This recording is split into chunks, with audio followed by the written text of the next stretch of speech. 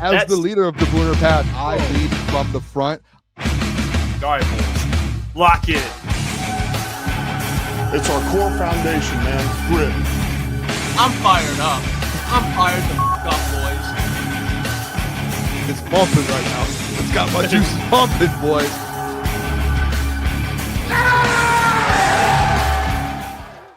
Welcome to the first day of our Detroit Lions NFL Free Agency Tracker here on Crunch Time Sports. We're running it back from last year. We did 3 days last year, and we're going to be live all day. All right, so I appreciate you for joining.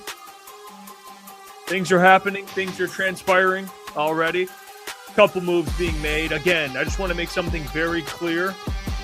And before we get into free agency talk, and everyone has full context of what today's actually about, because that's the most important thing. Today, things are verbally agreed upon.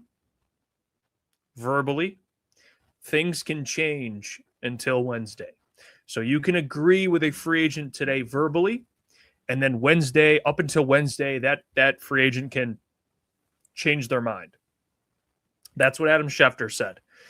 I guess that's a good thing to make very clear. So it's not ink to paper yet, but Wednesday it will be. But you'll see the reports today of signings and different free agents going different places. So we will see. Just wanted to make sure that was very clear before we started. Before we get into all the exciting stuff, nothing is guaranteed. But for the most part, you see a report, they're signing with the team. Usually that's the case. But we already have stuff happening as of a couple minutes ago. Let's make sure we get this reported. So Adam Schefter put this out, and Ricky Scoops is on fire. We're a fan of Ricky Scoops on this show. Adam Schefter, Colts prioritize keeping Alex Pierce and Daniel Jones. Pierce got a big deal. Jones gets the transition tag. Indy lands Alec Pierce, or retains Alec Pierce to the Colts, 4-year, $116 million deal. So Alec Pierce is back to the Indianapolis Colts. I know it was rumored that the Patriots might be interested, but he is back. He is back. I see, shout out Micro Mike in the chat. He says, Woolward Sports saying they are hearing is Brad Holmes considers this a gap year and won't do much. Well, I think if you just look at what the Lions have resource-wise, they really can't do much, okay? So I don't think that's like breaking news to be like, Brad's not going to do a lot, because they don't have a lot of resources to make a ton of moves. So that's, that's probably true. They're not going to do a lot, because what can they do? If you look at free agents, and I can pull up the free agent list, we can actually look at it, but there's not a lot of free agents that the Lions will be in conversations with. I don't think they're going to be in the Trey Hendrickson conversation. They're going to be in the conversation for probably lower-level free agents, but still they need to fill some holes here on this roster. And let's say hypothetically the Lions do look at this as like take a year. That would be one of the dumbest things I have ever seen, truly, because you have we talk about the window, and the prime window for the Lions, in my opinion, was the NFC Championship game. That's when everyone was on rookie deals. That's when you could have went and gotten somebody and been more aggressive because you had money to spend, and everyone was locked up under rookie contracts, and you knew you were close to a Super Bowl. That was the time to be aggressive. Right now, all the contracts are kicking in. Everybody is about to be due. So it's a different time. But technically, you still have Sam Laporta for another year. Jack Campbell's still on a rookie deal. Jameer Gibbs is still on a rookie deal. Brian Branch dealing with an Achilles injury, but he is still technically on a rookie deal. I know he's going to probably play half the season, but you get my point. They still have some guys still on rookie deals.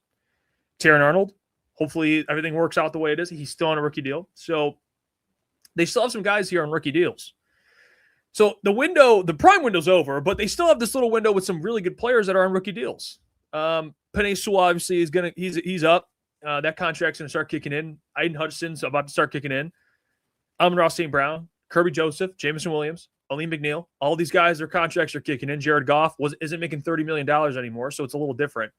But yeah, it is a different time for the Lions. I think, and I talked about it earlier, I think Brad, his backup is up against the wall, and I think it's time to show the fan base, hey, I understand there's frustration. We missed the playoffs. It happens, okay? It's frustrating. But all the Lions can do right now is prioritize filling needs, which is offensive line needs, defensive line needs, and adding depth. They need more depth, and there is some depth out there in free agency that the Lions can target.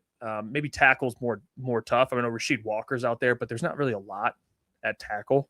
Some of these are probably going to be more through the draft, even though Lions don't draft on needs, but you're probably going to have to find long-term solutions in the draft. Free agency to me is going to be more just patching holes. Can we get a center that can come in and play? Can we get a defensive end? Stuff like that. Shout out Micro Mike, though, man. He's crushing it. I appreciate you watching, brother. Drew, he says, what's up, Hefe? Go, Brad. Go ahead and do something. Make our day. There you go. There you go. Appreciate you, Drew. Schiff said that, Jeff, they already started mulling starting Tate, though. Yeah, I mean, at center. Yeah, the Tate center stuff to me is ridiculous. And Mike's actually correct, too. The gap year was technically this year. You missed the playoffs. So we've taken two years. What is this, rebuild again? Like, come on. The NFL is – the reason why I love the NFL is you can go worst to first. Look at the Bears. The Bears go from a disaster to winning a playoff game. It's like the Lions went through that too. That's why I love the NFL. You can turn things around very quickly. It's what makes the NFL so great. The Patriots, for example. Patriots. They went from a rebuild to the Super Bowl. Like, I know their window's a little different with the rookie quarterback, but still, you can make moves. You just got to be aggressive. Travis Kelce returning to the Chiefs on a one-year contract worth up to $15 million. So Travis Kelce's heading back to Kansas City. That's expected. He's playing one more year with the Kansas City Chiefs. That was just announced. I know it was already talked about. He was going to go back there. But, yeah, let's look at the free agents. Let's see here. And I'll show you guys what I mean. Let's see. All right. We'll look at offensive linemen first. Let's see. Let's look at tackles. All right. Tackles. All right. It's funny that Taylor Decker's on here because he's going to get released. But Jermon Jones just signed. Is this true? Jermon Jones is a Patriot. He's actually a good depth piece too.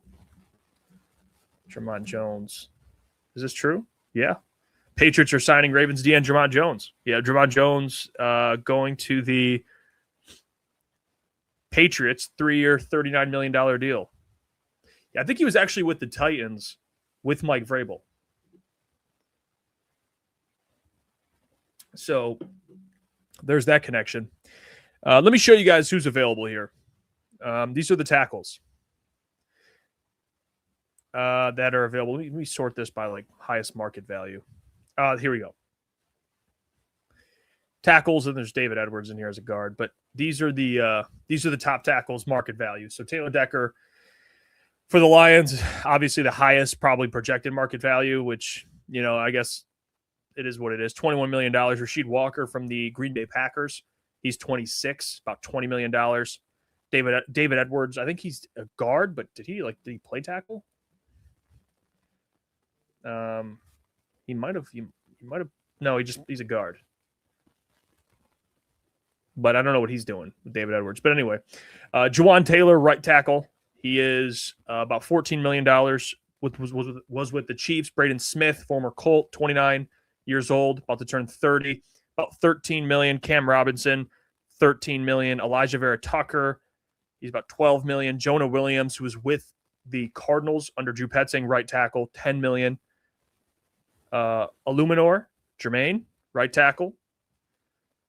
Trey Pipkins, Braxton Jones wouldn't be a bad option, to be honest, either. I know he's not a great player, but Josh Jones, he's 28. Yeah, maybe these are some guys the Lions can look at.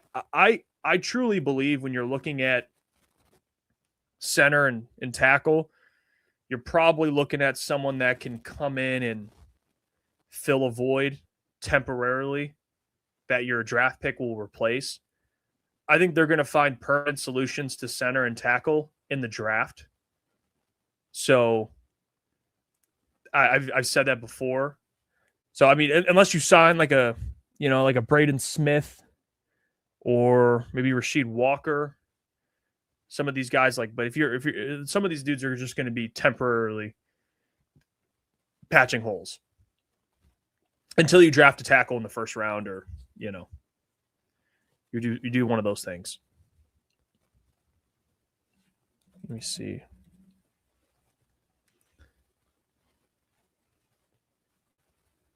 I got to see Ricky Scoops, dude. This guy is honestly on fire.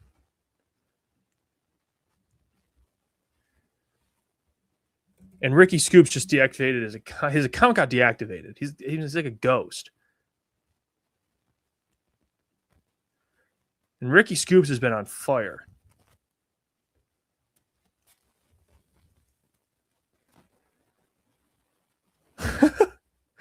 And his account's done.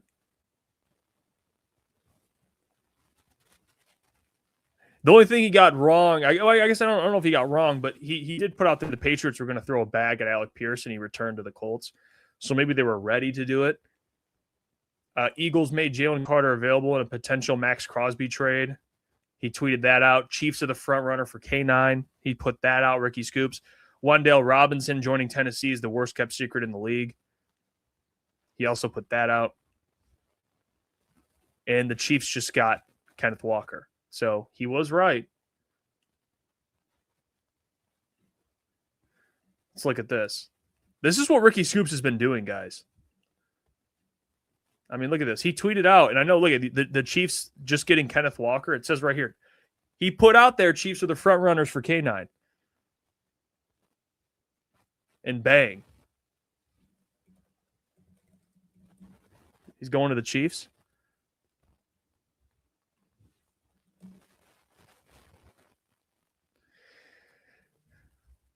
Yep, Adam Schefter just put it out. Super Bowl MVP running back Kenneth Walker signing with the Kansas City Chiefs. Bang. There you go. There you go. Ricky Scoops. This guy's on one. Let's see. I got Adam Schefter's notifications on too. Here we go. Kenneth Walker going to the Kansas City Chiefs. Details are not announced yet. How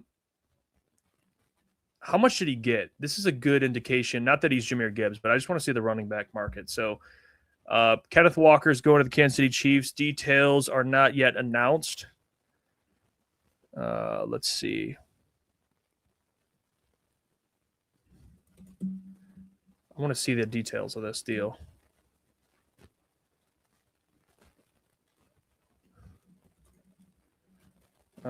Kenneth Walker. What did he end up getting? Let's see.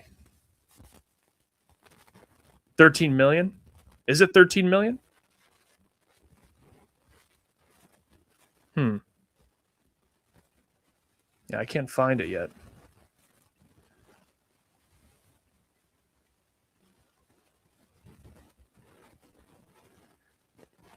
Oh, CBS just said it might be 13 million.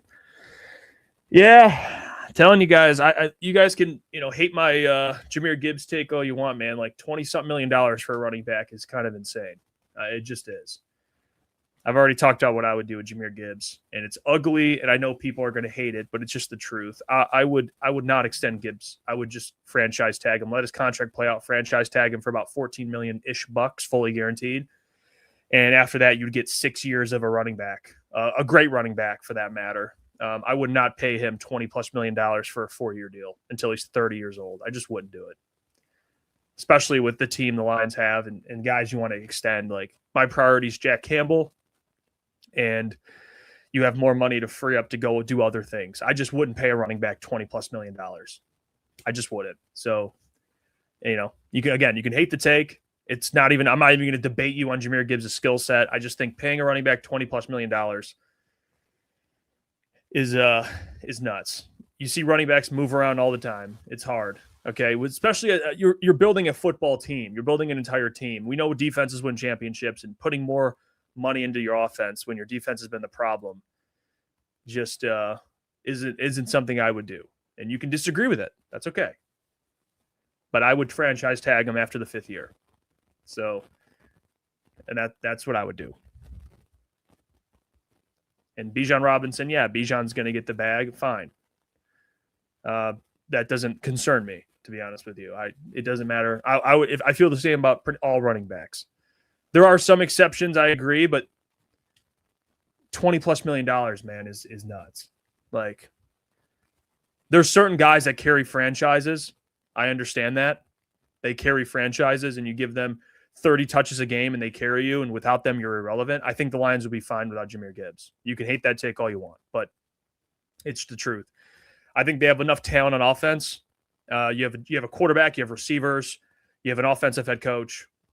You have Penei Sewell. They're going to put more resources into the O-line.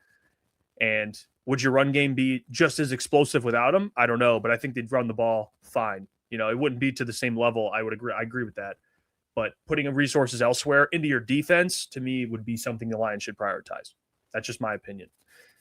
Again, you can hate the opinion, but that's fine. That's what an opinion's for. That's what an opinion's for. Let's see. Yep, I just got the announcement. Chiefs. Oh, it's a 1-year contract. See this? Look at this. No, it's not a 1 year. Never mind. That's a different contract. I want to see the years. I want to see how long they signed Kenneth Walker for. I saw the Travis Kelce update, and that's what got me. That's not Kenneth Walker. I want to see how long they signed him for and the money. That's what I want to see. I just can't find it. It might be 2 or 3. You're probably right, Mr. Jiggles. I want to see what it is. Is it 3 years? Noah put 3 years. That's what I want to find out. So I'll keep looking for that. There's stuff coming out constantly right now. Let's see. I did see the 49ers are looking to trade Trent Williams. You guys see that as well? I know it's been reported. It's been reported that they've had disagreements, but it's becoming more of a real thing. The 49ers are shopping Pro Bowl left tackle Trent Williams. Not saying the Lions should do that. I'm just saying this is what's happening in the NFC. Resolution has not been easy, and Williams is frustrated with the process. He's due $32 million with a $38 million cap number. Yeah. I mean, Trent Williams is going to be out of the 49ers. They're getting rid of him. Great player, too, man. I don't know how old he is. I think he's like in his 30s. What is he, 30? He's 37. Yeah. 37 years old. Holy, yeah. I don't blame them. 37 he's still a good player, but 37 years old. They probably got to get younger at that position. No doubt. Mr. Jiggles, does that mean make the Chiefs out of the Jeremiah Love in this draft? I would think so. Yeah. I to answer the question, if I'm the Chiefs, you have so many needs on your roster. That's why I'm not drafting a running back at 9. People probably think I hate running backs, but the truth of the matter is if I'm the Chiefs, I have so many holes. I'm not drafting Jeremiah Love at, what are they, 9? Pick 9? No, they have so many holes. They need a pass rusher. They need another corner now. They need offensive linemen. I mean, no, I would not take Jeremiah Love. And I think Kenneth Walker at $13 million, okay, that's fine. He's a good running back. Let's start actually putting together a good roster. The Chiefs are in an actual gap year. They have so many needs, and you have Patrick Mahomes tearing his ACL. Let's see. Austin, hey, Jeff, if the Lions don't restructure Goff, do you think the Lions draft QB Taylor Green? I think those two things I'll address them separately. So Taylor Green, I'm not a big fan of Taylor Green. I know people are starting to like him. He's got all the measurables. Got to see him at the combine. He's a massive dude, big hands, big arm, mobile. He's insanely inaccurate, makes a lot of boneheaded decisions, but some teams always believe hey, we can probably turn this guy into something. That's usually the case with some of these guys. For people that don't know who Taylor Green is, the reason why Isaac Tesla didn't have the numbers was because of Taylor Green. All right. So Taylor Green was the reason Isaac Tesla didn't do anything at Arkansas. He won't say it, but I'll say it. So could they draft a quarterback, specifically Taylor Green? Yeah, I think they should. You guys know how I feel about some quarterbacks in this class. There's a couple guys I like. I don't think the class is very good. You can hate me, but I like Drew Aller late in the draft. I like guys with intangibles, tangibles. So I guess Taylor Green physically checks some of those boxes. Maybe you take a flyer. Sawyer Robinson out of Baylor. Maybe you take a flyer. Cole Payton, another guy. Maybe you take a flyer at those guys. But that's what I think. I think they'll draft a quarterback. It's very possible. And I don't mind, by the way, taking chances on quarterbacks. I don't mind it at all. It should be something most GMs do. You should always be trying to take quarterbacks. Every team, most contenders do it. I mean, the Patriots are doing it with Tom Brady. So, yeah. And then the other part of it, if the Lions don't restructure Goff, I think there's a 0% chance they don't restructure Goff. I think they definitely restructure Goff. He's got like a $60 million cap hit. So they're definitely going to restructure Goff. I would put money on it. I mean, you can't just not restructure him. He's owed $70 million, something like that. So they're going to restructure Goff. I promise you. If I'm wrong, I'm wrong. But I just don't see a scenario in which you don't do that. I just don't. They have to. Jason says, who is the backup running back if Gibbs gets injured? Well, I think that can be addressed in free agency too. I think that's a position in free agency you look at. You could probably, I'm not saying you spend a bunch of money on one. It could be one you look at in the draft. But if you want a proven product, you could definitely look at some of the running backs. I mean, we can do that while we're waiting here. We can look at different positions. I showed you some of the tackles that are available. Let's look at centers. I looked at it this morning on my morning show, but we can go back and look at some of the centers here.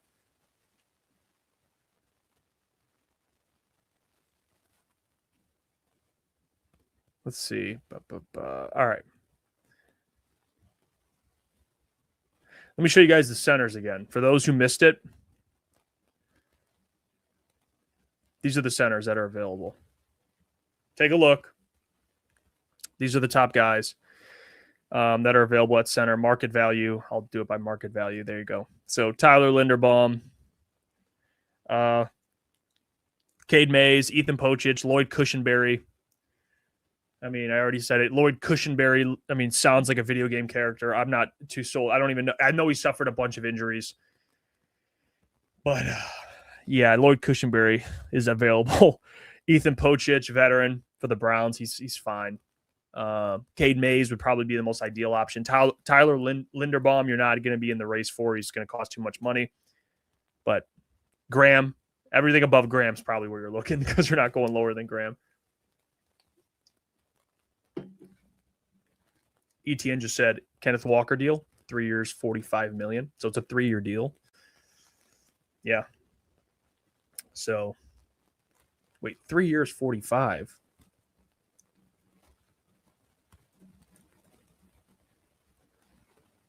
So it's about 15 AAV, about $15 million bucks.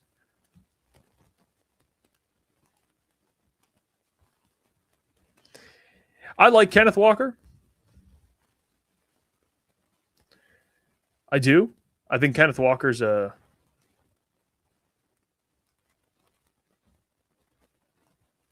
good back, but he's not a great back. He won Super Bowl MVP, played well in the biggest moment, but he's battled injuries, so that's kind of a risky play by the Chiefs. But they obviously like him. I mean, he's a good player, just struggled staying healthy.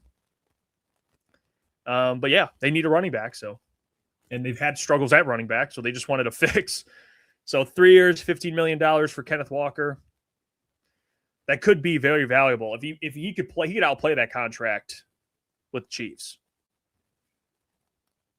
I think that puts him. Let me see. Top paid running backs. That puts him like third or fourth. Because he's not beating.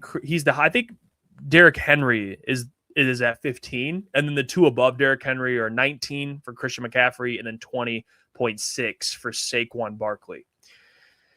So Yeah, that puts him about 3, I believe. Right at Derrick Henry's number for AAV.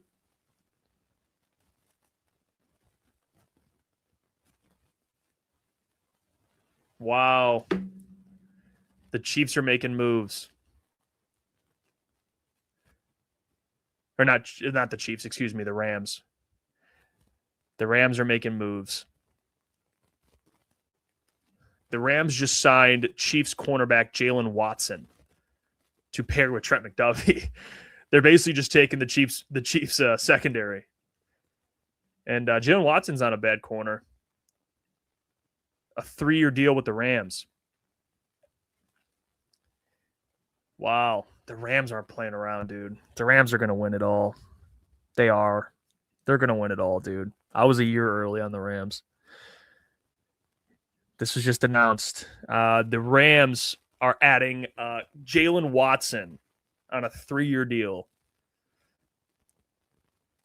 The Rams will now have two former Chiefs cornerbacks, Watson and Trent McDuffie, the KC Rams.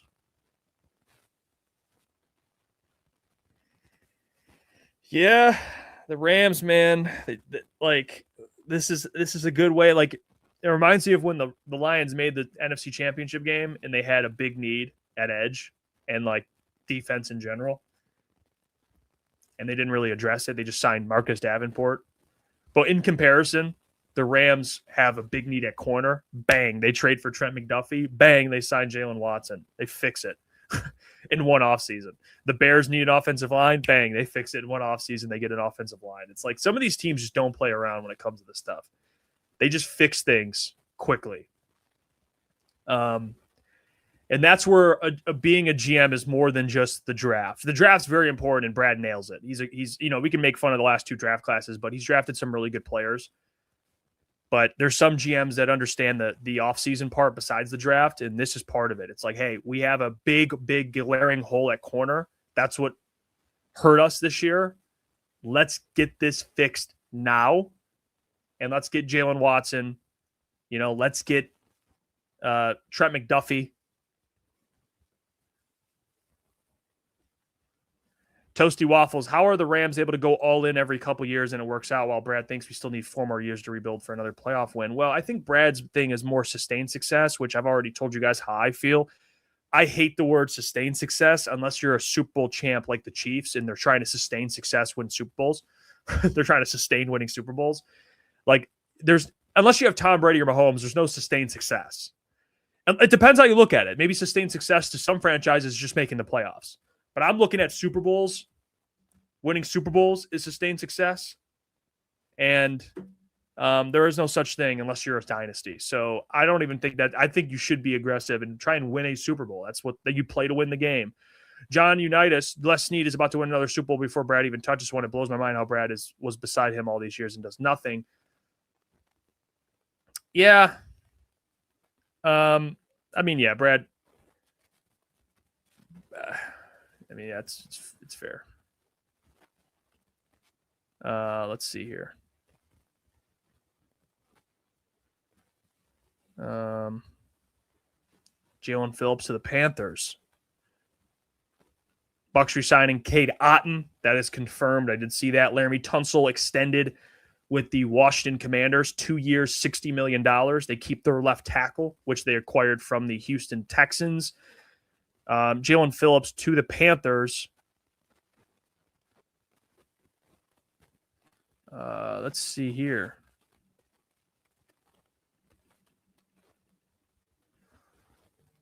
Yep, 4-year, $120 million deal with the Panthers. Jalen Phillips just made official. Jalen Phillips. Eagles traded for him at the deadline, and the Panthers gave him a bag. 4-year, $120 million, $30 per year to go play with the Carolina Panthers. It's a risky deal. It's a lot of money. He had an Achilles tear. He looked pretty good with the Eagles. But he is off the market. Eagles can't get him. They can't keep him. They can't afford him. I mean, $30 million is crazy. But what I will say, by the way, Jalen Watson, what did he get? 3 years, 51? 3 years, 51 million. But Jalen Phillips was acquired by the Eagles at the trade deadline, and a lot of people would say, well, how'd that work out, Eagles? Okay. You guys are idiots. You traded for a guy that ended up walking away. Are you going to fault the GM for trying to go all in or trying to fix holes in a season in which they wanted to win a Super Bowl, go back to back? No, I don't mind that. It didn't work out. It doesn't always work out, but I appreciate the aggressiveness. If Brad Holmes did that, I wouldn't mind it. If Brad Holmes traded for Jalen Phillips this past year and he walked, I wouldn't even be mad, because I would be like, you know what? I appreciate it. You went and got a really good player to try and pair. Now, I'm not saying Jalen Phillips exactly, but a player, it doesn't matter who it is. You tried, he left. But if they won a Super Bowl, no one would care. Okay, it's just because they didn't that everyone wants to ha-ha and poo-poo on it. But that's what happens, man. You see, hey, I'm trying to capitalize on this window. I'm trying to make moves. And the Panthers gave him $30 million. That's a lot of money. That is a lot of money. And then Michael Pittman Jr. to the Steelers. Wow. You guys are killing it, by the way. I mean, you guys are getting this. Where the hell are you guys getting this? I have seen that Mike Evans is a favorite to go to Chicago.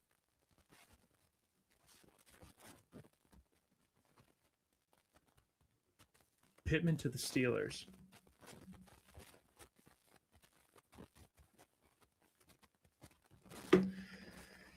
Let's see this. Michael Pittman.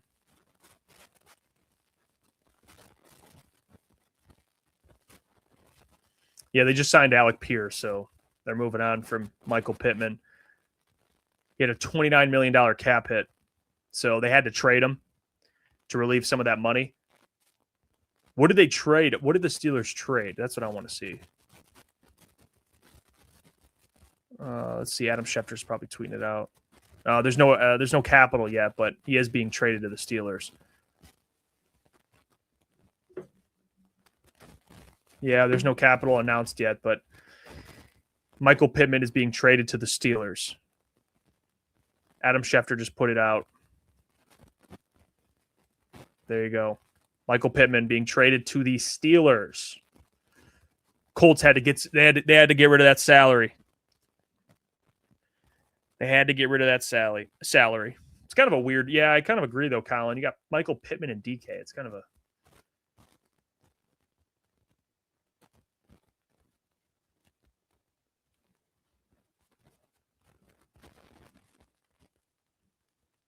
It's kind of weird. Well, there you go.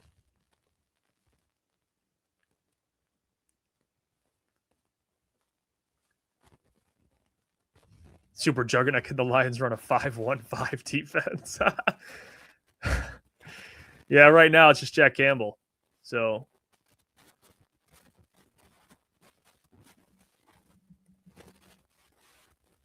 let's see.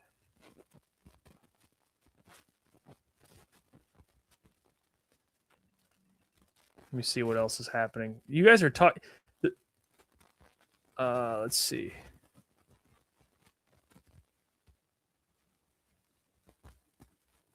I did see this, and this is what someone referenced earlier. Let's see. This is like the Bears being favorites to land Mike Evans.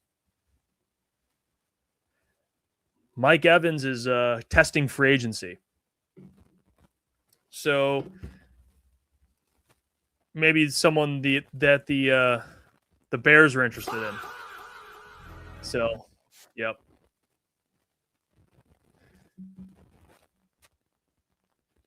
Stay away from the NFC North, Mike Evans. Not that Mike Evans is a game breaker, but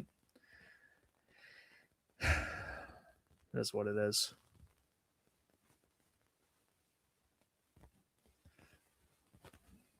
Let's get out of here. MM says, can we clone Sewell in a lab like 3 times? Well,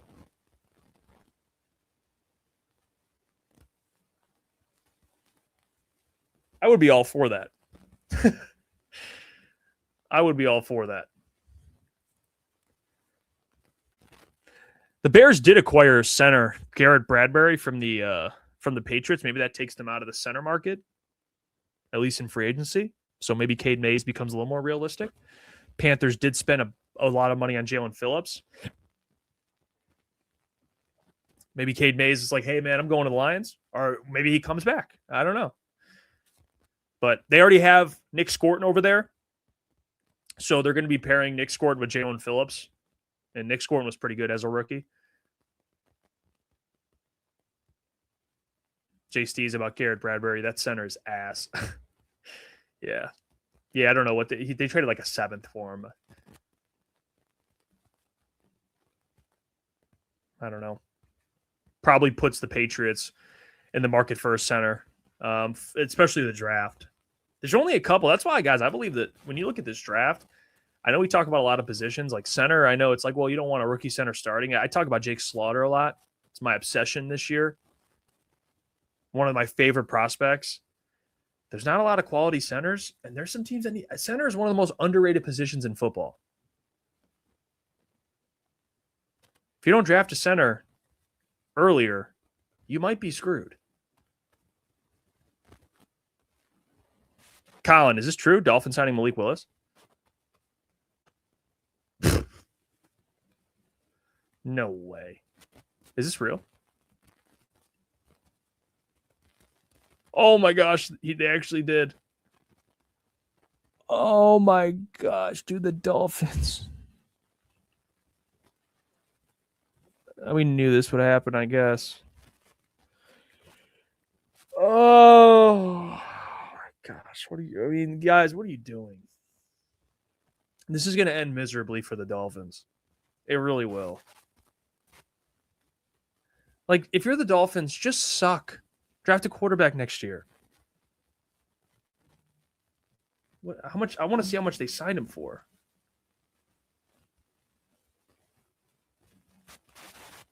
Is it 22 a year? Oh, 22 is actually not that bad. $22 million for a starting quarterback. Oh. It's actually not that bad, actually. 22. I thought they'd pay him like 30-something. I guess that's still not bad. 3 years. Yeah, you could still draft a quarterback next year, I guess. But I think Malik Willis is overrated, incredibly overrated. I think people look at like a 3-game stretch and think of him as like Baker Mayfield. Like he's going to be that next guy that could, Baker had a resurgence. But it's like Baker's drafted number 1 and showed he could play before. Malik Willis in Tennessee was a dead body. So I don't know. We'll see what happens. But $20 million for a starting quarterback is actually not bad. So maybe I was kind of jumped the gun on that one. I thought it'd be like 30-ish million. Lion says, I think Brad's still at Hooters.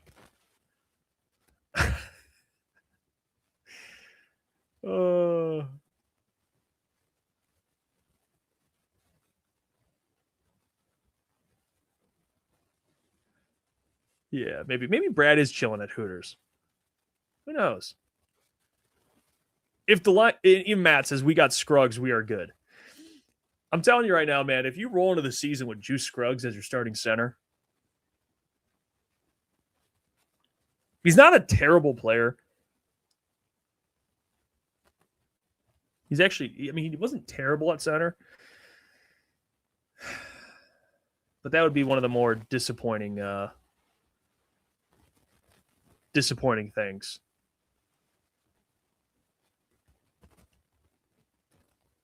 Very disappointing things. Truly. Like I said earlier, I just got tweeted at about my Penei Sewell take. Penei Sewell should be our left tackle. I still stand on that. I think most people should agree with that. The guy's going to be your fix for the next 15 years. So they should move Penei to left tackle. It should be an obvious thing. And people are like, well, he got drafted high playing left tackle, guys. All right. So he should play left tackle for you, and then you go find a right tackle. That's a fact. By the way, this was tweeted out, and I want to know what you guys think of this. Shout out to the person who reported it, our good friend, John Macaroon. The Lions and representatives of cornerback Amik Robertson had early talks about a new contract at the NFL Combine. Yes or no on Amik Robertson? Drop it now. You want him back or not? Yes or no?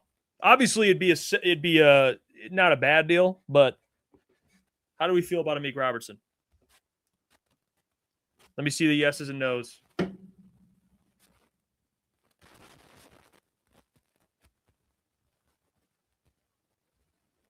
Because I'm like mixed on it. I like Amik as like depth, especially if they run more nickel. He's a good nickel.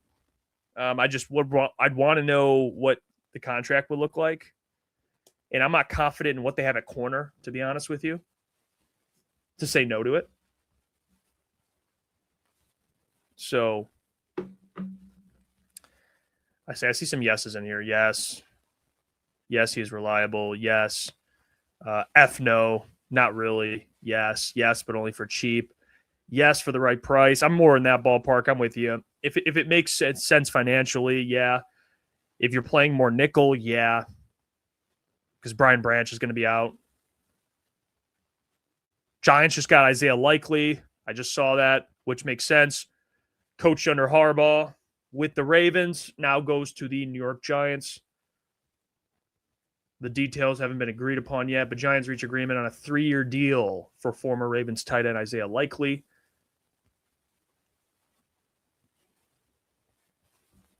It's been a busy hour so far, guys. I talked about it earlier. You got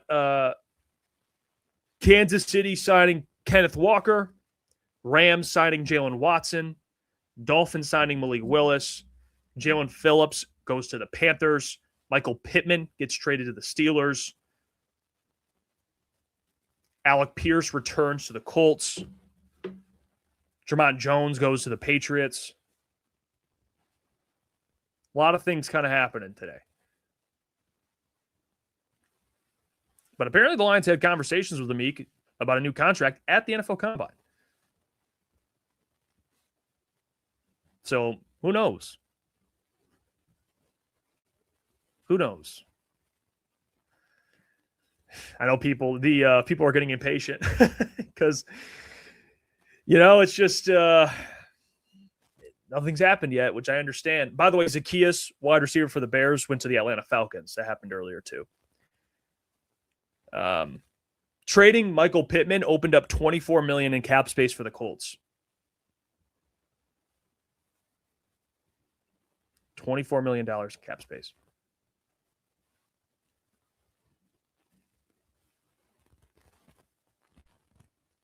Ravens got guard John Simpson, 3 for $30.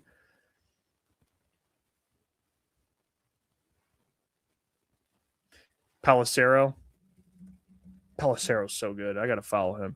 I mean, I do follow him, but I'm not like, oh, he's got all this stuff. Okay. Let's see. Let me just scroll Palacero's Twitter for you guys. You guys can get all the details with me here. So here's Palacero's Twitter.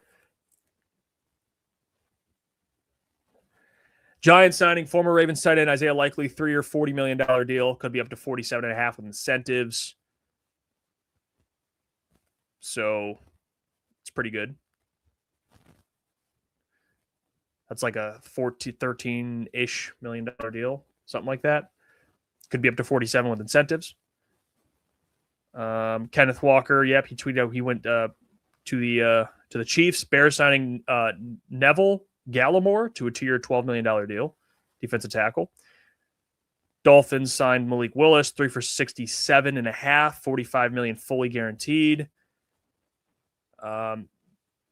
Late round pick swap. So the Colts re-signed Alec Pierce and send Pittman to Pittsburgh. It's a pick swap. That's really all it was. Just clear cap space. You got the Panthers, Jalen Phillips, 4-year, $120.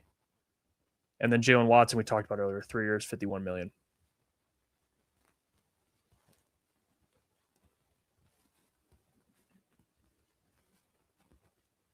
And for people that are wondering, well, the Lions don't have any money. you got to look at it from Brad's perspective too. They don't know how much money they're actually going to spend, so they're probably discussing things with free agents now that they're going to open up cap space and restructure guys to free up the right amount of money. So I wouldn't put it. I'm not saying that, well, they haven't restructured anyone, so they're not going to sign anybody. Just wait, be patient. If nothing happens, we can react to it, but don't freak out about the no restructures yet. Don't do it yet. I think the Lions can learn from some of these teams, though, and I said it this morning. The Chiefs, for example, they're trading away players they've drafted and they love, and they're not falling in love with players.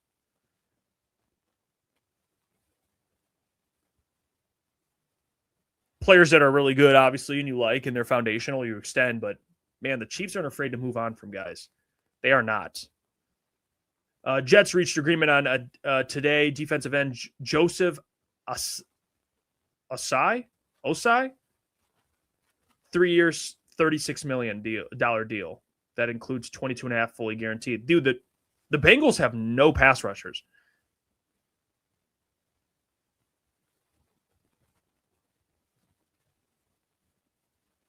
I mean, they have nothing. Trey Hendrickson's going to be on the move too.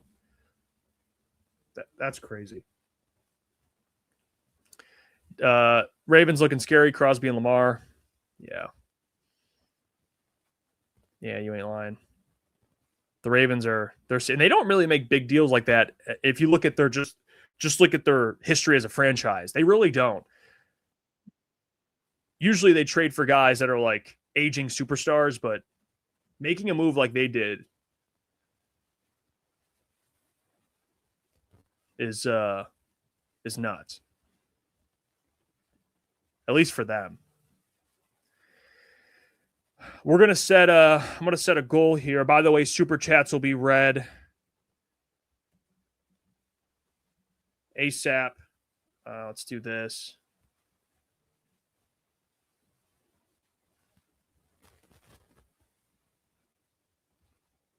Okay, super chats will be read ASAP. Any questions, comments, concerns, thoughts, they'll be read immediately. I'll read comments as well, but super chats get first priority. Mr. Jiggles, Crosby, Hamilton, Roquan's a scary combo. You ain't lying. That defense, again, this goes back to what we said earlier. Rams have a problem. They fix it with their cornerbacks. The Ravens have a pass rushing problem. They fix it. They get Max Crosby. Because they know, hey, we're in a win now window. We have a great team. Our defense was just lacking rushing the passer. So they get Max Crosby. He'll fix that. They got a new head coach too. Jesse Minter. They're going to be good this year. Ravens are going to be good. No doubt. They're going to be a good team. Let's see if Tom Pelissero put anything out. Here we go. Panthers re-signing Caleb Evans to a 1-year deal. Saints are signing veteran defensive tackle John Ridgeway to a 2-year, $6.2 million deal. You got Cam Jordan out there too. Let's see. Appreciate the $10, my friend. Question: are the Lions required to report restructures? You know what? That's a great question. I don't know if they're required to report them.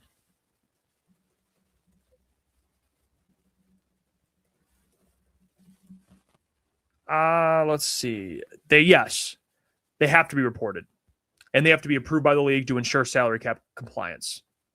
Yes, they have to be reported. And I think today or until Wednesday is like the time to do it. You have to restructure obviously before the new league year, which is Wednesday. So yes, you will see all this stuff happen. Now, it doesn't mean it won't be agreed upon before it's reported. They could have already agreed to restructures that we don't know about, but they will be reported. They will. Appreciate the $10 though.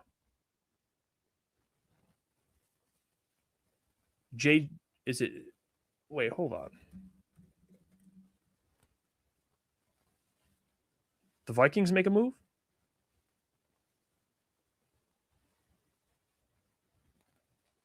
Steelers are signing newly acquired wide receiver Michael Pittman to a 3-year, $59 million deal. So they extended Michael Pittman also right away. Man.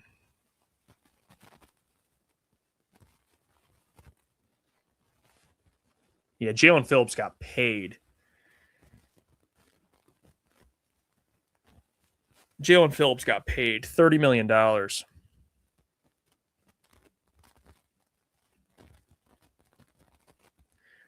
see.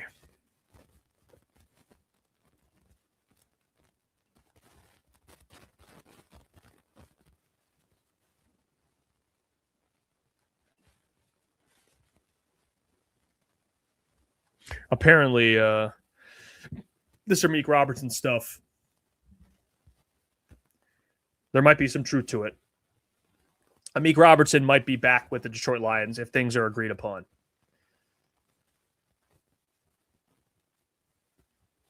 Like Booner said, but they got to get reported because it will put through the league, which will be public either way. Yes, this is true. They got to do it. All this stuff has to be reported by Wednesday, the new league year. So they have to make sure all this stuff is public. So we will see if things happen. Maybe not right away, but they will be out there. So you will see things. You will see the contracts be restructured. Steve Wild's the Amik contract is heating up, $10 million per. I don't know, man. I don't know about 10 million, but let's see. There's so many things that are already happening. The Jets are getting active too, man. They're trying. I mean, they should be. They stink. They just signed Packers pass rusher Kingsley Anagbar, heading to the Jets on a 1-year, $10 million deal. They signed Joseph Osai. They got Micah Fitzpatrick. I don't know what that. I don't know if it brings the Jets out of irrelevancy, but they are being active as they should. Let's see here.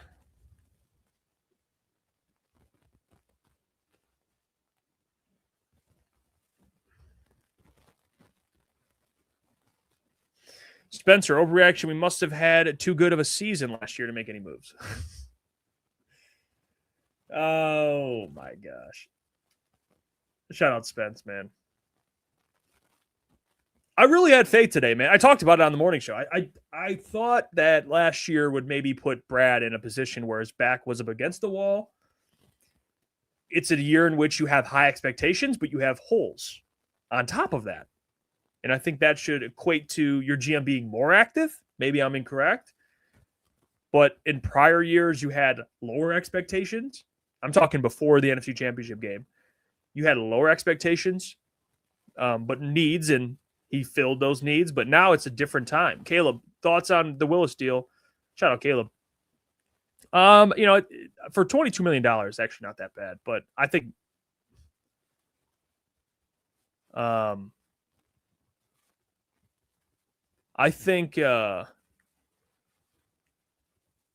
Malik Willis is overrated. I do. I think he's overrated. He's not close to a long-term solution for them. I just saw a tweet, too, that Alec Pierce got 4 for 114. Alec Pierce, 4 years, $114 million. Amon-Ra got 4 for 120. So we can at least say that, hey, that contract looks great. Truly. That's a great contract. Amon-Ra St. Brown signed earlier. That's a good deal. That's a really good deal.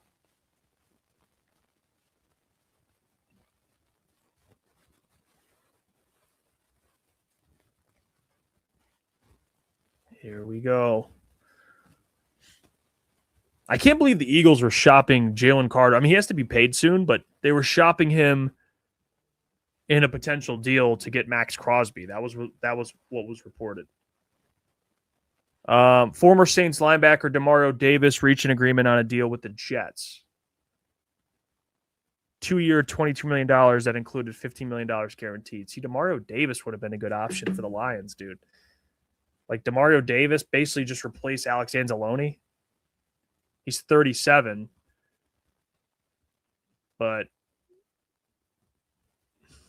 maybe he can't cover like he used to. Let's see. How did he play last year? He was actually not bad. He was 13th in coverage, 7th in run defense. Damn, Demario Davis on a 2-year, $22 million deal. He did play under Aaron Glenn, but he also did play under, technically, Dan Campbell. That's also a fact.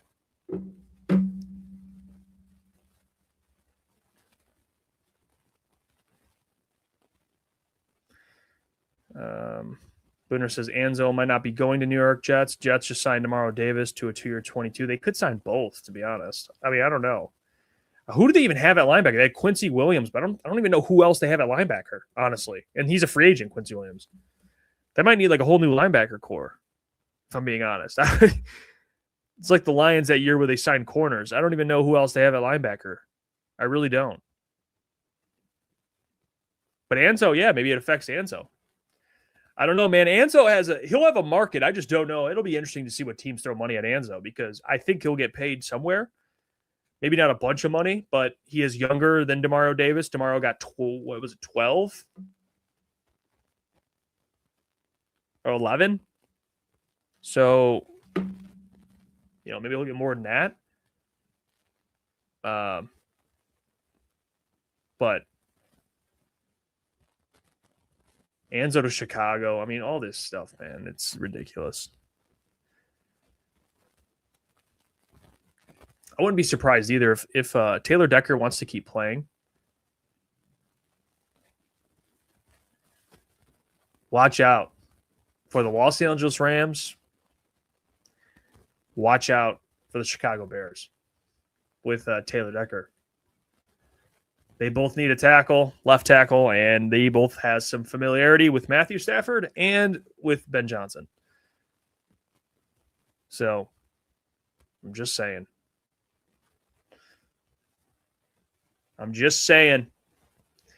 Phil says Anzo and Decker to Chicago. Oh, great. Adam, appreciate it. Live this early. What a pleasant surprise. Yes, for everyone tuning in, we'll be live all day. I'll be live all day today, tomorrow, Wednesday.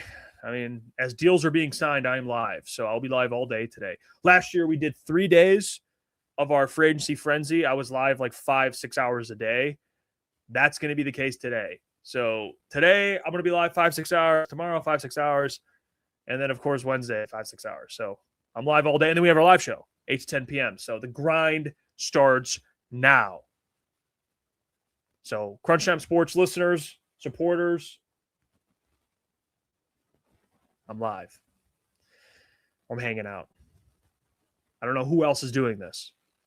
And it doesn't matter who else would be doing it. What matters is you people are here, and I appreciate you. I appreciate you. Crazy Clown says Anzo falls into another comfortable pair of shoes category.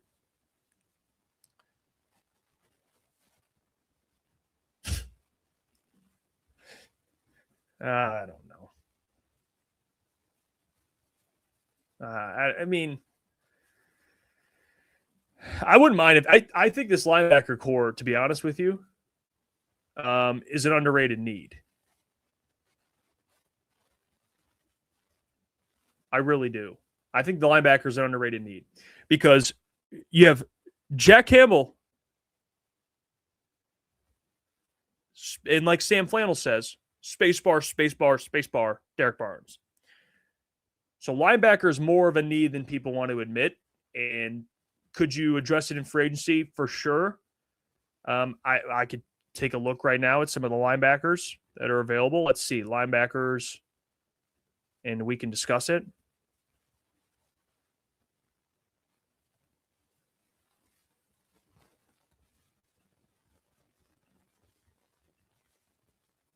But I like the linebackers in the draft class too, Michael. I'm with you. Could be a position you target in the draft, but these are the free agent linebackers based off market value. So, unless you go trade somebody or trade for somebody, Devin Lloyd, Bobby, or Okirky.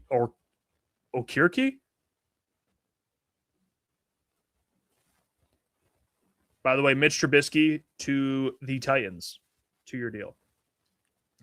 Tremaine Edmonds, Quincy Williams, Caden Ellis, Devin Bush, Quay Walker, Nakobe Dean, Bobby Wagner. I guess there isn't too bad linebackers. But the type of position that you would need for an Anzalone replacement, like covering guys, maybe Jack Campbell just takes that role over, but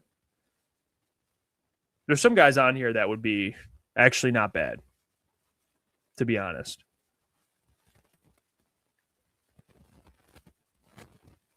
I'm not opposed to some of these guys. Kenneth Gainwell to the Bucks.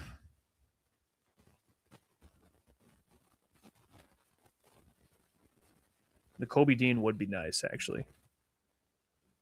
I don't know what he would ask for, but yeah, Quay Walker. Yeah, I'm with you, Michael. I think Quay Walker, just disqualify him, dude.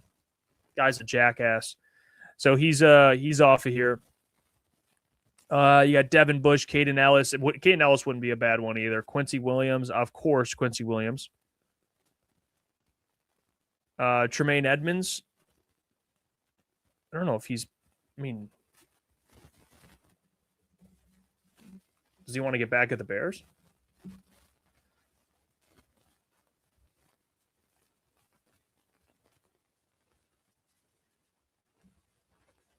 Because he just got released from the Bears. Could go to the Bills. Bears could get Anzalone to replace him. That is fair. But he did have 4 interceptions last year.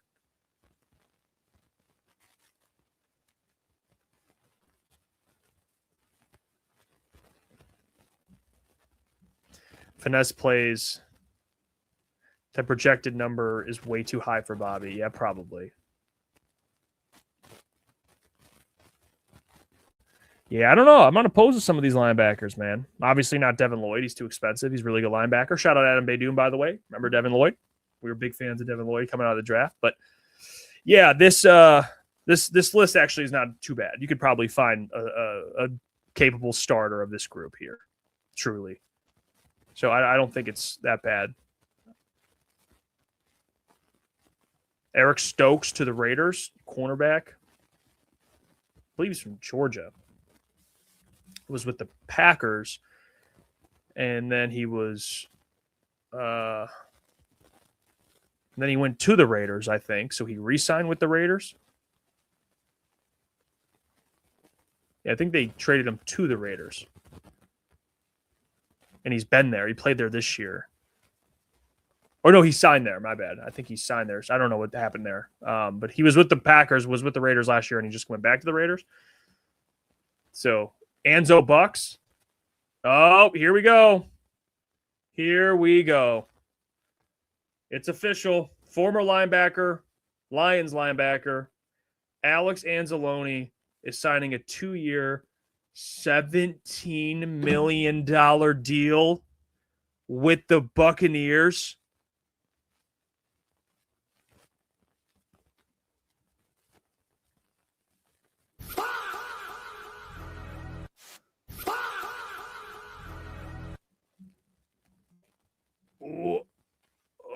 What?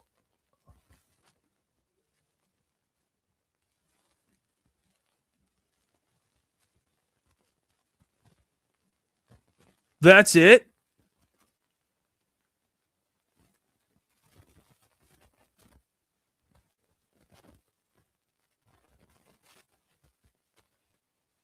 Make sure I'm reading this right.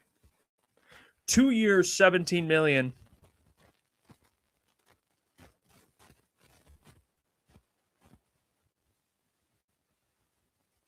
Barnes is making more than this. Isn't he? Real Kuma Wheat. Barnes is making more than that.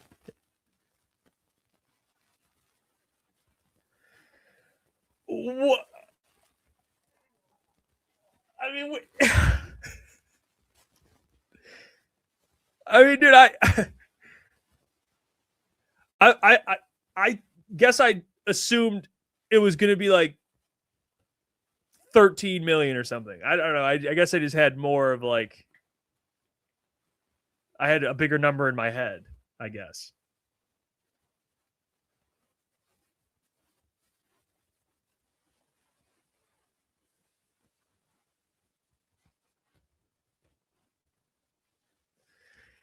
It's 7.5. Is this so? It's basically, I don't know what the like breakdown of it is, to be honest.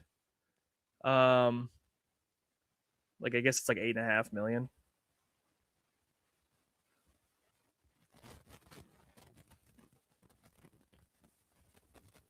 I don't know. Whatever it is. I don't know the exact breakdown. The details aren't official yet. I just know this is the deal. So Anzalone at 8.5. Let's just assume.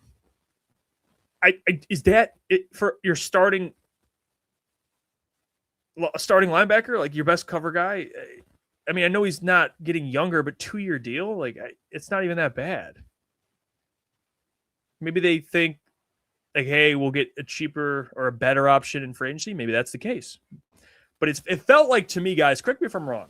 Okay, I'm not saying that Anzo's like the greatest linebacker in the league, but I guess the feeling I got when the negotiations broke down between the Lions and Anzalone was he's asking for too much. Am I alone on that? I mean, I bet you guys felt the same way. It was like, man, he's asking for too much. The Lions won't meet it. Like, good for them. And then it's like, well, he's asking for $8.5 million. You what? You signed Derek Barnes to that, and I saw someone in there put, well, Derek Barnes is 10 years younger. Well, who's a better player? Anzalone's a better player. So it's like, I don't know. I'm just confused. I'm not going to sit here and say Anzalone's a game breaker and, they're going to miss him. And, it sucks, but it's like, I'm just confused. I don't know what maybe Anzalone didn't get the market he expected. Maybe that could have happened. And he just took $8.5 million with the Bucks. But like, if $8.5 million was too much, like how much were the Lions? Like, I guess it was. I guess the fate was sealed when you re-signed Barnes because you're not going to pay all 3 of your linebackers to these deals. But $8 million,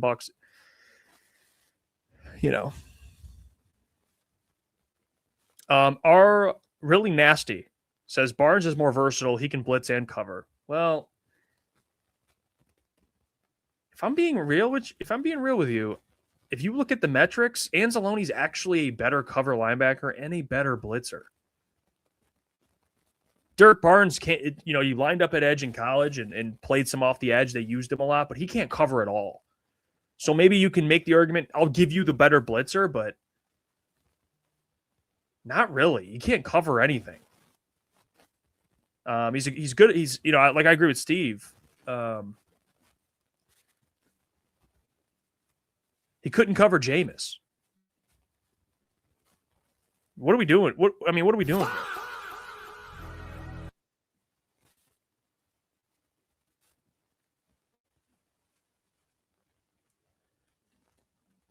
I mean, he couldn't cover Jameis Winston, the guy who eats W's. Oh, man, the Lions better have a good plan at linebacker, man. I'm telling you, I've been saying this for weeks. Linebacker's an underrated need. Everyone's talking about offensive line. Everyone's talking about edge, which I agree with, by the way. But linebacker, I mean, dude, Jack Campbell is like the Will Smith meme in Fresh Prince of Bel-Air, dude. He's looking around. It's just him. He's chilling. He's like, okay, yeah, there's no one here. Like, offensive line is massive. That is like number one need. Defensive end. People say like safety third. No, linebacker, dude, should be up there as well. They're part of your front seven. Linebackers part of your front seven, and you have just Jack Campbell, which he's a great player, but you need a cover guy. That's what Anzalone was, and I'm curious to see what they do. I love Anthony Hill out of Texas. I know people would hate it, but he's so good. He's so good. And I'm not saying it's more important than tackle. I'm not saying it's more important than center. You guys know I love Jake Slaughter out of Florida. That's my favorite prospect. Would love him. Caleb Lomu out of Utah. Very good left tackle prospect. There's the Monroe Freelings of the world. Probably going to be too high. But there's some really good prospects. But Anthony Hill is a freak. Kyle Lewis, another one I really love. Gabe, I see you in there. Shout out to you. Kyle Lewis at linebacker. I would love another one of my guys. Probably more of a second-round guy, but Kyle Lewis is a stud. He can cover. So, but you guys know how Brad Holmes talks. Like, his big thing is we address needs in free agency. Draft, we go best player.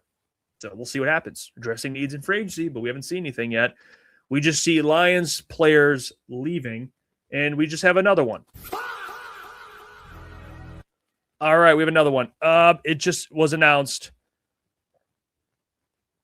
after I talked about it earlier that the Lions were having discussions with Amik Robertson at the Combine to bring him back.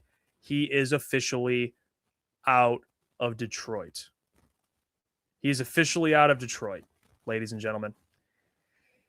The Commanders are signing veteran cornerback Amik Robertson to a 2-year, $16 million deal with $9.3 million guaranteed. So he basically is making right around the same as we thought. What did he make with the Lions? No, double, sorry. He signed a 2-year, $9.5, about $9.25 million. So he actually doubled his salary. So the Lions signed him for 2 years, $9-ish million, and the Commanders signed him for 2 years, $8 million. So they doubled his Lions salary when he was here, and he leaves. I don't know how you listen. How do you guys feel? Because people are going to be upset about this. I'm going to be consistent. People in the chat were saying no to $10 million for Amik. This is 8. So are we going to be? How do we feel about this? We happy? We mad? Yeah, because people were mad about 10 million. This is 8, so you can't be like, damn it, I would have loved him at 8. It's like, well, you know, some of these people were freaking out about 8 million. I'm not too worried about the Amik Robertson thing. I like Amik, but it is what it is. I'm more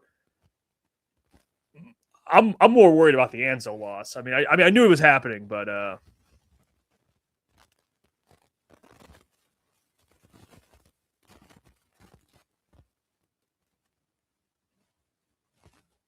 yeah, Amik, it is what it is. I like Amik, but it's not like you're losing some like a pivotal part of your defense. I mean, he was good depth. He could play nickel.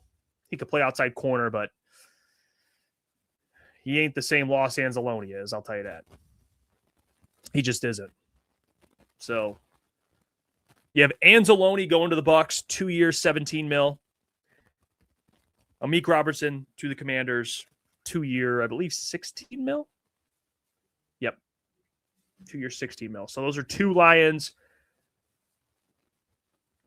free agents that are gone.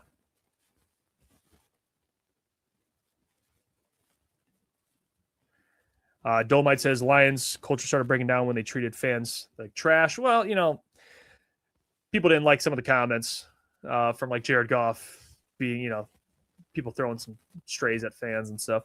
Detroit Rising, Anzo is from Florida, and then Amara said they don't know ball.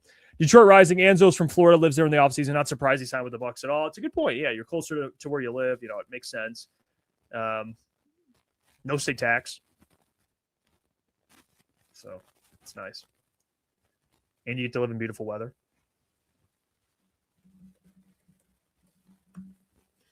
So. Or no income tax. Excuse me. Sorry. No income tax. Whoo!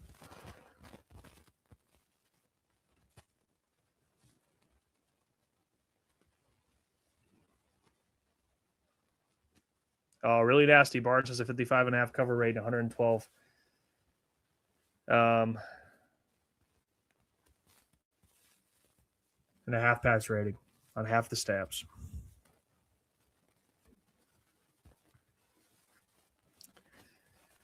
Here we go. We all watch the same ball, man. We all watch Derek Barnes. He's not the same cover guy Anzalone is.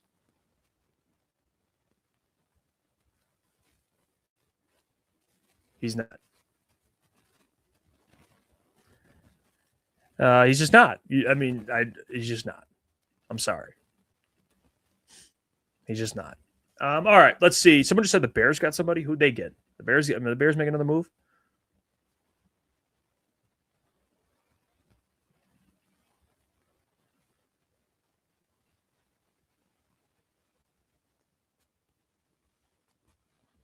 Bears just got a good safety. Who did they get? Kobe Bryant? Oh my gosh, dude.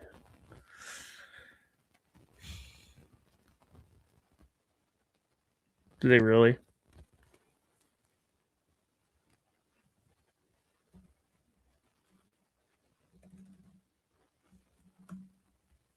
Did they really?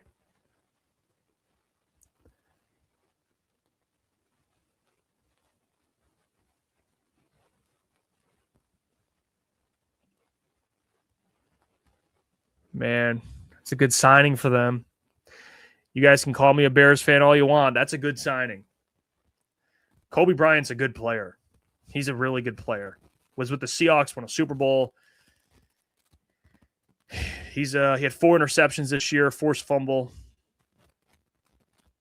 Had almost 70 tackles.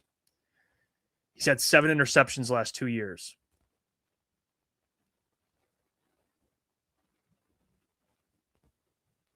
Fucking Kobe.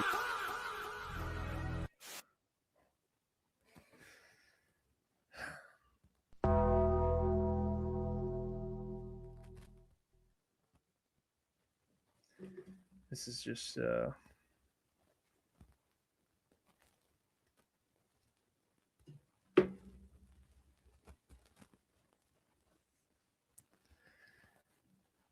Don't worry, guys. We got Kobe Bryant at home. His name's Ennis Rakestraw.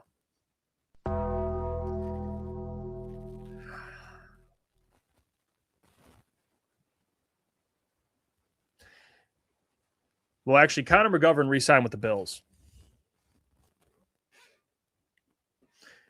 He did.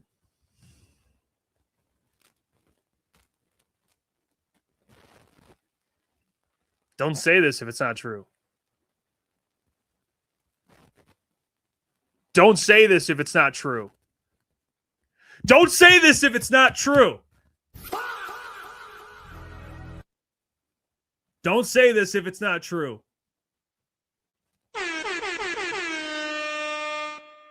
No. Come on. Come on. Come on. Come on, man. Come on. Come on. That's all I asked for. That's all I asked for. All right, I have the details. Here you go, guys. Oh, my gosh. Thank you, Brad. Brad. Cade Mays to the Detroit Lions. Cade Mays. Thank you, Brad. Oh, thanks. Cade Mays to the Lions. 3 years, $25 million deal. It's actually a really good deal. $14 million fully guaranteed per league sources. Okay, so here's the reality. I'm excited because the Lions did something. Is Cade Mays an all-pro player? As of right now, he's not. But he's a solid player. He's better than Graham, and he's going to come in and play the role of a starting center for you, and it's a really good deal. So, no, they didn't sign Tyler Linderbaum, but guess what? They have a immediate fix at center. They have an immediate fix at center, guys.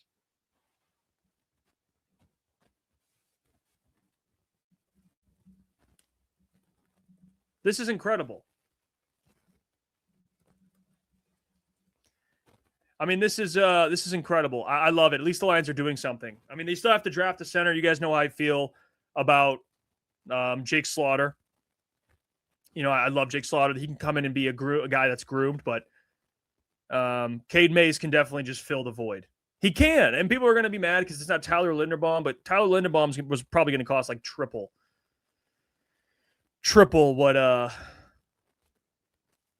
what Cade Mays is costing. I'm fired up, guys. I'm fired up because the Lions did something. I am. I'm fired up because the Lions fucking did something. Okay, forgive me for being excited that the Lions decided to do something. Let's go look. And by the way, no one's saying Cade Mays is one of the best centers in the league. No one's saying that. So get your panties out of a twist. What we're excited about is Cade Mays can come in and play center for you and fill the role until you find a future replacement. Maybe he could be that. He's 26 years old. Who knows? But in 2024, he was the 6th highest graded pass blocker, according to PFF. He was the 16th ranked overall center. Like, he's still a young player. He's still an emerging player. So, for a 3-year deal at $25 million,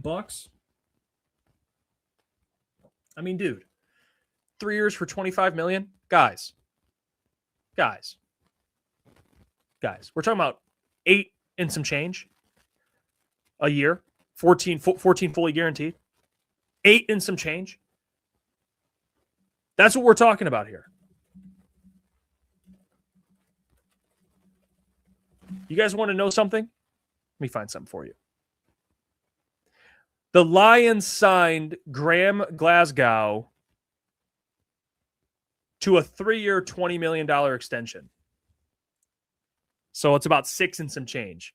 Sure, for about $2 million annually more, you get a younger, higher upside center than Graham. I'll do it. I don't mean to throw shade at Graham. Would you guys take that? Like, it's good. Is it great? No, but it's fine. He's 6'6", 300-something pounds. And he stepped in for whoever their starting center was for the Panthers, and he played really well. I think he's got experience at other – I could be wrong, but I think he has experience at other positions as well. That I'm not sure, but he for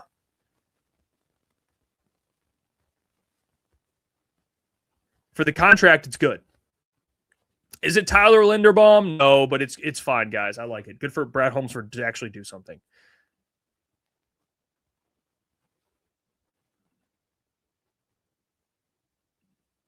Good on Brad for doing something. That's what it's about. Do something. And he did something. Do something. Let me see this.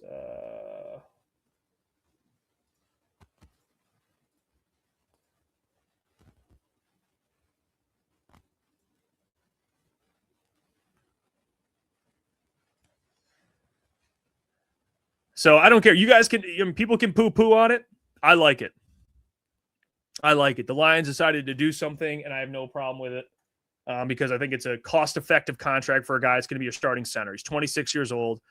Like, I don't know what you guys want. You want Tyler Linderbaum? It's not going to happen. I mean, you guys know how I am. I'm a pro move guy. But it's like, how the hell? I mean, what are you going to do? He's going to cost a ton of money, a lot of money. He comes in and plays center for you, in which they need one. They need one bad right now. And he's better than Graham Glasgow. He really is. And it's not the only thing they should do. I'm not saying I'm not saying this is it. You know, pack it up. We got Cade Mays. What I'm saying is this is a fine replacement for Graham. But what they do need, to the chat's perspective, is defensive help. They need some defensive help, guys. I'm not denying that.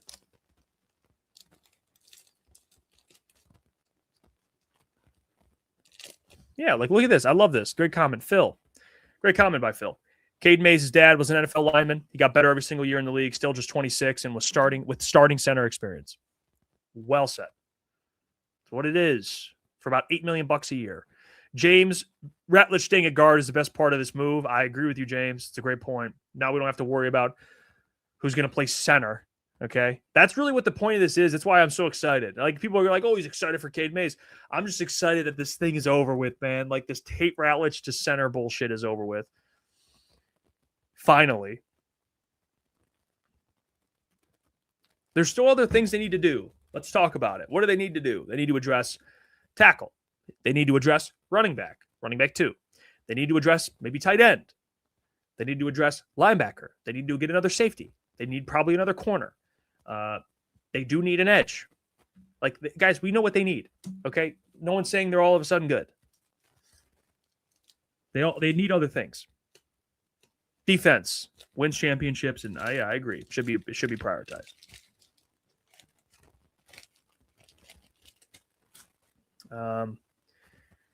And Schiff says, no, we are not getting Trey Henderson. Yeah, well, That would be awesome. They'll probably address tackle. I agree with it through free agents, or excuse me, through the draft. These are definitely the edges. These are the needs right here. These are the needs. Left/right tackle, depending on what you do with Panay. Edge, running back, 2 safety, linebacker, and cornerback. Evan Thompson, I agree with you, my friend. Getting Mays is a good start. Cade Mays. Steven says, an upgrade from Glasgow, but this is not a winning move. Yet another example of cheap-ass Brad making a safe decision that will keep us in the middle of the pack. We need a GM that wants to win. I see, this is where I'm like in a pickle because I have been the biggest one with you, Steven, and all the people that are like want Brad to be more aggressive. I understand. I do. I really understand being pro move, trying to see more action from your GM, being more aggressive. I understand that. I do. And I've been a big advocate of that. I think their window was the most open in the NFC Championship game. Like, trust me, I get all of that. But we can't poo-poo a Cade Mays signing. Like, he comes in and can play center for you for $8 million a year. It's like, what's wrong with that? You can't just go sign the Tyler Linderbaum to $20-something million. It's like, you got a starting center who's better than Graham, who we were paying similar money to. Like, Brad upgraded that position. You know, there's still more work to do. No one's denying that, but I disagree with that. And usually I get the big moves, but there's, number one, they can't make it big moves like they used to. They already kind of moved past that window, but there's other moves to be made. I feel better that Cade Mays is in the building. Austin says, or Mr. Jiggle says, we only had $6 to $12 million in cap space. $8 million is right in the middle. Yeah, they're going to free up more money. They're going to, and by the way, I agree with like Kamikaze says. Then we can definitely draft his replacement, Cade Mays, in the draft. You can, like, Jay Slaughter can still be there, but he just gives you security there. If you can't land any of the centers for whatever reason, you have Cade Mays there that could start for you. He's 26 years old. 26 years old. There's still more work to do, though. So hopefully, I mean, this is all we do. If this is all that happens today, that's tough. But there's still more work to do for the Lions. There's still more work to do. He's 6'6", 325. He turns 27 next month. He's got 27 starts under his belt. Played at Georgia. By the way, Super Chats will be read first, guys. So if any thoughts, concerns, anything, drop your Super Chats. I will read them. Appreciate the support on the stream. Let's see this one. Dana, appreciate the 10. This is good. We have stability now at an anchor of our line. If the sexy blockbuster move is reserved for an edge or a defensive player, we good. Appreciate that perspective. Appreciate the $10. And I couldn't agree with you more. I like it. So you guys can hate that, take all you want, but a lot of people seem to agree with it too. James, these are good points, Jeff. It's not realistic to have 5 offensive linemen that are all top 10 at their positions. Have 2 to 3 studs and 2 to 3 serviceable starters. That's it. See, you understand. Imagine if, like, okay, Panay is an all-pro. Let's say Tate Ratledge becomes a pro bowler. Okay. We'll see what happens at left guard. Maybe it's Miles Frazier. Maybe it's Mahogany. Maybe it's a free agent. Who knows? And then your left tackle or a tackles through the draft, and he blossoms into a really good player. Like, you got a pretty good offensive line being put together. They're getting younger, which people don't like, and I understand that. But Cade Mays is younger. He's 26, 27 years old. He still has a lot of potential. He's gotten better every single year in the league. How do you not be excited about that?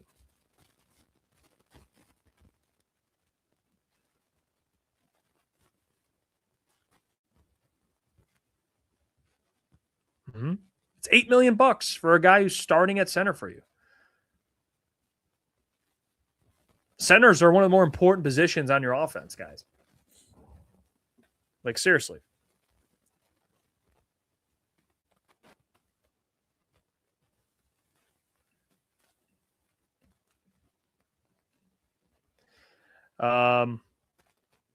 Is the audio acting up? I'll fix that. Sometimes that happens.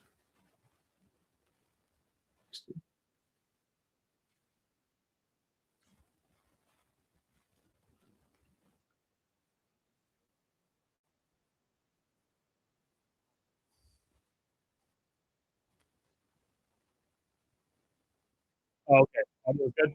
All right. I'm just making sure. Thanks, guys. Making sure we're smooth. All right. Good. Luke says, why didn't the Panthers just resign for that? I think honestly, like, and this is where the Lions, you got to give them credit. If you're a center, why wouldn't you want to come play for the Lions? It's an attractive spot to come play, man. That's a if you're a center, come play with this offense. Jared Goff under center, and you got Penei Sewell. Like, maybe the Panthers matched it. And he was like, I'm good. I'll tell you what, we can agree on this. Bears needed a center. Lions needed a center. I think the Lions did better than the Bears. They traded a 7th for some, for a starting center, but Cade Mays is probably better than him right now. So they did better than the Bears. Not that you want to compare it always to the Bears, but you get my point that people act like they just signed me at center. For an offensive lineman, I think Detroit's not too bad. It's pretty intriguing. Tim says, oh boy, Detroit is not a destination. You missed the playoffs and have the weather sucks. Taxes too. Culture's good, which is important. Maybe Detroit's not the most ideal destination over like Miami and these big cities, but as an offensive lineman, for sure. Definitely. Tyrone says, what about Juice Scruggs? What about him?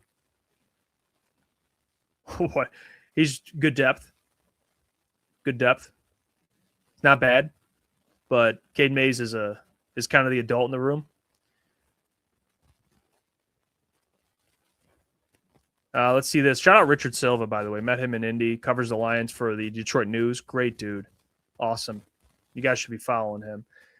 He tweeted out at $8.3 million annually, Cade Mays is set to become the 8th highest paid center in the NFL. That'll soon become 9th after Tyler Linderbaum gets his deal.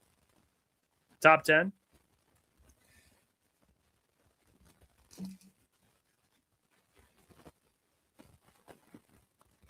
And Linderbaum just got paid?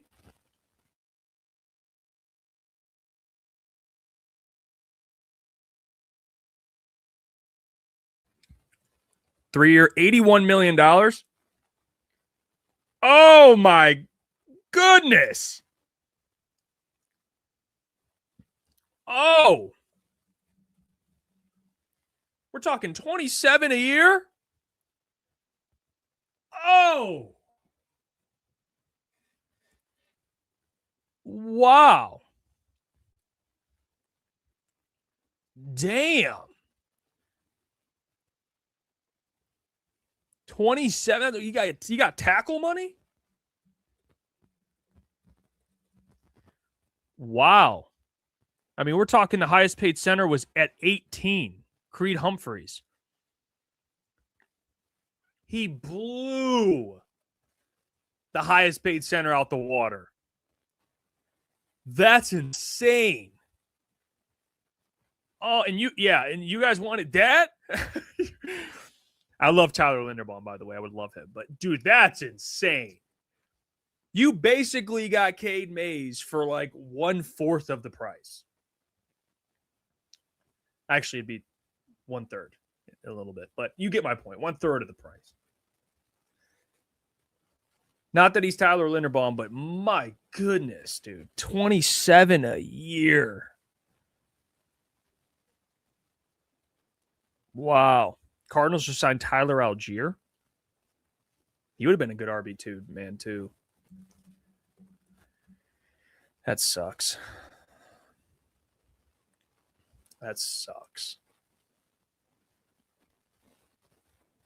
2 years, $12 million. See, like, damn, man. Tyler Algier's a Rashad White. They need like a power back, though.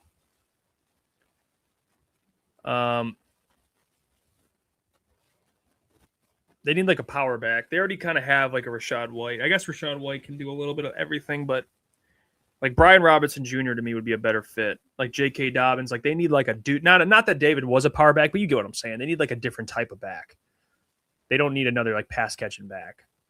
Maybe they need a guy who can catch passes. You get my point. Like they need a guy who can catch passes, obviously, always, but not Jahmyr Gibbs, basically. Like that style of running back. That's what made David and him so good. Sean Tucker. Spencer's been on Sean Tucker. Sean Tucker actually played pretty well. Aaron Jones. I know Aaron Jones is kind of that type of back too, but he can catch passes too. He's good. He's just been hurt a lot. Maybe that's another position they could target in the draft.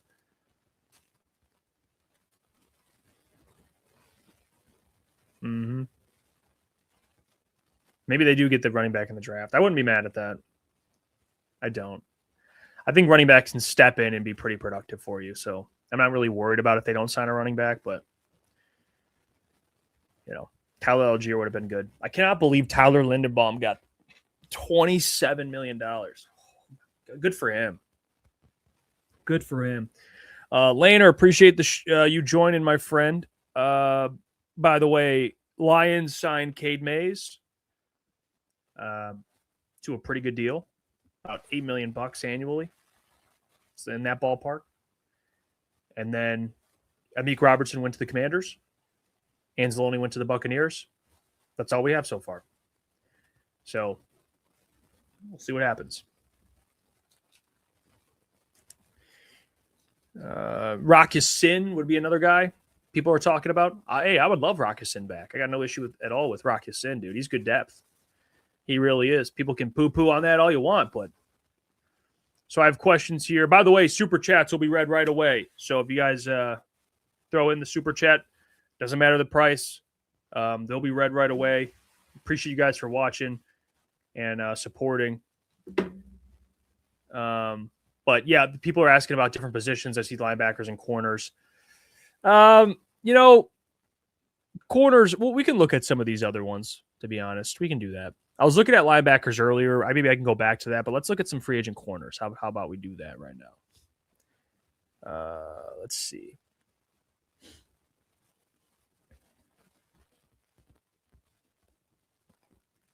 Well, first, though, like I said, priority, super chats. Lost Angels, appreciate the $5. Lions filled the big hole I wanted in free agency. If a top edger doesn't fall in the draft, I would trade back for draft capital. Falk will be nice. Appreciate the $5. They did fill a big hole. They absolutely did. You got a center, which they desperately needed.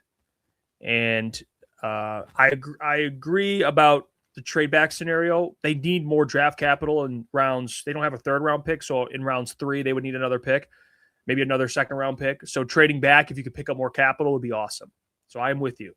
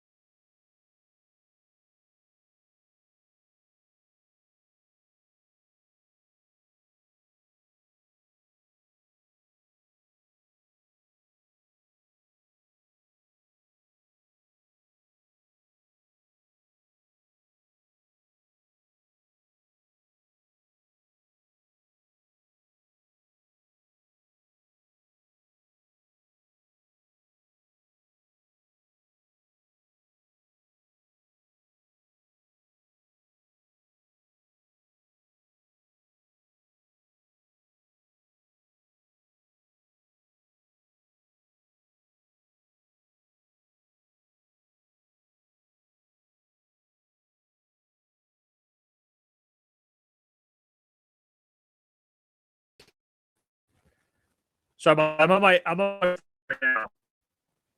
now. Can you guys hear me? It's probably not the greatest internet, but I'm going to transition back.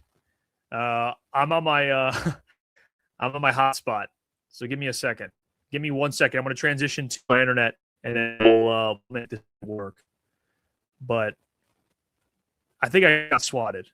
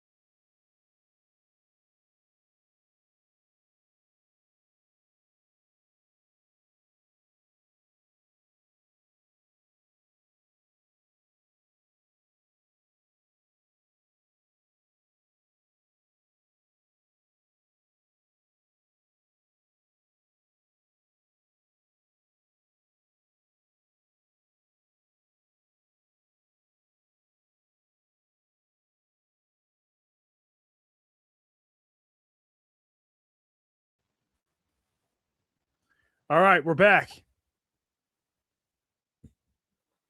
I don't know what's going on. People don't want to see me great. They don't want to see me great. That's what it is. I don't know. I got hacked. I don't know. I'll just call it that. We are back, though. Internet decided to go out. I don't know. So it's all good. People that left, I'm sorry. But we are back. Live stream does not end. So if things happen, bear with me because we are holding on. Luckily, nothing happened while I was gone with the Lions. So that is good news. I just got the Tyler Algier notification. And then I actually officially got the Tyler Linderbaum becoming the highest paid interior offensive lineman ever notification. So appreciate the people that are still here. What I was doing before it crashed is addressing the Los Angeles question, which I appreciate the $5. And I was going to say about Keldrick Falk, which I think the Lions are going to really like. So if you're warming up to the idea, that's fine. I'm not a massive fan. I'm big on production. I understand all the potential there, but don't be surprised. Jags running back Travis Etienne going to the New Orleans Saints. Travis Etienne to the New Orleans Saints. He's from Louisiana, going to play for the New Orleans Saints. B Money says Cade Mays is not a good signing, bro. He's a bottom of the league starter. I mean, bottom of the league is kind of crazy. He's not bottom of the league. He's not. Is he Tyler Linderbaum? B Money? No, he's not. He's not like one of the best centers in the league, but he's a solid starting center. You paid like $8 million for him, and he's better than Graham Glasgow, and he fits a need, which you do need. Okay, I'm not saying the guy's like a world beater. If you wanted more, I don't know what to tell you. Tyler Linderbaum costed $27 million. Connor McGovern went back to the Bills. There wasn't a lot of options here, B Money. There just wasn't. So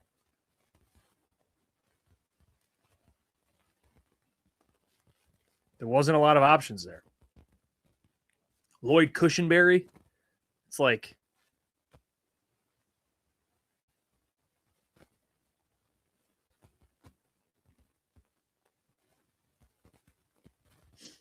it's Lloyd Cushenberry. There's just not a lot of options. I'm not trying to tell you Cade Mays is going to be a world beater. I'm just trying to tell you that there's not really anything out there that's you could be like, oh, they got Cade Mays instead of blank. Maybe it's Tyler Linderbaum. But Lloyd Cushenberry would be the other one, I guess. Connor McGovern, who went back to the Bills. That's just the truth, guys.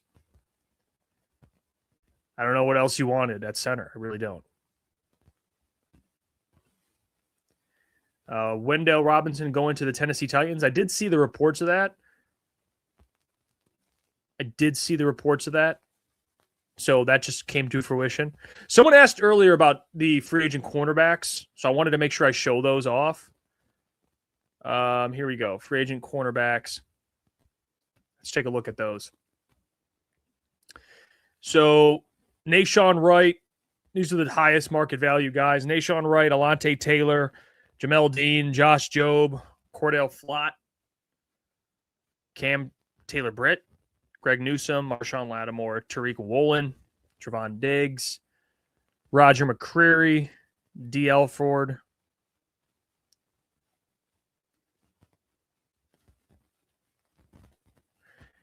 These are the guys that are available. All right. So Jamel Dean, I'm seeing Shift God talk about.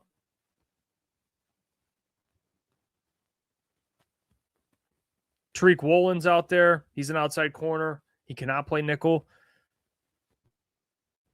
Nashawn Wright played for the Bears. Kind of gets cooked, but also gets a lot of interceptions at the same time.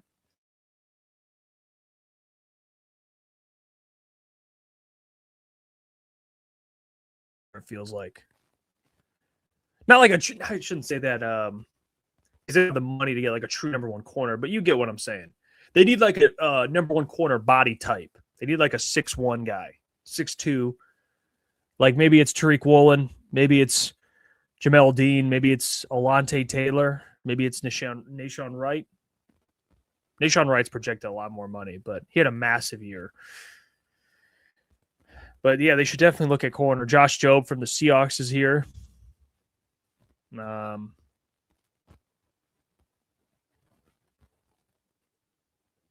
Chili, come on, Chili.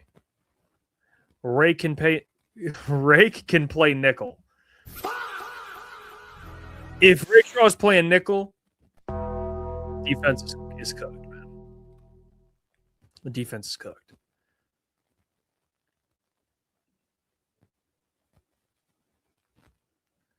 Yeah, the defense is absolutely cooked. So no, but they should definitely look at some of these guys. Wouldn't be opposed to it at all. Someone said, let's look at edges. Let's look at edges. So these are the guys that are free agents.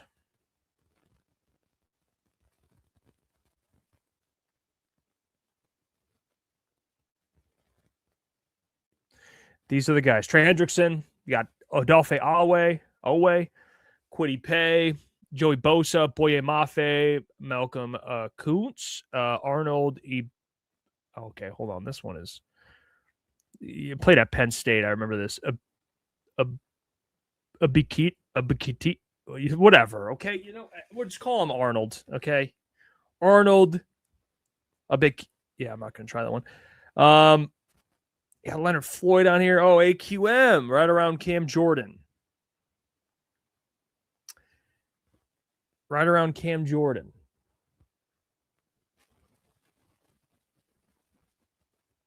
AJ Espinenza.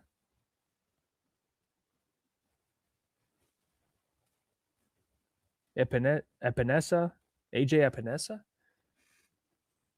Von Miller, Jadeveon Clowney. There's actually some.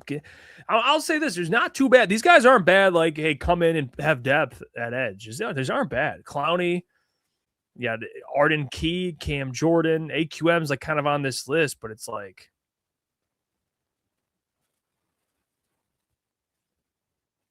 these aren't that bad, to be honest. There's a lot of options here at edge for like depth. At a pretty reasonable price, to be honest. It's not that bad. Shift says, Jeff, would you take Owe, Cam Jordan, or AJ? Oh, I would probably, for what they need, I like Cam Jordan, to be honest with you. I know he's old, but he's a good like Band-Aid. He really is. He's a good Band-Aid. AJ, I like too. I know he didn't have a great year this year. He only had like 2.5 sacks, but he's like a 6 or more sack a year guy, and he plays every game. I just don't know how he is against the run. I don't watch enough AJ to really know, but let me see. So not a great run defender. Never been a great run defender. Okay, I'm not really a big fan of AJ. If he can't defend the run, he's never been able to, I guess. So I'd probably go Cam Jordan. Dafe always kind of like he could play a little bit of both. He's like he had 7.5 sacks this year. I like a Dafe Owe and Cam Jordan, honestly, better than AJ. People aren't going to like the Cam Jordan thing, but it's like, guys, he's like a year. I mean, I'd sign him for a year. People love Calais Campbell. Okay. People love Calais Campbell. He was going to come here for a year. What's wrong with Cam Jordan? He's better.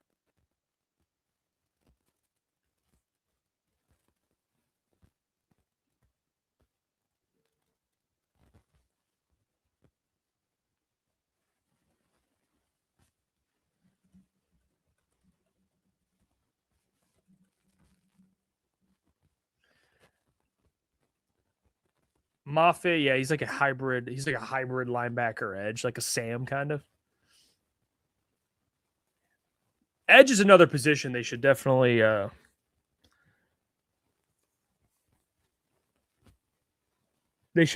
at in the draft. For sure. Long-term solution, guys. I've talked about it. Long-term solutions are going to come in the draft.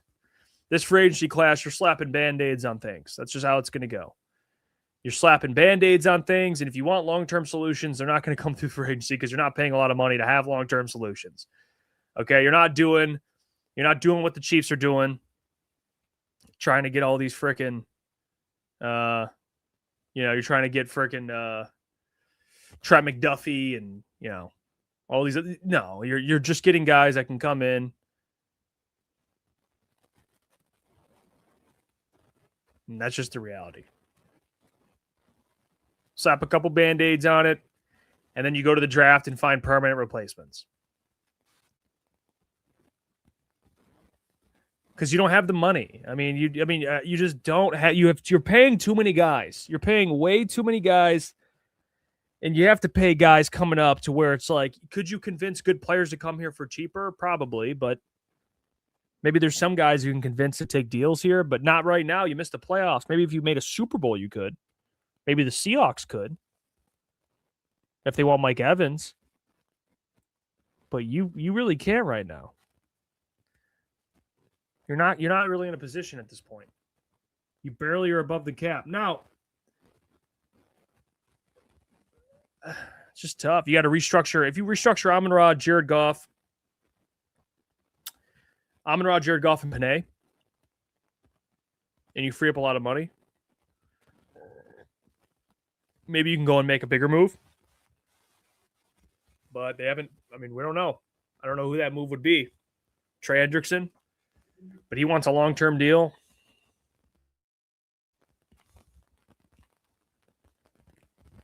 Just how it goes. Jomo says, I think the Pack made a mistake by letting Gary go. Yeah. Gary and Micah is what made that duo nasty. Truly. I know they kind of needed to shed his contract, but them two together.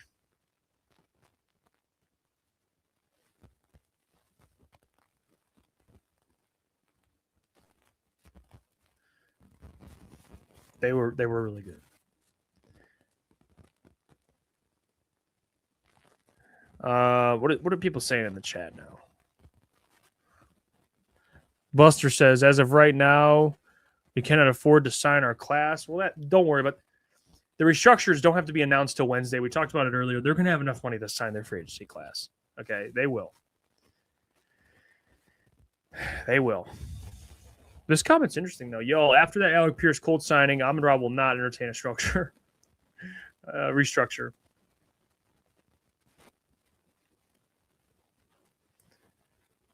Yeah, I don't know what's going on. I know Jared Goff, you have to. He's making $60, $70 million. They have to restructure his deal. There's not even a question there. So, yeah, he will be restructured. Amon-Ra and Panay, I'm not sure. I really don't know.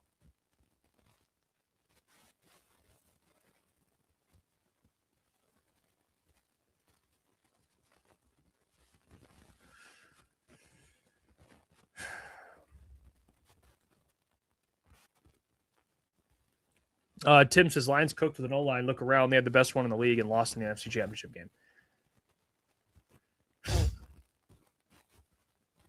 O-line's important, but guess what? So is your defensive line too. Trenches, baby. That's how this team was built on, and that's what good teams are able to do. Look at the Saints. They were able to run the ball, protect Sam Darnold, and stop the Patriots from running the ball and rush the passer. They dominated the Eagles, did it to the Kansas City Chiefs. It's just how it goes. Eric Taylor says, waiting to see who they sign so they know how much money to move around. That's the truth. Eric Taylor's right. That's why you haven't seen the restructures announced. Doesn't mean they're not going to do it, or they're going to do it.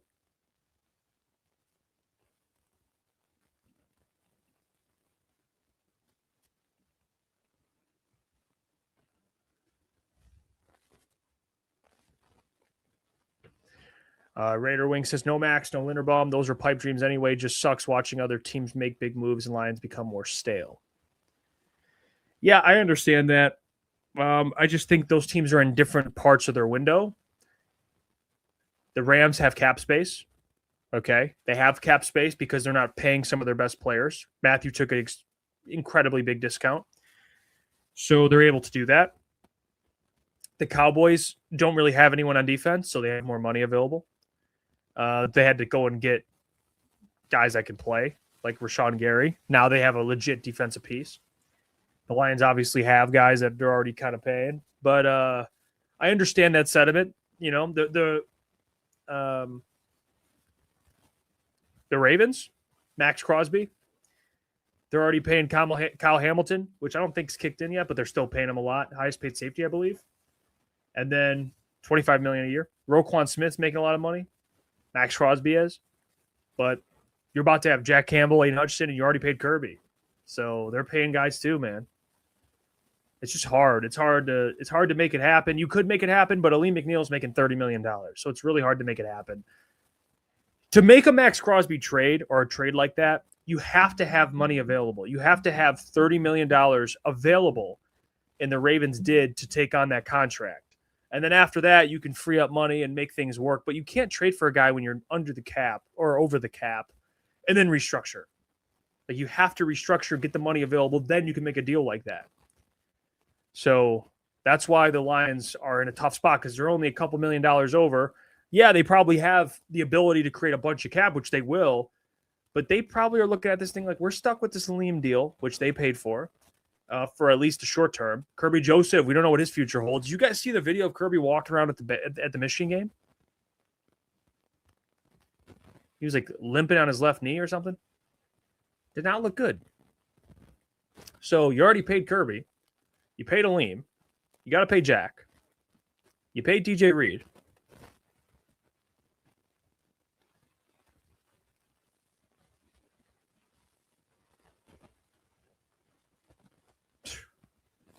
You already got a lot of contracts on defense. So unless Trey Hendrickson wants to take a massive discount or a short-term deal maybe or something, I don't know how that's going to work. I don't. So, I mean, if you can't even pay Anzalone $8 million or a Meek $8 million, guys, they don't got anything. I don't know how they're going to be. And they won't restructure Aleem, by the way, Matt, because if you restructure Aleem McNeil, you're stuck with him. They're probably just going to cut him if he's not good next offseason.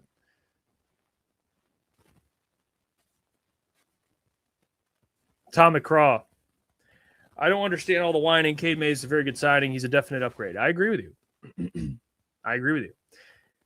Now, how would you guys feel if AQM was re-signed? If AQM was re-signed, how would you guys feel? That's what I want to know.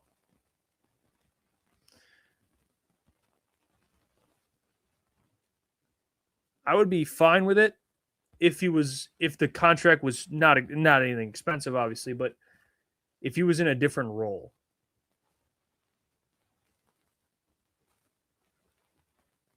That's what's important. If he was in more of like a, I guess you'd call it like a pass rush specialist role, then I'm cool with it. But not as the other side of Hutch permanently.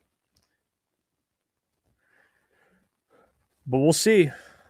Kyle says, I'd be for it, just draft an edge round 1. Yeah, that's where I'm probably at too. Maybe the edge round 1 would be the permanent solution to it, but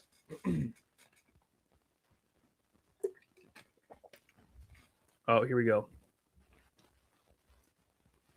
Raiders agreed to terms with wide receiver Jalen Naylor on a 3-year, $35 million deal. Jalen Naylor.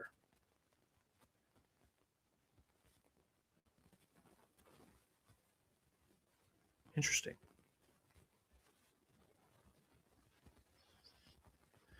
Jalen Naylor. 3-year, about $13 million a year, it looks like. Nate says, I think Ahmed will be better than AQM. Maybe a hot take. That is a hot take.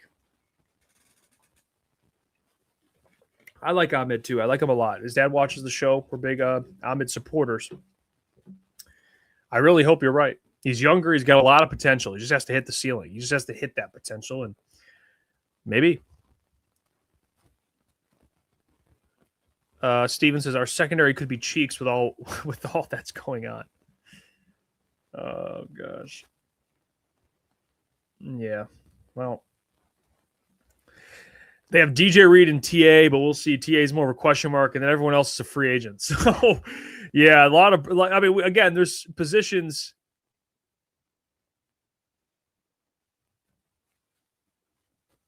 Okay, you can't put this in there. You can't throw this stuff in there if it's not true. You can't just, I mean, is this true? This is not true. Lions trade Jamison Williams. No, don't put the fake news in here. We're going to call it the fake news until it's true. Until it's true. Nothing's confirmed. And if it is, I'll bring it up.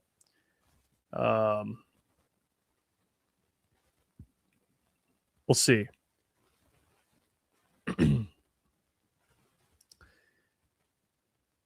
I have to show you guys something about Cade Mays too.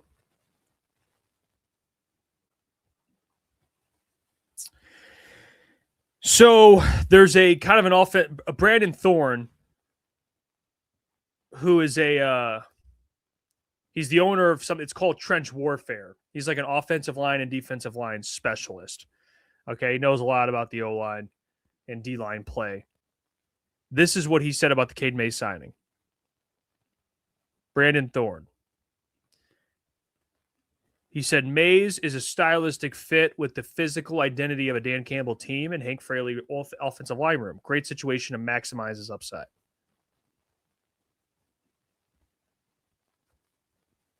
This is what he wrote. Let me see if I can zoom out here. All right. You guys can read this. All right. So what he wrote is Mays is a brute force presence at center who wins with size, length, and raw power in a gap-oriented downhill run scheme that allows him to work vertically. He can create displacement and secure interior lanes with authority. His aggressiveness, or his aggressive brawling style, can introduce volatility when forced to operate laterally or isolated in true one-on-one pass protection. But he did a nice job mitigating that last season by playing square, keeping his hands or his head out of blocks. Coming off his first full season as a starter, full-time starter, 12 starts, Mays offers tangible upside of placing a system that accentuates vertical movement and reduces space exposure. He is not yet a stable all-situation center, but his physical traits provide a pathway to an above-average play in the right environment. Interesting. So definitely in terms of fit, a very good fit. And this is Brandon Thorne, owner of Trench Warfare newsletter, offensive defensive lineman, analyst, Joe Moore Award voter. So this guy's qualified to give his take on offensive linemen. So I would trust this guy's opinion, evaluation of offensive line play. Keith, though, Jeff, you should know it's not a big name. Fans are going to be mad about Mays. Well, I mean, I'm all for Valeni shitting on the Mays signing. No way. Is he really?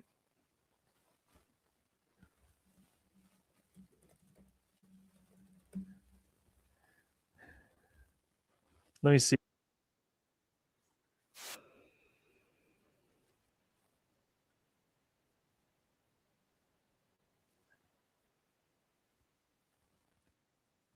Cannot believe. Is he really mad about it? All right, here. I mean, this is just. You guys want to hear his reaction? I have it right here. Look at Mike Valeni's reaction to this. So what do you want to do with Cade Mays? Because here's the problem: you're going to bring up some data, and you're gonna have the ultimate case of both things can be true. I'm happy they did something. Right. It beats nothing. But for people who like the data stuff, look, take this for what it's worth. He was one of the 4 worst Panthers offensive players. Oh, like PFF, okay. it's them who says. All right. He's not even by measure a starting center in run blocking. 33rd. There's 32 teams. Now, his pass block, he was damn near elite, which is great because I think the Lions are always going to throw the ball. I'm glad they did something. And if the going rate to get Tyler Linderbaum was essentially Sam Darnold money, you can't do that. I'm not going to yell about that. That's not the Lions not trying. That's not the Lions playing it safe. That's the Lions not being, hey, Joe Rogan, I like rocks. Well, you can't pay a center 3 years and $81 million as a contending team. I was about to say, but all right, let's turn that. Yeah, you know what, dude? You can look at the PFF grades and bring up this past season from Cade Mays. Like and be like, oh, like Mike Valenti said, he's not a starting caliber run blocker. He was the 13th overall high. He was the 13th highest graded pass blocker, which he mentioned. But in 2024, he was significantly better as a run blocker, and he was 6th in pass blocking. So if we want to go back a year prior to that, he was significantly better. And he's playing with a better offensive line unit. He's playing with Penei Sewell. He's playing with a better Tate Ratledge. And he's going to play, hopefully, on the left side, not right next to him, but along with him, some left tackle. We'll see. But yeah, I don't know what Mike's saying there. It acts like the guy is trash at $8 million. But it's not like you paid the guy top 5, top 3 center money. You're paying him $8 million. Nick says you can't use PFF both ways, Jeff. You should on PFF. I just used it. I actually just used it. I'm like, you can look at the last year's run blocking, but check out the prior year. It's not like the guy just, all of a sudden fell off a cliff and forgot how to do it. I think with the Lions in a better scheme, he'll be better. So I'm quite literally using PFF again. So I understand PFF. I don't use for every position offensive line play. I do look at it, but I think there's a lot of context to offensive line play when you look at PFF. There's a lot of, little intricacies you look at. Maybe the offense you're in, what you're asked to do. Is your quarterback mobile? Who are the running backs or quarterback you're playing with? Stuff like that. Who are you playing with on your offensive line? There's like some context, but I usually use PFF mainly for offensive linemen. I think it's great for offensive linemen. So Mike can bring up the run blocking, but a year prior to that, he was really good. So I think he's fine. He's capable. You're signing him for $8 million. That's about the ballpark he's in, and I think it's fine. I really do. I don't think they overpaid for the guy. Like, it's something we can't get mad when the Lions do nothing, and when they do something, we get mad. It's like, it is what it is.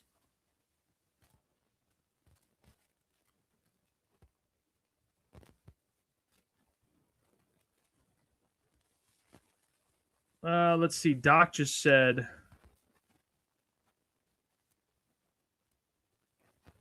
Cade Mays has injuries. Okay, let's see this. I'm gonna find out this right now.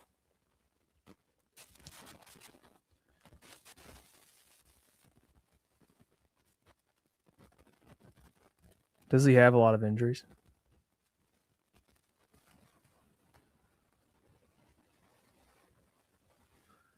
Let's see. Where's the injuries at? You can look at like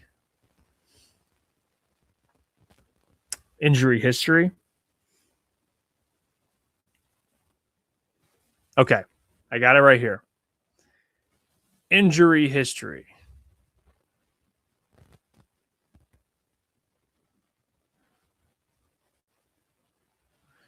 He's had a couple, couple ankle injuries. In 2025, he had a lot of ankle injuries, but not too bad, actually. I feel like the guy said, knee injury in 2022, questionable. It was the status for that. It's not too bad, actually. Yeah, and guys are going to have injuries in the NFL. People act like these people, they're like staying healthy all the time. They play one of the most physical sports. They're going to get hurt. But there are guys that have a ton of injuries, like Davenport. They're always injured. Cade Mays, I don't think, falls in that ballpark. Let me see. I'll look at his games played. Cade Mays through his career. Let's see. He started in a lot of games last year. Let's see if I can find this. All right, I'll tell you right now. So the last couple years, he hasn't started every game because I think he just recently became a starter, but he started in 12 games. Yeah, it's hard to tell, I guess. He hasn't played a lot of games. But no season-ending injuries, which is good.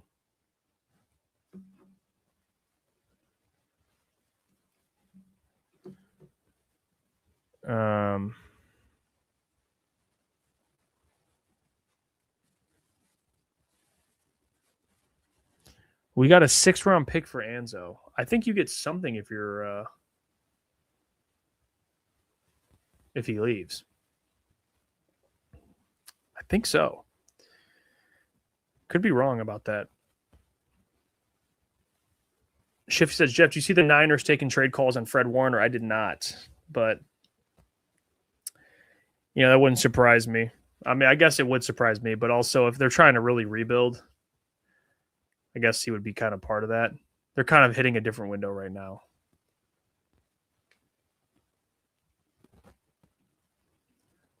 I don't think the Lions will be in on Fred Warner, though. I'm not going down that rabbit hole.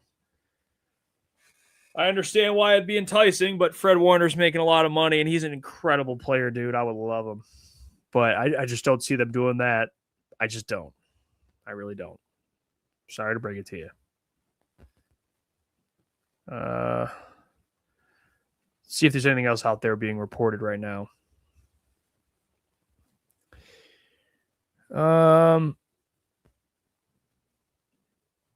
It says right here, after signing Cade Mays to an $8 million deal, it cancels out one of the 2027 compensatory picks they had on the board.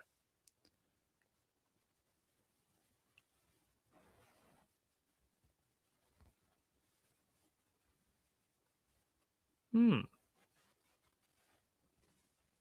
look at this.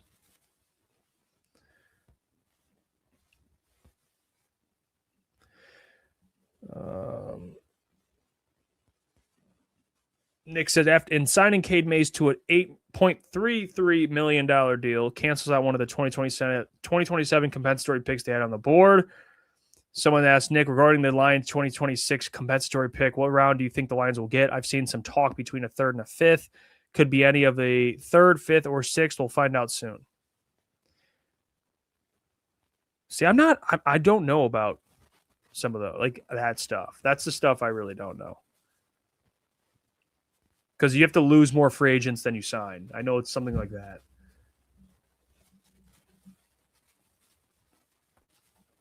Let me see.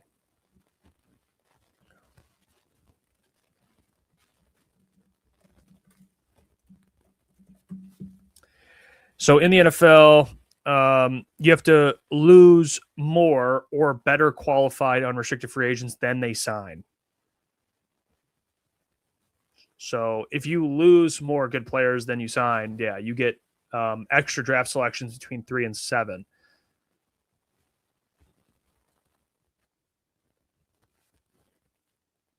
So I don't know how many guys they're going to Mike Evans to the 49ers.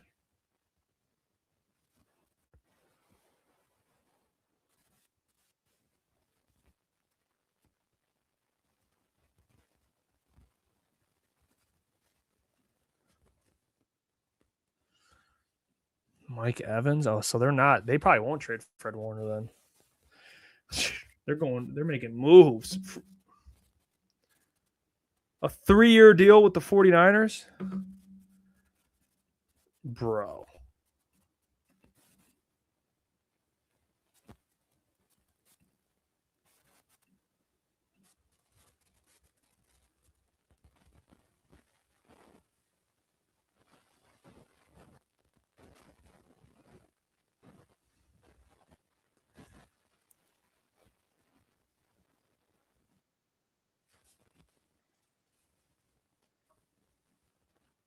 Yeah. Yep. Mike Evans, 3-year deal to the 49ers. 3-year deal to the 49ers. 3 years. It doesn't say the price yet, but it's a 3-year deal. So there you go. There you go. It's a good signing for them. DJ Reader did go on Kay Adams today. Take a listen to this. I don't know if I'll get that chance. You're there. Y'all have made it work. What are the chances you stay in Detroit? I don't know. I don't know if I'll get that chance for real. You know what I'm saying? We'll see. Hopefully. I would love to. I love the people there. Love my guys. Love my teammates. They've been talking to my agent, I guess, so I hadn't had any personal much communication, but, you know, that doesn't surprise me. It always goes one way or another with, like, personal communication. So we'll see. I'd love to say I'm familiar with it. Wouldn't have to move, uproot, move around, but we'll see. It's just not, you know, it's not in my hands right now. I'm waiting to see what the options are for real. So you don't have it like I envy you. And you're so calm about this because I think you've been through it. You also like know you can't control what you can't control. But I would be like, where does Brad Holmes get his coffee in the morning? Because I'm showing up. Like, where's his barber? Where's his what? I would just be showing up, or it would be very hard for me, especially if I've been in that building and I have some sort of a relationship with him, to not reach out. How do you not reach out? I don't know if that's just like my job as a player. Me, you know what I mean? Like, you're teaching me a great life lesson here. Yeah, I don't know if that's just like my job as a player. I love you. I feel like you give away any negotiating power if you're the one reaching out trying to see. But like you always, I love Brad. Got a good rapport with Brad, and I've always enjoyed him, respect the hell out of him. So it's not like I'm too prideful to reach out thing. It's just I don't know that that's my place. I've never done it. Never really had to do it throughout my career. So it'd be. Yeah. So that tells me, I don't know. I don't know what's going on with him. I don't know. Don't reach out to Brad. If I gave advice as a friend, do not do that. You lose all your leverage there. If you're like, please, can I come back? Yeah. Do not do that.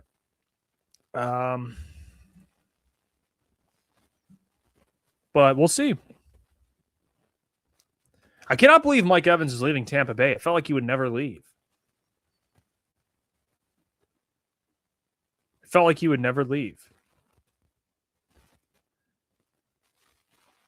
Jamel Dean?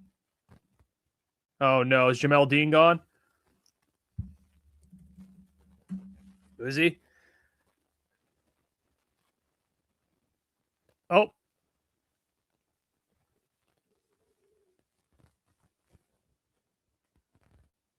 Oh, Steelers. Oh, my gosh. Steelers are signing Jamel Dean.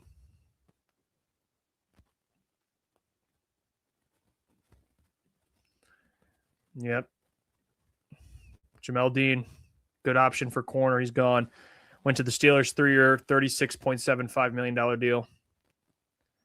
About 13 a year, 13 and a quarter AAV.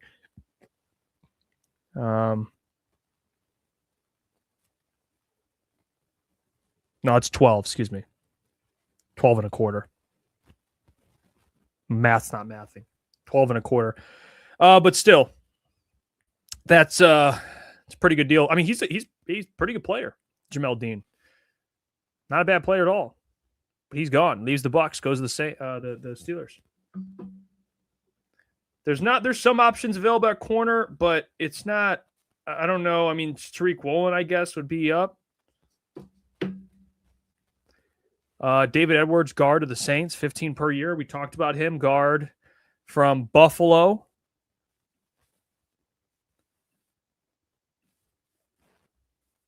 Cam Taylor Britt from the Bengals. I don't know what he's doing. Micro Mike, I have a feeling this year is going to be a long one. I hope not. I hope not, Mike. I hope not. Hope not, my friend. I mean, I said it this morning. I kind of put it out there in the ether that it felt like this free agency was going to be a time where Brad's back was against the wall. And, you know, I didn't think he was going to make a bunch of splash signings, but needs would get addressed and he would be pretty urgent. But so far, man, Cade Mays is a good start, but it hasn't really been anything else. I'm not expecting a bunch of moves, but we'll see. Teams that need to make moves are making moves, but also, man, you have like the 49ers, the Rams, the Bucks, all these other teams making more moves that are trying to get to the top of the NFC. And the Lions got Cade Mays, which is a good signing. Devin Bush to the Bears. Devin Bush to the Bears. Oh. No way. Is this true?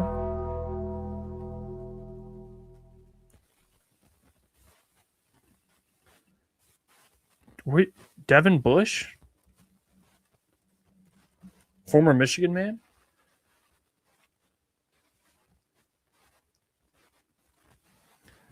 Hmm. 3-year, $30 million deal.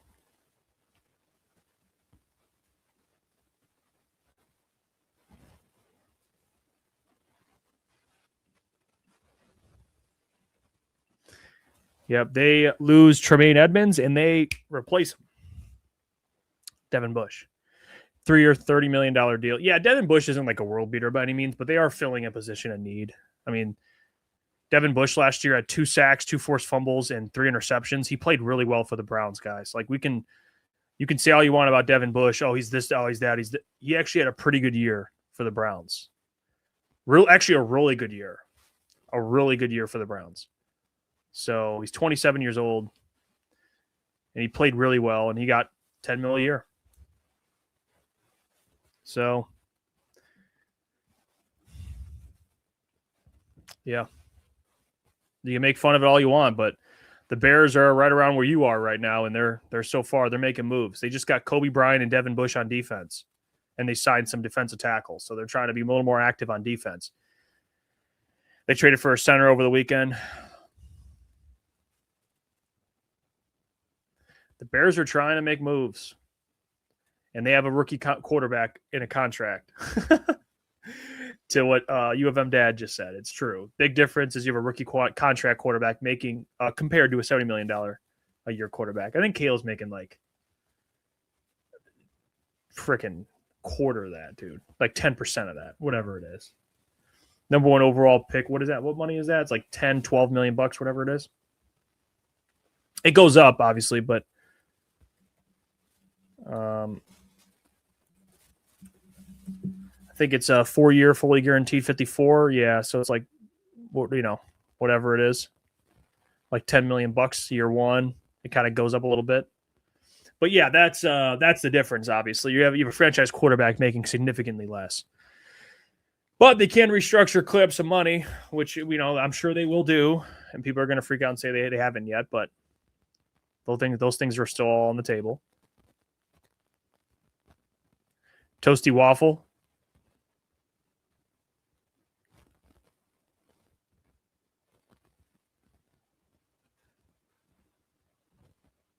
Let's see. Brad needs to move mountains by Wednesday or we're cooked. Yeah. Yeah, that's fair. You act like we suck. This is insane. You guys are crazy. Joseph says we were in 5 one-score games away from being 14-3. Joseph, I appreciate the positivity. I do, but the NFL is all about one-score games. So the whole one-score game argument doesn't really work because most teams are in one-score games. Good teams win the one-score games. That's the difference, my friend. Okay? In the NFL, that's why it's so great. There's always one-score games. So to be like, well, they were only 5 one-score games away from being a lot of games are going to be one-score games. The problem is they couldn't finish those games and win. They didn't have offensive linemen. They didn't have depth at different positions. So the one-score game argument doesn't really work. They're not as far. They're not like the Raiders, obviously. They're 9-8. A lot of teams will kill for 9-8. But to act like we're fine. We need, a couple pieces. Probably true, but I think people are frustrated because they've only addressed center so far. So I'm not saying the Lions need like a complete overhaul. I'm not saying that at all. But they do have positions to fill. I talked about it. Offensive line, tackle, center, tight end. You need another tight end. Maybe that's through the draft. They need another safety, linebacker, defensive end. They have different positions they need to address. So both things can be true. They're not far off, but they have positions they need to address, and they don't have as much money as they had in the past. So that NFC Championship game years ago is really when things were way better. But they got to restructure some money and go get some guys. And Cade Mays, I think, is a good start. But there's still some work to do. They need a defensive end. If we're talking about priority right now, tackle and defensive end, they need trenches. They absolutely need trenches. And I don't know what defensive end they're going to go get, but that should be next on the board here. Truly. Defensive end.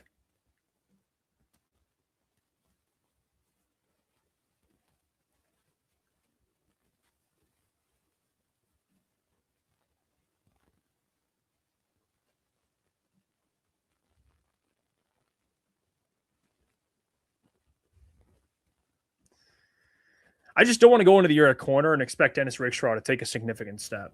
I just don't. I don't want to be in that position. Ennis Rakestraw has not proven a damn thing, and they should not rely on him. They should not at all. That'd be insane, dude.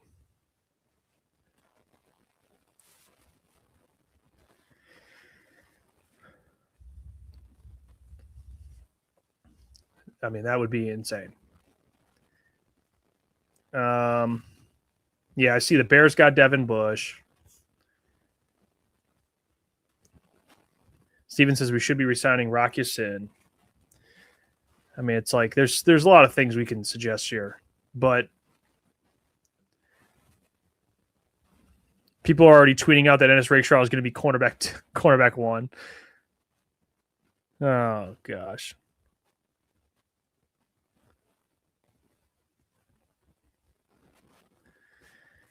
Yeah, cornerback is an underrated need. It really is. It really is. Evan says, hey, Jeff, I'm hearing the Vikings are fielding trade inquiries for Jonathan Greenard.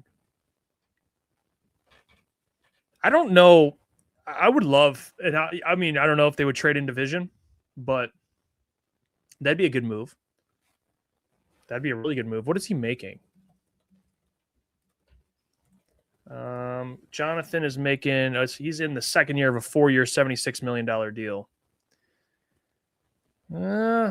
You'd be with him for 2 more years, 3 more years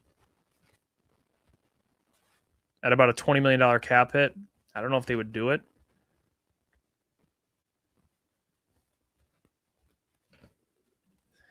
Yeah, I don't know if they would do it.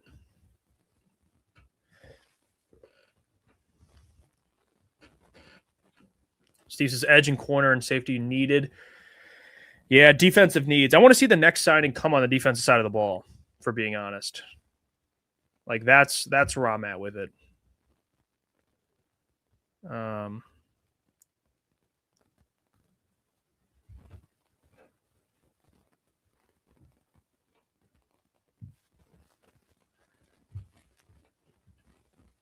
Let's see.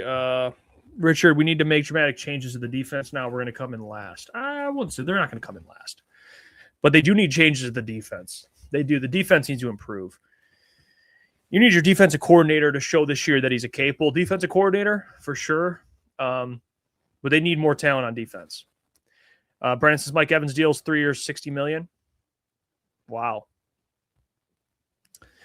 It's crazy Mike Evans left. I can't believe he left the Bucs. That's nuts. I cannot believe that. It's a good deal by the 49ers. They got to get out of that Ayuk stuff. Get out of that deal.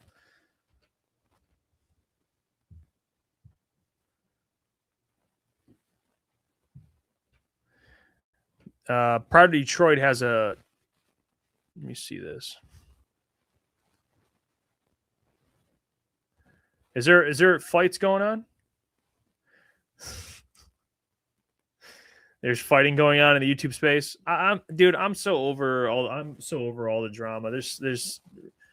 I like Derek. I like Lion Syndicate. I like Derek. He's people cannot like his takes and how he feels. That's fine. It's an opinion business, but Derek's been nothing but he showed nothing but love to us. So I'm good with people that show me respect, and Lion Syndicate has always done that. But I don't know what's going on I don't really know. Shout out to Micro Mike, another one. I love Micro Mike. Shout out to there's some really good guys in this space. Got Micro Mike, Lion Syndicate showed a lot of love. I'm missing one.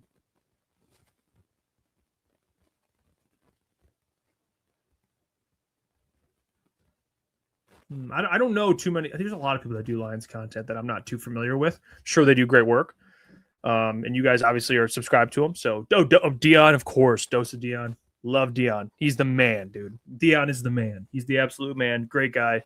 Met him a couple times. He's joined the show. He's a great guy. Great dude. If you're positive and you show good vibes, I love you. I support your stuff. I got no beef in this space. Unless they have a beef with me for some reason, but I really don't care. Mr. Jiggles. Let's see. Jeff, how much cap space do the Lions have now after Cade Mays? Well, it's tough because they haven't announced the restructures. So it's tough to really look at the cap space right now because I don't know how much money they're going to have total available. I don't know. I don't know. They were under the cap by a couple $1,000,000, and that was fine as of right now. But they're gonna have more money after they restructure. So, that's something that I can't really give you a straight answer until Wednesday, right around Wednesday, when you start to see how much money they actually freed up. But right now, it's tough to really give an answer, to be honest.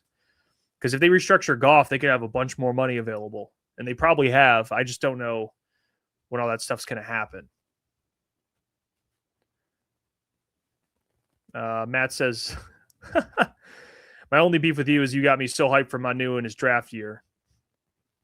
You know what, dude? That's on me. That's on me. Hopefully I didn't ruin you. Hopefully I didn't ruin your Hendon Hooker expectations too. I did say he'd be a franchise quarterback, and I was wrong. So I was way wrong. I was. So that's on me. Giovanni Manu, 6'8", 350, no gut was that's on me, man. I take full accountability on that one. RIP to that take. RIP. Also RIP to the Hendon Hooker next franchise quarterback take.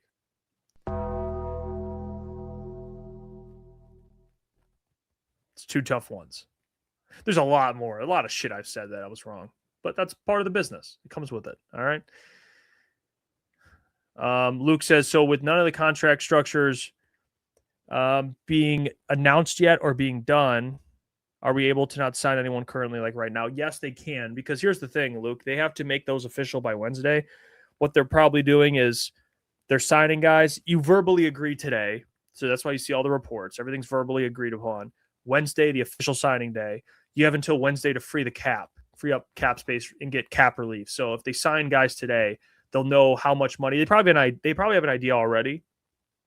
But if they sign guys, to a certain amount of money today or tomorrow, then Wednesday they know how much they need to restructure to free up. So yeah, that's what that means. So Wednesday they'll know, okay, we need to free up this amount of money because we signed these guys, and they'll do that. So that's why you're not going to see anything until closer to probably Wednesday. Patrick, Jeff, I know this is a free agency show, but there's no real talk about putting 58 on the left side. Is there not? I mean, not people are talking about it. I agree with it. Penei Sewell should be playing left tackle. He's your best offensive lineman, and he should play the most important position on your offensive line. He should play left tackle. I don't think that's a hard concept. I really don't. Why wouldn't he play left tackle? It's not even I don't think there's even a debate. I think everyone should be on the same page. Penei Sewell, all-pro. Tristan Wirfs was an all-pro on both sides. You don't think you can do that?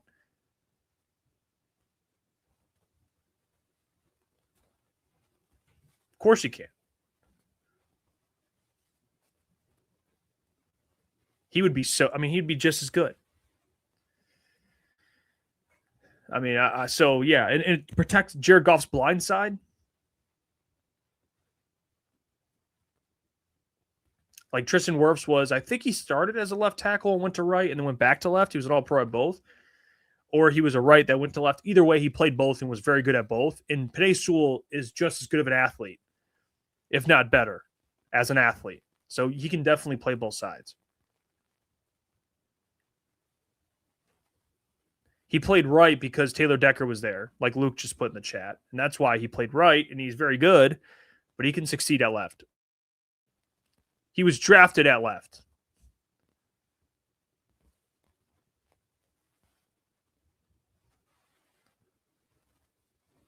So,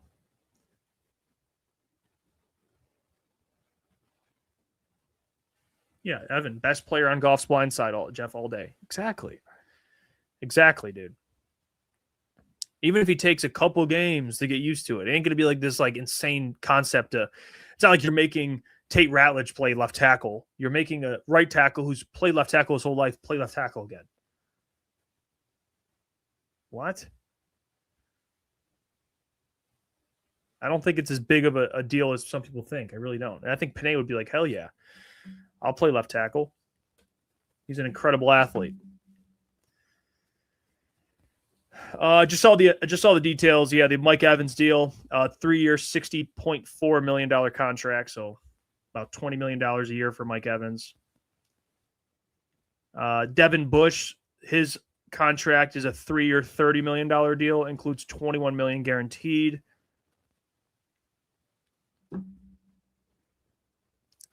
Yep. D Lion says he don't need to get used to it. That was his best position, like he was at Oregon. Yep, protecting Justin Herbert, right-handed quarterback.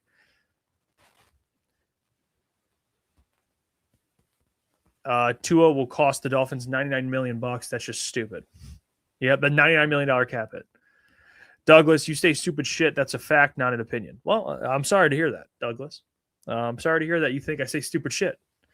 I would love to know what stupid shit I've said so we can talk about it.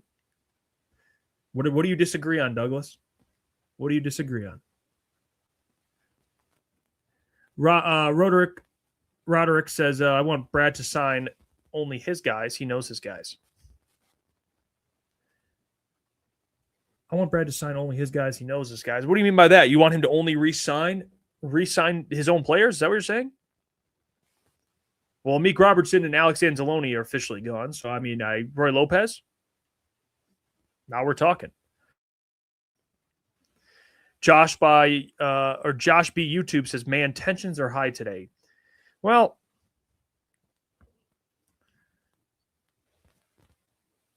it's how it is. I did this last year. And people get frustrated, which I understand. I'm like pro move. I'm a pro move guy. Okay, I'm very proactive when it comes to making moves. But some things you just have to be realistic and be like, I can't really get that one done. And Tyler Linderbaum was one of those. $27 million for a center, guys. No, not happening. That is not happening. There's no way. It's just not happening.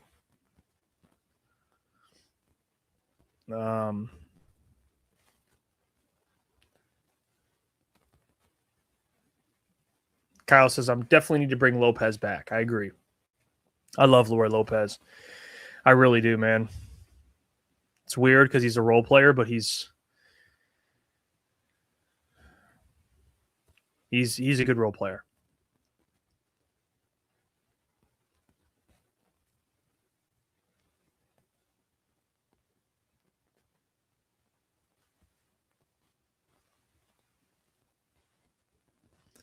Let's see. Brett Whitefield tweeted this out. Let me show you this tweet.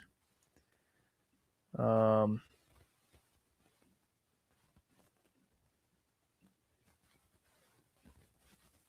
can check this out.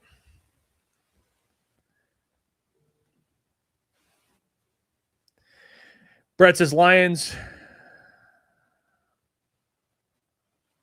see. Get rid of this. Lions really just need to add a starting caliber offensive tackle, and their O-line is likely improved over last year. Left guard, you got Frazier, Mahogany, Scruggs, center Cade Mays, right tackle or right guard Ratledge, right tackle Penei Sewell. Yeah, left tackle. You could probably address that in the draft, but not too bad, man. I don't hate it. I think Miles Frazier could be a legit contender for that left guard spot too. I think he showed a little bit in a little bit of time, but I like Miles Frazier. I really do. I'm not sold on Mahogany, but I like Miles Frazier a lot. So, and I think Russ also said on this too. Russ said when the Lions drafted Frazier, I thought he was a player that had some swing tackle ability. Would be curious if he's someone they consider at right tackle. Yep. Braden Smith, they could add. That's true. Bradley said that. Braden Smith at right tackle, they could add. Move Penei to left. Now we're talking.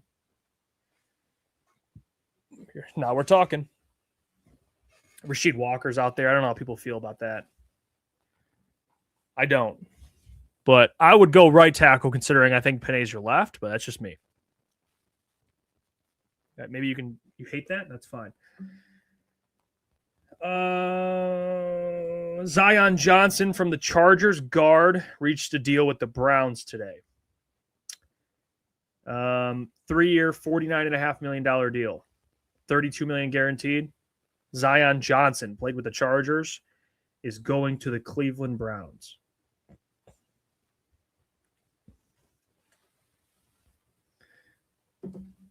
Zion Johnson, the guard. KNA says, any updates from Lions free agents that have signed with other teams? Well, I have Amik Robertson and Anzalone so far. No one else I've seen yet. Amik Robertson to the Commanders, Anzalone to the Bucs.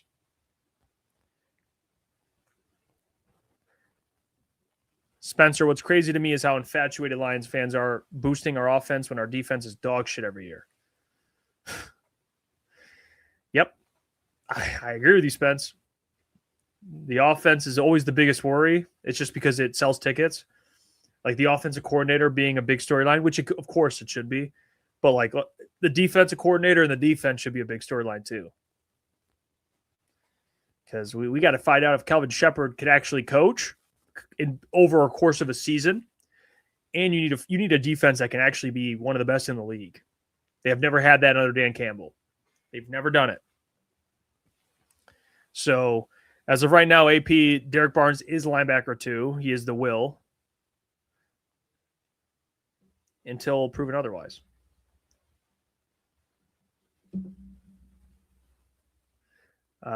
Timothy Sullivan. Yep. Guard Zion Johnson to Cleveland for stupid money. Yep. He just signed with the Cleveland Browns. I mean, you got to take more money to go to that place. Let's be real.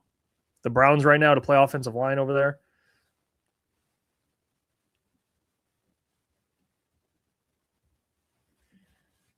I mean, yeah. He was always going to take a lot. He was always going to cost more. Anyone they sign over there. It's like the Cleveland Browns tax. Like you got to pay more for guys because you're the Cleveland Browns. That's just how it goes. Seriously.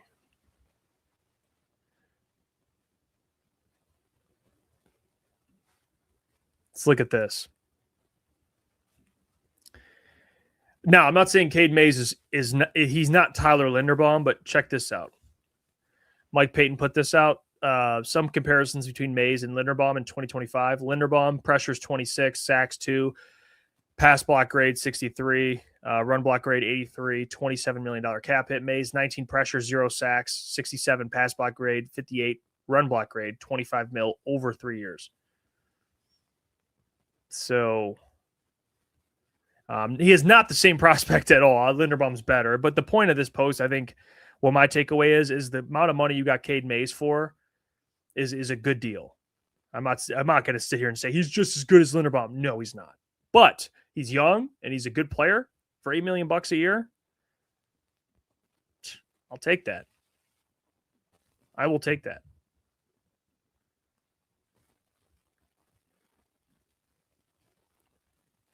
I will take that. Not bad at all. Let's see.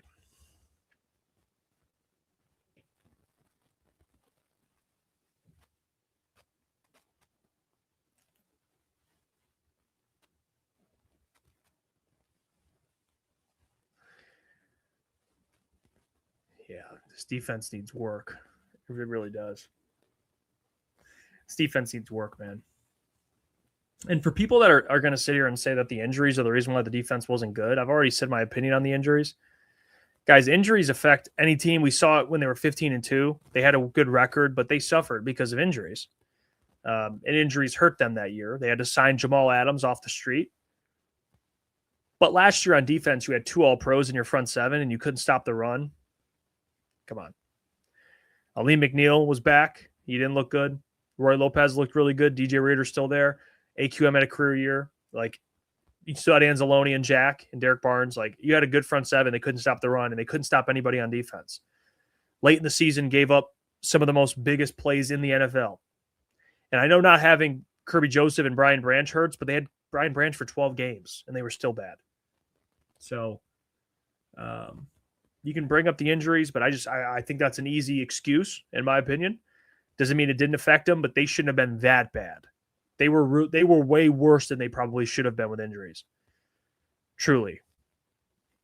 They weren't even a top 15 defense. They were worse than that. They were one of the worst defenses in the NFL based on many metrics. Their run defense fell off a cliff. Their pass defense was awful. They gave up some of the most explosive plays in the NFL. They didn't create turnovers. They got sacks because they aided in AQM, but AQM couldn't defend the run. So he was kind of a one-trick pony. It was just, I don't know. And I think Calvin Shepard's stubbornness kind of hurt them. They're one of the only teams running a lot of base defense, and they were getting cooked. A lot of teams are running different defensive schemes and switching up their defense. A lot of teams are running more nickel and having an extra DB on the field, and Calvin sworn by multiple linebackers.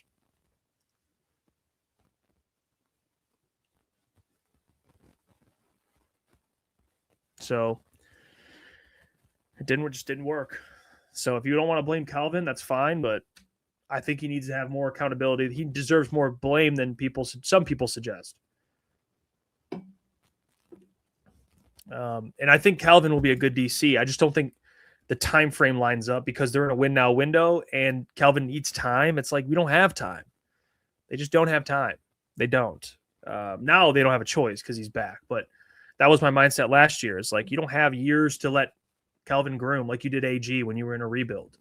With AG, it was different. You could allow AG a couple years to get better. They just don't have that. They really don't. So if this was a rebuild, I'd give Calvin Shepard more time, but it's not. You know, people want a Super Bowl. They want to win playoff games. You got to be good right away. That's how it is. That's how it is.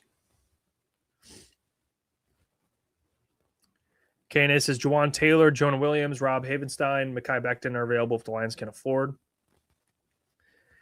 Yeah, there's some interesting tackle options. I know Mekhi Becton's probably better at guard, though. He played tackle with the Jets. He was drafted as a tackle. Didn't work out. Played guard with the Eagles. It was really good. So I think he's better probably as a guard. But there's some guys that they could bring in.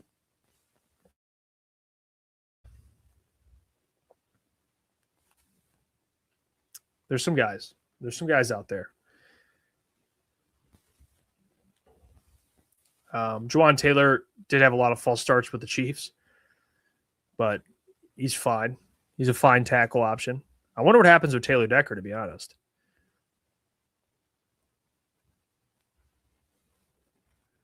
What's going on with Mike Evans? I just saw a tweet that, let me see, said that it wasn't about, what did it say?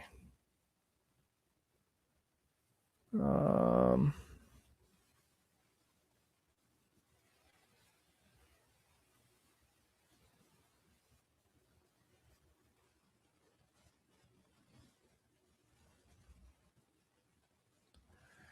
man, I just lost it.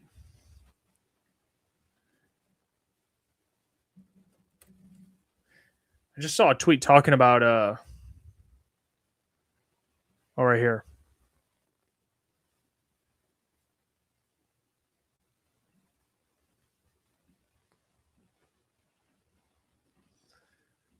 Adam Schefter put out, Mike Evans' decision to leave Tampa was not about money. The Bucs were aggressive in their pursuit and presented what was said to be a very strong offer. Came down to a desire for a new challenge as Evans enters the last years of his career. He just didn't believe the Bucs could give him that opportunity.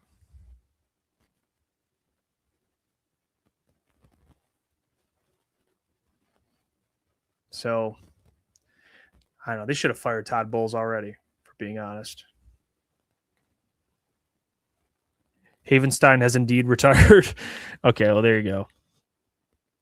Jimmy Kidd says, how would you feel about a Zeitler return? I would love Zeitler back. I don't care how old he is. But he is a right guard, though. You already have Tate Ratledge. You're not going to kick him to left. He plays the same position Tate Ratledge does. So I don't think it's going to happen. I don't.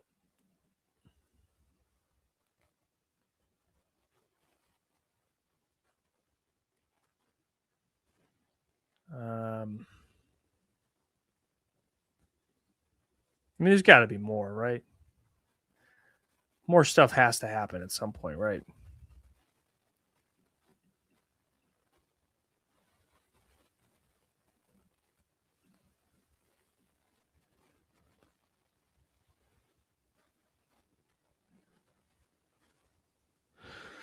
Let's see.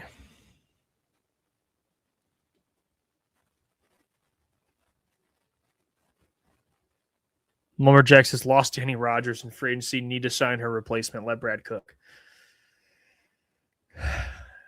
Losing everything in free agency, man.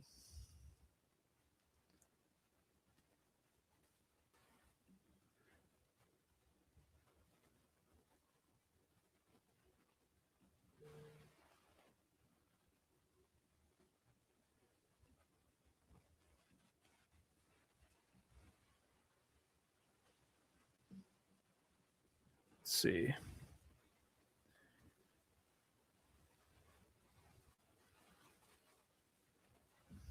Come on, Lions. Don't let me down. Don't let me down. Zach says, Giants drop James Hudson, who at least doesn't have injury concerns. He's 25. Andrew Thomas is there and might be the best option. James Hudson. What does he play? Tackle? Yeah.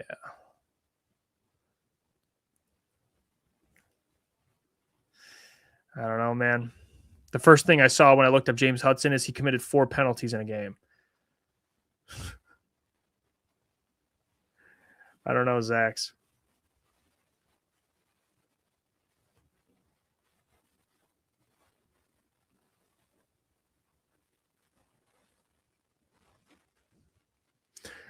I don't know.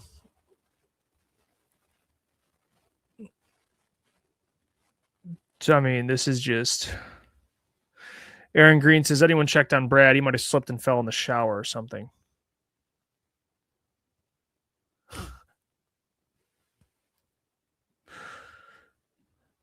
Brad is just... What is he just... He's probably just... I mean, I bet he's out there trying, but the problem is that nothing's coming to fruition.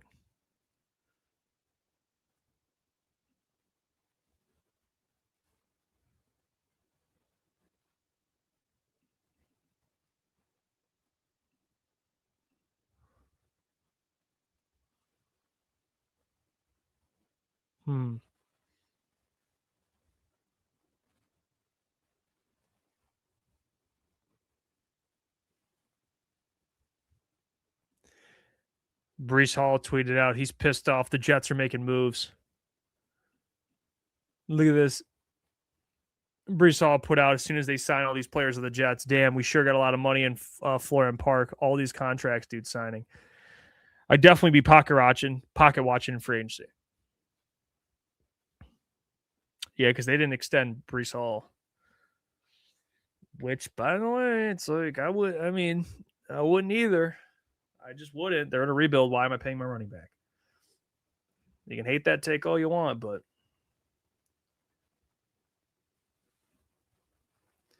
Lowe says, have y'all not realized Brad never goes all out in on free agency? He makes one good signing and then signs the key backups.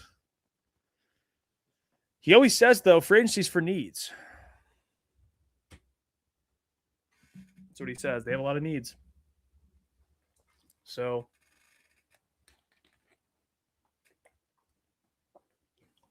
technically, this is the time to fill needs. And nothing's happening. I already said I'm in on Cam Jordan. I'd be open to it. Do you like the Cameron Jordan idea? Jimmy says, I do. I'm open to Cam Jordan. It'd probably be a short-term deal, and I like it. I do. He's a one-year deal. I got no problem with that. Again, not a long-term option, but he had 10.5 sacks last year at his age.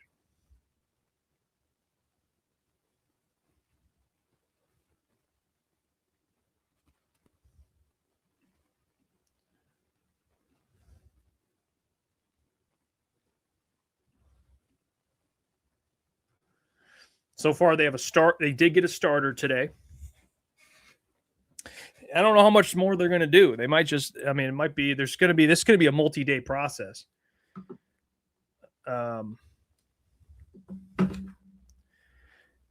So maybe the edge rusher comes tomorrow. I don't know. I really don't.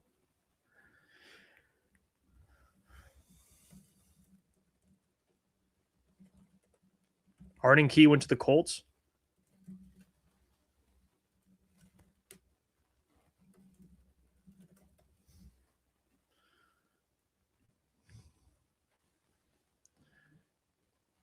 Did Arden Key really go to the Colts?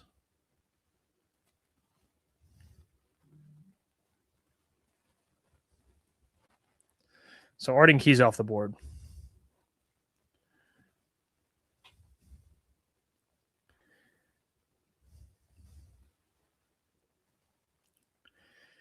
All right, let's look at some free agents. Let me show you guys the top free agents here. All right, these are the top free agents. You have Trey Hendrickson, Juwan Jennings, Taylor Decker, Rasheed Walker, Devin Lloyd, who just signed, Adafe Owe, Kwity Paye, Nashawn Wright, Alante Taylor, Debo, Tyreek Hill, Juwan Taylor, Rashid Shaheed, Brian Cook, Joey Bosa, Braden Smith, Mekhi Becton, Cam Robinson, Joel Bitonio,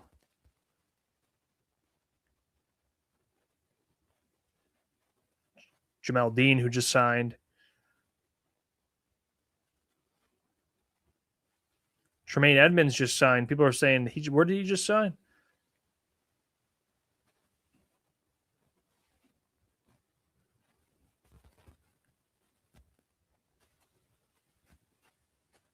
To New York. So Tremaine Edmonds goes to the New York Giants.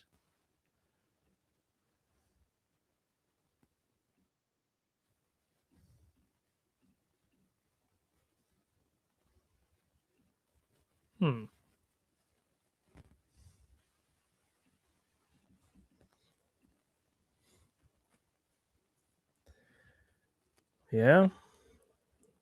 Owe might be available. They re-signed Mac. I did see that.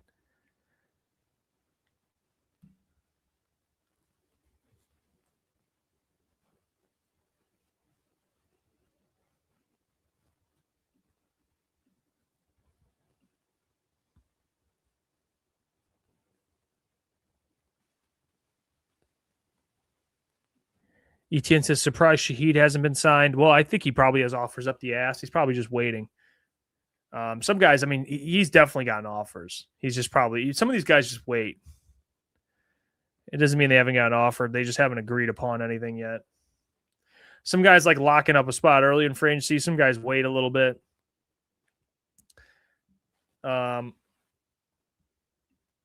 So these are the free agents. So we'll go down to about like probably more price range that makes sense for them, probably around this. So you have like Wyatt Teller, Dylan Parham, Jaquan Brisker, David Njoku, Trevor Penning, Josh Jobe could be a decent option, actually, to be honest. Someone talked about Kevin Zeitler, Quincy Williams, Cam Taylor-Britt, Greg Newsome, Caden Ellis, Leonard Floyd.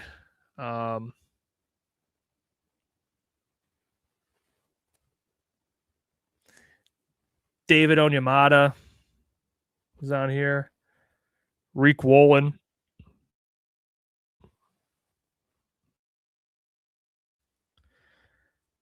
Let's see.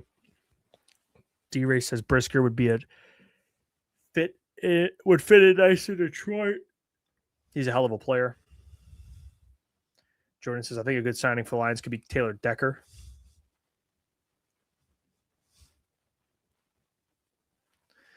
Marshawn Lattimore is a Brad move. Yeah, dude. Marshawn kind of fell off a cliff too, man. And he's had some legal issues. I don't know if he would be a guy the Lions would like.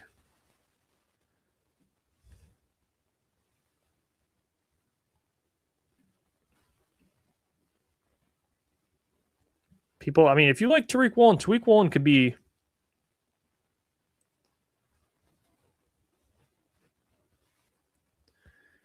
Tariq Woolen could be an option for them. I don't know. Josh Jobe, he's from Bama. I do remember Josh Jobe. I guess I don't really know what his market would be. He had 12 pass deflections and a pick. But he's 5'11", 190. He's not really the big corner people are looking for. But Tariq Woolen, Alontae Taylor is another one. How long was Alontae Taylor with the he's only been there since 2022. I actually like Alontae Taylor as well. Alontae Taylor I really like. 6 foot, 200 pounds, 2 picks, 11 pass deflections last year, 83 tackles from the Saints. I like Alontae Taylor a lot. He's a pretty good corner for the Saints. Didn't have a big year this year. And he's gotten cooked sometimes in his career.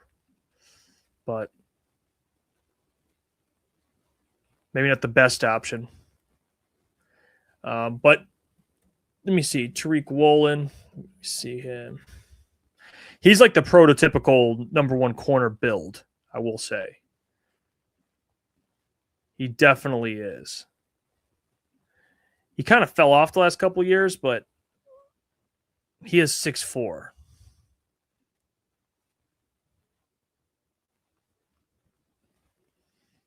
Leonard Floyd. Yeah, Leonard Floyd. He's another option at edge. Let me see. He had 3.5 sacks this year. 8.5 sacks the year prior with the 49ers. He wouldn't be a bad option either, Leonard Floyd. Charlie Kohler to the Chargers, tight end from the Ravens.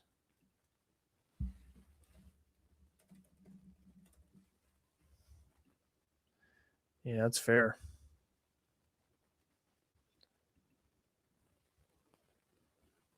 Three-year, $24 million contract.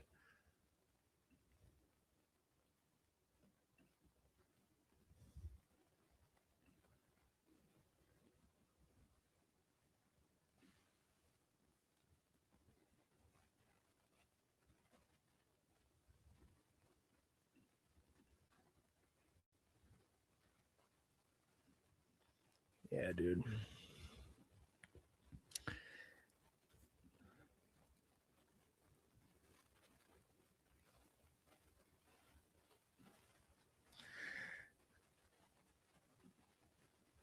Charlie Kohler's a really good blocking tight end. He really is.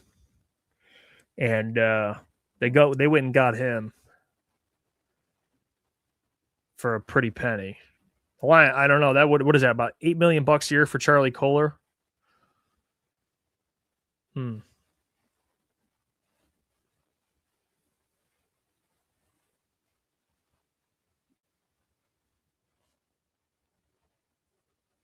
They need another tight end.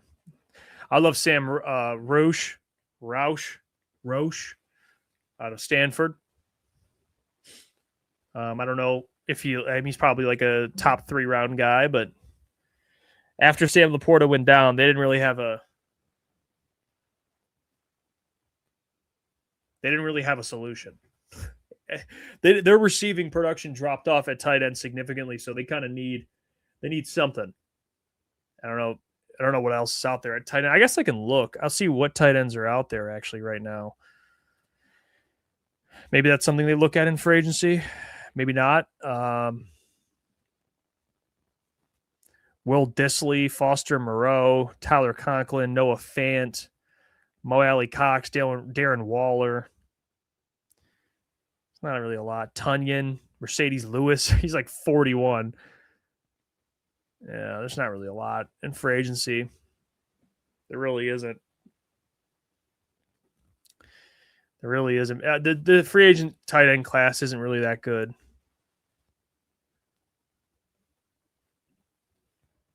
Taysom Hill. Oh, gosh. Yeah, I don't know.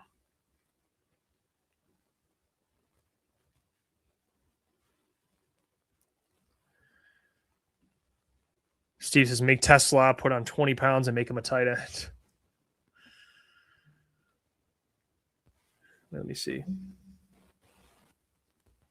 Oh, it's just I just got a notification for the Charlie Kohler deal. The linebacker Tremaine Edmonds agreed to a 3-year, $36 million deal. So about 12 a year with the Giants.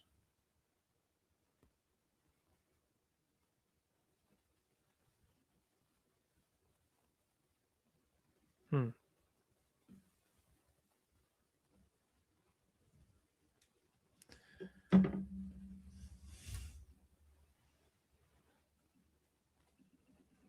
$12 a year for Tremaine Edmonds. Yeah, I guess looking back, it was kind of crazy to expect Anzalone to get anything more than $10 million. So, you know,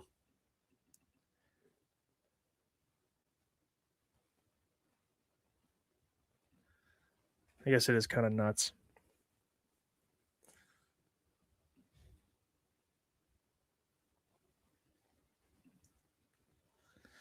Shout out Micro Mike, dude. Hey, Mike, you're free to join, my friend, if you want to come talk some ball. I don't know what you're up to right now, but you're more than welcome. Just let me know.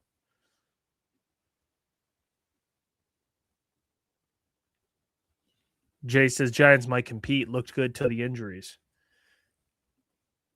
Dobbins re-signed with the Broncos 2 years. Is this true? I mean, that makes sense. He was good for them. So Dobbins is off. Another running back off the board. So no more J.K. Dobbins talk.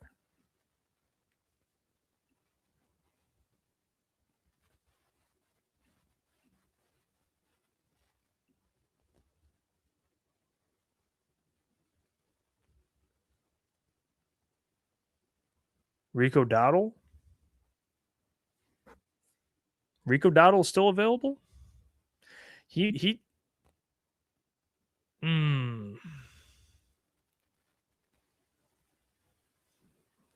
like Rico Dowdle would cost a little bit of money, though. He had 1,000 yards with the Panthers on almost 5 a carry. I just don't think he would take a. I see him wanting to be a number 1 back.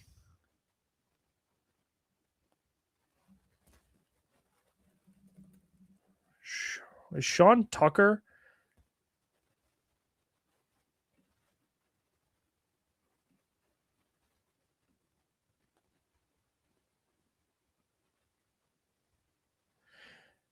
Sean Tucker's who Spencer was talking about earlier. That's the Tampa Bay running back, Sean Tucker.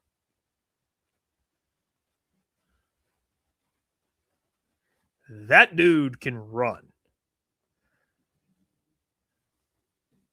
He's a hard runner.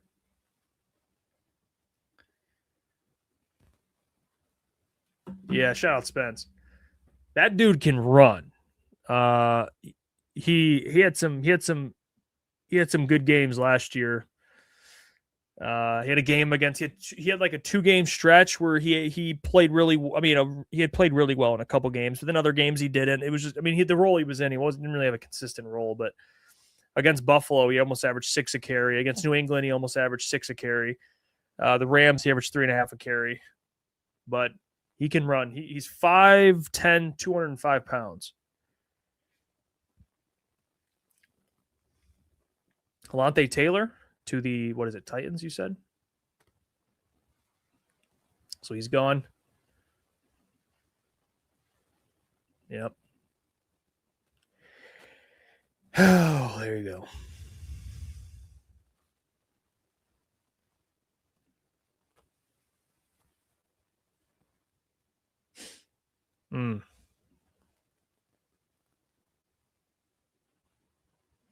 Imagine the Lions go into this next year and just believe that Ennis Rakestraw can play nickel. I mean, I can't believe it. Steve Jr., appreciate the 5. Timu Brad waiting on the bargain bin. Well, I mean, that's what it seems like right now, for being honest.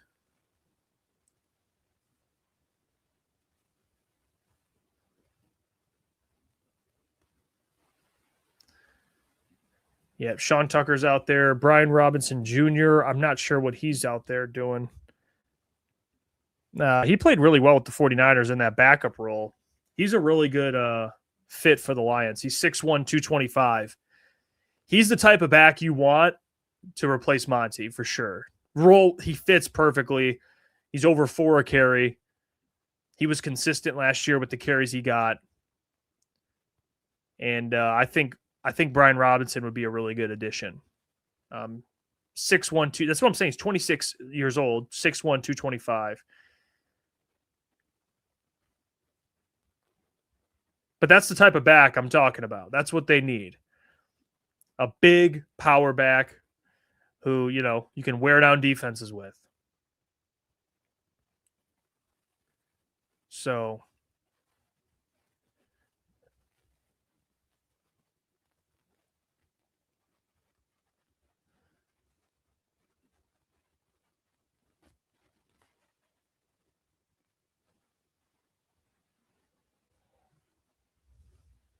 let's see.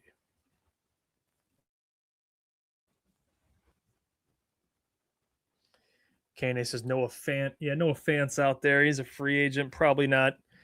He's a good receiving tight end. He's a good option. But I don't know. DeLon says, why haven't any restructures been done? They don't have to announce them yet, DeLon. They're probably just trying to see how much money they need to free up. That's what they need to figure out. How much money do they need to be freed up? Because once they can verbally agree to contracts, and then they announce the restructures. So let's just see how much. Let's just see who they sign, really.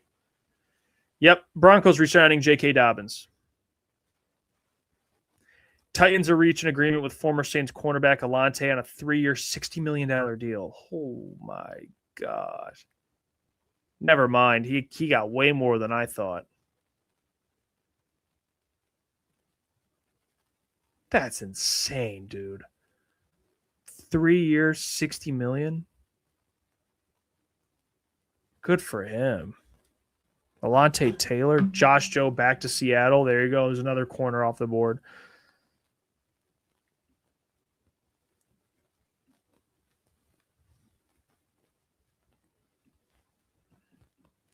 And again, it's like the Browns. You got to pay. You're Tennessee, man. You're in a rebuild. You got to overpay a little bit. You do.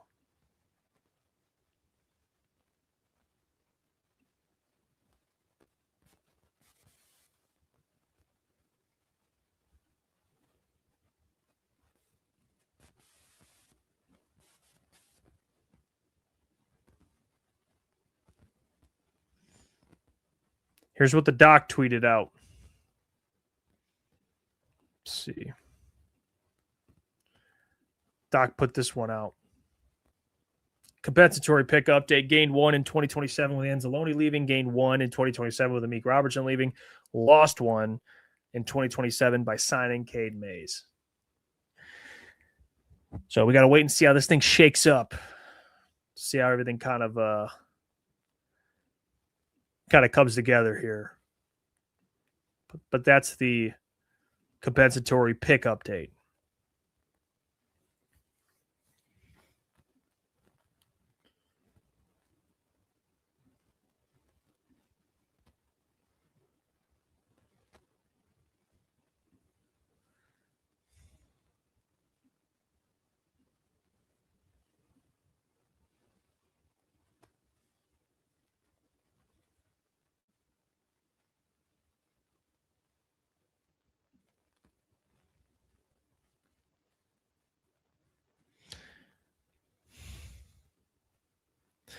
This tweet is funny as hell.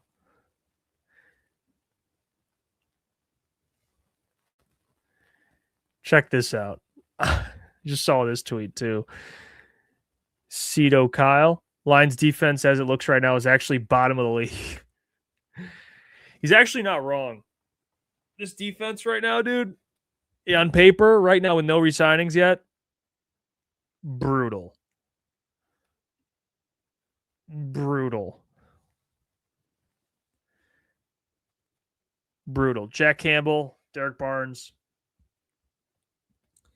DJ Reed, TA, Aiden, Aleem, Tyleek,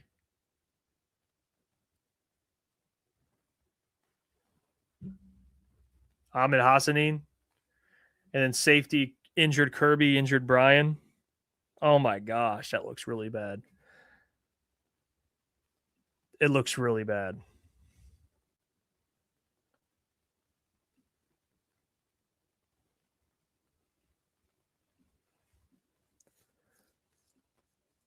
Yeah, he's not wrong.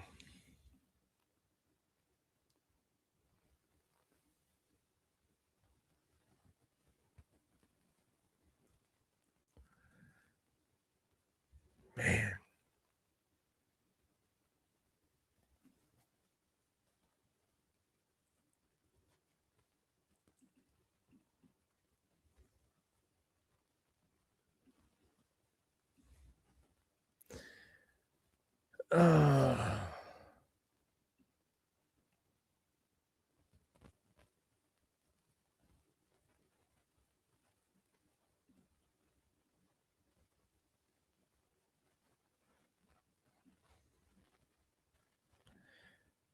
Let's see.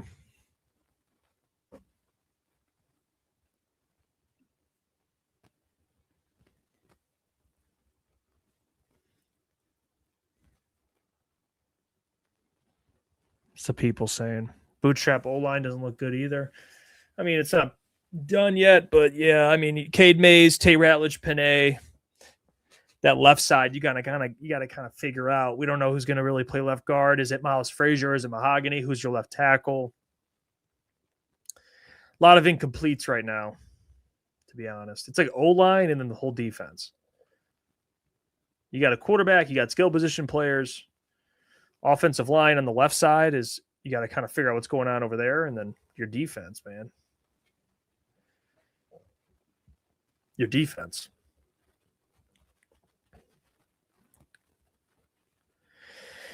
Dark Flame says had to have a tooth pulled. Now I'm sitting here with pain meds and no real news on Lions free agents. Well, that's double brutal. You're getting bent over twice, Dark Flame, and I'm sorry about that. It's a tough position to be in right there. You're battling through that. Pain meds and no Lions free agency news. Tough spot to be in.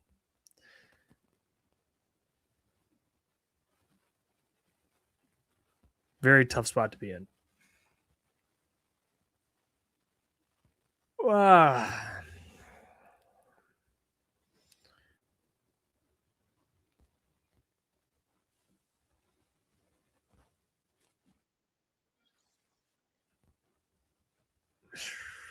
This is brutal.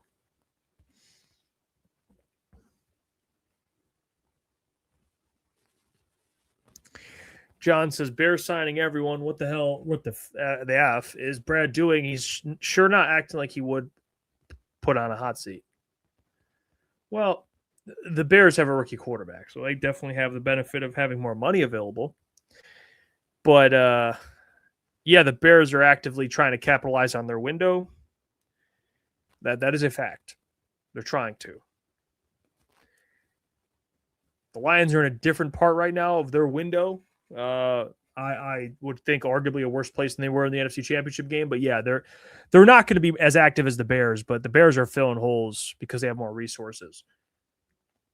I look at some other teams that are finding ways to make moves as well. I wouldn't just say the Bears. I mean, there's the Rams. You have all these teams in the NFC that are trying to be more proactive. The 49ers just spent $20 million on a wide receiver.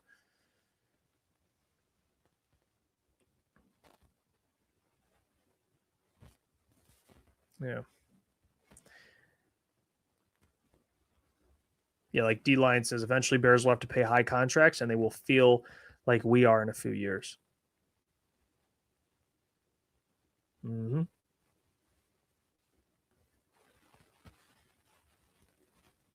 That's the truth. Zin Laden says, well, what a name, by the way. Zin Laden? Wow. That might be one of the best names I've ever seen. No world we sign a running back, Vaki, or a 4 to 7 round running back will be our 2. We need to save where we can. Yeah, that's a good point. You can find productive running backs in the draft right away.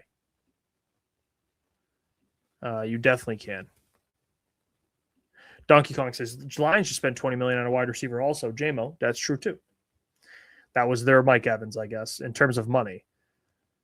People just want the Lions to be more active when they have some holes, which I do agree.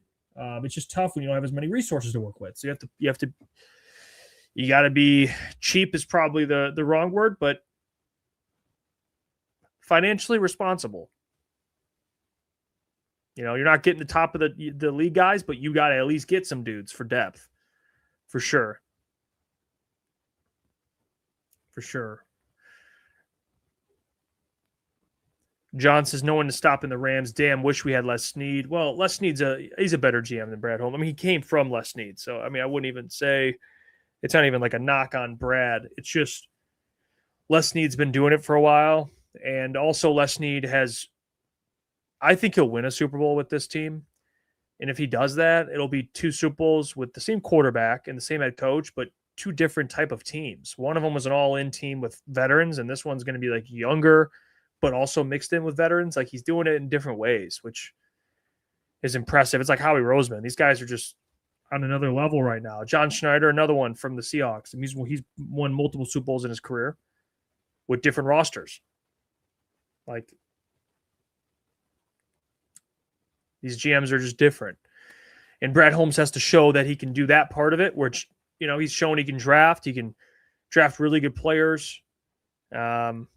Sign some guys like David Montgomery was a good signing. Anzalone, good signing. You know, you can find some good signings in there. I think Carlton was a good trade, but he's got to show that he could take that next step as a GM. And that's kind of what I'm interested to see. So far in his tenure, he hasn't really done it, but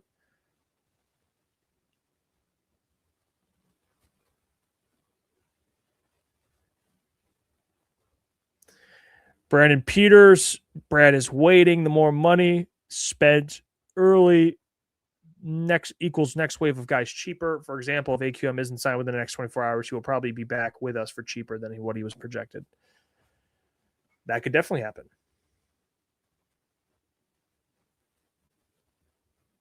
That could definitely happen.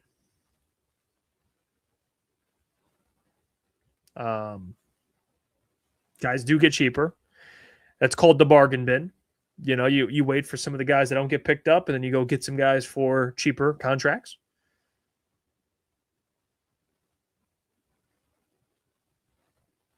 That's how it is.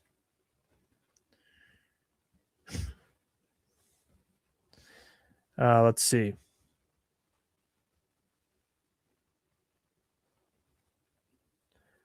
1DK22 says, for the Rams, Glazers, it took Les Snead 7 seasons to make a Super Bowl and 10 seasons to win one.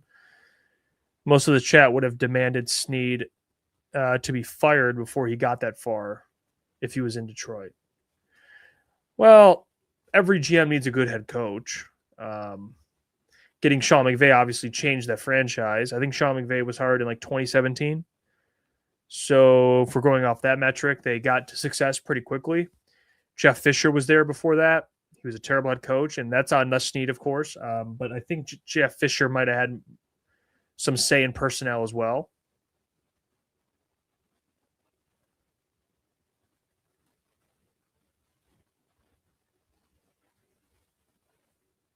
What just happened, guys?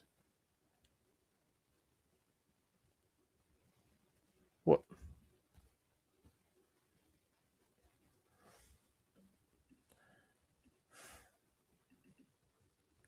What just happened?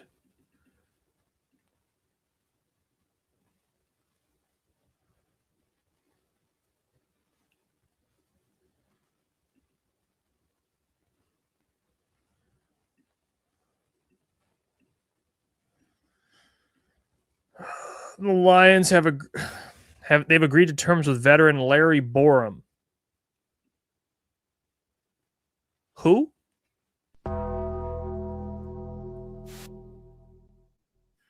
He's a tackle.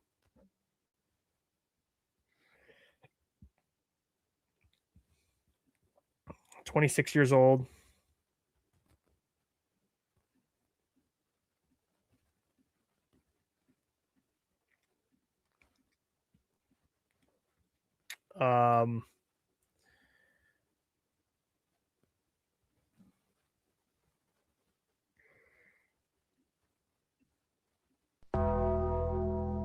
Larry Borom.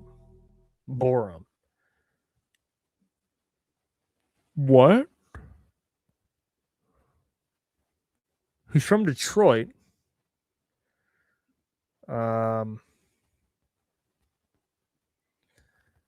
Played at Brother Rice High School. He started in, let me see how many games he started in.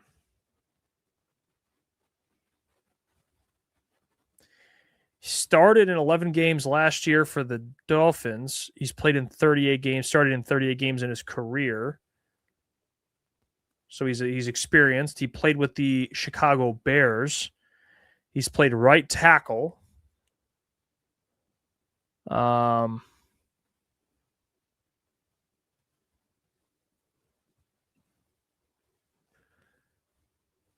a right tackle.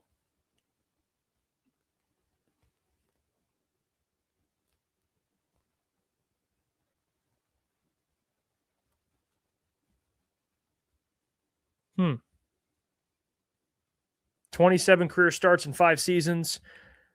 Played pretty well in 11 starts at right tackle. He went from a swing tackle to starter. It's fine. It's depth. Okay, Larry Borom is depth. Is this indicating that Penei Sewell could be your left tackle? Maybe. I don't know. Maybe that could indicate that he's your left tackle. He's a right tackle, and he's started in a lot of games.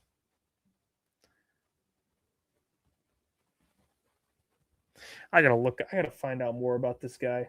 I really do.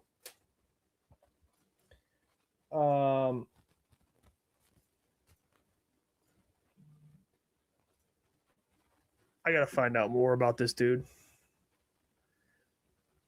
It says veteran Larry Borom, but is he a veteran? I mean, he is a veteran, I guess, but he's not like old. He's 26. Am I reading this right? Oh, he's 26 years old. Yeah, Xavier says maybe slightly above average dude to average dude. I think that's probably what it would be. I think that's a good assessment of him.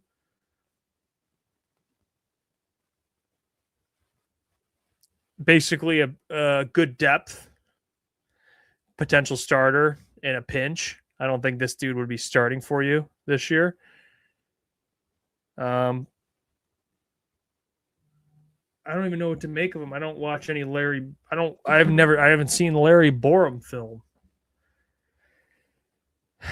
I don't know what to do with this information. I really don't.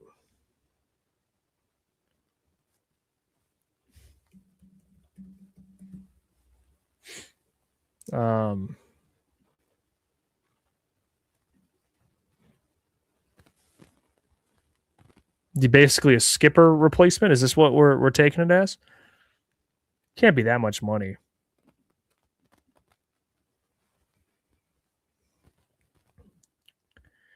He's played right and left tackle.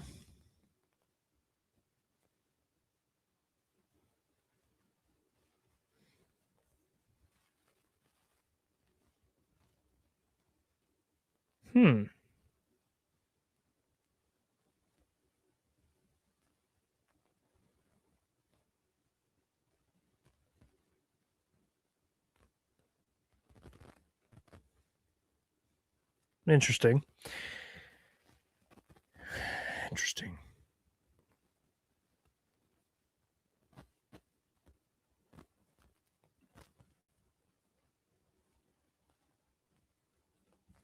Yeah, guys. I mean, he played left and right tackle. I don't know what else to tell you.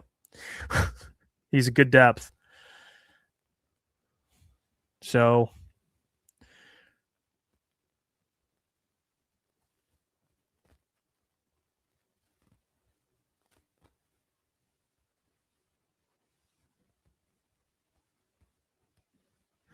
.71 pressure rate, kind of nasty.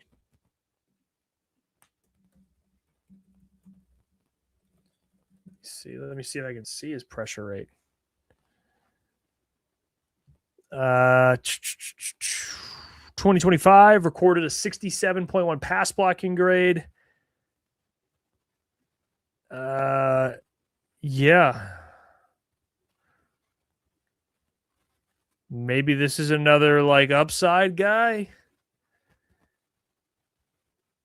There was a week last year in week 11. He was the second highest graded offensive tackle.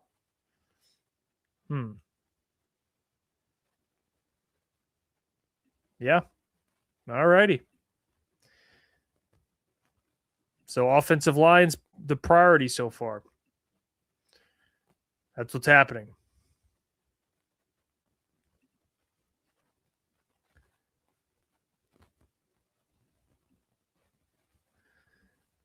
That's what's happening. Over 600 snaps at right tackle.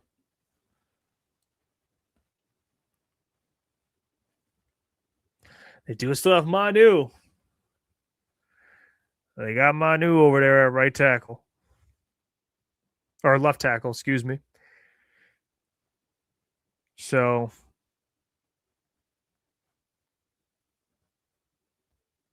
yeah, we'll see. Tackle depth. Can we add to the defense, though? After the offensive line? I'm not saying it's not important. But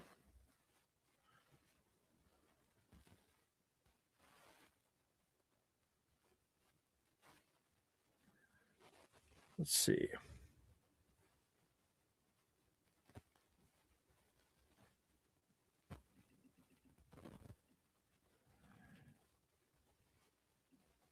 Cam says, wait, is he injured or has an injury history or have an injury history? Because that would seal it. I don't know, to be honest with you. I don't know.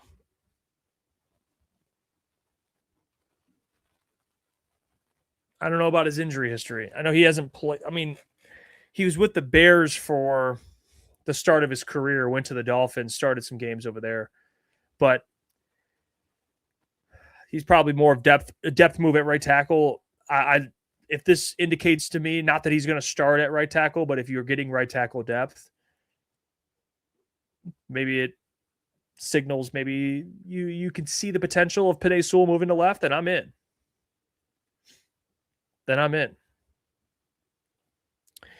Mike says Manu is a freak athlete. I'm hoping there's a chance it all clicks. Me too. But it might be too late. Unless he shows something exceptional this year, it's probably over for Giovanni Manu.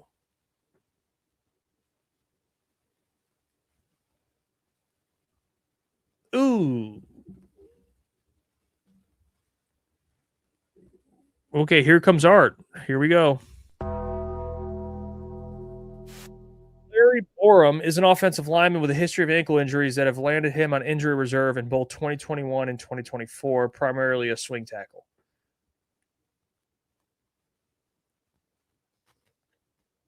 All right. Well, there's your answer to whoever asked about his injury history. There's your answer. So,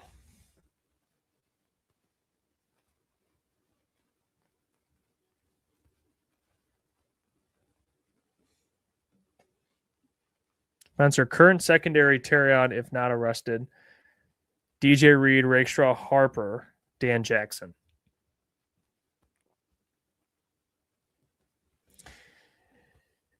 Ugh. You got TA, DJ Reed, Ennis Rakestraw, Thomas Harper, Dan Jackson. That is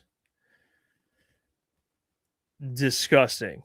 Kirby Joseph obviously struggling with the injury. We'll see what happens there. But Brian Branch, no, and Kirby at this point we'll just assume he's not. But yeah, Tyler said Max Brosmer throwing 300 against that. Yep. You're spot on, my friend. It's a cold world. Need defensive help. Need defensive help.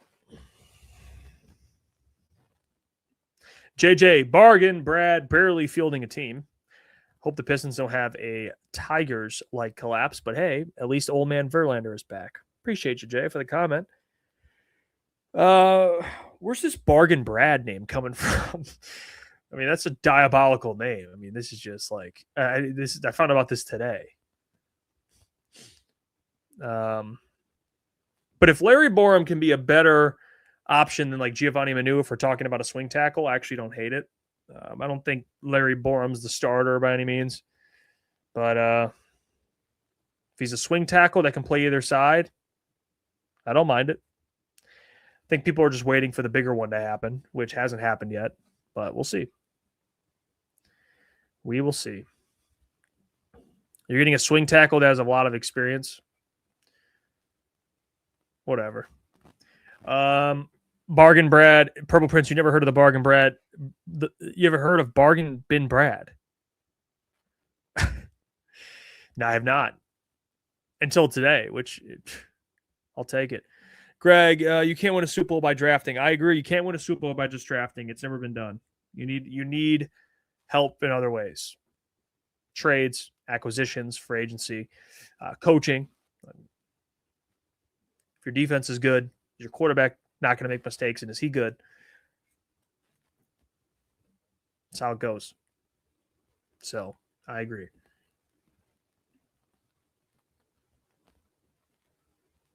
Why are you saying that? Why are you saying that? Why would you do that, Douglas? Why would you do that? Why would you do that? Don't ever do that again. Don't do that. He's trolling. He is trolling. Imagine.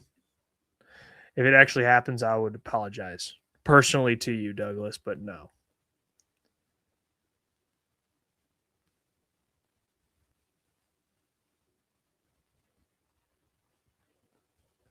Douglas says he's got a feeling. I hope your feeling's correct. I hope your feeling's correct.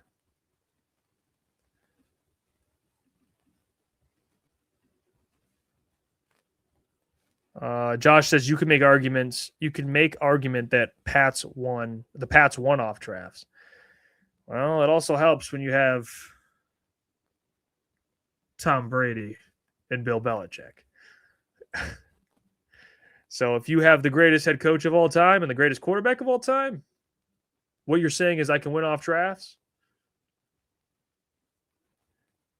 Though I look at Tom Brady and Bill Belichick as like the exception. Like I will never say, well, look what Tom Brady and Bill Belichick did. See, the Lions can mimic this. No. Andy Reid and the Kansas City Chiefs, Patrick Mahomes, look what they did. No. We're not like them. It's like driving. It's like, when you're younger and you're at school, your parents pick you up and you see this, another kid get into a nice car with their parent and you're like, Mom, why can't, Dad, look what they're driving. Hey, son, that ain't us. Okay. If you like them so much, how about they go be your parent? All right, go over there, because we don't have the money they have. Okay. We can't look at Tom Brady and Bill Belichick in their Rolls Royce and we're driving what's a good comparison? I don't know. You guys can come up with a car name. I'm trying to think of like a funny, like what would be a good example of this, but you get my point. Okay. We're driving what we're driving. All right. We're chilling. So it is what it is. We can't look over there and look at the Rolls Royce and be like, hey, we can be like them. No. So what's it, a Ford Focus? Ford Focus, whatever it is. We're the Ford Focus. And we're trying to compare to Bill Belichick and Tom Brady.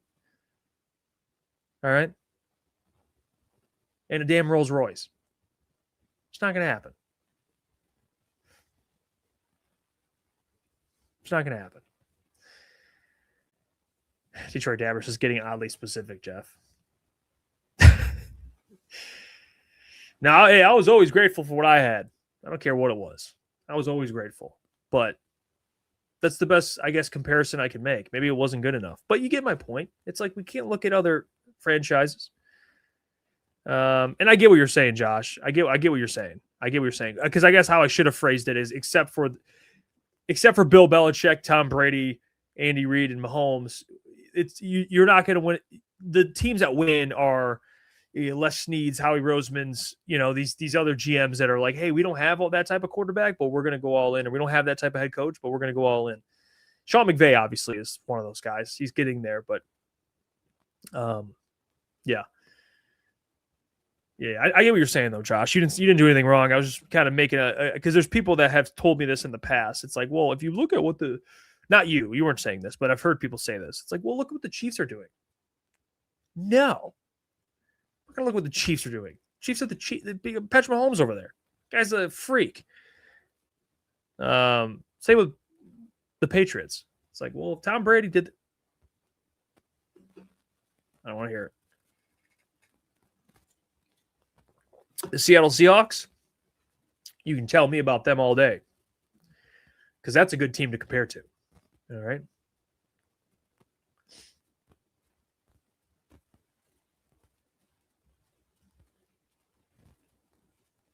Because the Seattle Seahawks did with Sam Darnold as quarterback, but making significantly less money as your quarterback, though. So there's another problem we're running into, but it is what it is. So far we got Cade Mays and Larry Borom. Borom?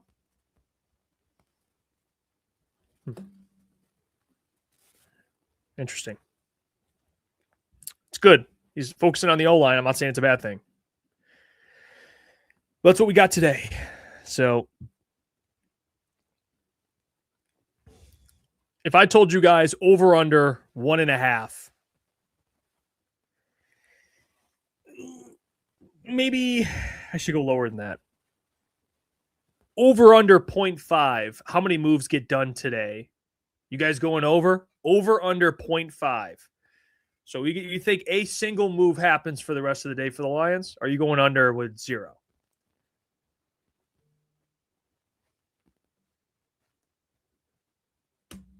Over under 0.5. You think something else is brewing?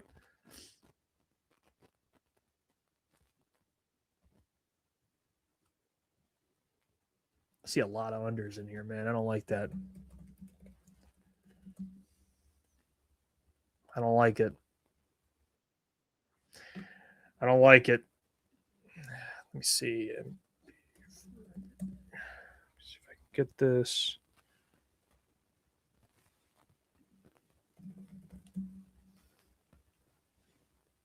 Yeah, I don't know. I really want to be more positive, but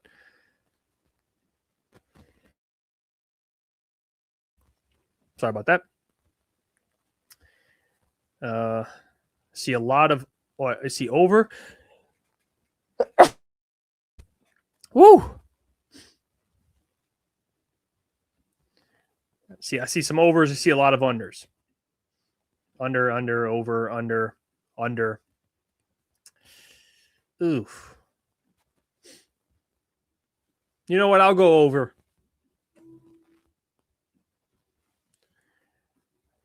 I'll put my name out there. I'll put it on the line. I'll put it on the line, dude. Thanks, guys. Appreciate it. I see the bless yous in there. Appreciate you guys. Shout out Caleb Czarnik. He said, I knew you were live. I can feel the aura.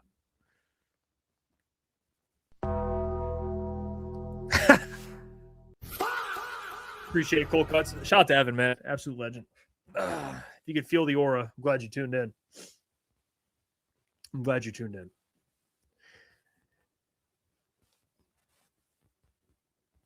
Oh, James says the 2001 Patriots leading rusher and number 2 receiver were drafted by other teams, and their number 1 receiver was an 8 round draft pick, which is an underrated free agency, which would be an underrated undrafted free agent in modern NFL. So yeah, there you go. Correction from James. James from the top shelf, dude. Coming out with the receipts. The Patriots even added some guys. Yep. Telling you, man, you gotta be willing to make moves if you want to win a Super Bowl. You just have to. You got to be willing to spend some money. You have to. Need some of this. You do. Maybe not Trey Hendrickson money, but something.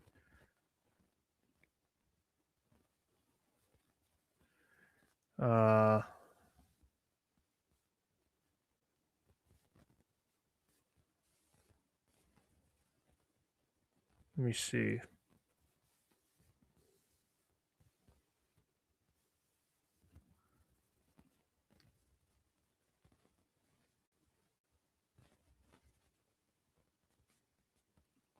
Davis says, I think we signed David Njoku.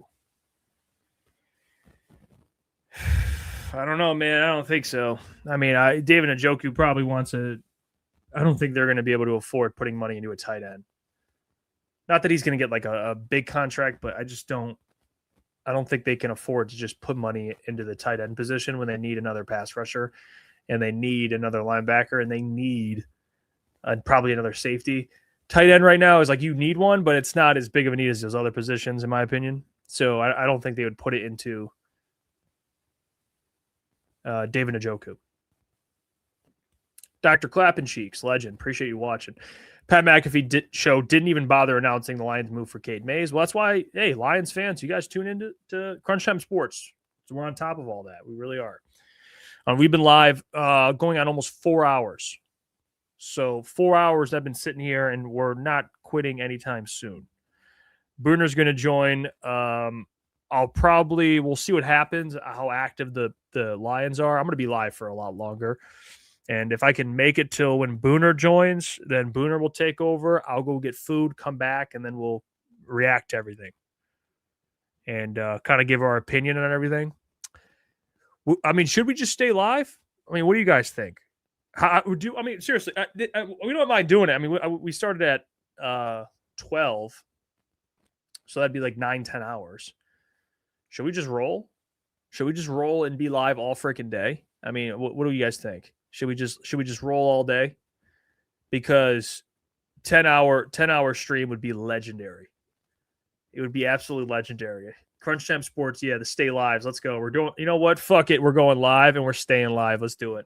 If we drop dead, the show. Well, hopefully not on air, but the show will end. But we are staying live. It's official. The people have spoken. We're staying live, and let's go. The people that are watching. We appreciate you for the support, and the people have spoken. They want to stay live, so we listen to the people. We stay live. Let's do it. Let's freaking do it. Come on, Lions. Come on. Let's get active here. All right. Cut the shit. People are saying roll it up. I mean, what are we doing? Roll it up, Jeff. Roll it up, Hefe. Roll it. What are we doing? Roll up, roll as in, okay, my mind went to a different type of roll. But hey, appreciate you. Appreciate you. Like roll up. What are we talking about? But yeah, I will keep it rolling. Sorry, my head's in the gutter. Yeah, I don't know what the roll. My head went to a different type of roll, if I'm being honest. Which I don't do. So we're not doing that. We're not doing that too. But I get it. I understand it. If you guys are doing that, fuck yeah, come hang out. Dana says, "I need y'all stay live." We appreciate it. We'll stay live for you. I appreciate you.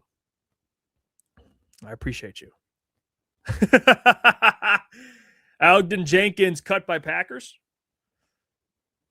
I think he played center though.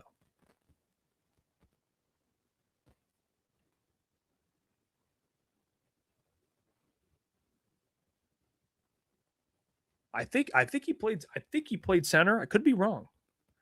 Maybe he played guard though at some point. Dude, shout out the GOAT. Hey, by the way, super chats get read immediately. Appreciate all the support. Everything King. If you guys should be following, subscribe to Everything King, dude. He's a real one. He's been supporting the boys for a while. He supported me for a while. He's a great dude, super genuine, and he does great content. So check out Everything King. He donates $10. He says, "You guys are warriors. I can't this year." I don't blame you, my friend. It's a lot of shit.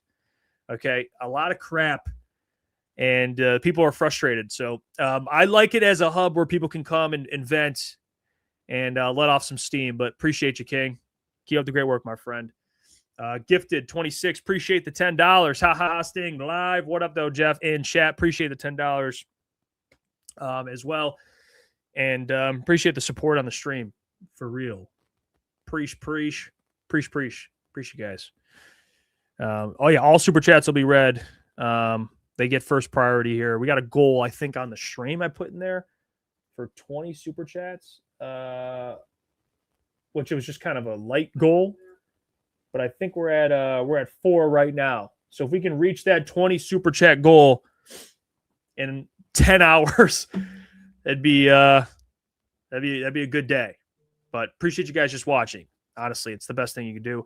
By the way, bang, former Seahawks edge Boye Mafe reached an agreement on a 3-year deal with the Seahawks. Boye Mafe edge going to the Bengals. From the Seahawks. Former Seahawks edge, Boye Mafe, going to the Bengals. 3-year deal. So, Boye Mafe's off. I want to see what he's actually... I want to see what he's getting paid. Boye Mafe, he's a pretty good player. Boye Mafe got a 3-year deal from the Bengals. I mean, if you're going to the Bengals, he's probably getting paid something, dude. If you're going to go play in Cincinnati with an ownership and regime that didn't trade Trey Hendrickson and let him walk, you're probably going to need – you probably worked him for money. So, is it 3 for 60? Is that what it is? That makes sense. If it is. I don't know if this is true or not, but I trust Tyler, so I'll roll with that. There's a question. There was someone said something in here. I can't remember who said it. Oh, right here. Robbie. Appreciate you, Robbie. He said, did you break down Larry Borom yet? I did. He's just a swing tackle, guys. That's what he's going to do. He's got a lot of starts at right tackle. He's played both tackle positions. He's young. Started some games this year. He's Dan Skipper. That's what he is. He's a younger Dan Skipper. Don't look at him as, I know it's funny to be like Bargain Brad, the guy's going to, like, this guy stinks, and I get all that, but he's just basically Dan Skipper. That's pretty much all he is.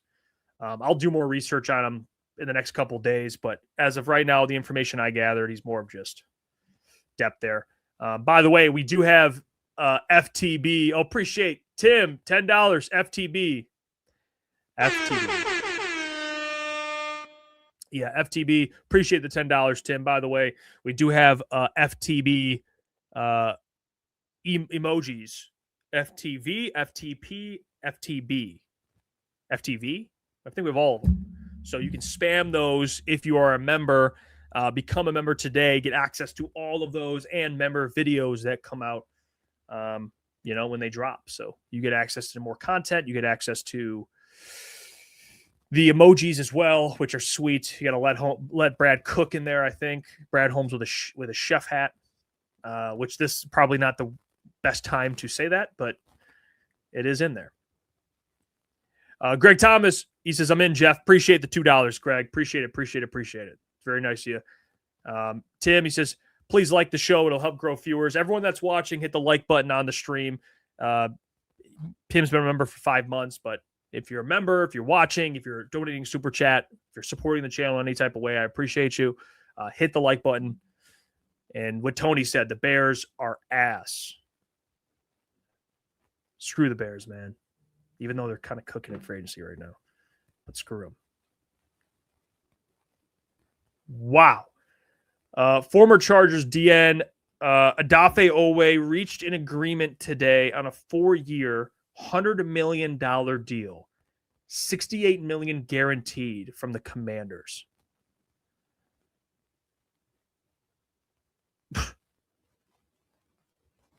Adafe Owe, $100 million from the Commanders. Holy shit. That's 25 a year. 68 million guaranteed. Yeah, they weren't getting that, man. No way. There's no way that man was coming home.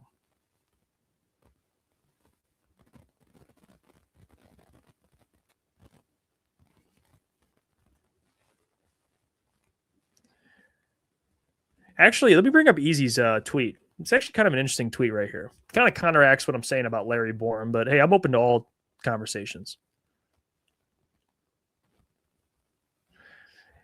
What do you guys think of Easy's tweet? I love Easy, man. Shout out to Easy. It's my guy. He tweeted out, you people who have convinced yourselves that the team prioritized a depth signing with a guy who started 11 games last season over an actual starting position on the team are crazy.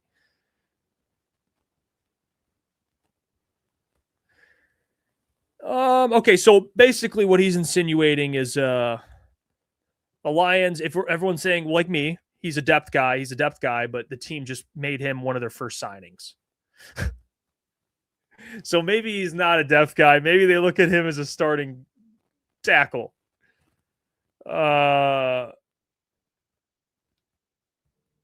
Which, if he is, this is a very different signing. I don't know. I guess it would have to really... The contract is important. If he signed for a couple $1 million, I doubt they look at this guy as a legit starter. Maybe a guy who can come in as depth, but I don't see it. It depends. I don't know what they paid him. I doubt it's anything. So this would be a terrifying reality if he actually ends up starting. But he is right, though. I guess they signed him before they signed him like a starting tackle.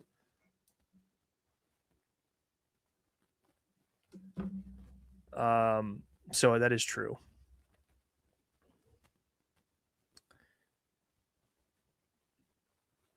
Jordan says they could use him as a starting tackle if we draft one. Not that bad.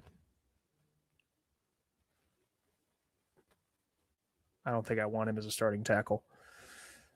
By the way, Low K, you got to quit the spamming, my guy. The mods, if he continues spamming repeatedly, you can time him out. But if he stops, don't do it. Just don't spam, please. Everyone's trying to get their thoughts in there. If you're spamming crazy, the mods will you don't have to permanently ban the guy, but you time him out. But don't do it yet. Give him a chance. Give him a chance. Low K, you got to stop spamming, my guy. I don't know. Timothy Galladay. Who the hell? Is there more things happening?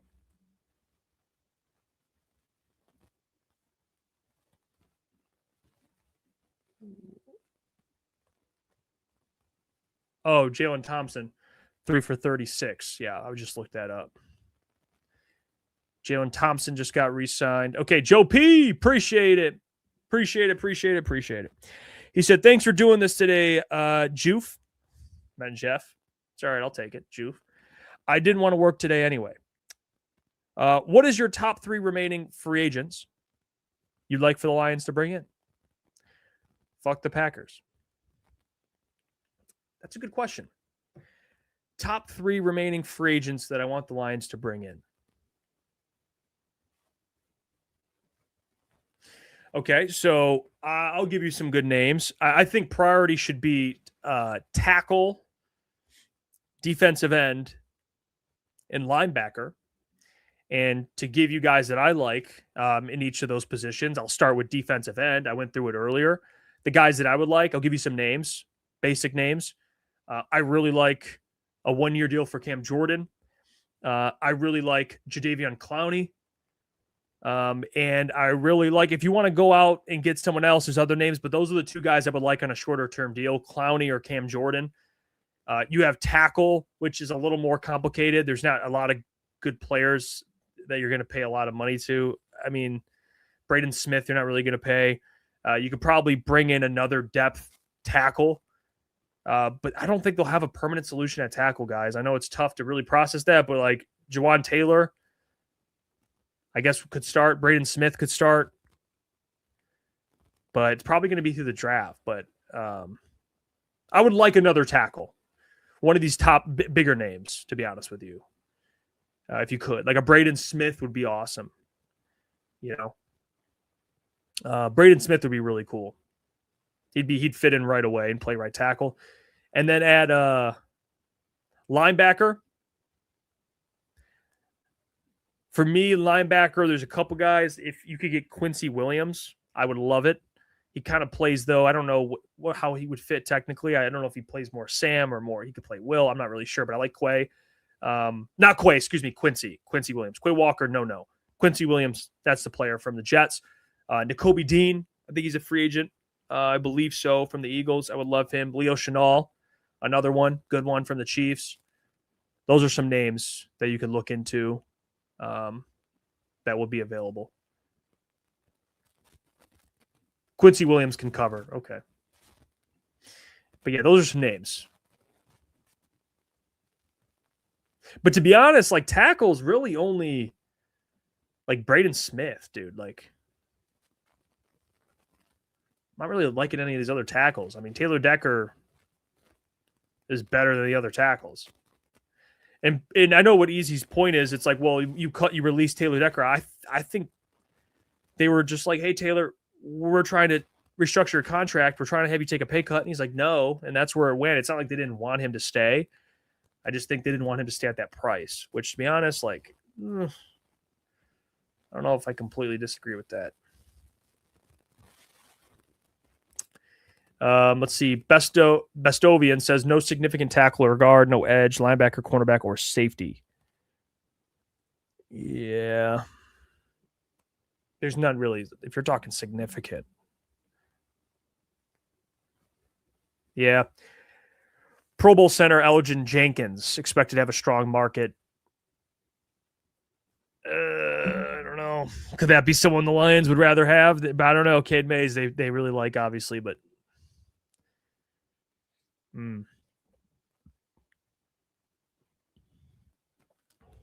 let's see. It's Chicken says officially awarded a 5th round comp pick for this year's draft.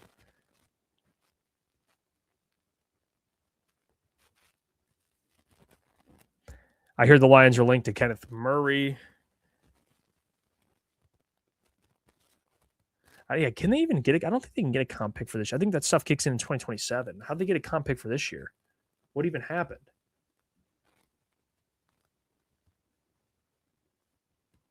I don't know. I don't know if that's true. I don't even know. Oh, Zeitler?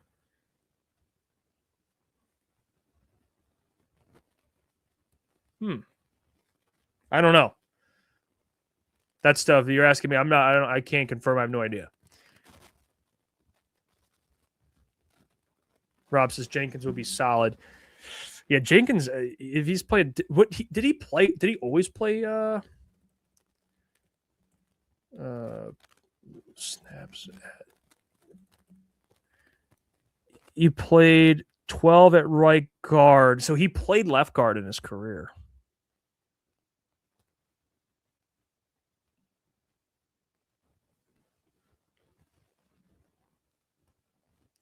Was he a guard coming out?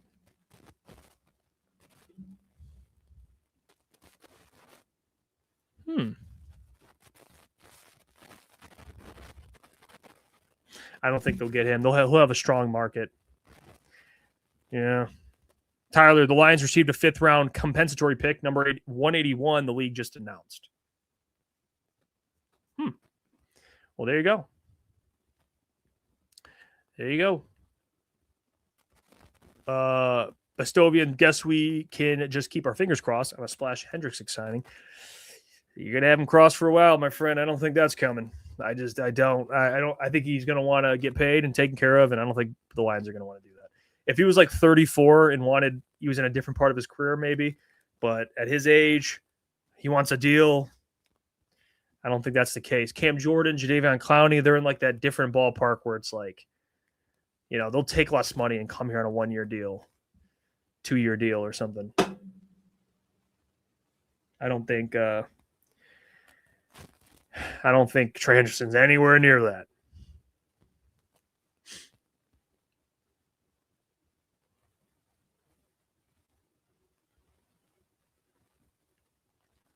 James says, of the 12 highest free agency signings, 11 of those teams were below 500 last season. 9 of those teams pick in the top 11 next month. Yeah. It's on these. I mean, the Titans, it's like the Patriots at one time. I mean, the Patriots spent a bunch of money and they sucked. The Seahawks spent a bunch of money and things ended up working out for those teams, but still. The Titans are spending a bunch of money. All these teams that are spending money are out of the playoffs, but the Lions are also out of the playoffs. They still have a lot of talent.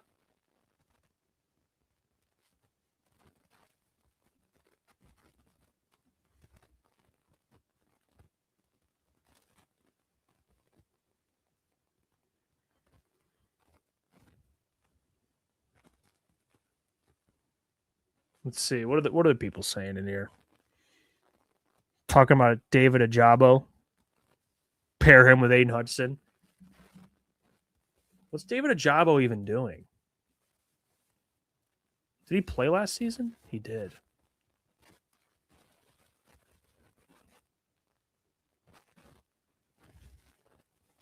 Yeah, he kind of did. He didn't really work out, did he, in the pros? I thought he was going to be really good.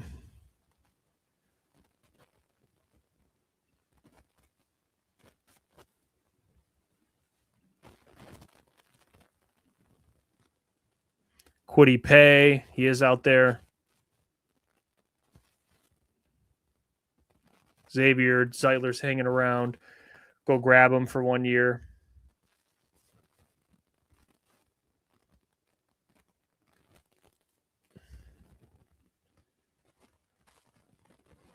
Tim says, to be fair, he looked great because Hutch was on the opposite side. Well, Hutch is on this side over here, so you want to bring in a Jabo on a flyer.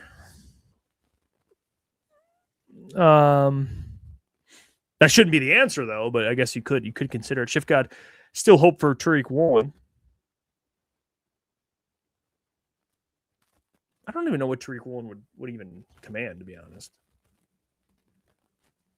I really don't.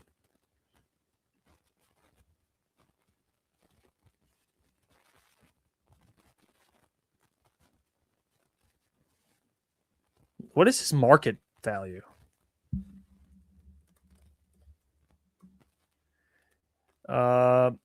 He'd be around a $15 million deal for a long-term deal. It also says he could get a conservative prove-it deal around $8 to $12 million. Maybe you do take him on a 1-year deal. See what he can do. But he would want to get a starting spot, no?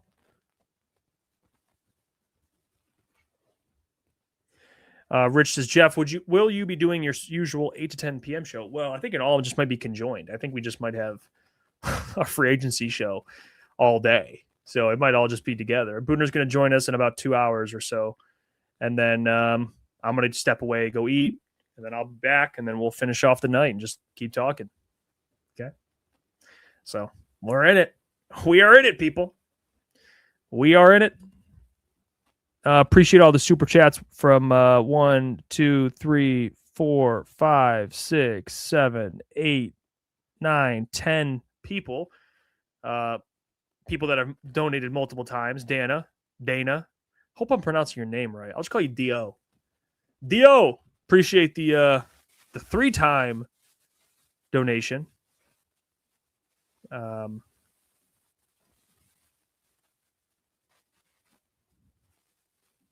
Jeff says, I've lost all hope for plugging any of our holes with decent free agents. He is a scout, not a GM. This is a joke. Well, that's his motto. That's Brad Holmes' motto.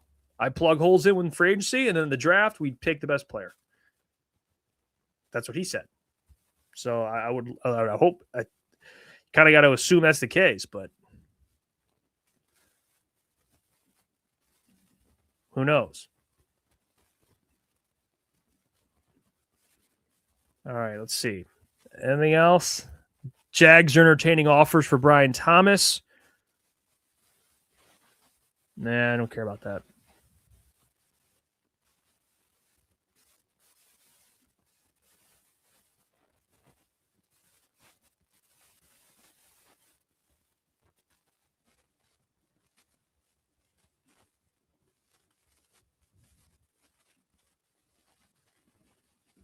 Did Devin Lloyd sign somewhere?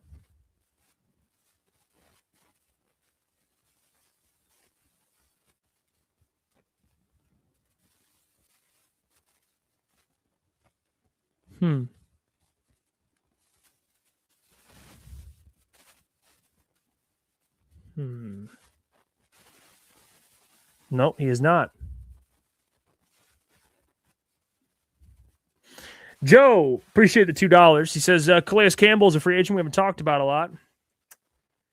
I mean, I think the time for that was like a year ago. I'd rather have Cam Jordan, dude. I'd rather have Cam Jordan. I think he's a better player at his older age than Calais Campbell. I'm good. I'm just good. I think he's past the too old mark, honestly. I mean, where did he even play? He's 39 years old. He had 6.5 sacks in 2025. I guess he's still productive. You want to kick the tires on it? Go ahead, but he's not playing a lot of snaps. He really isn't.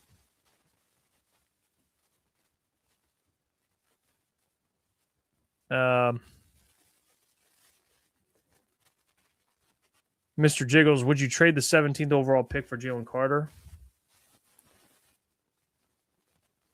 Not right now, because I think he's got Jalen Carter's almost due for a contract.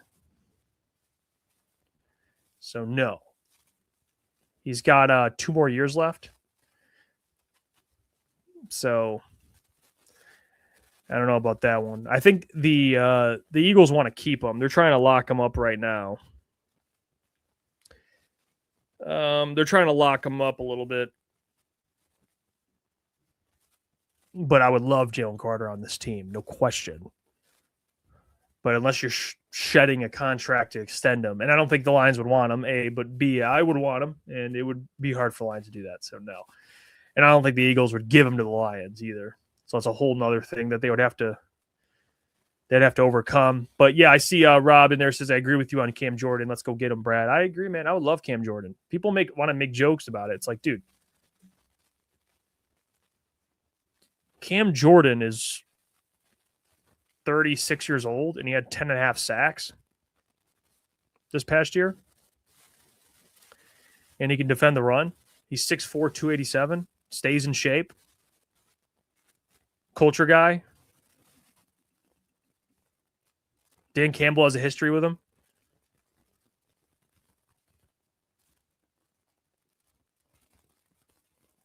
Mm-hmm.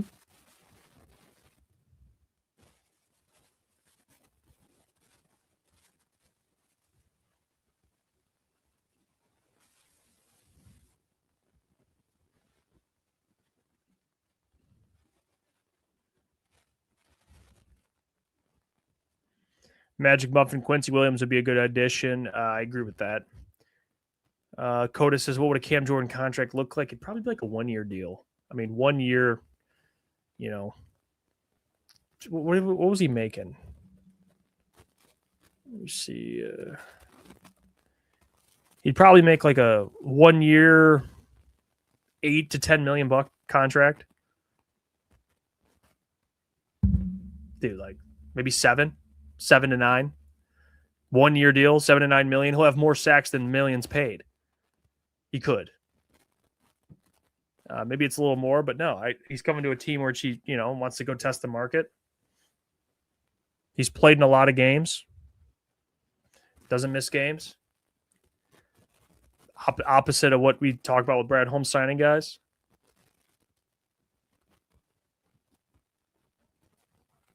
Mm-hmm.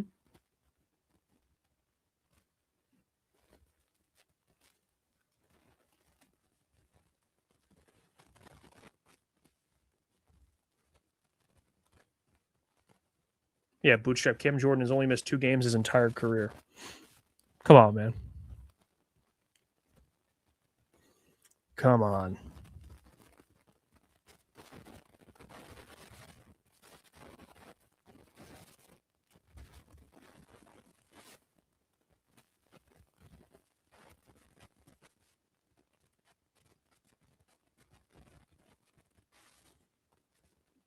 Stovin says, didn't Brad give Davenport $15 million? I don't. Might have been with incentives. Yeah,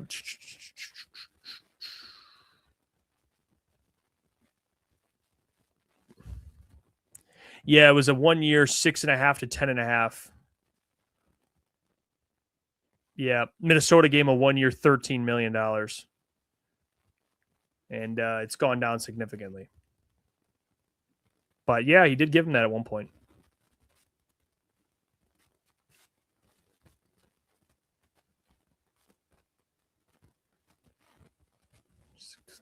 Coda, no, I have not.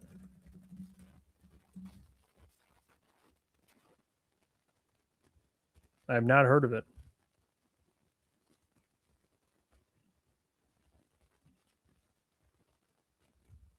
Yeah, this is sweet. I've not heard of it, but I'll check it out.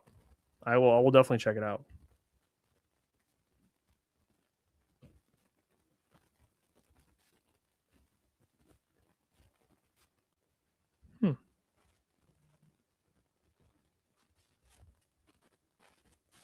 Oh, this is really sweet.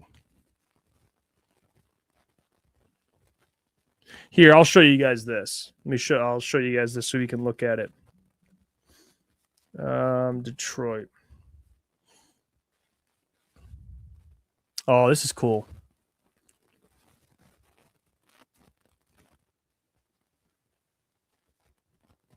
Shout out to you, Coda, by the way. Appreciate you, brother.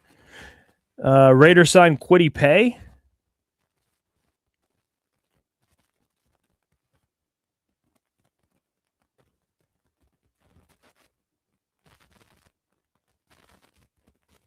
Tua to the Falcons. Ugh.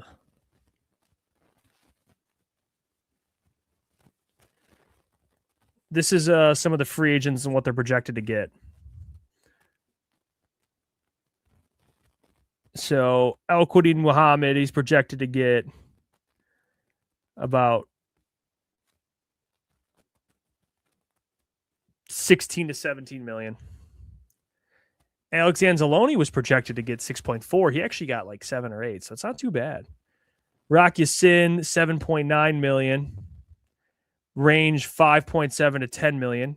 High confidence. Roy Lopez, he's going to get 4 to 14 million. Wow. 8 million projected. Kyle Allen, get out of here. Tyrus Wheat, I'm good. Avonte Maddox, $4 million. Tom Kennedy, $1.8 million. DJ Reader, $4.6 million. Khalif, $2.8 million.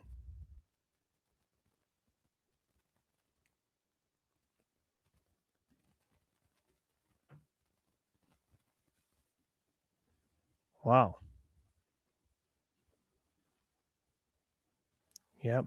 Maybe AQM might get 16, 17 mil coming off what he just did. Yeah, Quiddy Pay got 3 for 48 with the Raiders. Quiddy Pay.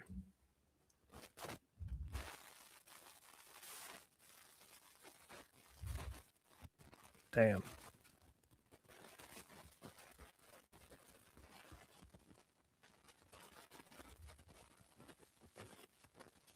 Tua got the vet minimum.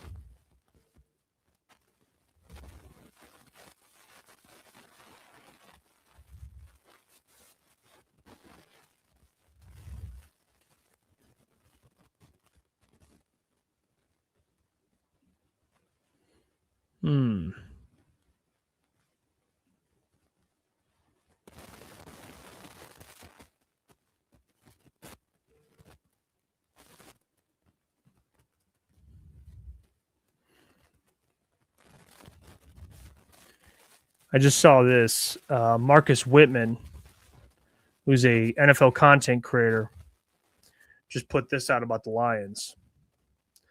He said, my free agent hot take is that Cade Mays is going to be a Pro Bowler on the Lions and the biggest value steal of free agency so far.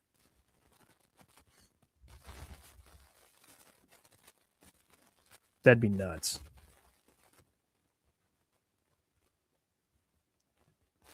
That would be nuts. I hope so. I really hope so.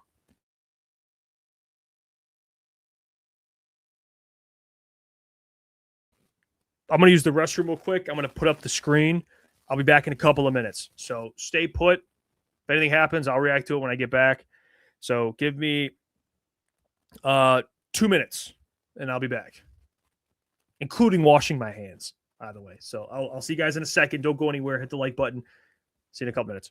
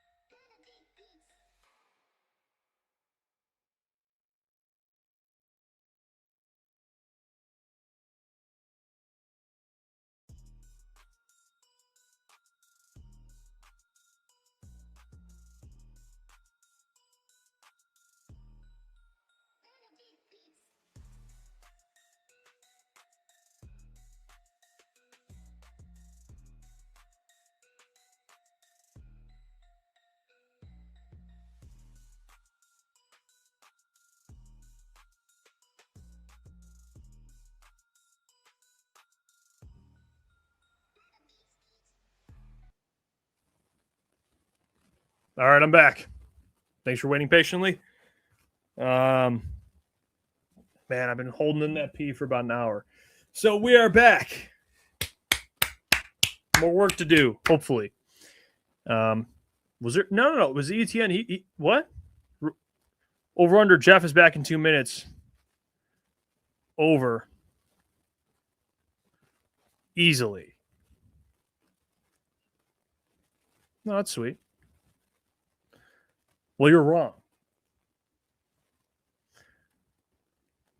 Kalshi had the over-under for Jeff's bathroom break at 2.5 minutes.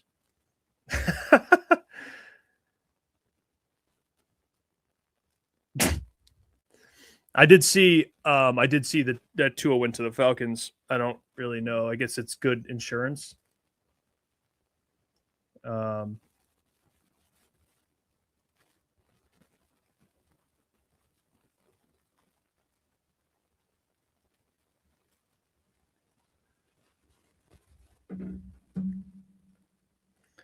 That's Willie says copy. Sounds like Frazier might start camp at tackle. Hey, by the way, Miles Frazier, I think, has the ability to play. I think he could play a little tackle, but I don't think he's a long-term solution at tackle. But I mean, he did play left tackle to start his career in college. Moved to guard. Etienne says Geno, Kyler, Willis would have been better options than Tua. Yeah. Yeah, Tua's an interesting quarterback, man. He's not a big guy. He's prone to getting these concussions. He's just not he's not very good. He's small. He'll show flashes where he plays really well, and then he just looks like crap most of the time. Yeah, it is what it is. But for a league minimum, he's already getting paid.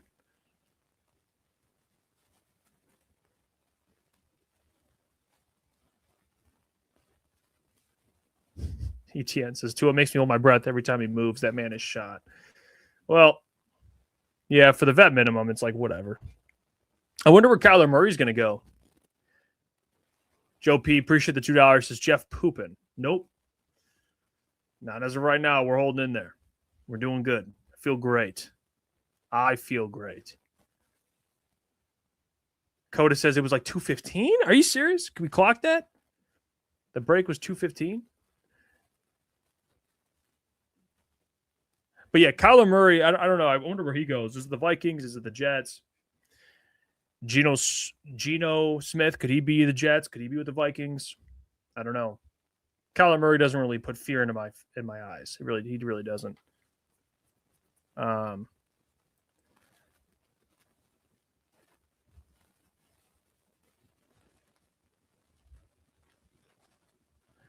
Murray to Pittsburgh. Great Lake says, how do we feel about the latest guy? Are we talking about Larry Borom? Yeah, he's probably just a swing tag. He's just Dan Skipper. I think the starter is going to come at pick 17. I do. Or in the first round. That's going to be your starting tackle. Lions fan, any news on restructuring contracts for Goff, St. Brown, or Panay? No, not as of right now. But again, I talked about it earlier. It doesn't not mean they're already agreed upon. It just isn't announced yet. They have to see how much they're going to have to open up. That's why they verbally agree to contracts today, and then you open up cap space by Wednesday by announcing the restructuring. How much are you freeing, et cetera. So just because you haven't seen it doesn't mean it's not happening.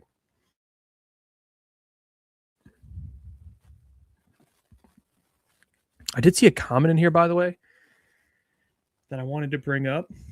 And, James. Great comment by James. Per L. Karsten from week 6 and on, Borom graded 13 spots higher than Taylor Decker per PFF.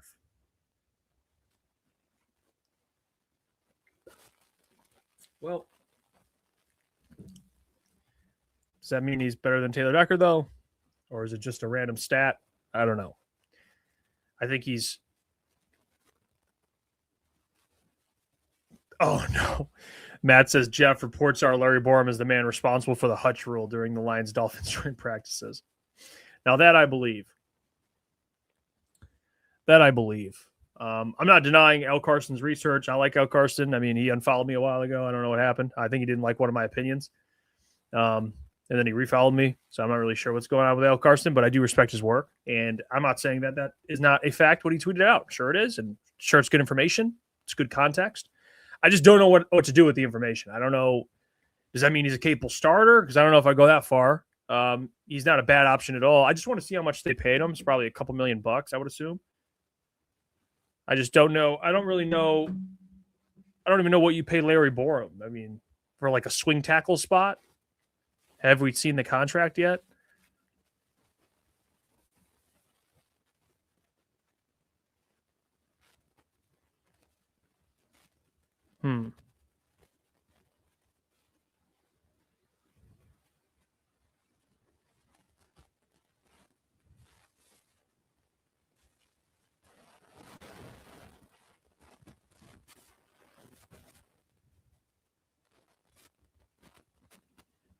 Let me see if I can find it.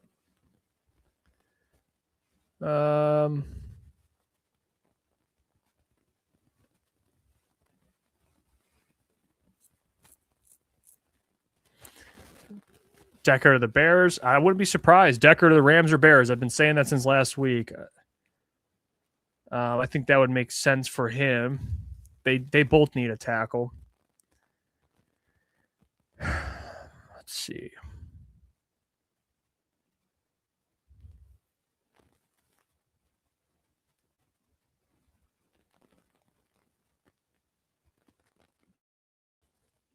Buster says draft Decker's replacement first round. Yes. Tackles are hard to come by. When people get good tackles, they keep them. So it's hard to just be like, yeah, let's just go grab a tackle. Fix it, replace Taylor Decker. It's hard. I think Taylor Decker's past his time. He's when he's healthy, he's can be solid. Other times he doesn't look as good. He's just battling so many injuries. But if you're going to find a long-term solution to tackle, it's not going to be through free agency. Typically, it's usually through a trade. Sometimes it's free agency, but usually it's like trade. I think the 49ers traded for Trent Williams. The Commanders traded for Laramie Tunsil. Or you draft your franchise tackle like the Lions did. Usually they go higher, though. 17, I think you'll be able to get one of those guys. But you're going to find your tackle in the draft. And I think, in my opinion, you move Penei Sewell to left tackle, and then you look for a right tackle. That's what I really hope happens.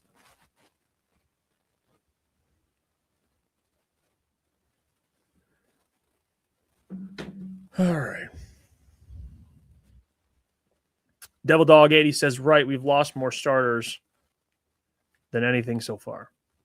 Well, they've lost so far 2 starters from last year. Anzalone and Amik. Probably not going to re-sign DJ Reader. That's another starter. But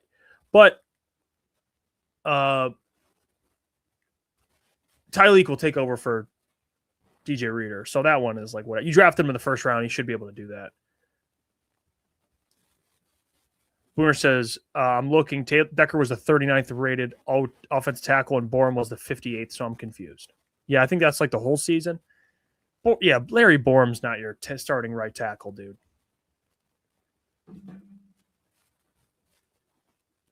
Gardner Minshew to the Cardinals. Gardner Minshew to the Cardinals on a 1-year, $8.25 million deal.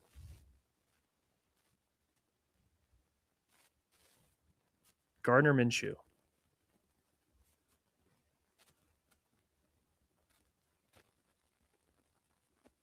Hey, this sounds crazy. People aren't going to like this. Gardner Minshew is actually not for $8 million.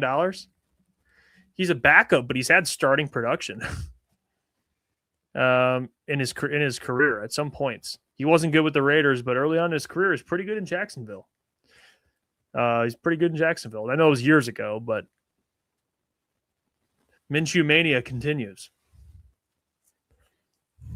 He'll just be the bridge till they get like Arch Manning or something. That's all it is.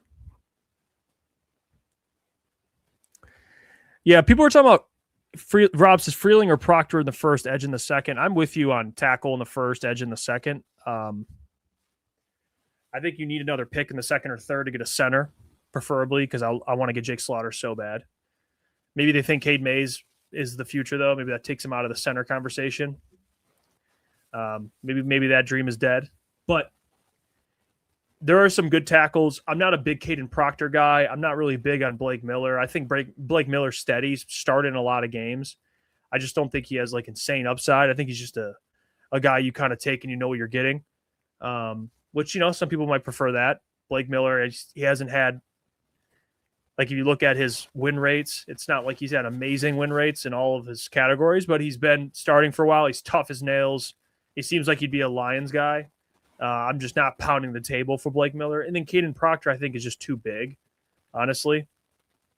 He's just too big, and I don't think he can keep up with NFL defensive ends. People are saying he could play guard. I don't know about all that. But edge prospects, I've already talked about. I love Danny Dennis-Sutton in the second round. I think he's a great player. Akeem Mesidor is a good option. I think if you're going to take a guy in the first round, though, I think the best offensive tackles are going in the first round. So if you're going to take a guy in the first round, it should be a tackle. It should be. I know Akeem Mesidor would be a good option, but tackle after the first round kind of drops off significantly. So I would prefer a tackle at that spot. I don't want to max Ihanchor. I don't want. I'm good. He's a project too. Not a project as in like a Giovanni Manu, but he only learned tackle like a couple of years ago. So I just want a guy who's played a lot. Caleb Lomu, he's a left tackle, but I mean, Blake Miller, I guess, will be steady. I don't know about pick 17 though, but there's other guys. Malachi Lawrence is another guy I like from UCF. He's productive. I like him. So Malachi, Danny Dennis-Sutton, and Malachi Lawrence are the two guys I've liked the most out of this past the first round. If you want to go linebacker, Kyle Lewis, I've talked about. So those are a couple of guys that are, would be good options for the Lions.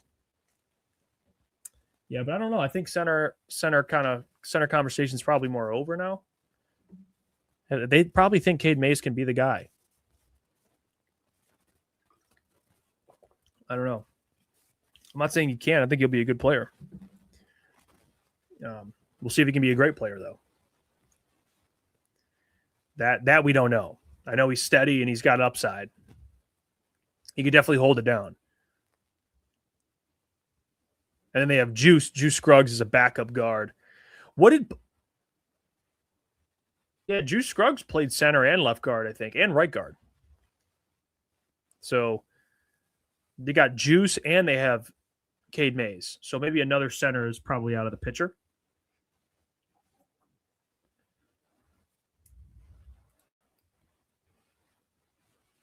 So yeah, maybe center is a position they feel like they've probably solved at this point with Scruggs and Mays.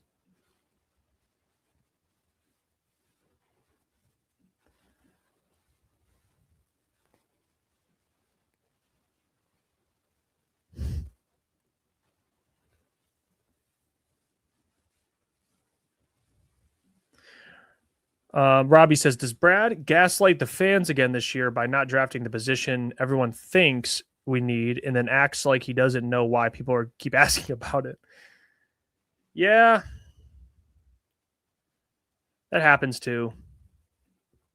It does. It does. That's the part that frustrates me is when he gets mad, people ask about Edge when Edge has been a problem for years.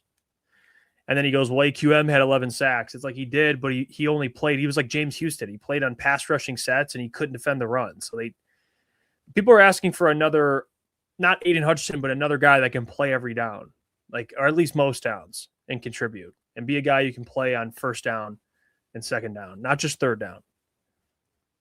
And maybe that's in the draft. They also have Seth McLaughlin. I see that.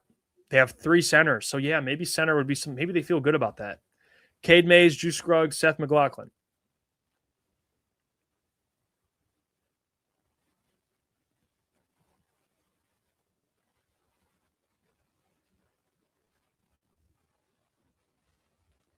So, maybe they feel good about center as of right now.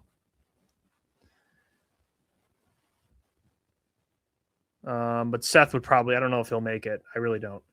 He won the Remington Trophy. He won the best center in college. I think it was the Remington Trophy. And then after that, he hasn't really made a name for himself. He had a torn Achilles. Let's see. Someone just said, would you take 7.5 for AQM? Would you do it?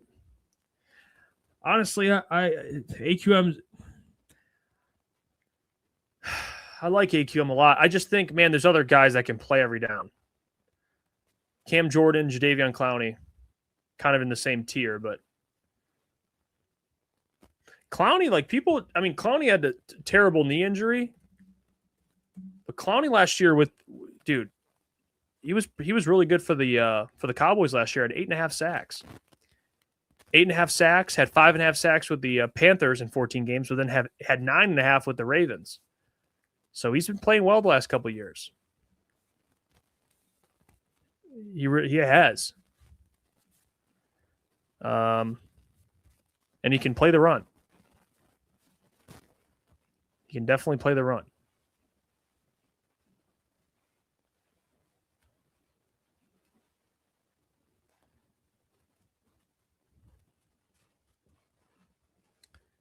The Decker release official? Has it been official? Oh, yep. It's official. There you go, guys. Everyone that's wondering. Bang, Taylor Decker has been officially released. It's done.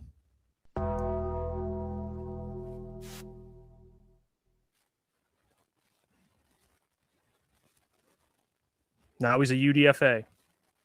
Or UFA, excuse me. Not UDFA, undrafted free agent. A UFA, unrestricted free agent. So he is officially a free agent.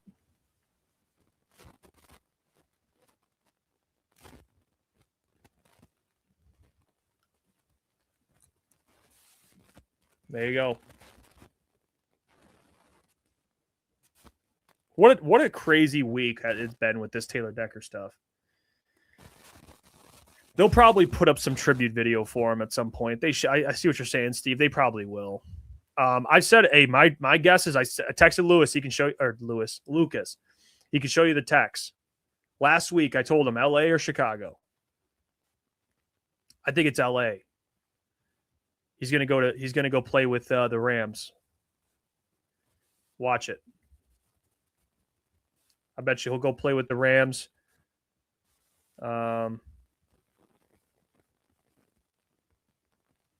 He'll be over there. He'll be with Matthew Stafford, his quarterback he protected, or he'll play in Chicago, which I know he knows Lions fans would hate that, but he's closer to home. I know he lives in Arizona. Actually, it'd be better to go to Cali. He lives in Arizona, so watch that. LA makes a lot of sense. Wait and see.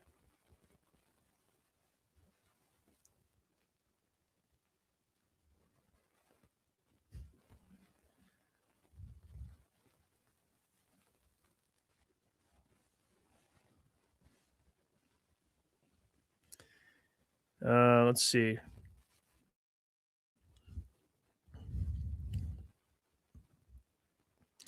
AJ Epinesa. Yeah, he's the Bills defensive end. I mean, I don't know. He can't play the run. AJ can't play the run, but he's had productive seasons.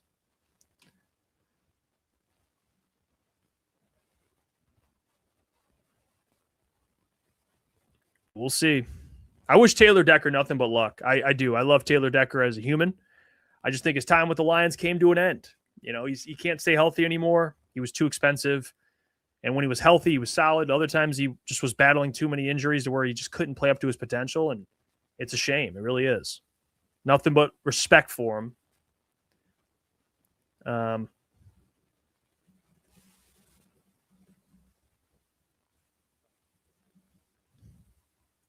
But yeah, I think he goes to like LA or Chicago, one of those teams that need a tackle. Because he won't play unless it's for a good team. So that's just, I mean, maybe he goes to the Chiefs. I don't know. It's going to be some team that needs a left tackle.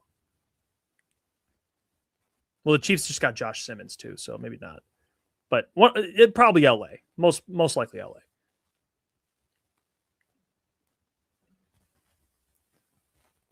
But I'm looking for a defensive player too, guys. I'm with you. I'm waiting for a defensive player.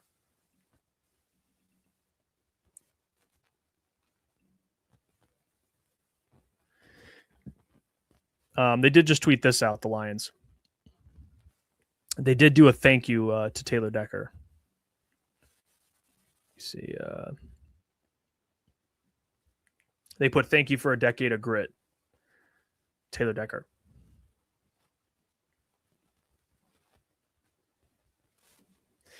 Yeah, there's your thank you post that you were wondering about.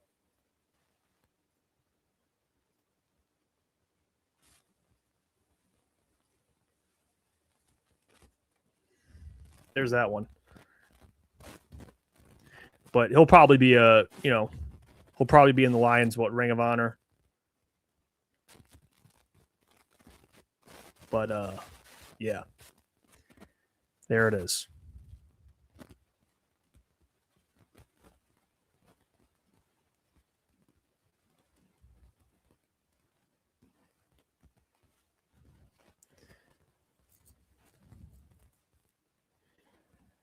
Mike Reed, what if Decker goes to the Cardinals? That's a tough place, though. He wouldn't want to play there.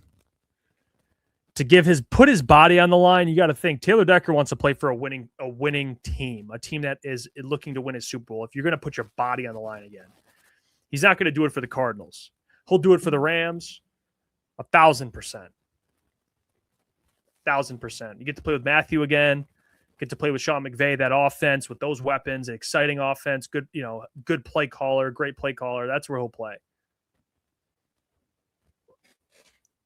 It's just it's unfortunate, but Austin. I think within 48 hours, the Lions might sign Trey Hendrickson after the restructure of Goff's contract. I hope. See this Trey Hendrickson stuff, guys. I really do. It's a pipe dream. I wish it would happen. I doubt it's going to happen. There's just no way in my mind they sign freaking.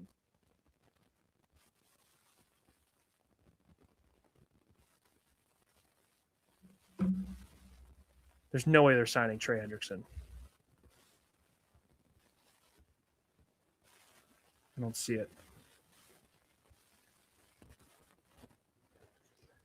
ETN, the Rams fan, he says he won't start.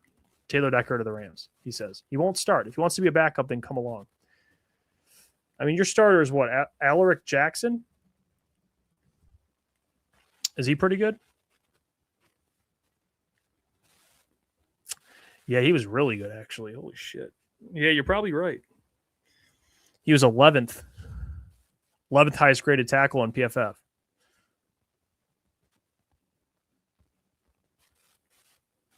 Yeah, I guess you're right. Shit. Probably right. And he's younger. Maybe he just retires.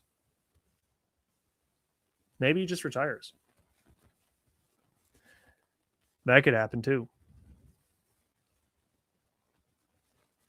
How much do they give Borom? I don't know yet. That has not been those details have not been confirmed. I don't know. At least I've not seen it.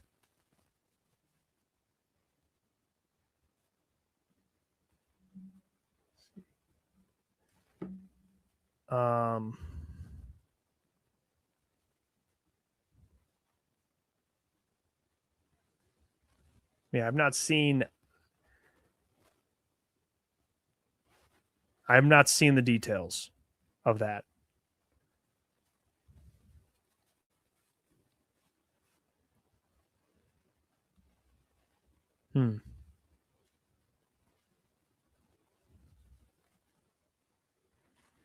His Spotrac market value was like $2.5 million for a year. Adam says, Jeff, since we lost our cornerback, is cornerback the bigger need now, or is it still edge? I mean, just depends what happens with TA. I'm not really sure what's going to happen there. I mean, you probably could argue corner is a pretty big need, but if we're being real, you don't really have anyone besides Hutch right now. They don't have anybody. So they at least need bodies in that room. Corner, you just want to improve, but they have DJ Reed, TA. Now, if TA, for some reason, something bad happens and he can't play, then that's a problem. But as of right now, you just have Aiden Hutchinson in that edge room. You don't have anybody else. Ahmed Hassanin, but They have a big hole at edge, a massive hole. So edge is still up there.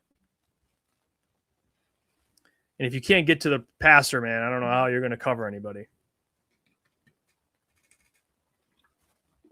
So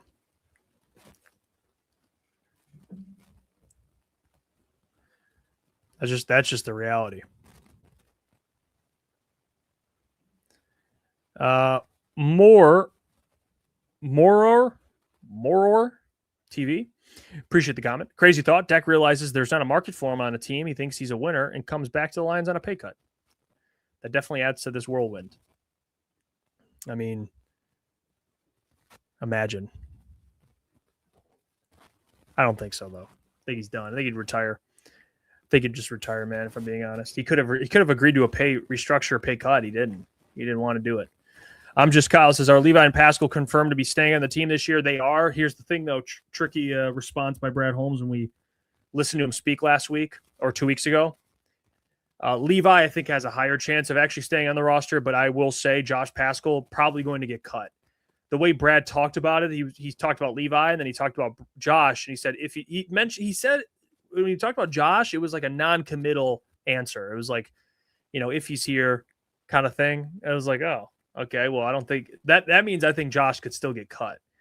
Levi, I think they like because he showed something before he went down again. But I think Josh is cut.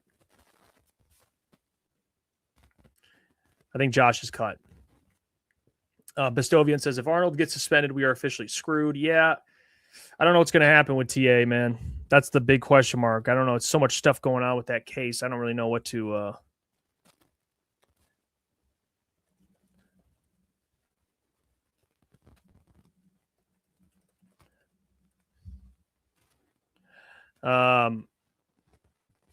here comes Dom. Jeff, we desperately need Kyler for the minimum upgrade over Goff this year and enables us to avoid restructuring Goff so we can move off of him. Okay. Kyler on the Lions, you got to get out of here, man. I'm good on Kyler on the Lions.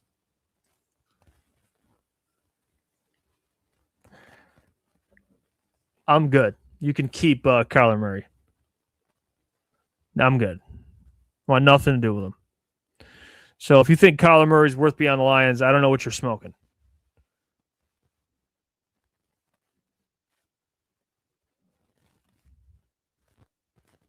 Magic Muffin says, doesn't matter if TA gets suspended, he sucked anyways. Well, I mean, he showed some things before he went down. I think he improved a little bit, but he's not quite what we thought he'd be coming out. By the way, Giants are re-signing offensive tackle Jermaine Illuminor to a 3-year, $39 million deal. That means another tackle is off the board. Jermaine Illuminor. The Giants just re-signed.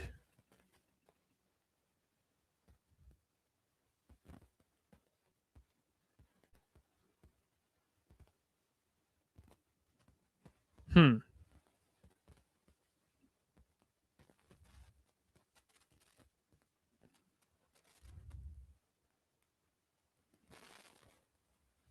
me see if I can find this.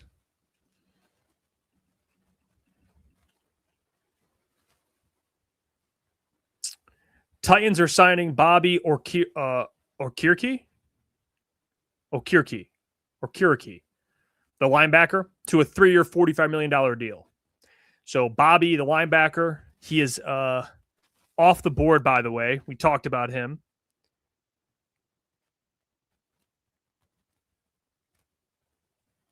He's off the board.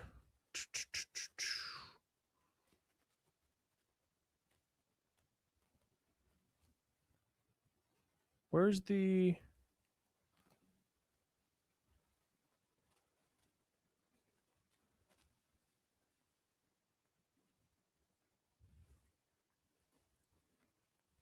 I don't know where this...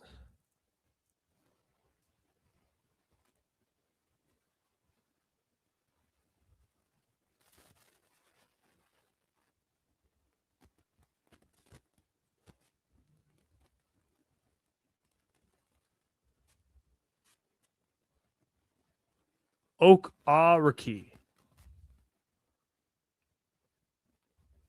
However you say his last name. He signed to the Titans.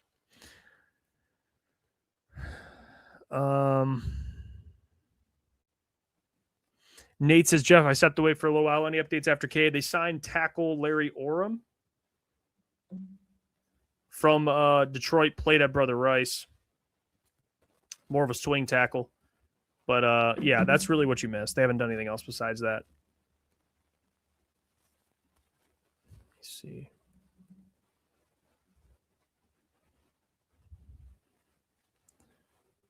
Let me I want to see this. I want to show you guys this tweet. I'm trying to find it. The Giants just re-signed their offensive tackle that we talked about for the Lions potentially. Jermaine Illuminor. But he's off the board now.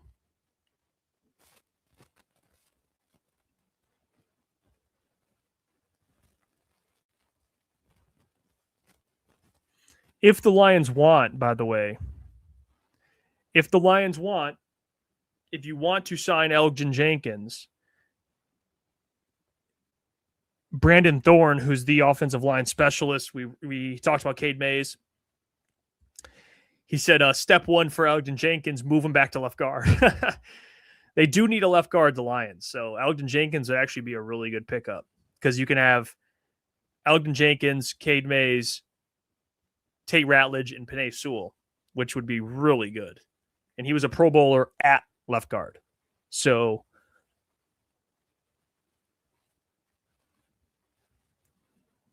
just throwing it out there.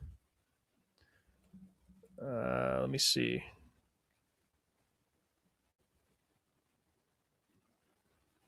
Oh, here we go. I got it. Right tackle, Jermaine Illuminor.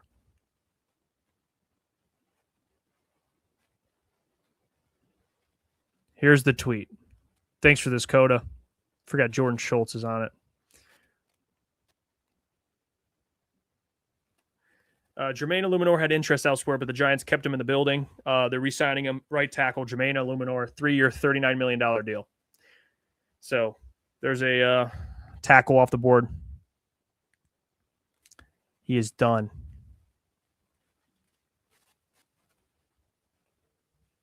He's off the board.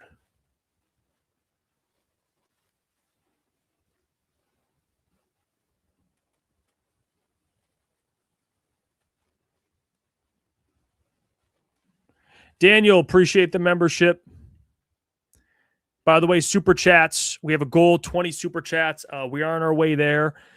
Memberships, super chats will be read first and prioritized. We appreciate the support. Everyone who's watching, hit the like button on the stream.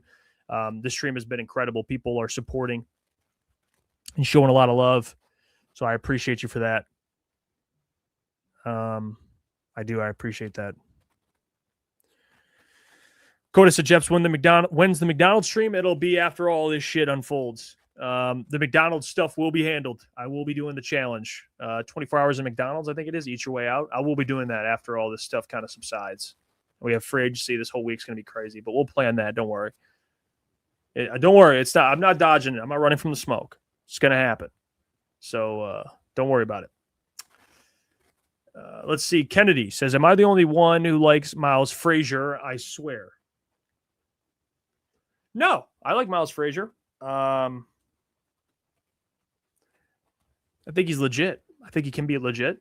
He's unproven. So I was bringing up the Elgin Jenkins thing for more of a proven commodity, but if you want a guy who's maybe unproven but has potential, for sure.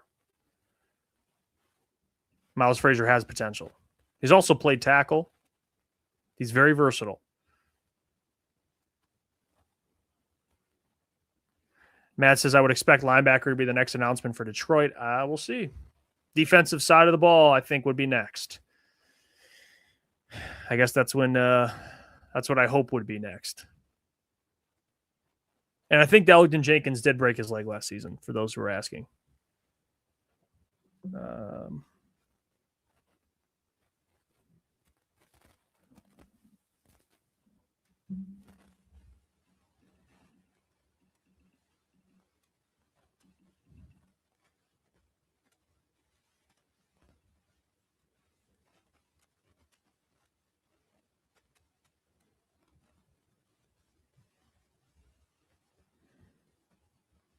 me see.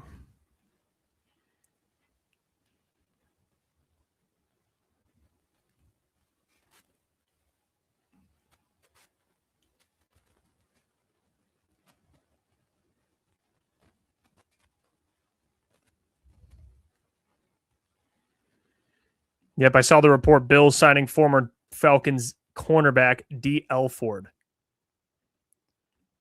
Another corner off the board.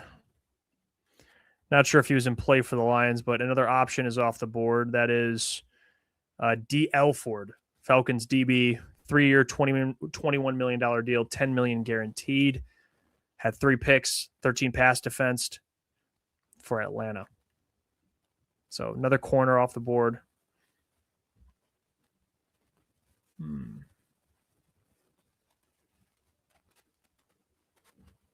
I know someone said it in there earlier, but there's the report.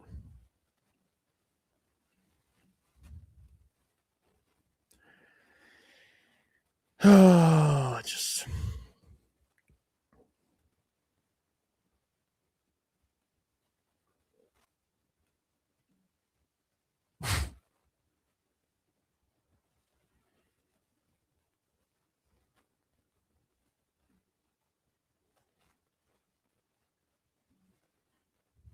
man.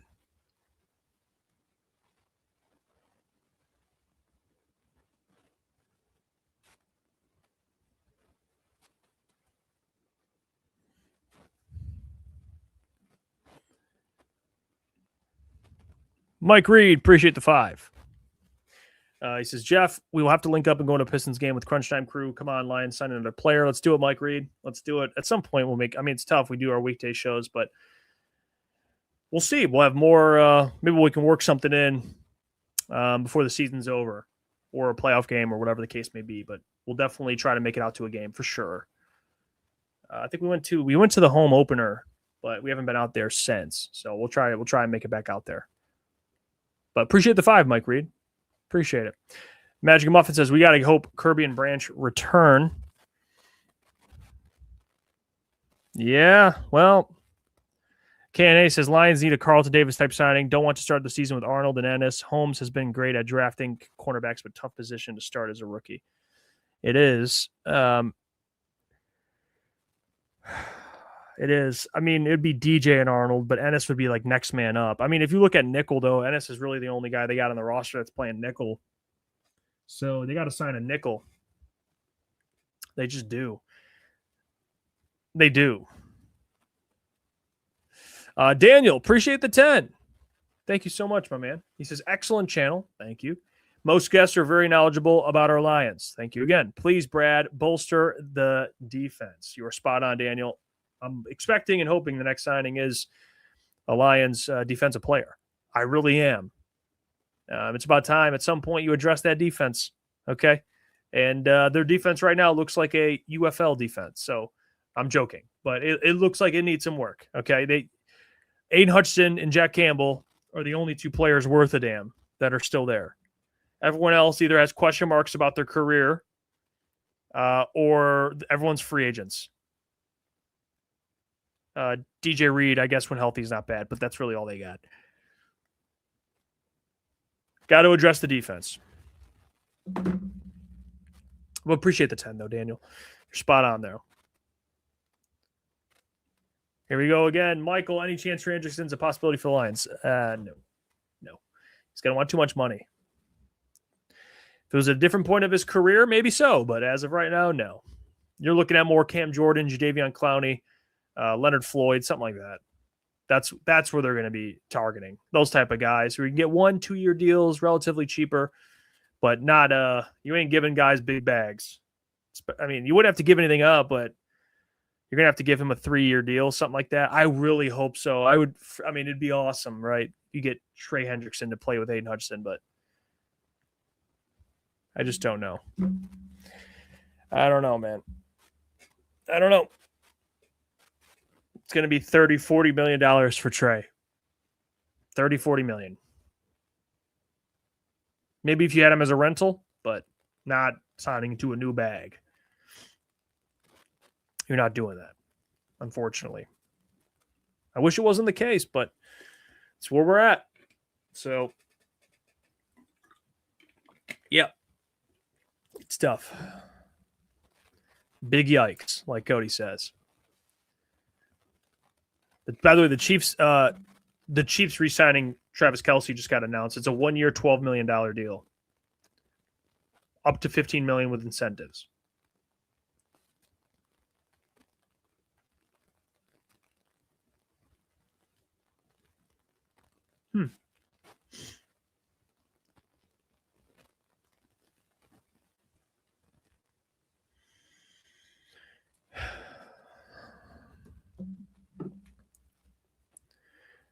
Mike says definitely wouldn't mind getting Cam Jordan on a 1-year deal.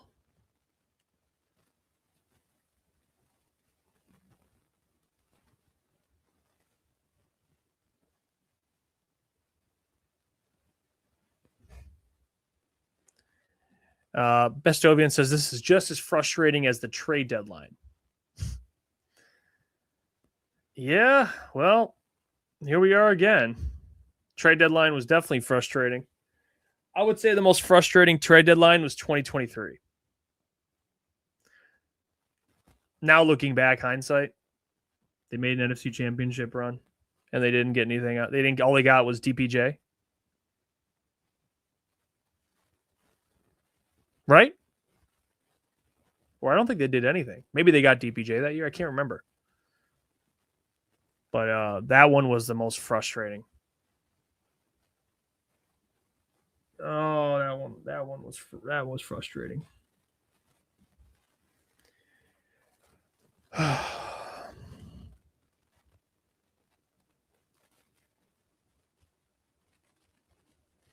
DPJ. Didn't even end up working out. He got cut.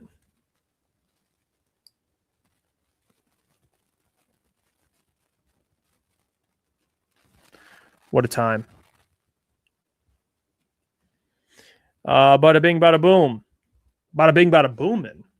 It's day one of the tampering period. We upgraded our O-line already. Be patient. Yeah. Well, I'm trying to be patient. I really am. I'm really trying to be patient. It's just like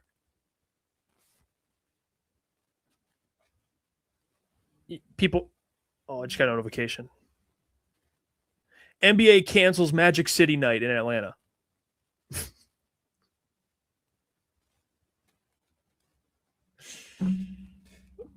That's the notification I'm getting.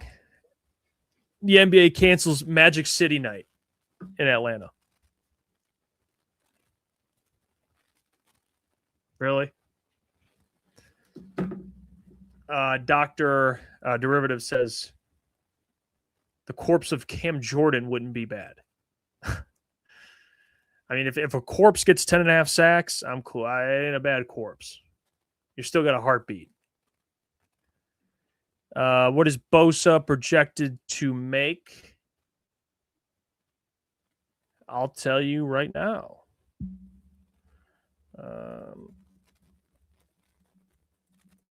He is expected to make 11 to 15 million. 1-year deal. 11 to 15 is his projection, to answer the question. So, he hasn't really stayed healthy too much in his career. That worries me. Cam Jordan has. He's played a lot of games.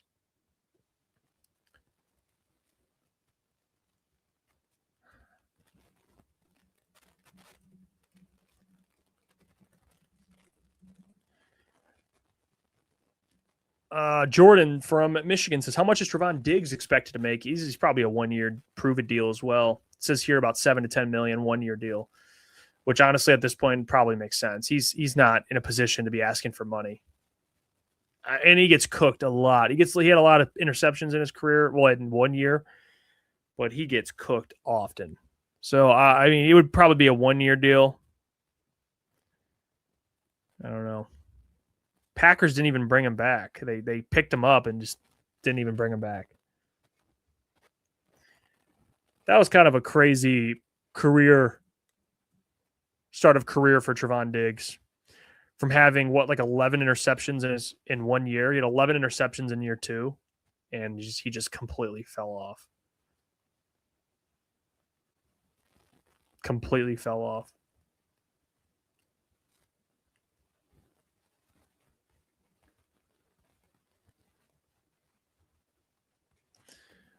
$11 interceptions in a season.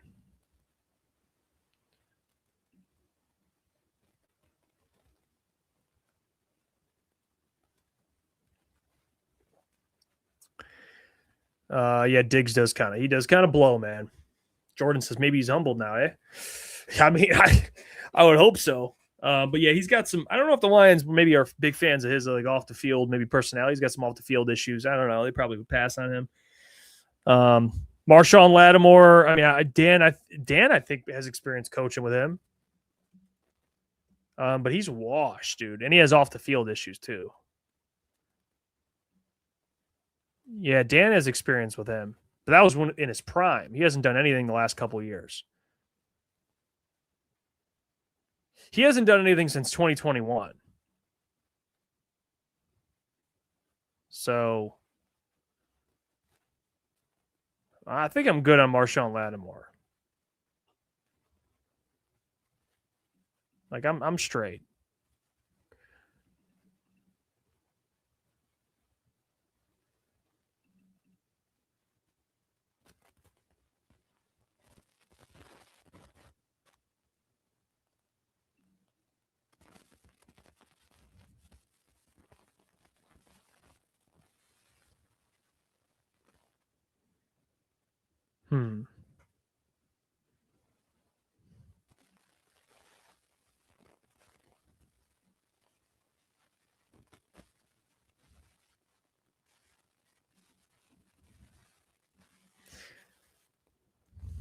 Alex Singleton back to the Broncos, linebacker. Alex Singleton, 2-year, $15.5 million. Alex Singleton's off the board, another linebacker.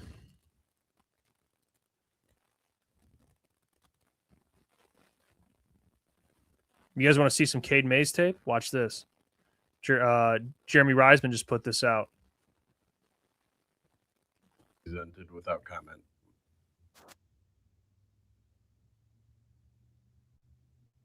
Hey, dude. Presented without comment. Jeremy. Look at this. Look at the big man in space.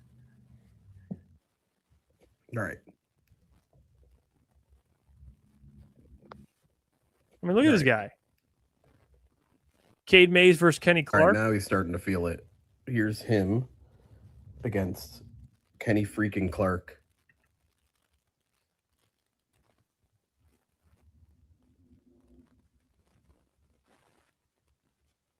Oh, yeah. Absolutely pancaked that man. All right, now he's starting to feel it. I don't know, man.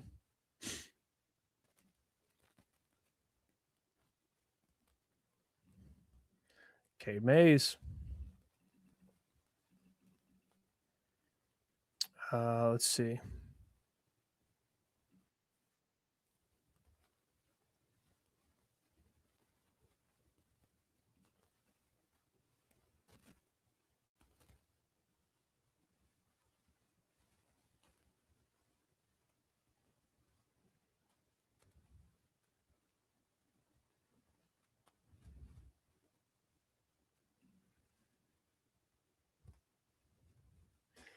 Let's see. There's nothing. I'm not seeing anything. There is nothing going on.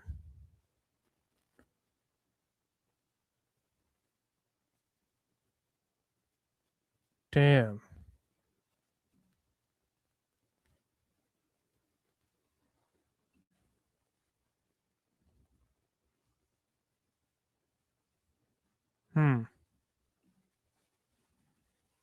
Nothing.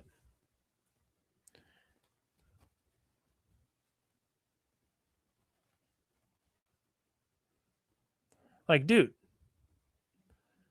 is this it? Is this it? 2 tackles, which is good, by the way. I like it. Hey, I like the 2 tackles. Or, excuse me, 2 offensive linemen, 1 tackle, 1 center. But, I mean, no defensive players yet. I mean, we still got the week. I mean, it's first day. Just saying, man. Damn.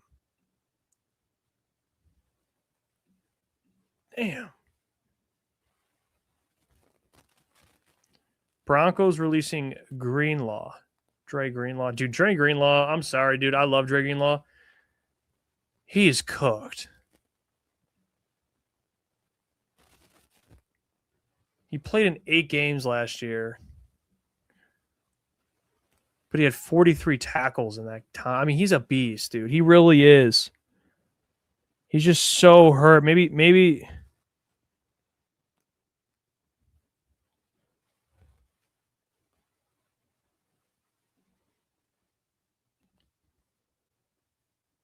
I don't know.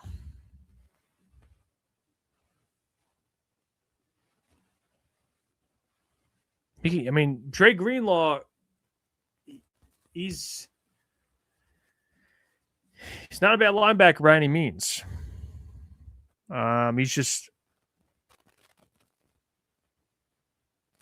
He's 28. Maybe it's Brad Holmes' flavor. He's hurt. I don't know. Maybe that could be an option. But I don't know.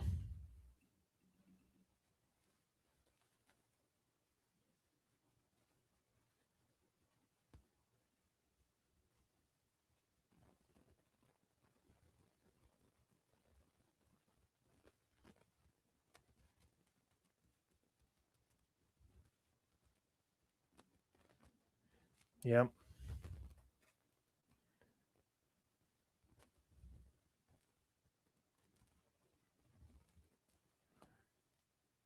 Yeah, I guess Trey Greenlaw would be. It wouldn't be a bad pickup at all. He's just not a guy that you're probably looking at as like a permanent, like couple year solution. You're probably just a Band-Aid, a short term Band-Aid, because you can't depend on him to stay healthy. That's really the big thing with Dre Greenlaw is like he's a couple games away from another injury. Anzo was always healthy, so but Dre Greenlaw, when healthy, he's not a bad player. He's a beast. I know Lukas Klotz loves him. But, you know, it is what it is. Green Bay traded for Jalen Carter. We got to stop, guys. No, they did. No, they did not.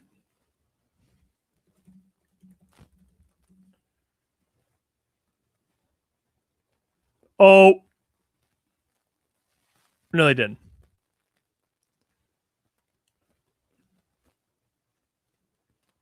Okay, don't do that.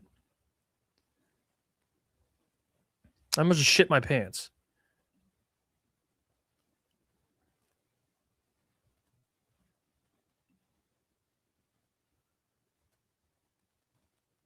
You saw it on Twitter. Well, Terrell, that's probably why it's not true. Some things on Twitter, a lot of crap going around.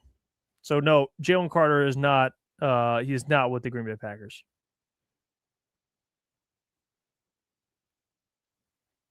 I'm checking too, dude. There's no way in hell.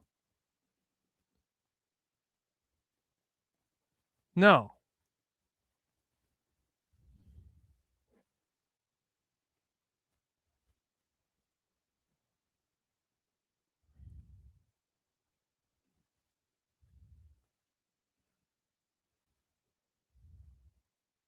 No, I'm not seeing nothing. So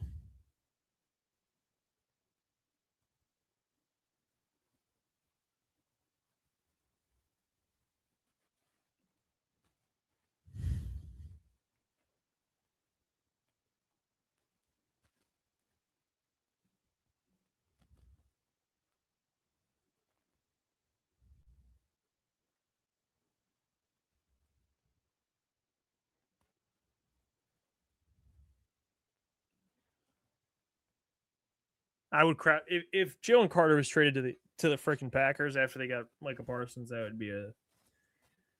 We don't need any more NFC North teams to make these types of moves. I can't do it.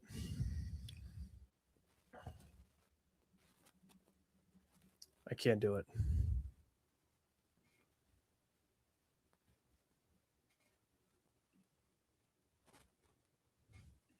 Let me see if I can find anything for you guys.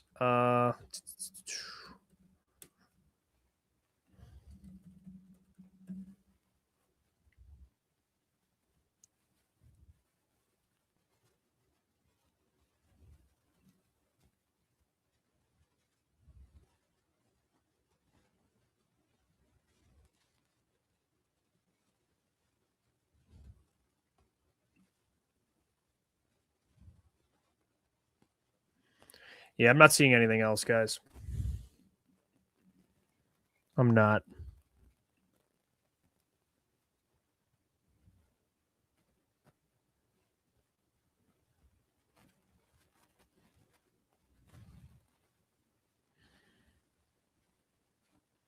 This is what people are talking about, though, with the Dallas Cowboys.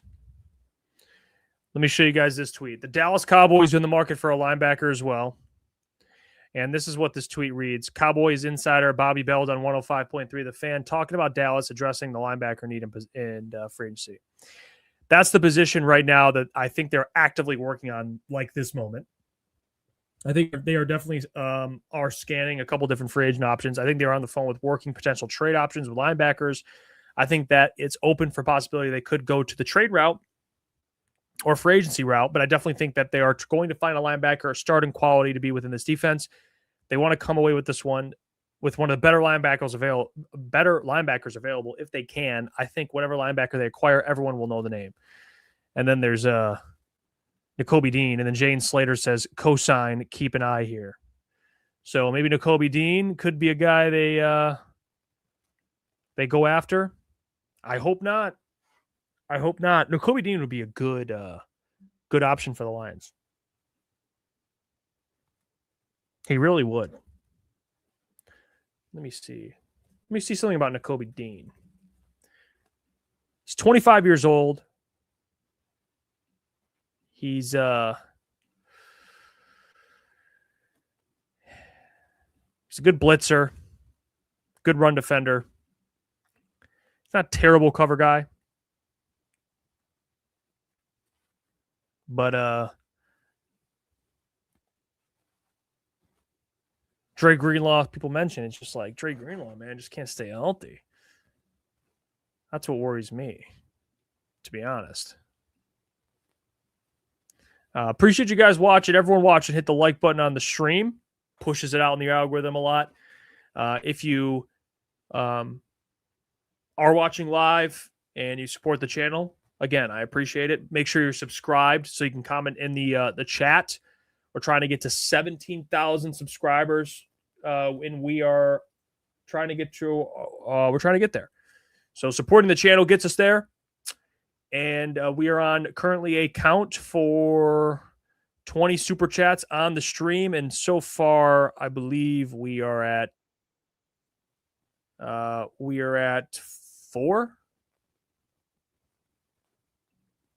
So we're trying to get to our way there. Actually, we should be higher than that, to be honest. We're at 1, 2, 3, 4, 5, 6, 7, 8, 9, 10, 11, 12, 13, 14. We're at 14. So don't listen to whatever the count is on here.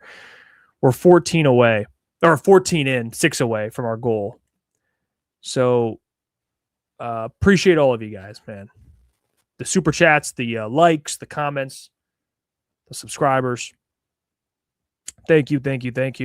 Magic Muffin says, I think the Lions are done for today. You could be right. Booner will be joining us in not too long of time. And we'll be able to recap the day, kind of give our insight to what we expect to happen, et cetera, et cetera. But yeah. It's been one busy day, I'll tell you that. But it's been a great one. It's been fun.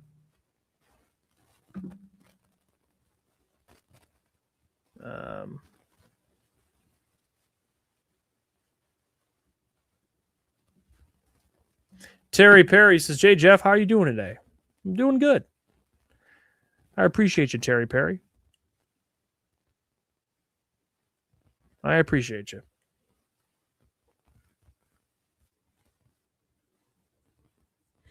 I appreciate you watching.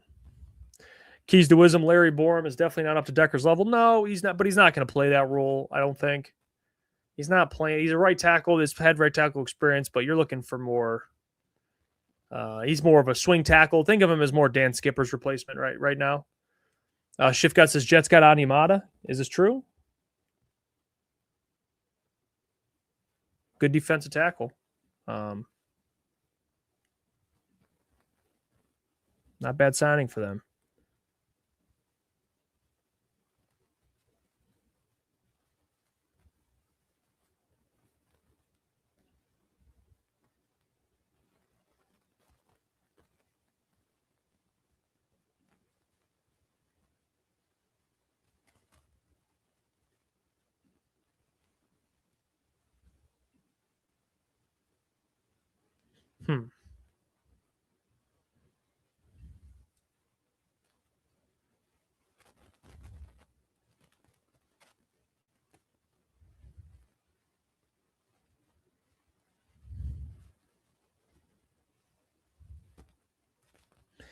Yeah, man, they might be done today.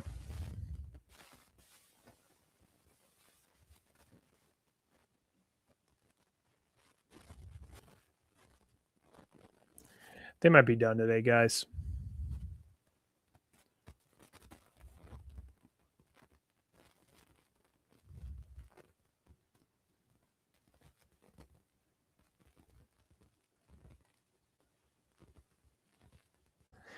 Dr. Derivative says, I think the Lions are done as playoff contender. They're going to be playoff contenders. Now, we're talking Super Bowl contender.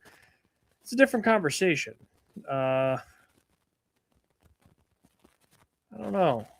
Not as of right now. I wouldn't say they're a Super Bowl contender. A legit one by any means. Could they make the playoffs? And it depends how you value Super Bowl contenders. People look at every playoff team as a contender. Some people look at, I don't look at every playoff team as a contender. I look at certain teams as contenders. Like, do they have the roster? And the Lions are not that. To me, it's the Rams, Seahawks. Got to put the Patriots up there, I guess.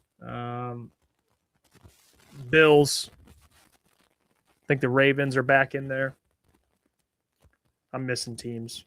But Eagles. That's about really it. Noah Fant to New Orleans. There you go. Another tight end. Noah Fant signs with the New Orleans Saints.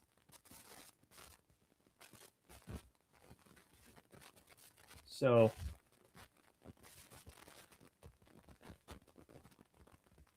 damn.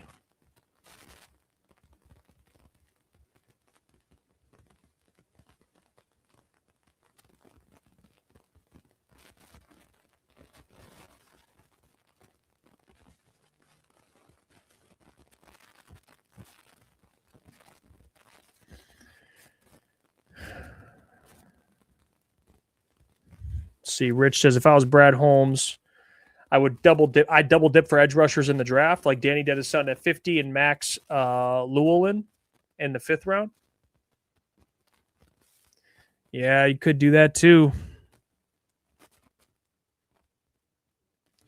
They're going to need to edge is definitely, man. I thought they would at least try and get a defensive player today. I guess, hey, we're going to address the offensive line, which is fine. No doubt they need to address that. But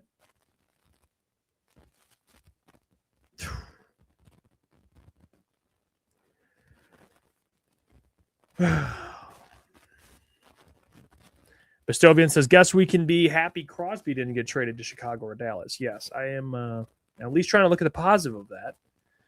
He is in the AFC, but man, Trey Hendrickson will probably end up at either of those places anyway.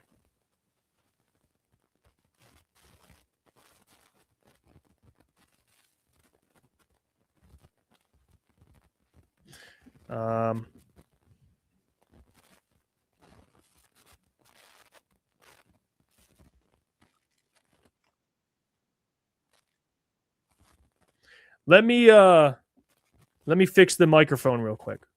1 second.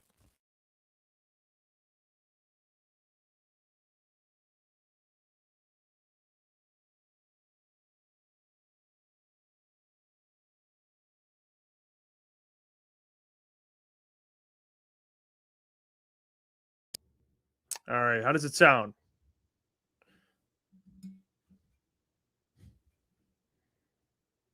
Are we back? Sound bad?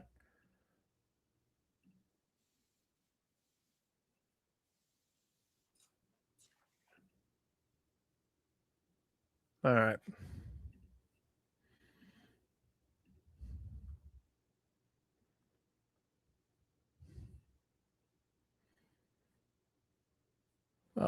Keys Wisdom. The Mays signing, though, is very good news. Moving Tate to center would have been a total disaster. Now we can stay at right guard and build on that experience. That is my bigger takeaway from this whole thing. Like Mays, I think he's a very solid starting center with upside. I think the price is very intriguing, but I'm more happy about them actually just deciding to keep Tate Ratledge at right guard. I think the worst thing you could have done is move him to center, if I'm being honest. I think it's a terrible idea.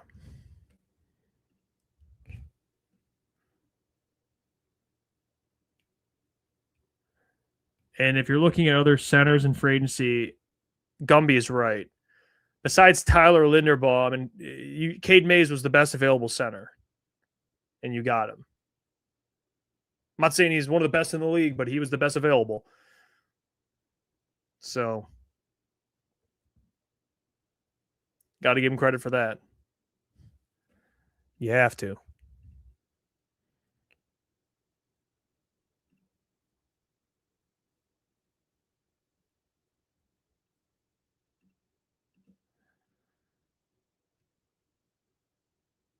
I wonder if when we'll see like Roy Lopez and stuff re-sign. Are those guys like really testing the market? That's what I'm curious about.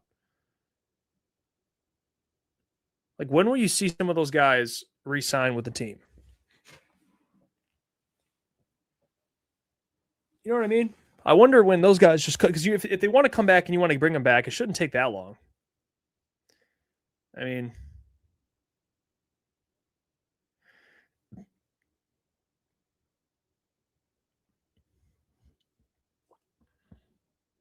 I don't know.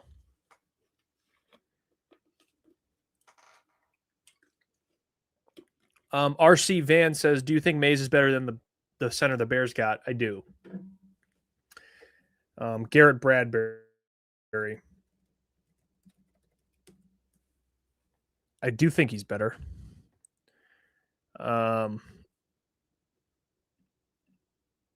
Yeah, he's a better player. Garrett Bradbury's 30 years old. He's not as good as Drew Dahlman. Not even close. So, and I think Cade Mays is better at his age, and he's younger. So, yes. They traded like a 7th for him.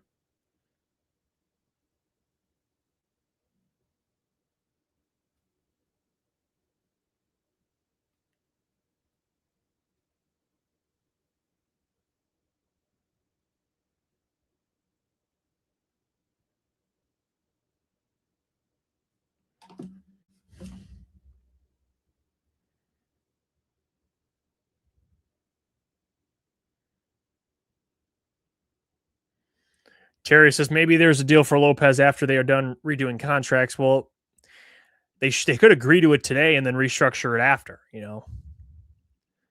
Like,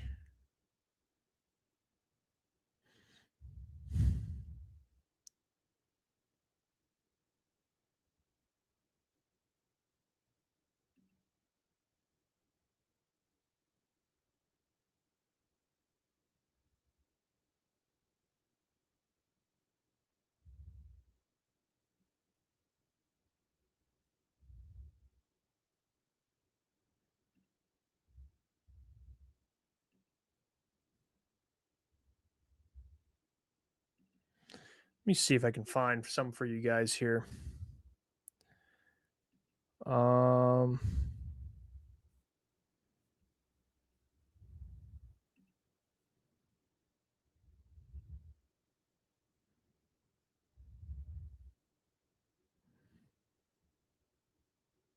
Yeah, I mean, dude.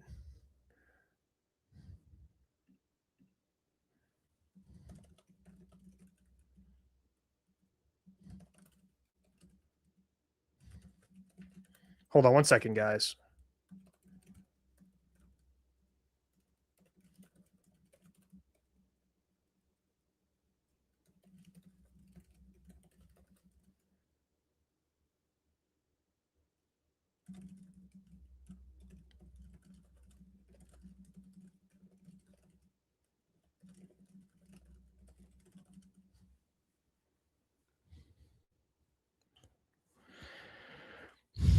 Devin Bush to Chicago. I did talk about that earlier.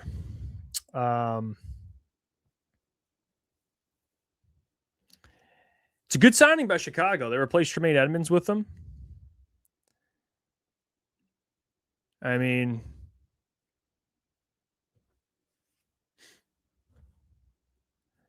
it's not bad for them.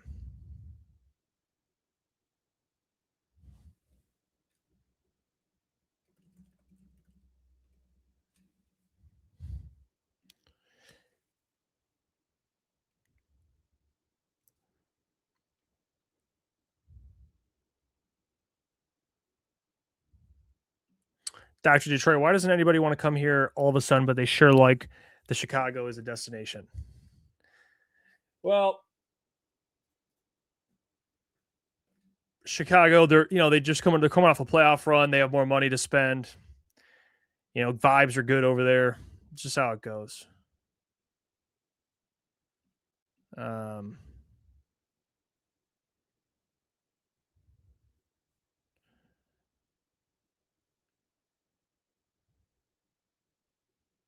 Bestovian literally have so many Twitter accounts spamming refresh. It's crazy. Yeah, I know. I don't know. I think they're done, if I'm being honest. I don't think anything else is gonna happen today. I don't think so.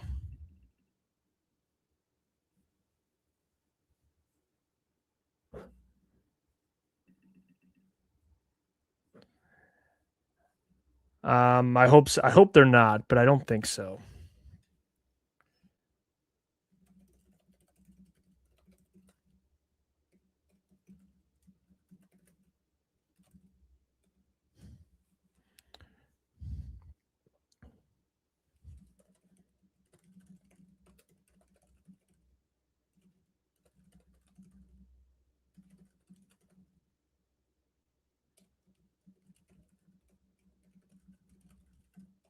Hold on a second, guys.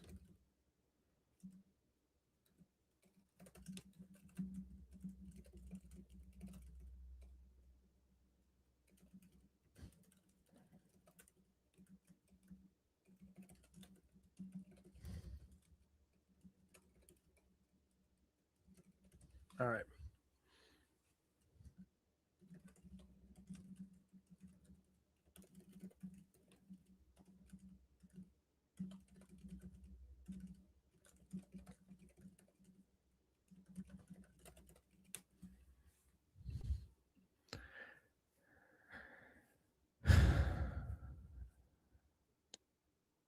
Matt N says, Jeff, I feel like you need to sign off so something can happen.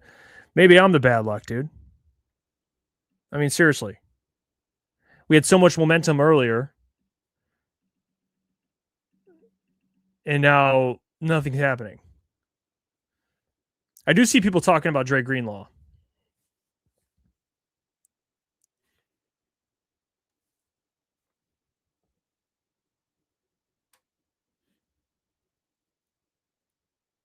I wouldn't mind Dre Greenlaw.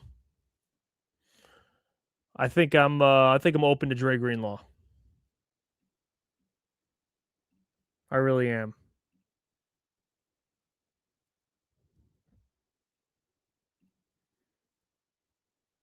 I'm open to it.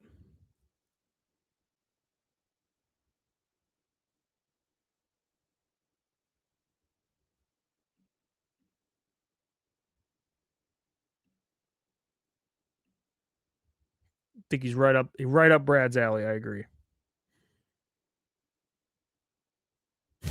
Keys to wisdom. Jeff was the good luck charm last year on trade deadline day. Led Brad to signing 3 offensive tackle bums off the street to the practice squad. That's true. Put some respect on my name. I mean,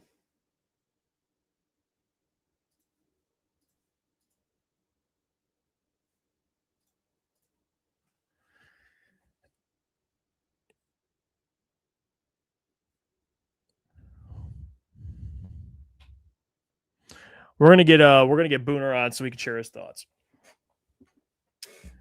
And I'll tell you what, if it's quiet, we'll do another stream right after, and we're gonna keep streaming and do a recap stream where me and Booner will talk about the not trade deadline, free agency, and me and Booner will share our thoughts on everything. So I don't know if anything's gonna come today. I don't think so, but you never know. That's why I've been live for almost 6 hours. And people keep talking about this gap year stuff. There's no way that Brad thinks this is a gap year. I mean, there's just no way, right? Like,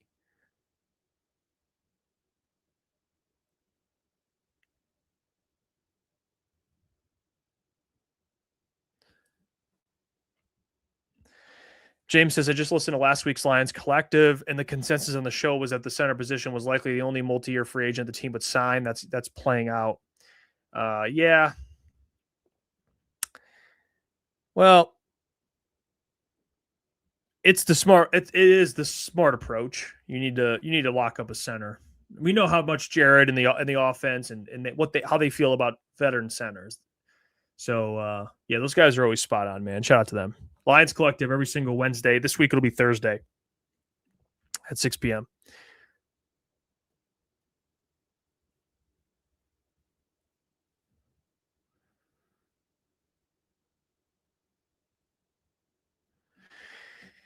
JS says, I hate being negative, but we are experiencing Einstein's definition of insanity. This is now the third year where Brad's ego refuses to adapt methodology to improve. Well, doing the same thing, expecting a different result. I mean, oh my gosh, man.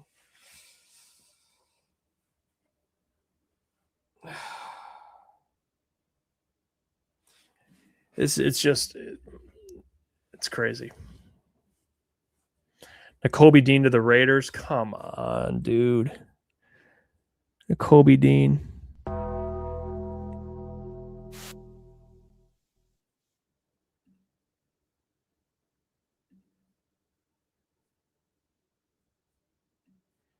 Really?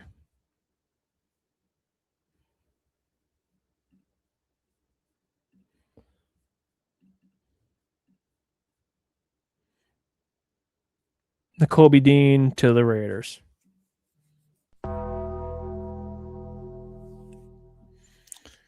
Yep.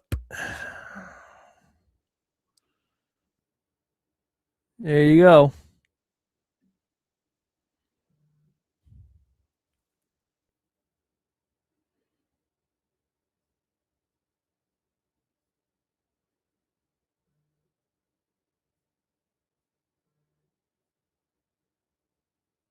Matt Ensign seeing tweets linking the Lions to Bosa. Let me see.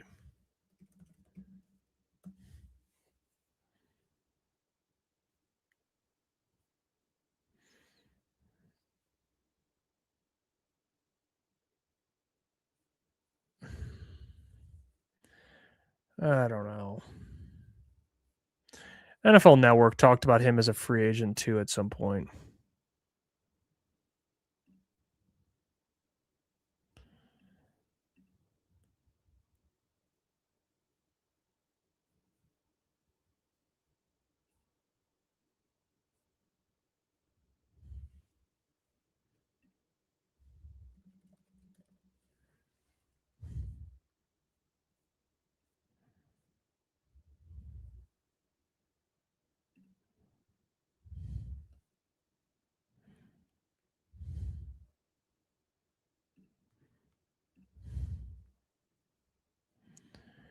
Damn. Pistovian Bosa, Brad type guy, potential but can't stay healthy. Yeah. I mean, that's really what it is. That's really what it is, man.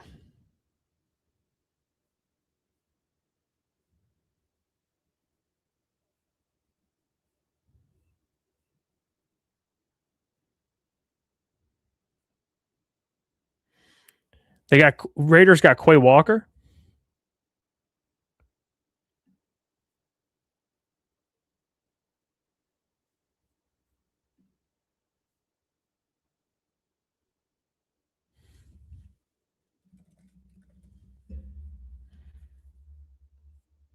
They really?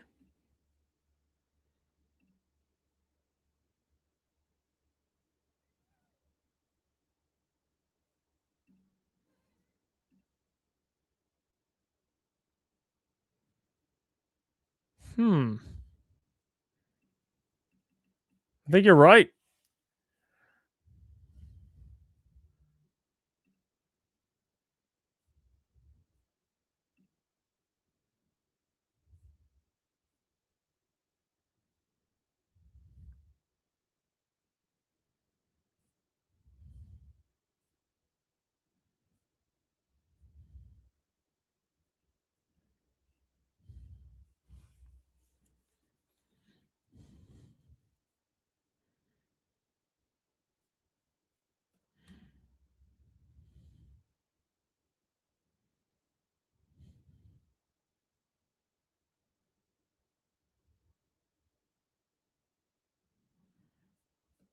Uh-oh. Ricky Scoops. Yeah, Ricky Scoops said Trey Hendrickson really seems to like the NFC. Ricky Scoops, man.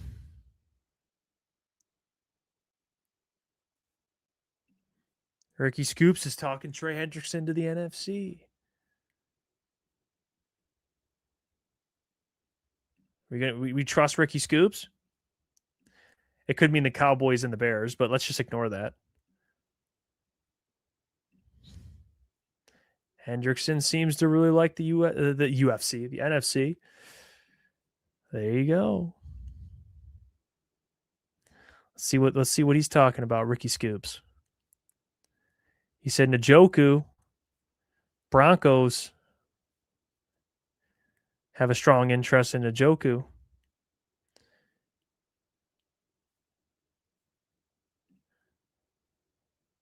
He said several teams are making a very strong push for Trey Hendrickson. This is going down to the wire, and the outcome might just shock everyone. Imagine the Lions lock him down.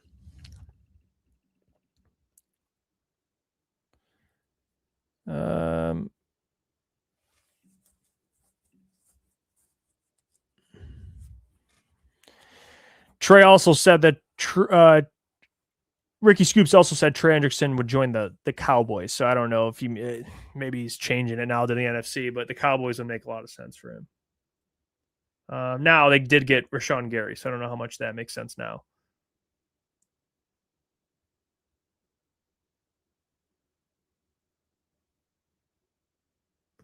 Yeah, Nakobe Dean to the Raiders. Quay Walker as well.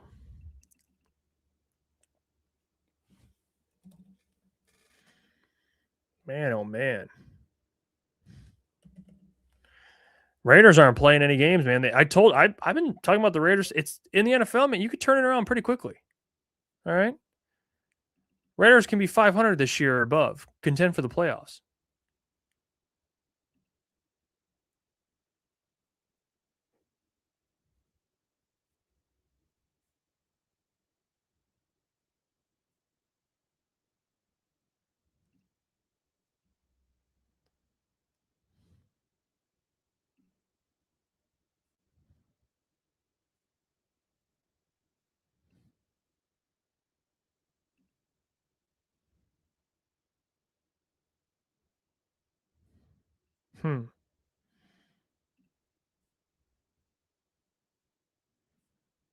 Come on, Lions. What else is out there?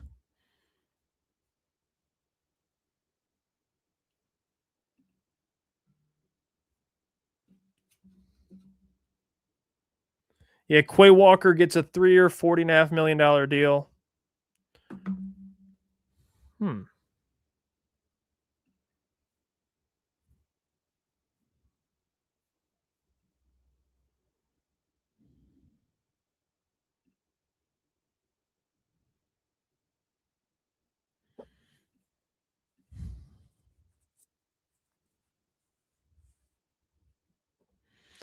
Actually, as we kind of go through free agency, I want to show you guys this post and tell me what you think of this.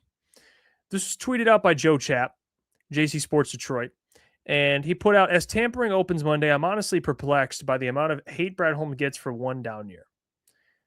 He does a comparison basically between other GMs in the NFC. Let's take a look. I'm constantly told the gold standard of GMs in this league are John Lynch, Les Snead, and Howie Roseman, and they are phenomenal executives, no question, but let's look at reality. Times they missed the playoffs after a winning season. Les Snead, 2, Roseman, 3, Lynch, 2. So what's the point? Point 1, winning consistently in the NFL is extremely hard. Staying in the playoffs every single year is even harder. We're also told it doesn't take long to build a contender. Lynch was hired back in 2017. It took 3 years to make the playoffs. That third year, they went to the Super Bowl and lost. Since then, they've missed the playoffs twice. Injuries, by the way, have played a massive part in that. Roseman was hired in 2010, but didn't have personnel authority until 2013. They won the wild card that year, then missed the playoffs the next 3 seasons before winning the Super Bowl in 2017.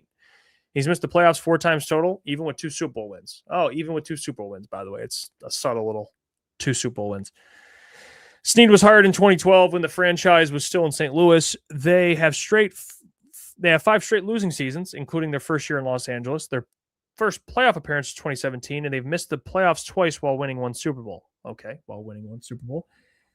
Point 2 is extremely difficult to build a team that can consistently compete for championships, let alone win one. I agree. That's why you should go in and capitalize your window. Another thing I've constantly heard is the Lions are built only through the draft. That's partially true, but what if you could build through the draft at a high level? If you could build through the draft at a high level, wouldn't you? Players drafted through each GM's tenure. Brad Holmes, 29, Roseman, 81, Lynch, 74, and Snead, 81. Pro Bowl players drafted. Holmes, 6, Roseman, 8, Lynch, 7, Snead, 10. First team All-Pros drafted. Holmes, 2, Lynch, 2, Roseman, 3, Snead, 3. Hit rate of drafted players becoming starters.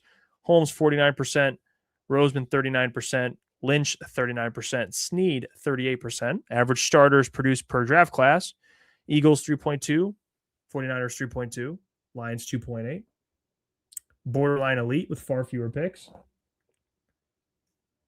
Actually, I get, you could also argue more picks give you a chance of hitting, but more picks also give you a chance of missing. So I guess there's it's kind of a catch-22 there. It kind of goes both ways. So I agree with you, but also it's like, if you're drafting 3 times as many players, those guys have a higher chance of missing players as much as they hit players. So I get what you're saying, though. Rams 2.4, good. Typical NFL benchmarks, 2 to 3 starters per draft class. Very good GM, 3+ starters per draft class. Elite drafting. And by the way, the Rams didn't have a first-round pick for years, so think about that too. Average player trades per year during their tenure: Roseman 1.6, Les Snead 1.6. 1.7 Roseman, 1.6 Lynch, Snead 1.4, Holmes 1.2. Trades matter, but drafting is the backbone of every successful franchise. Basically, he talks about it. Even the best GMs in football miss the playoffs. Even the best GMs in football take years to build a contender, and then the best teams in football are built through the draft. Yeah, I get what this post is trying to say. I understand you're trying to stick up for Brad Holmes, but like these GMs, dude, like number one, 2 of them have Super Bowls, and the other one's been to multiple Super Bowls with not a good quarterback. So it's like, I don't know. I don't know if we can. I don't know what I guess the post is to say that Brad Holmes is a good GM, which I agree with, but the things don't change. I mean, he still isn't aggressive enough, and he still doesn't have the balls the other guys have. With great risk comes great responsibility. The greater the risk, sometimes the better the reward, but also the worse punishment. You get more of a punishment with some of those, and those guys are willing to do it. John Lynch traded up for Trey Lance, tried to get a franchise quarterback, didn't work out, but they recovered from it. they missed the playoffs due to injuries, stuff like that. But it's just lacking a lot of context, honestly. Like Etienne said, it's lacking a ton of context. Let's bring in Booner in here. He's waiting over here. What's going on, Boone? What's up, boys? How are we? How are we doing, Jeff? I mean, you've been absolutely grinding it out today, brother. You know what, dude? I grinded it out for Larry Borom and Cade Mays. Hey, honestly, sometimes 6 hours. The Cade Mays one makes it worth everything, in my opinion. I said, you just remember what I said. I don't care what you do in free agency or anything, as long as you get any sort of center. I couldn't fathom the fact where we almost had Tate Ratledge at center, or we almost had Juice. That's how I say his name now, Juice at center. Yeah. Anyone but those two, and I think they did it. So I'm happy. What I have preferred everyone else. I mean, Tyler Linderbaum probably not at $1 billion a year. So that was out the door. What's his name from the Bills? Connor McGovern. Would I have loved him? Yeah, was $6 million more. Like, some of these guys were more expensive. Hey, I think they got a steal. I thought when I saw $8 million, I was like, I turned my head a little bit like, wait a second, hold on. I thought he was going to be at least double digits. So I think Brad cooked, man, at least at the center position. I think offensive line. I think the offensive line is like, all right, we might be actually he might be doing something. At center, yes, I agree. What were we supposed to expect at tackle, though? People are like, oh, we'll tackle. Yeah. Like, who out there, though, at tackle, what they were going to go spend money on? No one. It was always going to be the really draft. No one. Well, we don't. That's where I have to wait and see what he does in the draft. I got to see this offensive line. I'll after the draft, I'll look and see what happened with it. But center, he addressed.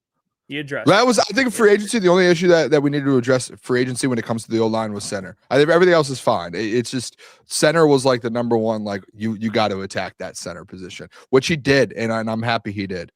The other big one is defensive end. I think edge is a big one, but let's call a spade here real quick. I mean, I'll call it out. There's a lot of edge rushers that are coming off the board. There's still some there. Some of them, like I had Joey Bosa as my number 2 free agent target for the Detroit Lions. He's still on the board. He's still out there. You still have Bradley Chubb out there. Like, there's a handful of guys that you can go out after. But I'll tell you what, Jeff, linebacker and edge rushers, they have been flying off the board. Quay Walker from the Packers just went to the Raiders. The Raiders, by the way, have you seen the Raiders? Yeah, they made a ton of money. I will say, this is a joke, obviously. They might win the Super Bowl after they might be the Super Bowl team after free agency. And that's a joke, obviously. I don't seriously mean that. But, like, dude, Shefty just tweeted this out. He said, Raiders additions today, Tyler Linderbaum. And they're taking Fernando Mendoza. So they just got his center for the next 3 years. Like, what's better than, like, for a rookie quarterback, Jeff, to give him the best center in the NFL? Like, that's a dream. They just signed Quay Walker, 3 years, $40 million. They just signed Nakobe Dean. I don't know if you saw that, 3 years, $36 million. Jalen Naylor, and then also defensive, Kwity Paye, Eric Stokes, Malcolm Kuntz, and then they also had Taron Johnson, corner. Like, dude, they've who's the GM over there? John Spytek. He was from John Spytek. He's spying. He's doing something. I'll tell you what. He's doing a good job. And they traded Max for 2 firsts. Yeah, and they have 2 first. They have an extra first this year. They have a first next year again, or 2 firsts next year. Like, because contenders usually have a late first. It's the 14th overall pick. They have the first and the 14th. The Raiders are they're cooking right now. They can draft like Fernando and like a tackle and get and they could even get like, dude. Even if they wanted to, they could get Fernando. They could. I did it on Friday, and obviously they just added defense. They could get like Akeem Mesidor. They can get an edge rusher to replace Max Crosby, like on a rookie deal. They did just get Quay Walker and Nakobe Dean and Malcolm Kuntz today, but and Kwity Paye. Wow, dude, jeez, that's what you get when you're about to have a rookie quarterback deal. Yeah, you have all that money. We've seen this before with the Patriots. We've seen it before with the Bears. You get that rookie quarterback deal. And if he works out, oh my Lord, that team's scary. Yeah, I think the Raiders can be not like, I don't know about Super Bowl. It depends how good, I guess. Yeah, that was a joke. No, I'm not saying. I'm saying just in general. Like, I wasn't saying that because you said it, but just in general. But I think they could be like, they can mess around and be like 500, maybe a little better than 500. Maybe they can go like 9-8. I wouldn't be surprised. First year with Clint, like 9-8. You know, something like that in that division. Like they could sneak out. They can be decent with the team they got for sure. There's been a couple teams today that have just been absolutely, and then like I get Lions fans are probably mad that there's like not moves being made and it's whatever. I think it's more of those things where like we were never going to be one of these teams that went out and spent $1 billion like the Titans, the Raiders. Who else has gone crazy today? There's been a handful of teams. Trying to think. Giants did some work today. Giants, the Giants, they're kind of in a rebuild though as well. And they have a rookie quarterback as well, so they have all the money in the world to spend. But some of these teams, like Giants just re-signed Isaiah Hodgins. Wow.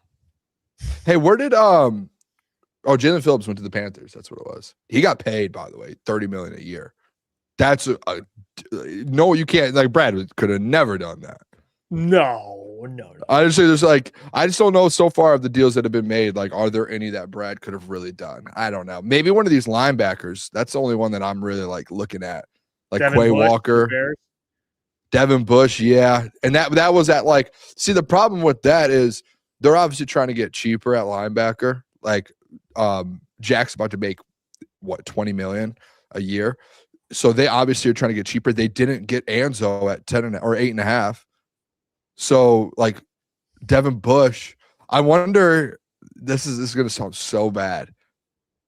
I wonder if Brad kind of messed up a little bit to where he was like, there's no way like Anzo's going to get 10 million in the market, or even if he is, we can get a Devin Bush for 7 or 8 million. And then Anzo goes out and gets 8.5. And he's like, wait a sec, what? Like I could have gotten for 8.5. And then all of a sudden, like a Devin Bush is getting like 10 and he's like, oh, we can't pay 10. Like, if you pay a guy now over 8.5 million and you let Anzo walk, he better be like way better than Anzo if you pay him more. Do you know what I mean? Like, I think he almost boxed himself in. He boxed himself in with linebacker too.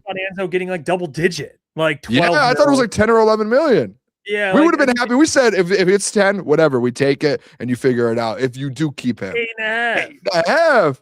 For 2 years, it's not even like a 4-year deal. It's like a 2-year deal. Like, dude, you're off the books in 2 years. It's probably not even fully guaranteed either. Like, I think he's boxed himself in because now he has to go find someone under 8.5 to be able to like be like, yeah, this is why we moved on. That's better than Anzo, and I don't think he can. Like Devin Bush, I would take Anzo almost over. Devin Bush had a heck of a year, but like he's only had one good year, like good year. He got 10. He's put himself in an absolute box with this linebacker position. Yeah. Like what did Quay Walker just get? Because Quay's a good comp, right? He got a good amount of money. No, he's better, but yeah, he got a good amount of money. Do you have it? Well, Kenny Pickett just signed. That's my 40, guy. 40.5, 3 for 40. The best third down quarterback in the NFL. Quay got like 14. 14. Okay, yeah, that's a lot then. Yeah. Like 13, maybe. 13 actually. But either way, it's one of those like it's just like that's the one position. Like I think Edge, you're still out there, you're still like good to go. I got to keep my phone here so I can get deals coming through. Seahawks are bringing back Rashid Shaheed, a 3-year deal. GCJ. 3-year 51. 51, 17 a year. That's a steal in my opinion, man, for a returner and like a wide receiver too. That's an absolute steal. By the way, I don't know if you saw it today. So the comp picks came out. I'm gonna ask the people. We got a good amount of people in here. I just was thinking this to myself now that I'm on air. Oh, I don't know if I wrote it down. Let me see if I wrote this down. Yes. So the Lions didn't trade for Isaac Tesla. Would you rather this year, Jeff? Would you rather have Isaac Tesla, or would you rather have pick 17, pick 50?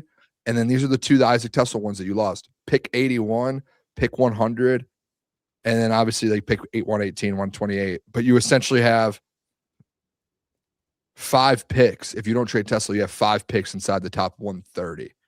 And you would have had pick 81 and pick 100 if you didn't if you didn't trade for Tesla. So right now you have 17, 50, and 118. You would have had 17, 50, 81, 100, and 118. What would you rather have? I don't know. It's tough. 81 and 100 or I love Tesla. I just don't know I don't know what his ceiling looks like right now. So it's tough. Because I think he'd be a really good player. I think he's worth the pick. But I don't know. Looking back, it is tough because you have Jameson. So maybe I would just. That's where it's like. I would just keep knowing that they extended JMO. I wouldn't. It wouldn't do it. Going into. That's what I'm saying. If you were going into 2026, if like right now somehow they were like the Jags were like, hey, we'll take Tesla. We'll give you those picks back. Would you do it going into 2026? No, I'd rather have the picks. Okay, that's what it popped in my head today when the comp picks came out. Yeah, I agree with that. And I was like, you already gave them obviously 81 as your third round, but then it came out that they also get pick 100 for you or from you. So that sucks. That's tough. Yeah, I mean, Steve just said what a garbage trade. Yeah, just like looking back, I know I do like Tesla. Like I love Tesla. I just think fan of Tesla, but it's just based off of everything that's went down. It's like, man, like imagine if you had 2 more picks, if you could get you already get your tackle, you get an edge rusher, and then you can still add like a Bud Clark and like I don't know, a Jacob Rodriguez. Like that's essentially what it's going to be really interesting when we get to the draft and the post-draft, Jeff, and we get to see what players went around 81 and 100. And we're going to be like, oh, man. Then it's going to sting even more. Those are the guys we missed out. Like we essentially traded those guys for Tesla. That's when it's going to sting even more. Yeah. For sure. It's going to be heartbreaking. What'd you think of Larry Borom? Good. I reached out to I was trying to my biggest thing, I was trying to figure out his the terms of the deal. They didn't release like, is it a 1-year deal, just like a 1-year $2 million deal? Like, or did Brad go like, hey, I'll give you $8 million or $12 million? I don't know. I think I saw Easy send in the group. I don't know, his thoughts on it. And he was like, I can't believe people think that he's going to end up being a backup. Like he started 11 games last year. But it's like, just because he started 11 doesn't mean he's going to come in and start 11 for you this year. No. Like, I don't think that's the case. He's played, I had the notes here. I actually wrote it down. Like in his career, he's played 5 years, Jeff. He played 1,600 snaps at right tackle and 700 at left. So like he's played both sides. So it's more so, in my opinion, he's kind of like, everyone keeps talking about that swing tackle. I think it's that, yeah, but I also think it's just you draft a tackle in the first round still. And if you don't feel he's ready, you roll with Larry, and then if the tackle's ready, then you have a backup tackle sitting in the wings that's like, has, 2,500 snaps in the last few years. But I don't think that you're going to look at him and I don't think you like signed him to be your starter. If you sign him to be your Taylor Decker replacement, then you should be concerned about the Lions front office, in my opinion. And if they said Easy said he's starting on the heavyweights. Like if Easy has that opinion, that's fine. But I don't know if Easy thought that it was a good move or not. But if you think he's going to be your starting, he hates it because Taylor Decker. He was mad Taylor Decker got released. Yeah, because like you're going to move on from Taylor Decker, and you just essentially got worse at tackle then. Because if you look at the rankings, and I know Al had put out there that the last like handful of weeks, Larry was better than Decker technically PFF wise, but over the season. I mean, we know Taylor Decker's a better tackle than him. So it's just like you're essentially regressing in that position. So I would expect them to either, draft or maybe Jeff, just maybe. Yeah, I'm such an idiot, by the way. I'm so dumb. I just saw Lion Forever put Lions just traded Booner to Chicago for Belly and a Coke, and I just looked at my phone like, did the Lions just make a trade? He was talking about me. By the way, I saw this comment too, Jeff. Appreciate the $5 again as always. Do Jeff, Jordan or Bosa? I think we agree. Would we agree? What would you want, Jordan or Bosa? Cam Jordan or Bosa? I would rather have. I would take Bosa. Yeah, I think potential Bosa. He's just a better player. Yeah, but he just scares me. He just scares me. He's not healthy, but I like Cam Jordan's availability too. I like his ability. Yeah. Cam's played a lot of games his career. He has only missed he only missed a couple of games. Handful of games throughout his whole career. He's played 15 seasons. Joey Bosa, the thing with Joey Bosa is he has been healthy the last 2 years. A lot of people, when I brought Joey up as my number 2 option for free agents, everyone was like, oh, Joey's injured. It was like, well, the last 2 years, like he's actually played in a lot of games. Every playoff game that his teams were in, he played in all of those. He only missed a handful of regular season games the last 2 seasons. So he's, found a way. And maybe that's because he isn't relied on as much to be the premier pass rusher or edge. Yeah. And they both can stop the run, which I love. Well, I'll tell you what, I'm going to step away. I'm going to grab some food, and then I'm going to come back. So, you know what you're getting? No. I'm going to go good? Maybe throw something in. I don't know. We'll decide. We'll see what I end up eating. But I'll be back. So hold it down. I'll be back. People that are watching, hit the like button. Keep the super chats coming through. They will be read, and we'll keep this thing rolling. All right. See you in a second. Juicy J. Hey, well-deserved meal. Well-deserved meal from Juicy J there. We're gonna keep this thing rolling. Come on now. I need to and drop by the way too, because I haven't been in here all day. Any questions or anything you guys want my opinion or me to talk about, drop it in the chat. And again, the super chat or whatever it's called, if you wanted to get to the top, just drop a super chat. I think that's what it's called. I don't know. And I'll keep announcing here as free agency goes. We'll figure out and we'll keep throwing if there's any news. I'm hopefully here the next hour or so. We get some more Lions news to talk about. People are saying Donkey Kong said fire Brad Holmes. No. Why is that a thing? Where's that coming up from? Would never do that. He's far from it. Now, are there some questions and some things going on to where I actually thought about this today?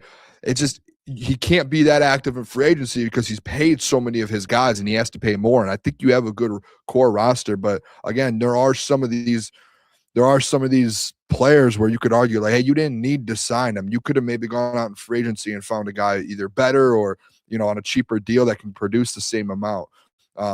The one thing that I'm actually really interested in, the biggest thing, and I don't know if Jeff's talked about this at all, but I mean, we're what, six hours into free agency, and these D tackles like DJ Reader and Roy Lopez, like those are 2 ones. They haven't signed anywhere, and they also haven't re-signed with the Lions. I feel like if that was something that you want them to return, that some of these guys you would get deals done quick. Like you see, I'm seeing here a lot of teams re-signing players, like the Giants, the Raiders, like people are re-signing. The Cardinals just re-signed one of their defensive linemen. I feel like with your guys in-house, you would have had maybe deals already ready to go and had spoken with agents, or that's an easy conversation. They haven't re-signed anyone from their roster. They've lost. Alex Anzalone, gone. Amik Robertson, gone. So I don't know if that's as much of a concern, but they have not gotten a deal done with anyone in-house so far. I mean, you have Khalif Raymond that's available still. Like I said, Roy Lopez, DJ Reader. I don't know if am I missing anyone else? I'm sure there's a handful. Malcolm Rodriguez is still available. There's the opportunities. I'm interested why they haven't signed anyone in-house yet. Coach Wog asked, do you think the Lions are done today? No, I think there's probably going to be something. I always have had I know Brad got those 2 deals done early, and I think once the free agency opens, you want to really start talking to guys, and especially guys who are going to sign quick. It's like Anzo said it a couple he had tweeted out a couple weeks or a couple months ago that when free agency opens, you have a couple hours to make a decision. You get boom, boom, boom offer. And it's a quick decision because you want to be able to, you don't want to lose an offer because another player signed somewhere else. If you're a team, you don't want to lose a guy because you didn't offer him. Like there's all these things, moving parts. I think that's how the Cade Mays thing got done so early and so quick is, you want to sign him and get him out of the way before another team can swoop in and take him and offer him and change his mind. I think they're probably, my guess is there's probably still working out some deals for today. I have a thought that I think Brad Holmes works throughout the night. Always. Because, I mean, I've gotten alerts at 11 at night when I'm about to go to bed. Lions made this move.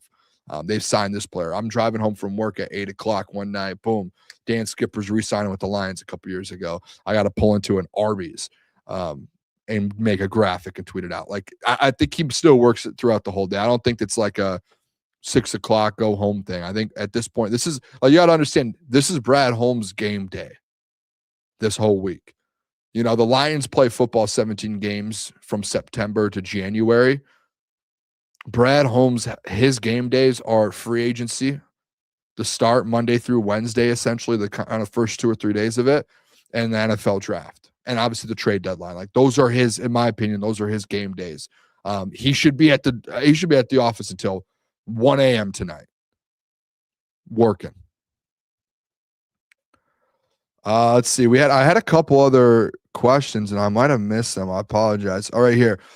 Kayan said, if there was in one position you would want Brad to splash some money on, which would it be?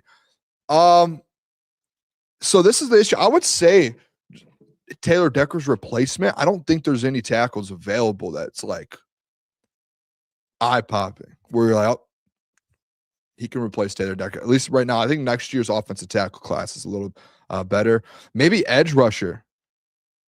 Oh, here we go. We got a trade.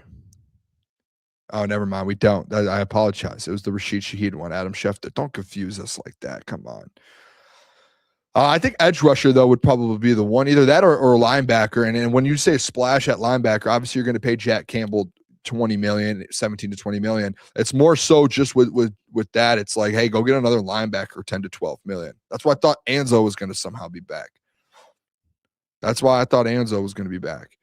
Diamond said, Boone, why in the world would we restructure Goff when he just quarterbacked the best roster of the 21st century to ever miss the postseason? Listen, that was not, and I'll make this clear. I don't think what happened this last year was anywhere near close to Jared Goff's fault. I don't think you could put any blame on him being like he had the best team, and yeah, no, you can't. You can't do that. You can't put that on Jared Goff. You're going to restructure, and I'm sure Jeff explained it. We talked this morning about the restructure stuff. It's going to get done. It's due, I believe, Wednesday by 4:00. Restructures have to be put in. So I'm guessing. My guess, I told Jeff, I said, my guess is they're going to obviously get some of these deals done in free agency. They're going to get an idea on who's returning, who they're going to sign. Obviously, like, none of these deals go through until Wednesday, until they can actually put pen to paper. So my guess is they're going to have an idea over the next 48 hours who's going to be signing through free agency. Hey, this is how much money we need. One for the draft, 13 to 15 million. We signed Cade Mays. Boom, boom, boom. These guys, we need about, I don't know, 30 million for that. And then, guys returning, we need another 20. So, they're like, hey, we need 60 million. Where can we get that? Jared and Amon-Ra, Jared and Panay, and my guess is they already have restructures in place. That's what I'm guessing. And they're just going to wait to see, again, the price of everyone put together, and then they can make the decision on that. I don't know if that's the way it works, but that's my best guess, because they're not due until 4:00 on Wednesday. What did Michael say? Shout out Michael, by the way. He said, find something to entertain yourselves during the first few days of free agency. We aren't very active because Brad drafts too dang good. Yeah, they're just not going to – the Cade Mays thing might be the biggest one. I do think – listen, Marcus Davenport's probably gone. AQM still available. And then you have a couple edge rushers. Like, edge is a free agent. That's a hole. Brad said he fills the holes and he gets needs in free agency. Edge is a need. You really don't have anyone across from Hutch right now. Whether that's re-signing AQM, whatever it is, they have not done it yet. So there are holes still. Defensive tackle, you're losing DJ Reader and Roy Lopez as of right now. You got to figure that out. So there's still going to be a lot of deals done. Just because they've only done 2 so far today doesn't mean like that it's over. So I try and tell people, hey, just a lot of people are mad. Just relax a little bit. You don't need to relax. Hey, if you want a day, yeah, I don't want to tell you to relax, man. Tom said, do you think it was smart to drop Alex? I'm guessing Alex Anzalone. Listen, I don't know. I wouldn't say it was like smart. I told Jeff before he hopped off, I'm sure you guys already heard it. I think Brad Holmes might have just boxed himself in a little bit of a situation with Alex Anzalone. I don't have any sources on this. I don't have anything on it. It's just more so my opinion on just connecting a little bit of the dots. Is we thought as a show, and I think a lot of people thought Alex Anzalone was gonna, bring in 10 to 12 million in the market, especially going in the open market this offseason. I thought Anzo was gonna be 10 to 12 million. He's a really good linebacker in the league. Obviously not top 10 or 15, but you would think 10 to 12 million. You just saw like a Nakobe Dean get 15. So 10 seems reasonable. I think Brad might have thought that Alex Anzalone was going to go out in the open market and get 10 or something, and he ends up he gets the 8.5. So no, I don't think it was smart. I think knowing the price now, like hindsight, yeah, like you should have kept Alex Anzalone. You should have rolled with that Anzo. If it was 8.5, it was 2 years, 17. And I'll tell you what, maybe, and this is the things that we can all talk about it. We can have our opinions all we want and say Brad messed up, this, that. It could have been on Alex Anzalone for all we know, where he said, hey, I love Detroit, just don't want to return. And you can't hate the guy for that, right? Like you can't be mad if he's like, hey, I want to go back home. He is from Florida. He goes back home to Florida. I don't know if Tampa's like his hometown team, but he's from Florida, and he kind of returns back to his home state. Played at Florida. So you can't hate the guy for that, if that's the case. Terry said maybe Lopez wants to test free agency. I think a lot of these guys, which kind of sucks because typically in Detroit the last 2 or 3 years, you would think guys sign right away because they're like, hey, I want to be back and build something special. Feels like a lot of guys are testing the market now. Don't know if that's a great thing. You saw 2 guys today instantly sign deals with different teams. And what's crazy too is I think about, I don't know about the Amik deal. I don't know what people think about that. Brad must have really lowballed Malik and Alex for them to like on a couple hours of the opening, just to be like, boom, signing with Washington, signing with Tampa. Like it was instantly. It felt like instantly. TCKG1, what a name. So we need defense, bro. Yeah, I was in a battle on Twitter today with people saying that the Lions defense is fine. I think they have a lot of good pieces. Don't get me wrong, and a lot of people were commenting, well, Booner, before Branch went down, they were top 10.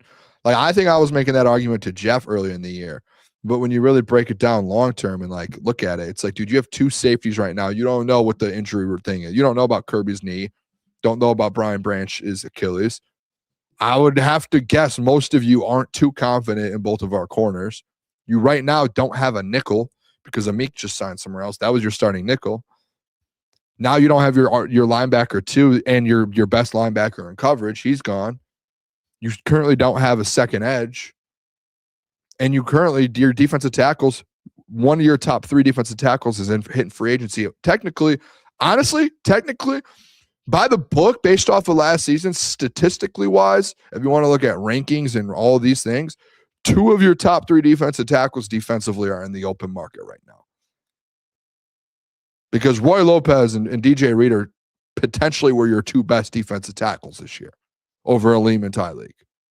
So you could argue your top 2 defensive tackles from last season are at the open market right now. And you have not signed them yet, 7 hours into free agency. Oh, and as we speak, breaking news. Are you ready for this? As I talk about it, breaking news. Detroit Lions defensive tackle Roy Lopez is set to sign a 2-year, $11 million deal with the Arizona Cardinals. And there's Roy Lopez for you. And you just lost one of your top defensive tackles. Probably, honestly, arguably your best one last year. Just lost him. And he's gone just like that, as we're talking about him. That's disappointing. I see that's disappointing in my eyes. I thought, and he gets a 2-year, $11 million. I would have paid 11 for Roy Lopez. I don't know where you guys all stand on that. I would have paid the money for Roy Lopez. I thought he had a heck of a year last year. I thought he had a heck of a season. I thought he was worth the money. So 11 million. He played better. How many times does Aleem McNeil in 1 year make 11 million? He's due to make like 28 million this year. Aleem is. He makes three times the amount of Aleem McNeil. 3 times the amount. And he was better than him last year. I'm just saying. I'm not trying to be negative here. Negative Boone. Now, you guys know I'm the slappy. I'm the positive guy. Come on now. Come on. I need to find this to make sure I don't see it anywhere all of a sudden. Did I get got? Have I gotten got? Who put it out?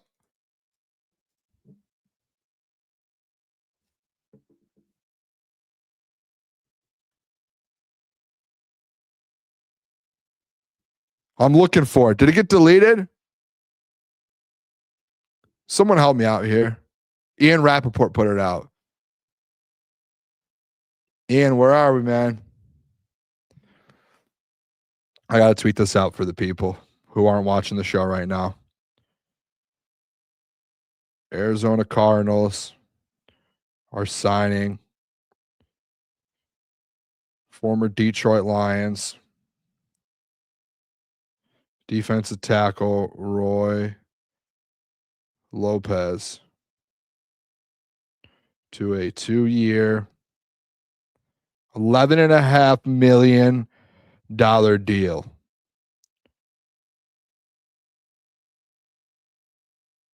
Wow. With $7 million guaranteed. Good for Roy, dude. He had a heck of a year. The deal is also $7 million guaranteed. Lopez heads back to Arizona after a good season in Detroit. I mean, Caleb Czarnik calling me while I'm live and trying to put a breaking news graphic out. It might be one of the most craziest moves of all time. And there we go. Reed Blankenship to the Houston Tech. To the Houston's defense is incredible, by the way. There's another player that Brad's lost. How about that? Roy Lopez gone. How do we feel about that, chat? How are we feeling about that? I'm going to catch up on the chat here.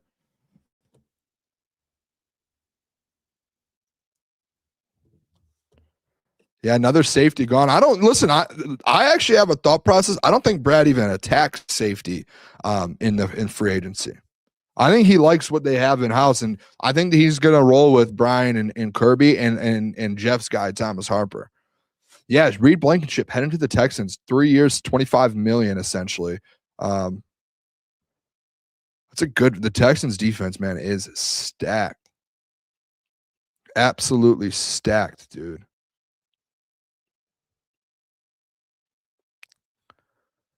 Someone said Kirby's career is over. I don't know.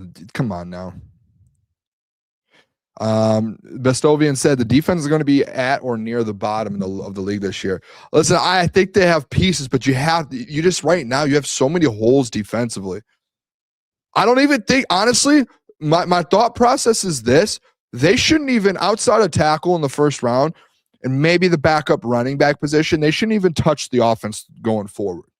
Get your backup running back, go sign Brian Robinson Jr., and then also go get a tackle in the first round and leave the offense as is. Take everything else that you have, all the money you have, the assets you have, everything else that you have, and throw it into the defense. And people are like, well, they were injured last year. It doesn't matter. Exactly my point. Get depth so you're not injured all the time. Or get guys who aren't going to be injured. You guys want to know something? Fun fact. You guys want to know something crazy? The 3 defensive players that just walked from you, Amik, Roy, and Anzo, guess what? Those are 3 of your healthiest players last year. Am I wrong? Did they all 3 play in all of the games?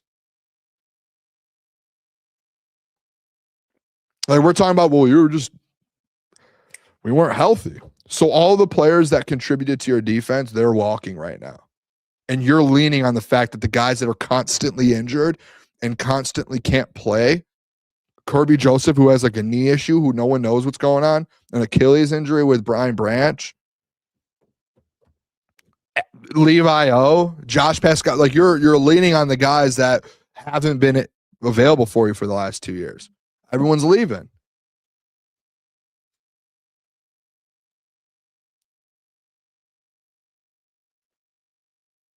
Everyone's leaving. It's unbelievable. I don't know, guys. Someone asked too. I want to go back and look. And if you put it in there, someone had asked about a specific player. I'm going to go back and find it. Who was that? Boone, do you like Azeez Ojulari or Josh Uche 1-year deal options? Listen, I like both of those players. I don't think, and I could be wrong. Let me double check. I don't think they were that productive last year, either of them. Yeah, Azeez Ojulari signed a 1-year deal with the Eagles last year and had 0 sacks.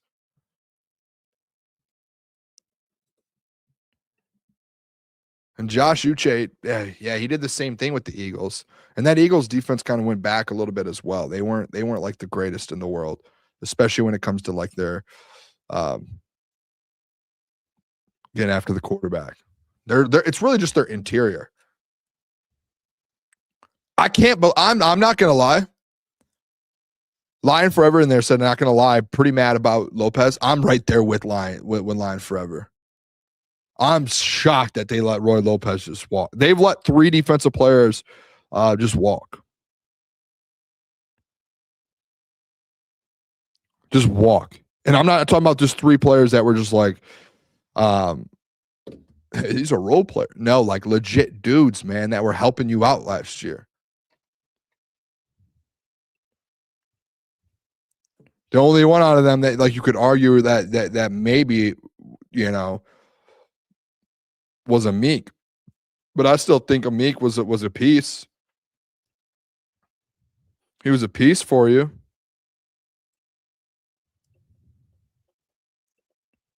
He was at least he contributed.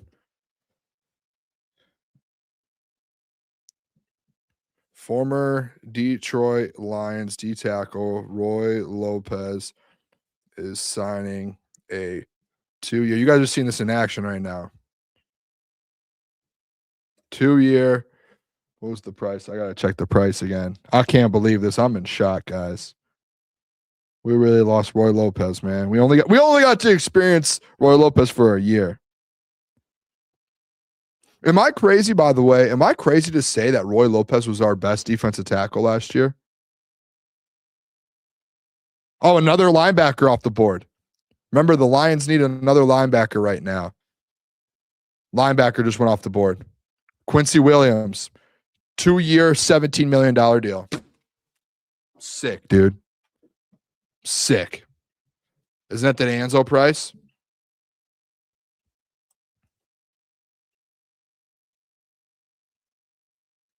Isn't that the Alex Anzalone price? Last year, he played in 13 games, 83 total tackles, 3.5 sacks, 7 pass deflections, 6 tackles for a loss. Got the same as Alex Anzalone. That could have been another option. Quincy Williams could have been a replacement for Anzo.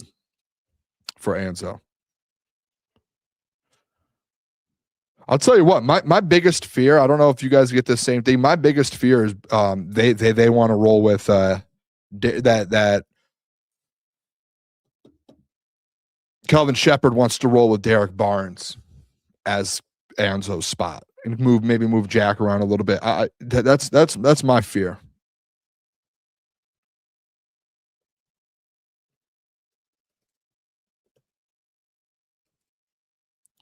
$11.5 million deal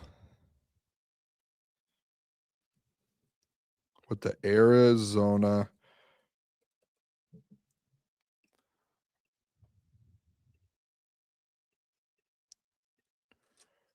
That is something else, guys.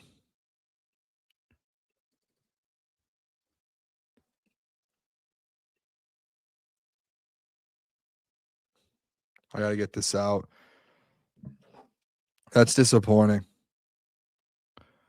So disappointing. Terry Perry said, is Rodriguez a free agent? Yeah, Malcolm Rodriguez is a free agent as well. So you got to figure out the Rodrigo thing as well. I don't know if he ends up resigning. As of right now, it's really just Derek Barnes, I think, as well. Let me double check. Let me see his contract real quick.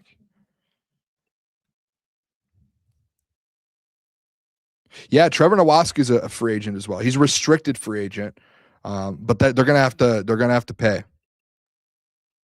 Here we go. Some more breaking news. The Cardinals are signing Kendrick Bourne to a 2-year, $12 million deal. All right, I thought we're good. Nothing crazy. Nothing crazy.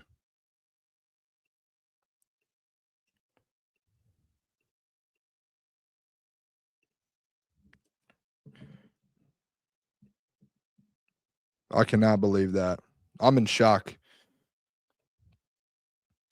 Is it just me, or does everyone expect Detroit overspending right now?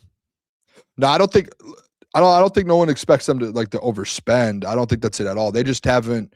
They've got a center and a backup tackle. And I think the worry. I think I'll say this. Again, I'm going to tell fans, hey, don't panic as of yet. But I think the issue with day one of free agency so far is, what was the worst part about your team last year? It was probably defense, right? That's the pushback of this football team is defense. You need to get a top 5 defense. You've seen the last few years, the best teams in the league that have gone to a Super Bowl, they've done it off of a defense. They've had a good offense, but it's also based off of defense. And today, you now have lost 3 starters on your defense that have walked in free agency. They have just walked. And it's not one of those things where you're like, well, maybe the Lions matched and they tried and they didn't want to come back. 3 of the guys said they don't want to come back to Detroit. Either that or Brad's lowballed them and they're like, I've got a better offer elsewhere. So when you thought, yeah, you have some of these holes, I think the expectation was, and again, in the chat, you guys can tell me if I'm right or wrong, whatever it is, however you feel. I think the expectation going into free agency was, yeah, you had holes, but some of these guys were going to return. You were like, hey, you're probably going to get Roy Lopez back. You might get Amik back. Maybe Anzo. I don't think people expected to lose all these guys. And then if you were like, hey, if you were going to tell me a week ago, hey, Booner, you're going to lose 3 or 4 starters on the defense in free agency that are free agents, I would be like, oh, no, it's good. Brad's probably going to re-sign a couple of guys. There's some dudes out there. Hasn't yet. And I think that's the worry. I wouldn't care if you're not spending if you were retaining some of these guys. But as of right now, you let them walk, man, it's another hole on this team. Here we go, an offensive tackle off the board, which I have heard some Lions fans say that they wanted this offensive tackle. Braxton Jones from the Chicago Bears. They are re-signing Braxton Jones to the Chicago Bears. 1 year, $10 million deal.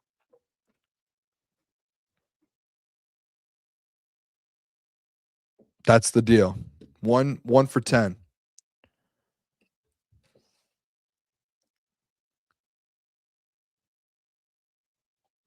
One for 10.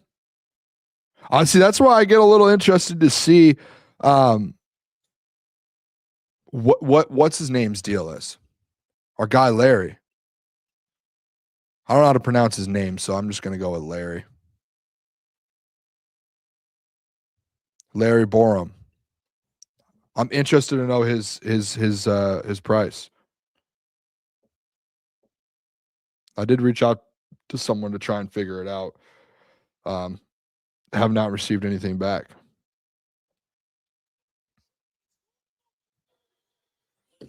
So we'll see with that. But that's another tackle off the board. Yeah, Braxton Jones, 1 year deal per Jeremy Fowler. I think that's the right tackle too, by the way. I could be wrong. Richard said we need a shutdown corner. I wasn't expecting. I'll be honest with you. I wasn't expecting them to go after a corner in free agency. They did last year, and as well as you had TA in the first round. Like you've used assets to get a corner. I just wouldn't expect them to kind of go out there and spend in free agency in a quarter. Maybe they draft another one and they bring a guy in, but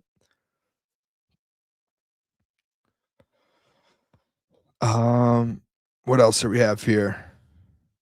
Reed from the Eagles went to the Texans. Yeah, that defense is going to be Dre Greenlaw. Okay, Streetwise whatever vision said, how do we feel about Dre Greenlaw? I heard something about Dre Greenlaw this past weekend, that the San Francisco 49ers want to bring Dre Greenlaw back. And the thing is that there was rumors out there that Fred Warner could potentially be on the trade block, coming back from the injury, which I don't believe. I don't remember where I saw it. I do not believe it at all. So don't take that with a grain of salt. But I just saw that they were open to bringing Dre Greenlaw back. So that's something that we do have to kind of watch out for if that's the case. A Dre Greenlaw going to the 49ers. You'd have to pay him probably, I don't know what the price would be on it. We got something else here. Titans and center Austin Schlottman have now agreed to a 2-year deal worth up to $9 million. Deal negotiated. I did see when what's his name, the center from Elton Jenkins, I believe it is, from the Packers, got released. Justin Simmons tweeted out, and he kind of wanted to get him. And then all of a sudden they re-signed their center. That's got to be like the worst feeling, is like you're on the team as a center and one of your teammates is like pushing to get someone else in your position. And then an hour later you sign the deal. I don't know how I would feel about that. It'd be like publicly Jeff like quote tweeting and being like, I want I don't know, someone to take Booner's spot. I'd be like, whoa, dude, what? That's crazy from Justin Simmons. Yeah, Caden Ellis, by the way, shifts at Caden Ellis still unsigned. This was, I think, like a month ago. This was someone I had on my list for the Lions if Anzo walked. I'll tell you what, unless the reason they didn't re-sign Alex Anzalone is they were like, hey, we want to get a better linebacker, and they were willing to pay more, which I don't find the case. I think maybe that they were trying to find a cheaper option. Just my opinion. I could be wrong.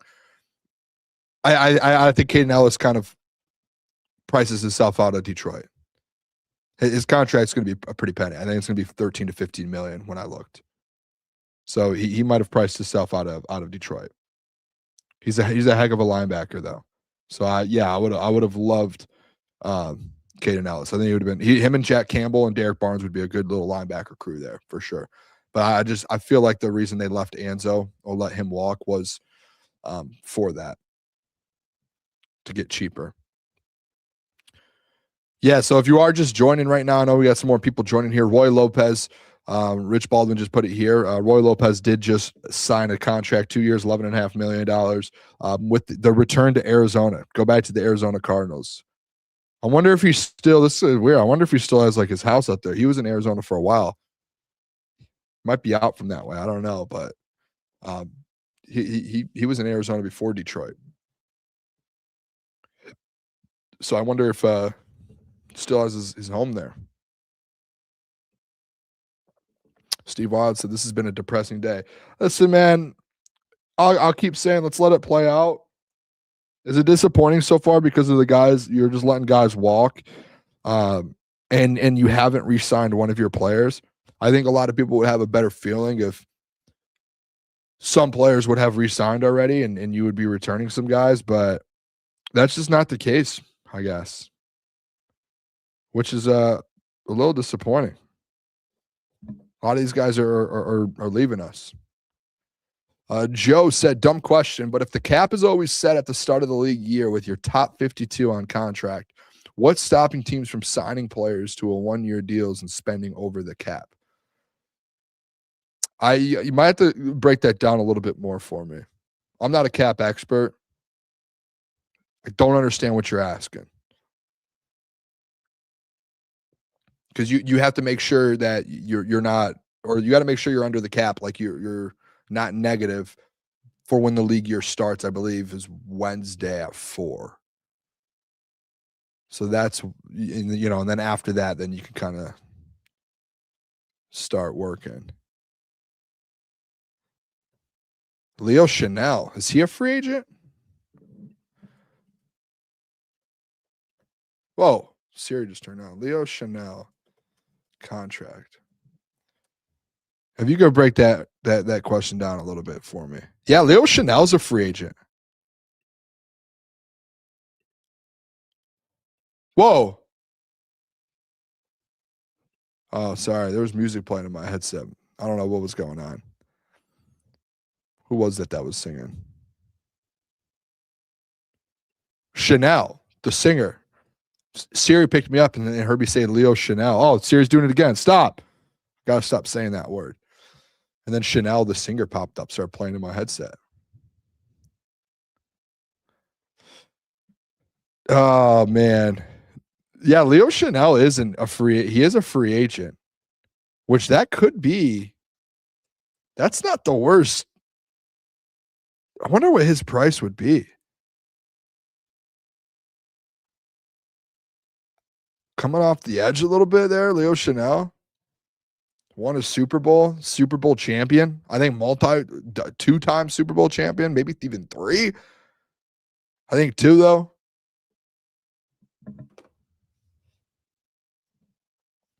Matt said, I think it's important for the team to take note of these guys leaving. Hopefully it's just money and not a culture issue. Where there's smoke, there's fire. Yeah, I don't know what it is. Again, we don't know. We're not in the building, so we can't sit here and stay. But I do think it's odd. Like we could stick up for the Lions and all this we want. And there's probably people out there who are doing shows tonight that are going to be like, oh, everything's going to be just fine. We're all good.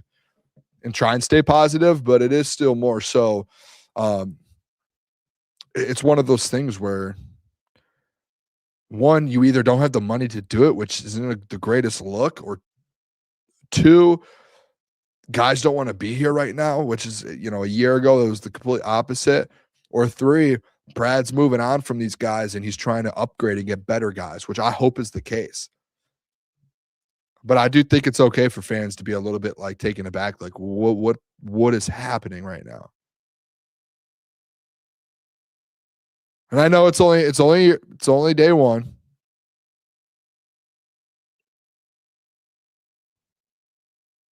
It's only day 1.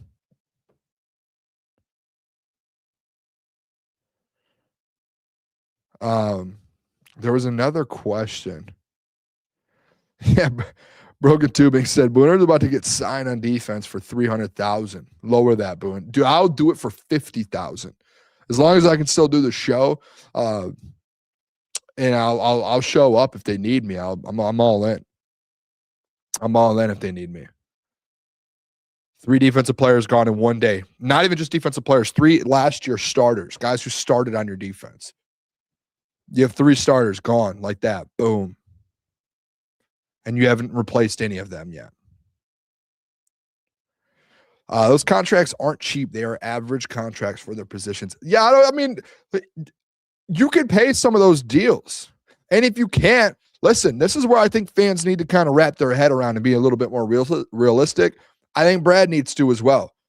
If you can't just pay a guy like Anzalone a 2-year, $17 million deal because you're like, it's too expensive, we have to pay for other guys, that's a problem.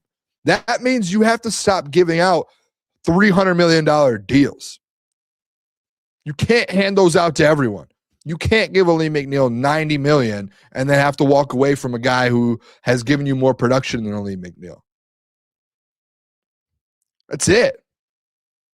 Same with Roy Lopez. Roy Lopez just got $11 million. 2 years, by the way. You paid out Ali McNeil $90 million, almost $90 million. And Roy Lopez produced more and was better for you last year than Ali McNeil. Put that into perspective a little bit. And this isn't me being like going at Brad. Like I think the Cade Mays signing today was really, really good. I think he's had a lot of good signings. Like, and I still have faith that he gets some dudes in here. But I think it's okay for a little bit to be like, dude, if you like, we're really just letting some of these guys walk. I understand letting guys like Josh Pascal walk, Levi O, and his Rakestraw. Strong. I know they're not fully like free agents, all of them, but like, hey, release some. Like the guys, that aren't producing for you or are constantly hurt. Those are the guys, in my opinion, you have to cut ties with. But you're letting guys go that have given you something on cheap deals. That's the issue. Buster in the chat said right here, Aleem has not played a full season since 2022. And he got a deal in 2025 or 2024. And people get mad at me 2 years ago when I said that was the worst, or whenever it was, a year and a half ago now, that was the worst deal that Brad Holmes has ever given someone in his tenure as GM. And I just got, everyone was like, Booner, you suck. You hate the Lions. You hate Brad. All right. A year later, now look where we're at. You don't even have money to spend $11 million on a defensive tackle that's better than him. It only might end up being better this year. I'll come back from the injury. Yes, I understand that. I'm not naive to that. But last year, who was better for you? Everyone knows. You all know. And then Dallas said, Aleem had a massive contract year, though. It's tough not to pay the man, but he was horrible last year and gets paid so much now. This is the issue. It's like, hey, sometimes, unless you're an Aiden Hutchinson or, in my opinion, before Brian Branch with his injury, or Jahmyr Gibbs or Amon Ra, like, dude, I'm just not going to pay you like top. Like, I'll draft or I'll get a guy in free agency that can do it. I will. Seriously, go look at the Seattle Seahawks and what they did in their interior. Look what the Eagles did in their interior when they drafted those guys and they went and won a Super Bowl. Just go look, man. The Seattle Seahawks draft Byron Murphy, get Leonard Williams. Like it's a night and day difference on some of these. You just can't pay everyone top tier money just because you like them or they produce. You got to pick and choose, man. It can't be everyone.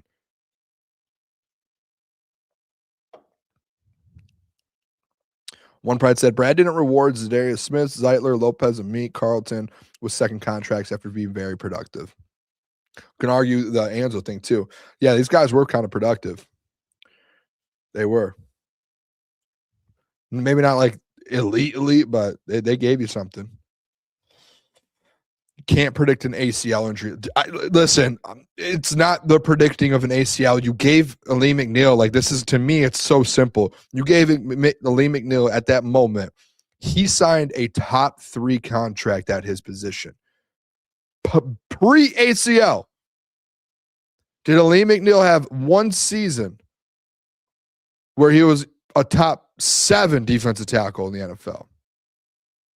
No. And yeah, you could be like, well, projections. That's the point. It's like, that Hutch is guaranteed going to get, he's going to get you 15 sacks a year. That's why you do it. Is Aleem McNeil guaranteed going to do what he was doing like for a little bit of a stretch? No, man. Aleem McNeil is no like Chris Jones. That's not him. He's a good D tackle, not an elite one. And they paid him as an elite one. It was a bad deal from the jump. Had nothing to do with the ACL. He's not a Chris Jones. They paid him Chris Jones money. Lion Forever said, Booner, stop drinking the Kool-Aid. I like this, Booner. I'm going to be drinking the Kool-Aid next year, by the way. I think people sometimes when there's a little bit of negativity, wrap it up with, oh, man, this guy hates the line. I love the team. That's why we do this. I want them to win a Super Bowl. That's why it gets disappointing when there are like, man, you're right there. You're right there. And when Brad gets this thing going and he starts making the right moves, and then like I'm gonna say it too, and I'll probably at some point in the next year annoy Jeff because I'm gonna be such a slappy on some of the moves that Brad does. But when I don't like a deal, man, I always said this too. That's why I didn't do a Kool-Aid chug when they beat the Bears. It's like, dude, I can't fake it.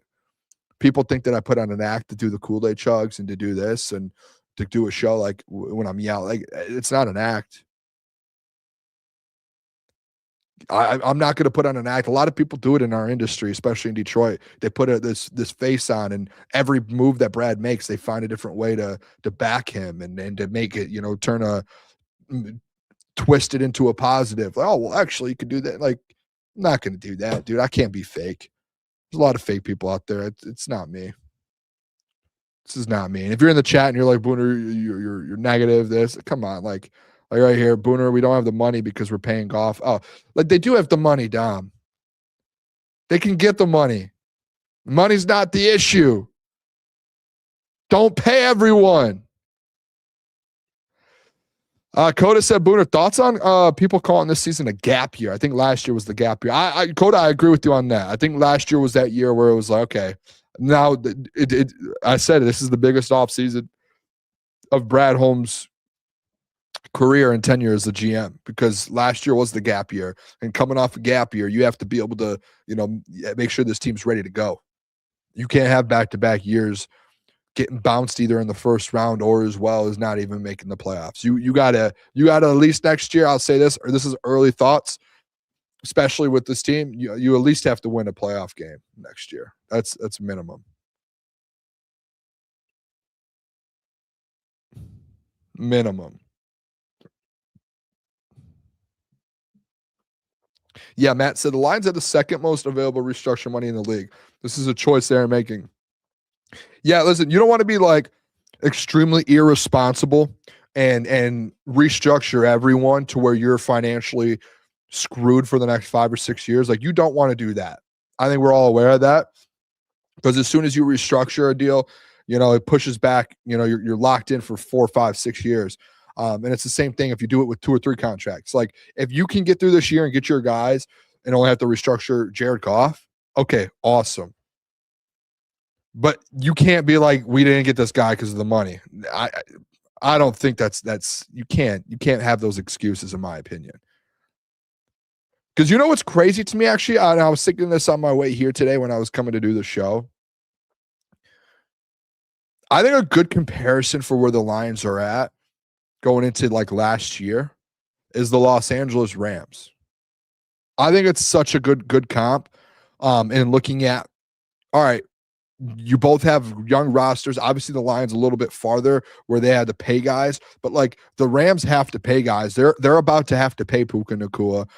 They're gonna have to pay Kyron Williams, and they're gonna pay some of these guys. They're gonna have to pay D linemen here coming up, Braden Fisk, Byron Young at some point, Jared Verse. Like, these guys are gonna have to get paid. But what are they doing? Like, they don't care. Like, they're gonna find a way. Les Snead's gonna find a way to open money up and bring guys like Trent McDuffie, which everyone was like, oh, why would they trade for him? He's only on a 1-year deal left, 13 mil. Like, that's such a waste. You just wasted the first round pick for 13 mil. And then they extend him. And then all of a sudden people change their things and they're like, oh, well, now you have to pay all this money for it. It's like, no, you can't play it both ways. They're making moves to win a Super Bowl. What were the Rams' holes? Corner. What did Les Snead address? Corner. He got Trent McDuffie, one of the best corners in the league. You can argue a top 5 corner in the league. And then he went and got the other Kansas City Chiefs corner, which they had 2 really good corners, and Jalen Watson. And now they're all set. And now they don't have – listen, the Rams have 0 holes right now on their team, in my opinion. Maybe here and there, like, you can upgrade. They can still do things in free agency. And I said last week when they got Trent McDuffie, they have the best roster in the NFL currently. And then they add Jalen Watson. Now they have an even better roster. And guess what? They also have the draft still. And they still have a first-round pick, even though they just gave one up. Les Snead is cooking right now, man. And it's like, hey, you see what Les Snead's doing with Brad? Les Snead's passing him up at the current moment. And I think Brad, and it's no takeaway from Brad, Brad's done a heck of a job building this roster. But when you look at like trying to get to that next step, Les did it a couple years ago with Stafford when he traded Jared Goff and he won a Super Bowl. And he has an opportunity. He almost had an opportunity this year. And he wants to obviously go all in for a Super Bowl for next year because look what he's doing now. Those are the teams you're competing to win a Super Bowl with and to win the NFC. And who's winning the offseason right now? Les Snead and the Rams and the NFC. And as of right now, if you said, hey, Rams-Lions NFC Championship game, who's winning? I'm taking the Rams, man. They're a better football team right now because you have so many holes, and they do not have any. And I think that's a fact. I think if you say no, I think at that point you're lying to yourself, man. You don't have true passion for this team then, in my opinion. You're just a yes man. That's it, in my opinion. Here we go. Another signing per Jordan Schultz. The Pittsburgh Steelers are signing running back Rico Dowdle. That's actually huge for them. Jalen Warren and Rico Dowdle is a great. They lost Kenneth Gainwell today, and they replaced him with Rico Dowdle. I think that's a heck of a switch there. Heck of a switch. Dallas said, "Why are you so mad, my guy? We lost role players. They will be fine. Clearly, you may not have been a fan during the back." Okay, this is one of the worst, in my opinion. And Dallas, this isn't at you. I get this all the time on Twitter, Instagram. I get messages. I get people to say this to me all the time. Well, man, like you're complaining now. You must not have been a fan back in the day when I've been a fan since I was born in 1997. Just because you went through the bad years or you didn't go through the bad years doesn't mean it's like that's an excuse for them to just not make moves and not be good. Welcome to the new era. Welcome to having a good football team. Just because you went through a hard time doesn't mean you could just be like, man, they don't need to do it. They're good. Like, we've been through it. This is nothing. No, that's the dumbest thing in my opinion of all time. Have some sort of expectation for your team. The expectations have changed for this franchise. This is no longer a franchise where 9 wins is awesome. They just went to an NFC Championship game, and they've regressed every year. You can't sit there and just keep talking about the past and say, oh, man, we only lost role players. Well, guess what? To win a Super Bowl, you need elite role players. Role players isn't just the role player in football. 11 guys go on the football field, man. You have to put together a roster of 21 or 22 guys, top to bottom, if you want to win a Super Bowl. And I'm sure, Dollar, you're one of those people that's like, I want to win a Super Bowl in my lifetime. You can't say, I want to win a Super Bowl in my lifetime, and then when they don't make the moves to do it, you're like, oh, man, well, we've gone through it. You must not have gone through it. You don't understand the real grief. I'm sorry that I've gone through the grief that you went through with the bad Lions team, but I also understand that expectations change, and I would like the football team to be better and Brad to be a little bit better and to get over the hump. And right here, this was regret 14-2. By the way, so if you're gonna try and push back at me, at least get the facts right. They went 15-2, and yes, it was regression because you lost in the playoffs and you didn't even go to the NFC Championship game and you went 15-2. If you were as good as you claim to be at 15-2, you should have went to the Super Bowl or the NFC Championship game as it, like, at least. Didn't even do that. You didn't even win a playoff game at 15-2. Lions haven't won a playoff game in 2 years already. How's that? We're already on year 2 of not winning a playoff game. I'm going to finish this. Hold on, Jeff. Dalla said, I have trust in Brad. That's about it. Let's fire. No one said fire Brad Holmes, by the way. I think Brad Holmes, Jeff, I've told you, I think he's a top 7 GM in the NFL still. The man is an elite talent evaluator, can build a roster. It's just sometimes, like, the free agent, like, getting over the hump has been a struggle. That's it. Shout out Dalla, though. He said I wasn't talking to me. He was talking to Austin. But either way, I wanted to address the comment.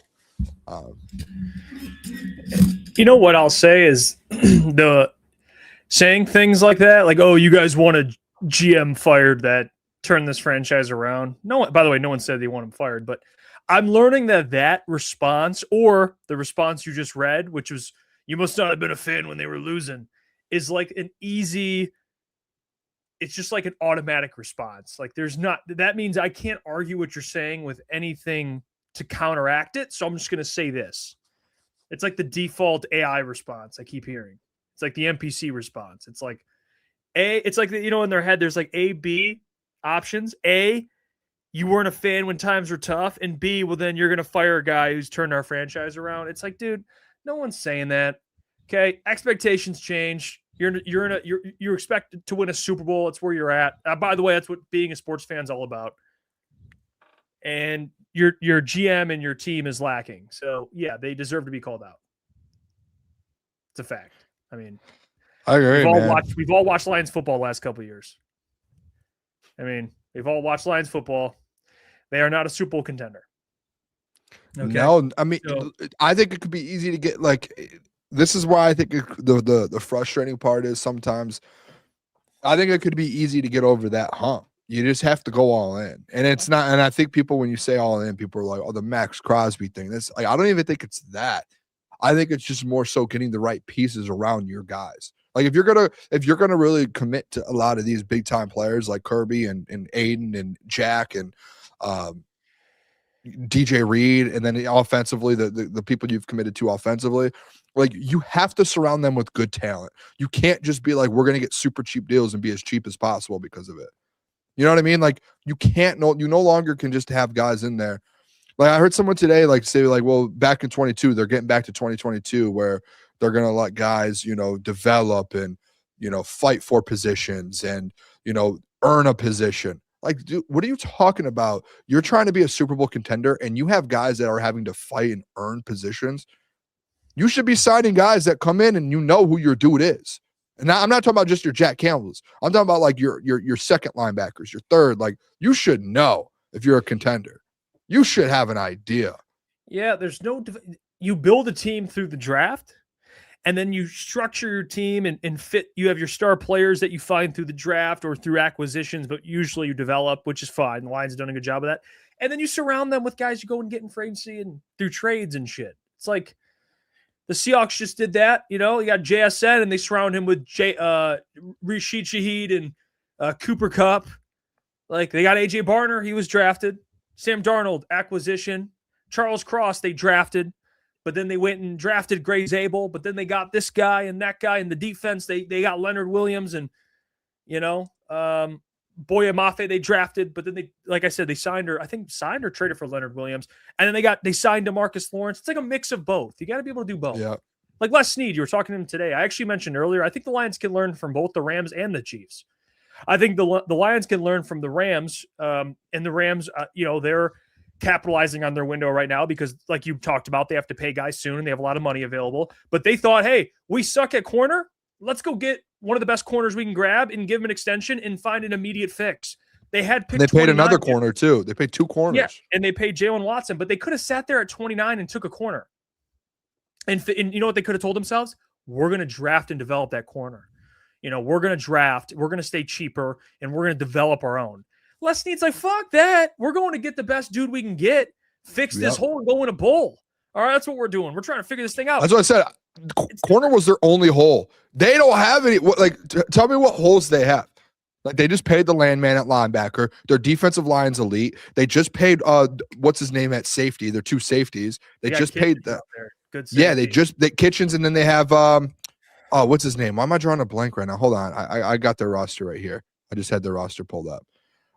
They just paid Cam Curl. They extended Cam Curl, and their D line is elite. We know that. Their linebackers, they have, the landman, and then offensively they're good. Like maybe they can get offensive lineman to go up, but like their roster top to bottom. And the craziest thing, I said it here before, Jeff, you wrapped on, like they know that they're gonna have to pay people, and they've already paid some guys, but you just figure it out because you had to win a Super Bowl. Like there's no excuses about building long term, and it's frustrating. It is. Yeah, and I think they can learn from the Chiefs because the Chiefs over the last couple of years don't fall in love with their own. They trade Trent McDuffie. They're like, see ya. And he's a Super Bowl winner, their best corner. See you later. Tyreek Hill, they traded his ass after they won Super Bowls. Like, who's another guy? Jalen Watson, they let walk. Brian Cook, they let walk. They had one of the best secondaries at one point. They let them all go. They're like, see you later, everybody. Bye. Deuces. Those are high-end guys, but they've kept guys too. Like, yeah, they kept some guys, Nick Bolton. But the thing with Brad, he doesn't let big-time players walk. He doesn't let high-contract guys walk. He just signs everyone, and then he's like, we'll go cheap on the other guys. So it's like you have on the field, you have at all times, you have 3 or 4 guys that are getting paid $100 million, offense or defensively, on the field. And then the rest of the guys are like vet minimums that like aren't talent, like give you half the talent. You can't, I just don't know. It feels like I hope that's not what Brad's doing. I hope Brad has a plan, especially like at that edge position and linebacker, like defensively. I know a lot of people talk about the secondary, but I think it's like that other edge and that linebacker spot that Anzo just left. You have to figure that out. Like you have to get a good piece. I actually brought it up, Jeff. I don't know what your thoughts. What if there's a chance that Brad let Anzo walk because he wants to get an even better player than Anzo? Instead of paying 8.5, he's like, I want to go get a guy for 11 or 12. Like, I want to upgrade Anzo. Do you think that's a possibility? We're just looking at it the wrong way. Well, the upgrades are dropping by the Caden Ellis. That was the guy. I mean, Caden Ellis is the reason I brought it up was because someone brought it up in the chat. He's a good option. He's a good option. I wouldn't say that's he's expensive though. I saw his 13 to 15 mil. I wouldn't look at Caden Ellis and be like, oh my God, what an upgrade. But I'd be like, it's good. I think it's good. Like, it's like, hey, you brought in another guy that could play. Like, I'm cool with that. I think the only legit upgrade would be like Devin Lloyd, who you can't pay. And then maybe, no, that's really it, to be honest. Everyone else is kind of in the Anzalone Nakobe Dean would have been. Nakobe Dean, I would agree. Nakobe Dean's a pretty good player. Maybe we are looking at this wrong, and we're all sitting here like, oh, Brad's gonna get cheap guys, and then all of a sudden he just starts dropping money like tomorrow.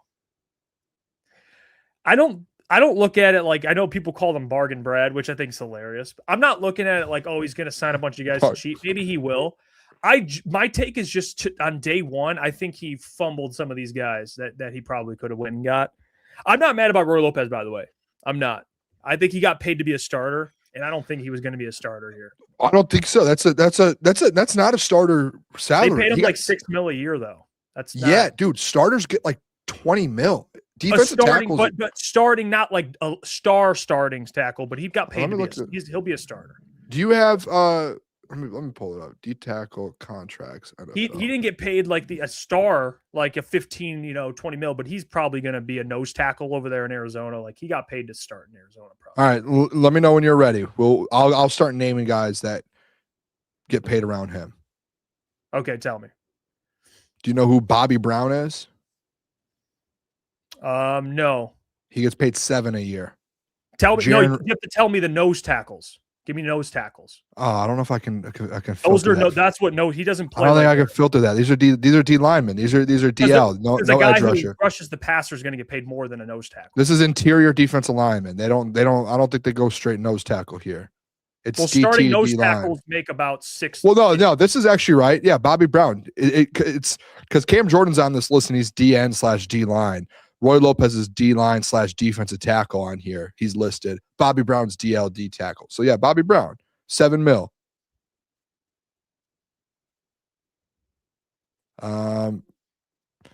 Harrison Phillips, Jets, defensive tackle, 7.5. Poona Ford, almost $10 million. Now that's that's 10. Tough. Yeah, but that's a really good nose tackle. You're talking about $6 million, Jeff. Like, yeah, that's not that crazy. That's fair. Poona Ford is a really good starting nose tackle. He's a couple million more. I don't think 6. I think last year, like, in my opinion, last season, and what did you sign him to? I mean, Jeff, he had like, I think he was on like a $4 million deal last year for the Lions. Yeah. And you're saying like he performed. But he performed. He was the best defensive tackle you had last year. Did he make $4 million? Is that what he made? I think it was like 4, maybe just under 3.8 or something. I don't know. He got 3.5. So he doubled his salary to be doubled it, but he doubled it. He was your best defensive tackle. But they don't look at it. They're not paying. He's not going to start next year, though, Boone. He's not. He's going to start for the car. Yeah, no, but like, dude, I'm saying for the Lions. I agree with you. That's why they pay him. I think $6 million for a guy who produces the way he does, man. I feel like that's a steal. I looked at it as a steal, $6 a year. I would have easily paid him $6 a year. I don't think I could have paid him $6 a year, if I'm being honest. I don't know, dude. Like, he was better. You're paying Aleem McNeil $28 a year. He was better than Aleem last year. I agree. Listen, Aleem I think's overpaid, but I'm saying from the Lions perspective, we're like, dude, we're already paying this dude 28. We drafted a first-round D tackle. This dude's all right, but I'll tell you this: it's either you have to bring in DJ Reader for 10 a year, or you have to bring a Roy for Reader 6. Ain't making 10 a year. Let's wait and see the contract. 10 a year. You actually, you know what? Actually, no. Actually, I'm glad you said that. What did Reader make when he signed with the Lions? Do you know? Do you know? I'm about to find out. Take a guess. It's probably going to be like 12 a year. It's way more. It's double what Roy was getting paid. No, I'm not comparing it to Roy. I'm just asking you. I know, but I know you're gonna be like, well, look at that's a starter. No. I'm just asking you. How much do you think he got paid? I think it was like a 2-year, $24 million deal. I think. It's 2-year, 22, so about 11. Yeah. He's older than that. He ain't gonna get $10 million a year. He'll probably get like no. I think he might get like a $8 million deal. I would have rather paid Roy Lopez the 2 for 11. Young player I'm not that saying I want to pay. Produced. I'm just saying DJ Reader's gonna. He's probably worth just as much as Roy. Probably about $7 million. That's all he's the reason. All right, this is how you look at the Roy Lopez deal. Are you ready? And then if you change your mind, I just want you to have an open mind. Okay, open mind. You have to pay a defensive tackle to come in, and to your point, remember, like in this again, this is just to your point that we've talked about in the past. Mm-hmm. You are not confident that Tyreek is a starter still right away. Like you're not confident. You now, like at some point in free agency, Jeff, you have to sign a defense. You just lost 2 D tackles you lost your top 2 D tackles from last year. You have to at least sign 1 D tackle in free agency. Are you going to be able to find a player that's better than Roy or DJ Reader for the same or cheaper price than them? That's my question to you. Because I think you already had a guy in-house that produces for you, and I think it's a cheap deal based off what the market's probably going to do. And you're going to end up having to pay $10 million for a guy that might not be as good, that you don't know. I just think how Brad's looking at it, you drafted a first-round D tackle in Tyreek. You're right. We don't know if he'll be good. We don't know if he'll start or be good enough to start. But he also probably, you know what he probably looks at too, and I bet you any money? Levi Onwuzurike's coming back. I think he's looking at Levi, and I think they probably will sign another defensive tackle, but like a Roy Lopez type where it's like $3 million. And that'll probably be your defensive tackle room. To be honest with you, it'll probably be a Liam, Tyreek, Levi, and another nose tackle. And it's not ideal, but that's how they look at it. I'm just being real. I think they factor in Levi O coming back. I would cut Levi and Josh Pascal and sign Roy Lopez. And you know me with Levi. I'm a Levi guy. Yeah. And I would do that. I would be like deuces. Yeah, I mean, let me see something. Cuz no, actually never mind. What is it? I wanted to see. I don't know. You asked me. Now I'm kind of curious who Bobby Brown is. I don't know. I just think, like, dude, I think Roy Lott got the right price for his production. Now he's the Panthers. But that's what. But basically, Bobby Brown, run defender. That's what he's looked at as. I think that's what nose tackles are getting paid usually. High end, it's like $10 million. He's probably getting $6 million. My point was they paid him to start. And if you're Roy, I get to start. He's leaving. You know what I mean? Yeah, I get that from him. But again, if I'm Brad. Oh, big signing. Are you ready for this one, Jeff? What is it? Jordan Schultz. The Jets are re-signing fullback Andrew Beck to a 1-year deal, $1.5 million. Only team still using a fullback. It's like, what are we doing? Oh, that's funny, dude. Maybe do you think Brad offered him, like Roy? At least through an offer, like tried to get Roy at something, like talk to him because at some I point would think like, so. I can't compete with this guy. I can't compete with this. I do think it's just I told the chat when you went and got food. The thing that kind of baffles me, I don't know where you're at with this. You would think that you're a day into free agency, 7 hours. You have not re-signed one of your free agents like in-house. And you would think that those deals may be already in place. You see a lot of other teams that are bringing guys back, getting their deals done quick. Guys got deals done over the last week, right? Because you can sign your guys. Like, you can extend guys. They haven't re-signed one free agent that they had open up. Not one yet. And 3 of them have already left. And then if you want to count in David Montgomery getting traded 4, if you want to count cutting Taylor Decker 5. And then cutting Graham Glasgow 6. Like, they haven't retained anyone. And someone in the chat's like, I don't know, like, is that Brad lowballing guys? Because the Taylor Decker thing, like, Taylor was like, we were on the wrong page. So they lowballed Taylor Decker. They obviously probably lowballed Roy Lopez because he went somewhere else. They probably lowballed Anzo because he went somewhere else. Like, are they just lowballing everyone, or does no one want to be in Detroit anymore? No, they're lowballing everyone. But it's how?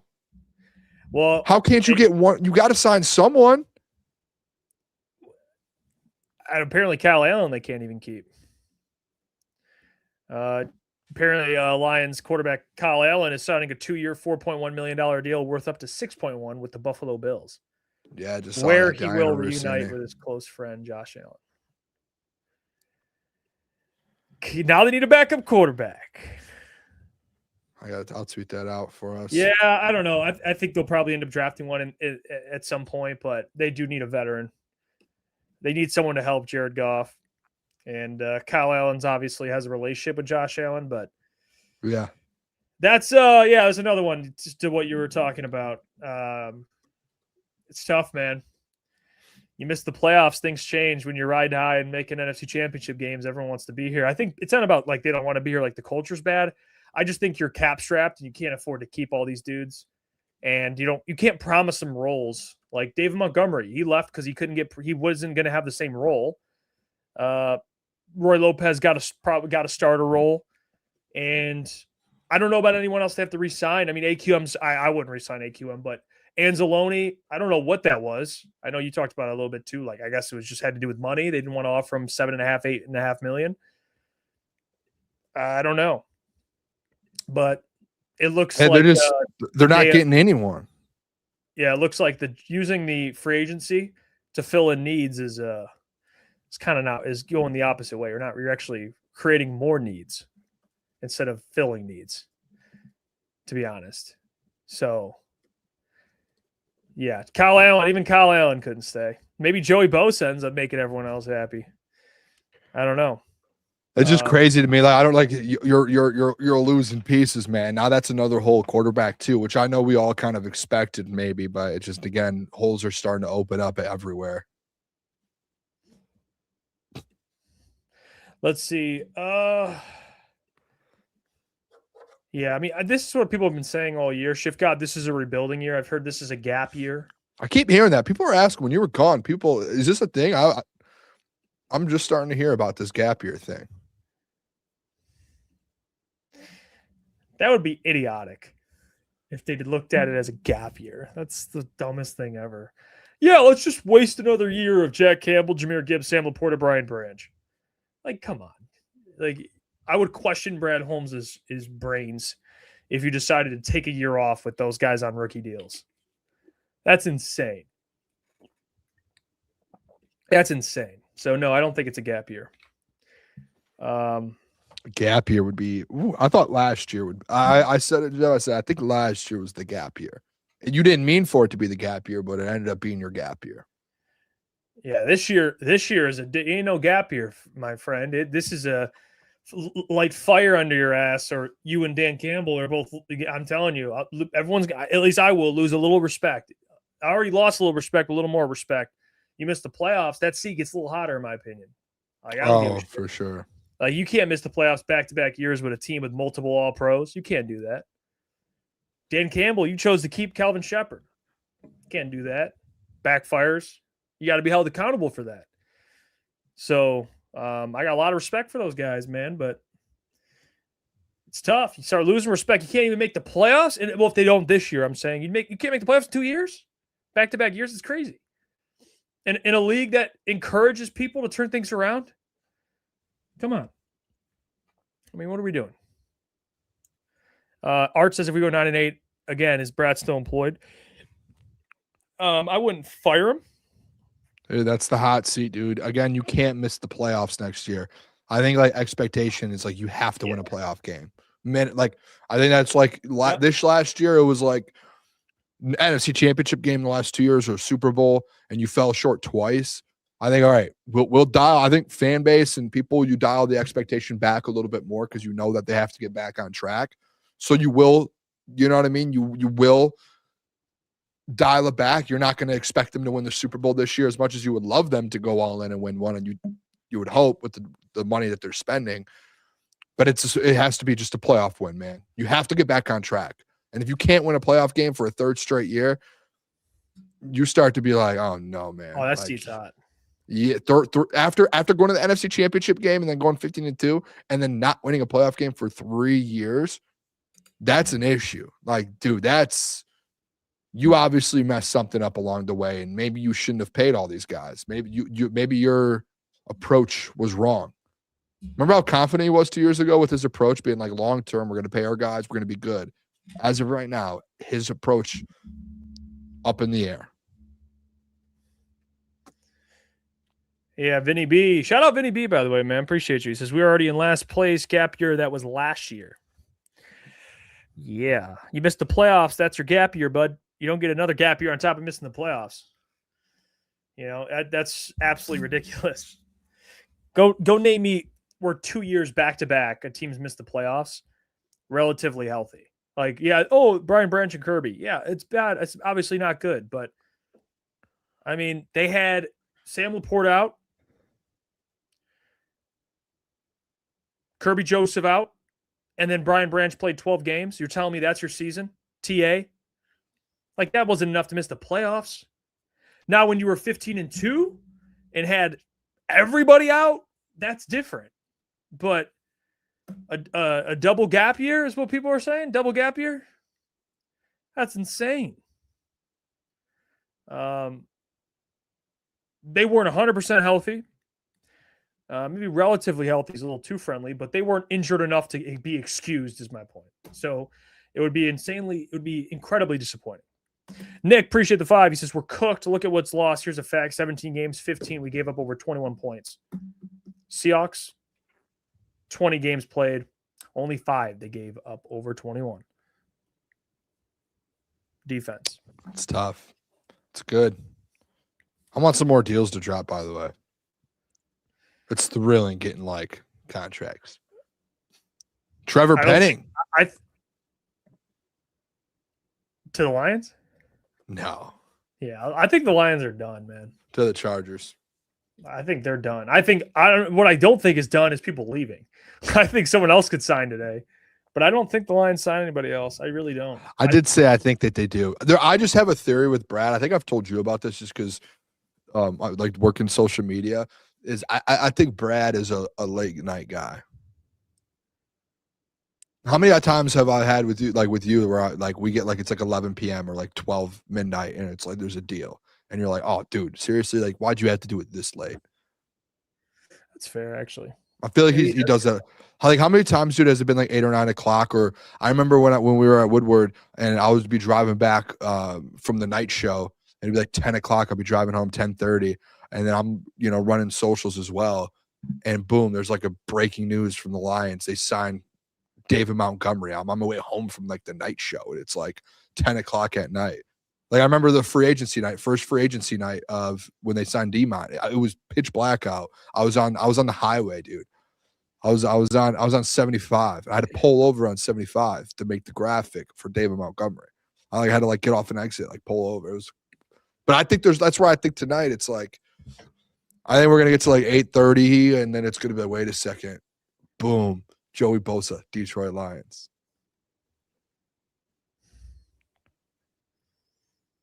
Joey Bosa, Detroit Lions. Brad, hey, to be fair, and I will give credit a little bit to Brad. And this again, people think that, oh, Boone, you don't. You've been mad all day. Yeah, I'm upset a little bit.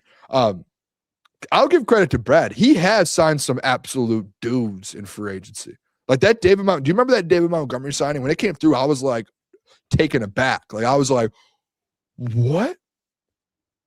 The CJ Gardner-Johnson one, like I remember where I was when that happened because at the moment it was like such a we got CJGJ? What is it? CJGJ. Yeah, I really messed that up. You got anyone else you want to bring up? He traded for Carlton Davis during free agency? Like what? Whoa. Was there any other ones that I'm missing? Who am I missing? Yeah, that might be it. Maybe I just got really excited on those ones because they were so rare. He definitely had some good free agency signings. I think David's number one. Anzalone. But he has never been like, bang, like someone and you're like, whoa, like this guy. Yeah, I guess so, man. It's been that's like how smart, effective signings like, DJ Reed. But do we love that one now? I don't know. We have to see, I guess. But at the time, it was like, ooh. That was good. Well, the DJ Reed one, I think it was good. It was like, yeah, cool, we got a corner, but I think it was a little disappointing because everyone wanted Carlton back. Yeah, exactly. You know, there was still like that side where we were like, oh, there we go. At least Brad got a corner, but then it was like, well, Carlton was better. Hey, can I share my screen real quick and show this tweet? Just remaining free agents. Why are people talking about Jalen Carter to the Packers, dude? Can we stop that? They can't pay. They won't be able to. They actually just freed up a lot of money. But they must be extending people because they have like 31 million in cap sitting. Maybe they are. I don't know. Jalen Carter, by the way, Rashawn, they cut some people today. Like the dog, Ricky Slicky, or watch whatever out his for name Ricky is. Scoot. He tweeted out Jalen Carter's on the. Well, did you see what Ricky did? Did you see what happened to him today? I saw he put out he deleted his account again. The only issue with Ricky is when he gets proven wrong, he deletes and then he waits till he gets something right. He put out Trey Hendrickson's going to be, most likely signed with the Cowboys, and then as soon as he tweeted out, like 10 minutes later, they traded for Rashawn Gary, and then he deleted his account. I saw Ricky Scoops the second. Have you seen that one? No, I haven't. But then the doc, did you see my text in the group chat with the doc? Did you see what I did to him? The doc put out the Amik Robertson thing. Sources tell me at the combine, Amik Robertson and the Lions were working on a deal. And then like 30 minutes later, Amik signed with the Commanders. So I text the doc because the doc texts me about Ricky like he's the worst. I blocked him. He's always wrong. So I texted the doc. I said, hey, man, welcome to the game. Get on Ricky's level. I'm blocking you now. You're wrong. What did he say? Oh, he was mad. He sent like 30 texts. He was not. I said, Doc, I'm trolling you. Relax, man. Come on.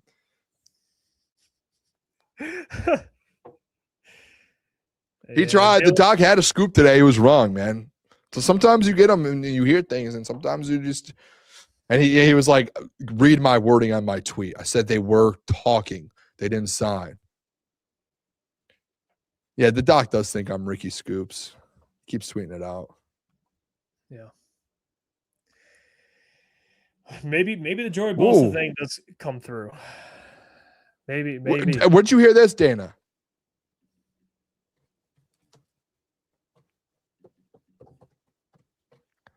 Hey, by the way, Juicy J, it's good to have you back. Last week it was it was lonely sometimes without you, brother. Yeah, no, I'm happy to be back, dude. Right when You the stuff look a little starts breaking. darker. Yeah, no, I got some sun out there. It's nice weather. I was in Tampa Bay Buccaneer territory. A lot of got to visit some family, visit a little bit of the Iafrate side. It was nice. But I'm happy I'm back. I got back and then I'm like, here we go. I'm excited for this. I was thinking about this week. Fired up about this week. I can't wait. The next 2 days, man. Yeah. I was in Matt says Jeff was negotiating the Anzo deal. Yeah. I was talking to some the Iafrate family, the Italians down there, man. They were grouping together to get Anzo down there. Get that man paid. Remember my friend from Australia that you met a month ago? He's cousins with Anzo. They're like second cousins. Oh, really? Yeah, from the same, like obviously they're cousins. From Italy, like they're Italian sides. Definitely use that. Be like, hey man, can I borrow? I used to ask him. I'll be like, we're second cousins. He's in like group chats with Alex, and I'm like, dude, can you like hit him up for me? Like, let's get him on the show. But he's I'm not like close like that with him. Like he's his second cousin. He was just like, I can't hit him up and be like, come on the show. I was like, fair enough. I just visited my second cousin in Florida. Hey, don't count it. Hey, you can visit second cousins out here. I have I know all my second cousins. Like I'm sure Alex knows my friend. Like they're familiar with each other. Maybe he's closer than he's just like Yeah, what if you like went to Anzo? He's like, this fucking dude. This guy sucked, dude. Bro, trying to have me hit you up, bro. Are you serious? That's crazy. Man. Can I share this tweet real quick? You guys want to go over this? It's just the remaining free agents right now. Just let me know when you want to scroll. Shout out Ari, by the way. It's Trey Hendrickson, Devin Lloyd, Tariq Woolen was someone I had on the list for adding a corner to this roster. Rasheed Walker. Rasheed Walker. Didn't you bring him up? Yeah, but he's like, I don't know, really, to be honest. I think he's a little overrated, but Point guard, okay. Chris Paul. Chris Paul. Guard, Chris Paul. Taylor Decker's on there. How tough is seeing that, man? Braden Smith. Right tackle. Okay, now Leo Chanel. I don't hate the Leo Chanel one. Dude, shout out Chief God, dude. He was in there bringing it up. Leo Chanel. And the disrespect to Joey Bosa not being on that list. And Cam Jordan. Mr. Ray says, look at all those names Brad want to add to the roster. Great effort, though. Boone. Vera Tucker, Elijah Vera Tucker. He played at Iowa, Penn State. I forgot where he played, but I think he's a guard or a tackle. Maybe I think he's a tackle actually now. Brian Robinson Jr. I absolutely love, dude. He was my number one running back in this class to add to this. That was my number one RB2. Fit, dude. He's a perfect fit, bro. I agree. And he's played that RB2 role majority of his career, so he understands. Yeah. Yep. Let's see. Yeah, by the way, everyone, get ready to learn Giovanni Manu. Just get ready to learn that, potentially. Oh, no, might be your please. starting left tackle, dude. Did something just happen? What? I don't know. Oh, USC. That's what it was. Thanks, Jesse. Oh, Appreciate Lions it, tweeted something out. What they tweet out? They just tweeted out, we've been rewarded a 5th round pick. Pick 181.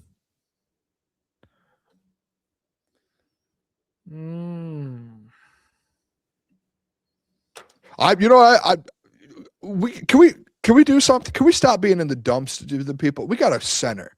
You know how exciting that is? Yeah. Listen. I like Cade Mays a lot. Think he's got upside. I think he fits Detroit. I think they paid the price for a starting center, $8 million for a starting center. And I think he's average to above average. It's pretty good. I like it. I don't have a problem with it. Me either. I think it's good. You weren't going to get Tyler Linderbaum. He was like the next tier. I mean, if want my honest opinion, I think there's a chance for sure that Cade Mays becomes like Pro Bowler. Like, I think he could get better. He's only 26. These guys are getting better in their careers. I'm curious to see if the Lions go and look at their center position and go, we got Juice Scruggs and Cade Mays, we're set, and not do anything else. I'm really curious. Like, what? I think it might be on my end. There was just such a loud noise in my headset. It was like a...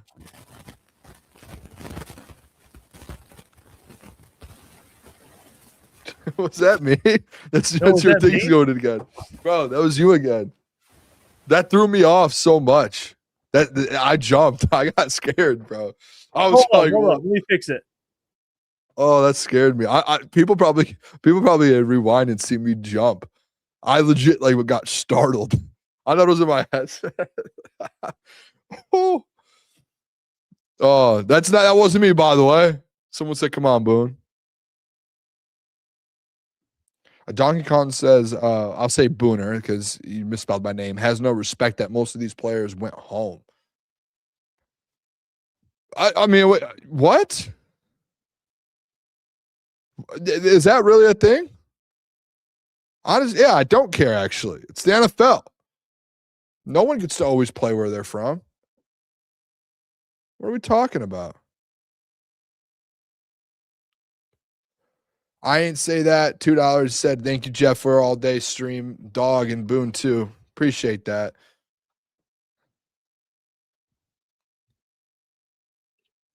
Do appreciate that.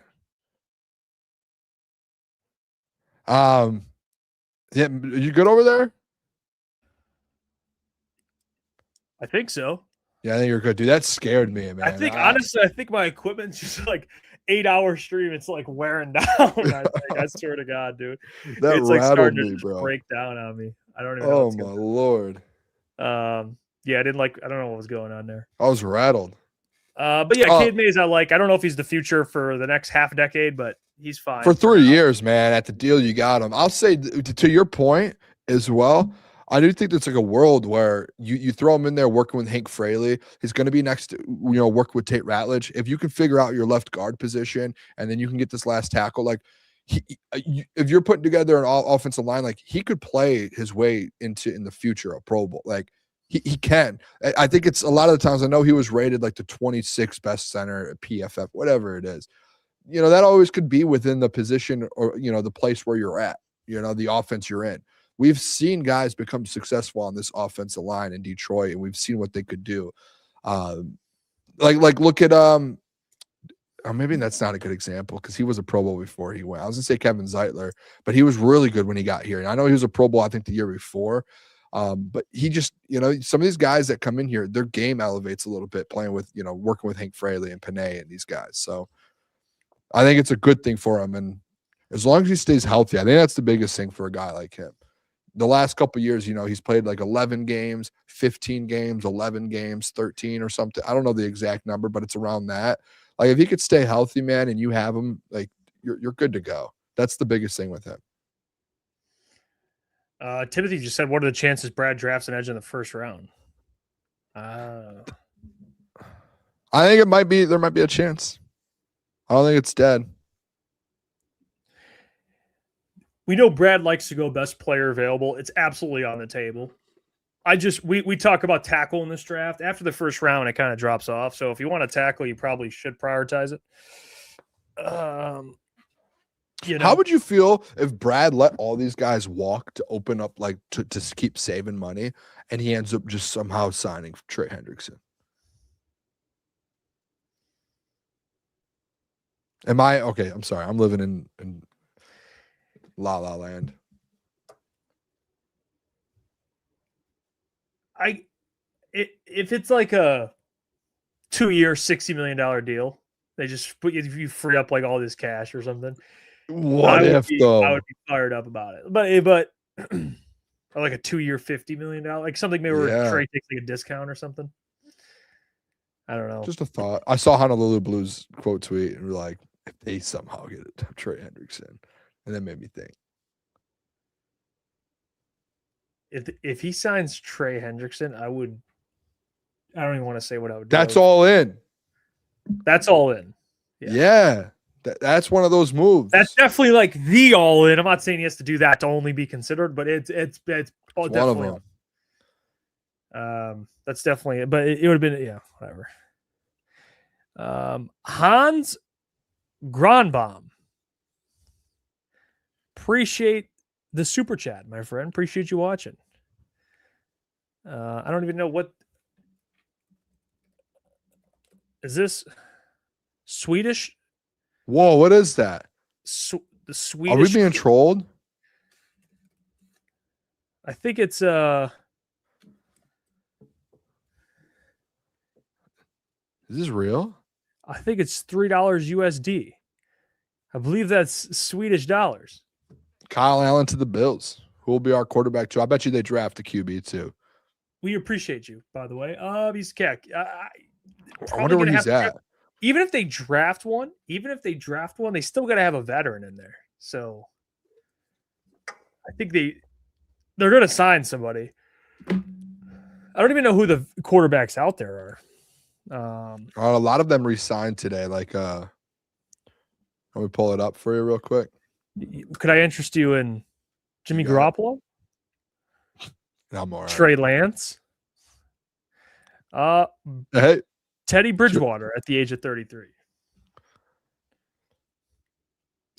John Wolford, Hendon Hooker. Jake Aaron Browning. Rodgers. I'm kidding. Jake Browning? No, Jake Browning. Or Carson Wentz. Carson Hendon Wentz? Hooker's a free agent, Jeff. Tev Sauce, appreciate it. No signings on D has me a bit worried. I agree. It's actually concerning. And I agree on the offensive side with Vinny B, though. Tyler Algier, you better have a running back plan in place. Because Tyler Algier just went to a crap franchise for $6 million. So, but on defense, I agree with you, Tev. No defensive signings has me worried because they were already a bad defense. You have 2 safeties out, and your defense looks like a UFL defense. I just saw this report. Nakobe Dean was offered a similar deal. He went to the Raiders. He was offered a similar deal by the Cowboys. Turned it down, went to the Raiders, and he said he just went with his gut feeling. That was the report. That he just said, I had to go with my gut feeling.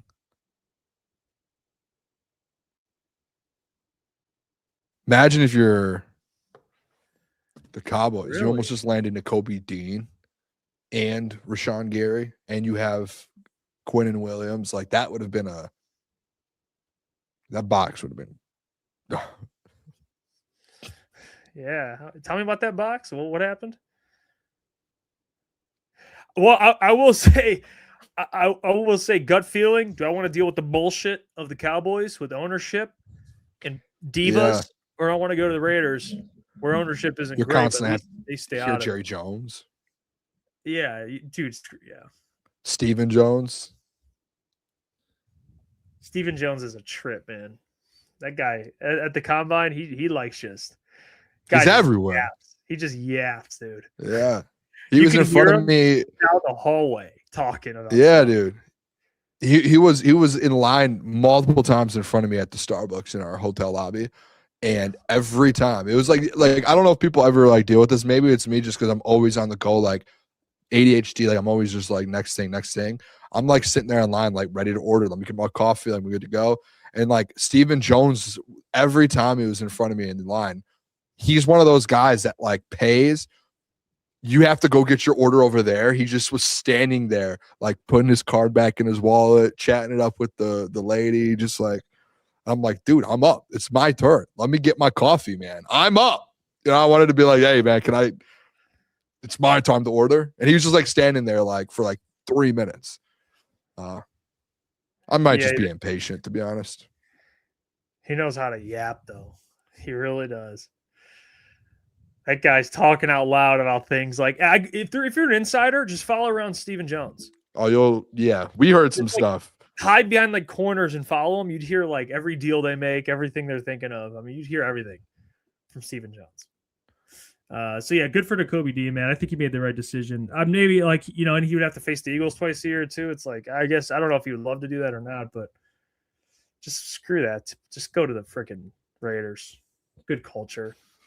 Better culture, I think, with Clint Kubiak. So, Buster says, how the F can the Raiders double the most a center's ever been paid and get 7 other guys? The Raiders had so much money. They remember they got rid of Max Crosby, who was like their number 1 paid guy, but they just are on all rookie deals. They don't have to pay anyone. Geno Smith gone. Who was the other contract that they had? I think it was like 30-something million a year. So they just had probably the most money in free agency. Who did they add? I have the list here, actually. Yeah, they lost Max Crosby, and they also lost Kenny Pickett, but they added Taron Johnson, Linderbaum, Jalen Naylor, Kwity Paye, Nakobe Dean, Quay, Walker.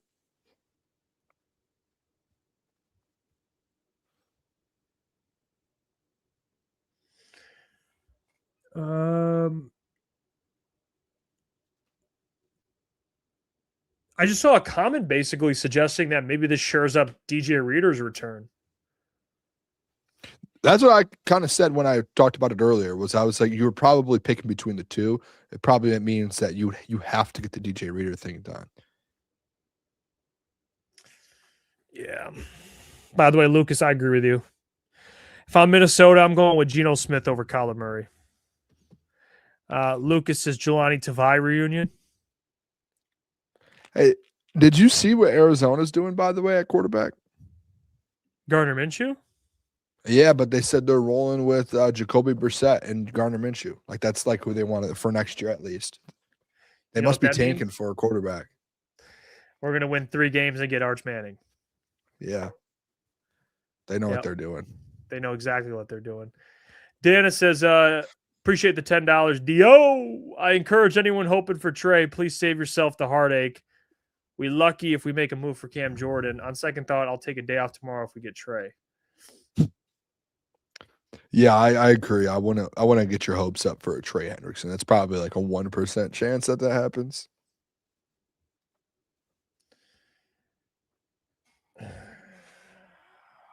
They get Trey Hendrickson, everything changes.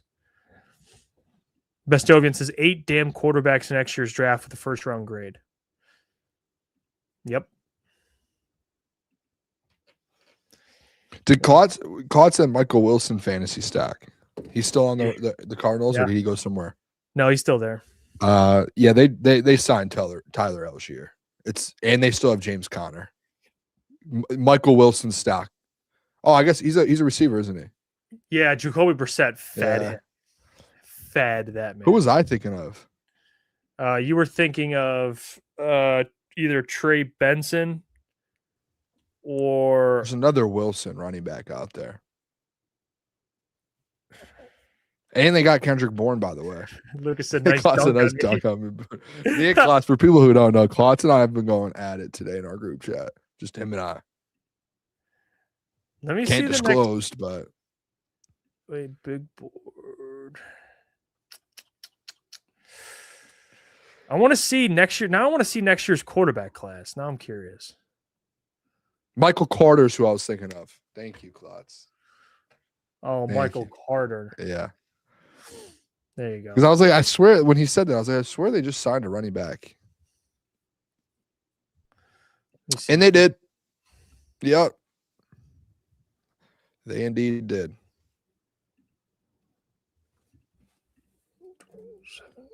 This might be the greatest live stream that we've ever had, Jeff. Oh, yeah. I mean, this beat the record. My longest was. I was looking today. My longest live stream was Free agency last year was 6 hours and 37 minutes, day one. the longest we went for as a group was 7 hours and 52 minutes. Yeah, that was that was a day 3 NFL draft party. yeah. The longest one solo was 6 hours. No, you were there. Yeah, the longest we went was 7 hours. We just passed it. That Lions, the day 3. Yeah. Yeah, that was the last day of the draft where let me pull it up.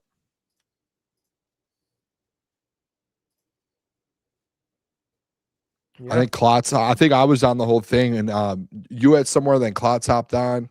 Someone else hopped on with me. Let me see. I think that was that day. I think it was like a Saturday. Oh, that was Bald Jeff, dude. Yeah, I was there. It was just me and you. Yeah, it and might have been just me and you the whole time. Yeah. It was just me and you the whole time. Caleb came in at the end. Yeah. Yeah, that was a heck of a day too. Who did we draft that day? Giovanni Manu. Did we actually? No, that was this year. It was like Miles Frazier, Isaac Tesla. Oh yeah, okay. Yeah. That's when we crashed out over Isaac Tesla. Oh, people are trolling in the chat. We can't do that. Come on. Shout out Tyler, but Appreciate you, Devil Dog. Steve Liebman says, you guys have been on for 7 hours. Damn, I just hopped on. yeah, I just realized it's 8 o'clock. So like normal people who come to watch our show like at a normal time at 8 o'clock, they're just like, wait, these boys have been live all day? I hit live at 12:13. So 12:13 today, Eastern Standard Time. 7 hours exactly right now. Or 8. 8. Yeah. Yeah, wow. I don't know why that was so hard for me, but Hey, no one's outworking us today. No No. one's outworking us today. We're pushing through day. We wanted to this. We had to set the tone the first day.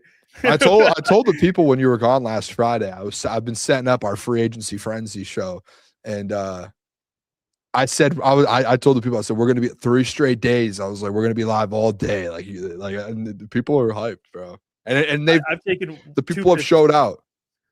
2 pisses. What did you have for dinner when you stepped away? I had some. I had turkey meat. I had some Greek yogurt. I just bought some Greek yogurt with some. I got frozen blueberries for my lunches this week. Oh, Yeah. dude, I can't wait. I've been thinking about it all day. And I got these. You know what I had to snag too? I had a little case over on the top, little chocolate chip muffin. I had to grab a little chocolate chip muffin. Case? It's like Queso? a 4-pack. I bought like a 4-pack of chocolate chip muffins. Oh, And I had to take one of them. I've decided today. Remember like 6 months ago when I just locked in for like 2 months and just lost a bunch of weight? Yeah. I've decided today was the start of that again for another 3 or 4 months. So I got all the groceries, everything for it. Let's go. Get a workout in after the show once we're off here. Just do a quick. I just got to get moving a little bit, get like an hour. Just I only have dumbbells. Get some dumbbell workouts going, and There you go. Hey, we're back. Come on now. Oh, and then I forgot I was live for an hour this morning. Yeah, you were, dude. So you did your morning show. I was going to text you and say you should just go at noon because I knew it was going to be a long day. But then you did it. By the time I went to even be able to text you, I went on YouTube and you were already live. And I was like, I was going to text you and be like, dude, don't even do your morning show. Just go 12. I'm not complaining. I love it. I'm so lucky to. I mean, we're lucky to do what we do. I think of it for like sure. that. I mean, I just feel bad, dude. It's a what a long day. I mean, I get to sit and talk to people about Lions transactions. Like, yeah, I am. Does not bother me at all. It's whatever. It was good. Oh, signing. What happened? The Los Angeles Rams. They filled their last hole. Are you ready? They had 1 hole left. The Los Angeles Rams are signing Joe Cordona, 2-time Super Bowl champion with the Patriots, long snapper, to a 2-year, $3.5 million deal. Come on now. You know what's kind of funny about that? It sounds like it's ridiculous, but their special teams actually sucked. Like they need a long snapper, dude. Mekhi Wingo said, I just got an alert. It says Mekhi Wingo just liked your repost. Which one? He follows me. Take a guess. In my last couple, you can even look at my account and see my last few reposts if you want. I don't want to pull it up. I don't have it. Roy Lopez. Oh, did he? Yeah. Shout out Mekhi. Maybe Mekhi's the one.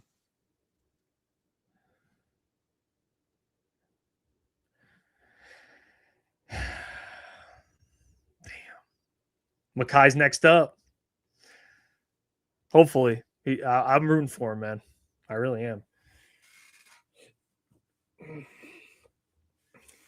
He shows love to Crunch Time, man. I think he follows all the boys. Follows all. That's how he ended up saying it. Good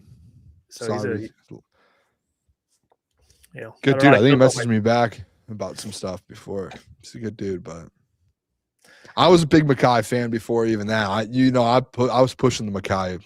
I'd always see the narrative. It just never gained traction. Yeah. It happens. It happens, brother. For some reason, we just find love in 6th round, 5th round picks.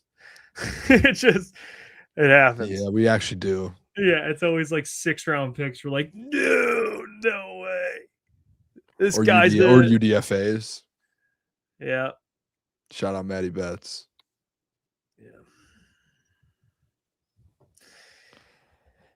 Let's see. Detroit fan says a center alone isn't fixing the issues. Defense keeps losing key players. Yeah, I think they got me out there with Jack Campbell at this point. I'm playing Will.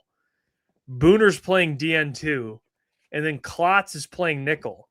That's what we got on the defense, man. Oh, I mean, come on. this is a problem. This is an absolute problem, dude. This is an absolute problem. It is an issue. I mean, I have a feeling that they're going to move like this whole linebacker room around. And I said it. I don't know if you were in here when I had brought it up, but they also like Malcolm Rodriguez is a free agent. I believe Trevor Nowatzki's a free agent. Like they only have right now Jack and Barnes. I do. That's Even it. though Mr. Ray says Klotz and nickel sounds more than intimidating. Oh, if Klotz is at nickel, I'm throwing at Klotz. I'm throwing right at him. Yeah, we're going at Klotz. Yeah, we're throwing something. And you very well might throw at me at linebacker, but I know for sure I'm throwing at Klotz. Mr. Jiggle says Klotz is scrappy. I'd take the deal. You could be he could be as scrappy as he wants. We're still going at him. It's not enough. Yeah, I'm saying I'm lining up. I'm putting he's lining up on my slot, and he's getting routed up. I'll tell He's you right lining now. up across Amon-Ra St. Brown. Come on. I think we're back.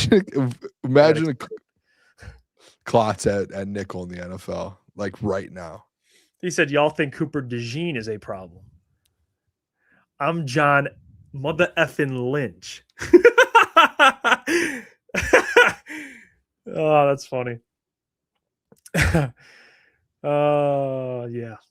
Mm-hmm.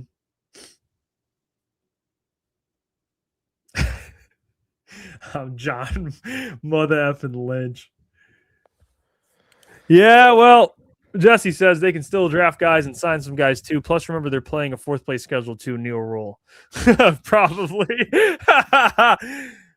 Yeah, I bet Neil Rule is gonna be like, I don't know.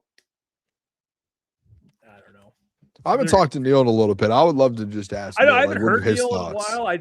I used to be able to predict what Neil would say. Now I struggle because I haven't heard Neil in a while. So Yeah. I'm like losing my Neil prediction. I don't know what he would say, but he would be positive.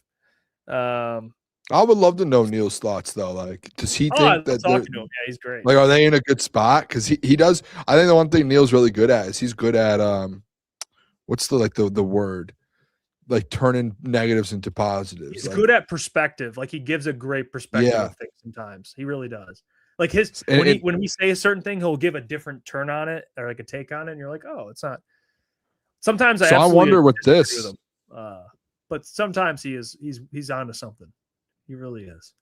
Yeah, I wonder with free agency where he's at. I was told. Yeah, I was told.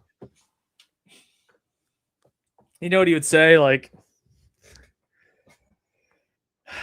actually, I don't really know what he would say. There's some of his Anzal stuff would be tough. Yeah, I just wonder, like, just people out there, just how people are actually like outside of us. I know how we feel about all these guys just walking away. They're just letting guys walk. I wonder if like do you think we're the only ones that have this thought process in this circle, in this industry? Like this defense just being like, let's let Anzo walk. Let's let Emeke walk. Maybe we're the only ones. Did we lose Jeff? Have we lost Jeff? I think we've lost Jeff. We did. I'll read this out loud real quick. Shout out Dante, $5. I have to say, but don't be surprised the Lions draft another quarterback in this draft or the 27 draft. Yeah, I think Dante, appreciate you donating. Yeah, I think I'm right there with you. I think they draft a quarterback at some point. I think they do. Do you know what I'm saying though, Jeff, about that? Like, I wonder if we're like just like on an island here, a little mad that they're just letting these guys walk though. I don't think we're on an island. I think most people are in the same boat. I think there's some people that are on an island and are like not surprised or saying some shit. But no, I think most people are like, what the hell is going on? Because even on Lions Collective, a lot of those guys' predictions is they're going to re-sign a lot of their own. And they didn't. They haven't. Even guys that cover the Lions, like, they even are probably surprised. Like, So no, I don't think you're. Yeah, Jesse said Spenny and Easy were mad about the Decker one. Yeah, I mean, this is where I'll go with it. If look, we have to kind of look back though. But if you ask Taylor Decker to try and restructure, but like Goff never does, I would be pissed. But if they did all that and restructure Goff and spend a lot of money, then it's like, okay, I can see the vision. Like, I understand why all that happened. Like, they spent a lot in free agency, but if they don't really spend much in free agency and they just wanted to save a penny by trying to screw Decker and they didn't touch their $70 million quarterback, I would understand why people would be pissed for sure. Especially if you lose all this depth and you're like, well, we were trying to screw over our left tackle. It's like, I get Decker. I understand all the Decker concerns, but it's like, the point is, he's like, Goff is making 70 mil, dude. Like, that guy should have been the first one that gets restructured. No question. I don't know. Yeah, I agree.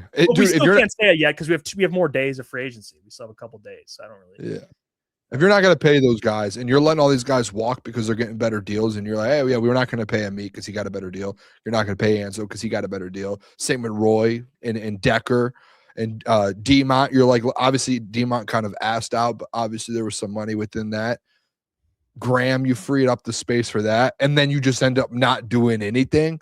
And you end up just being like, oh, we'll get Cade Mays for $8 million.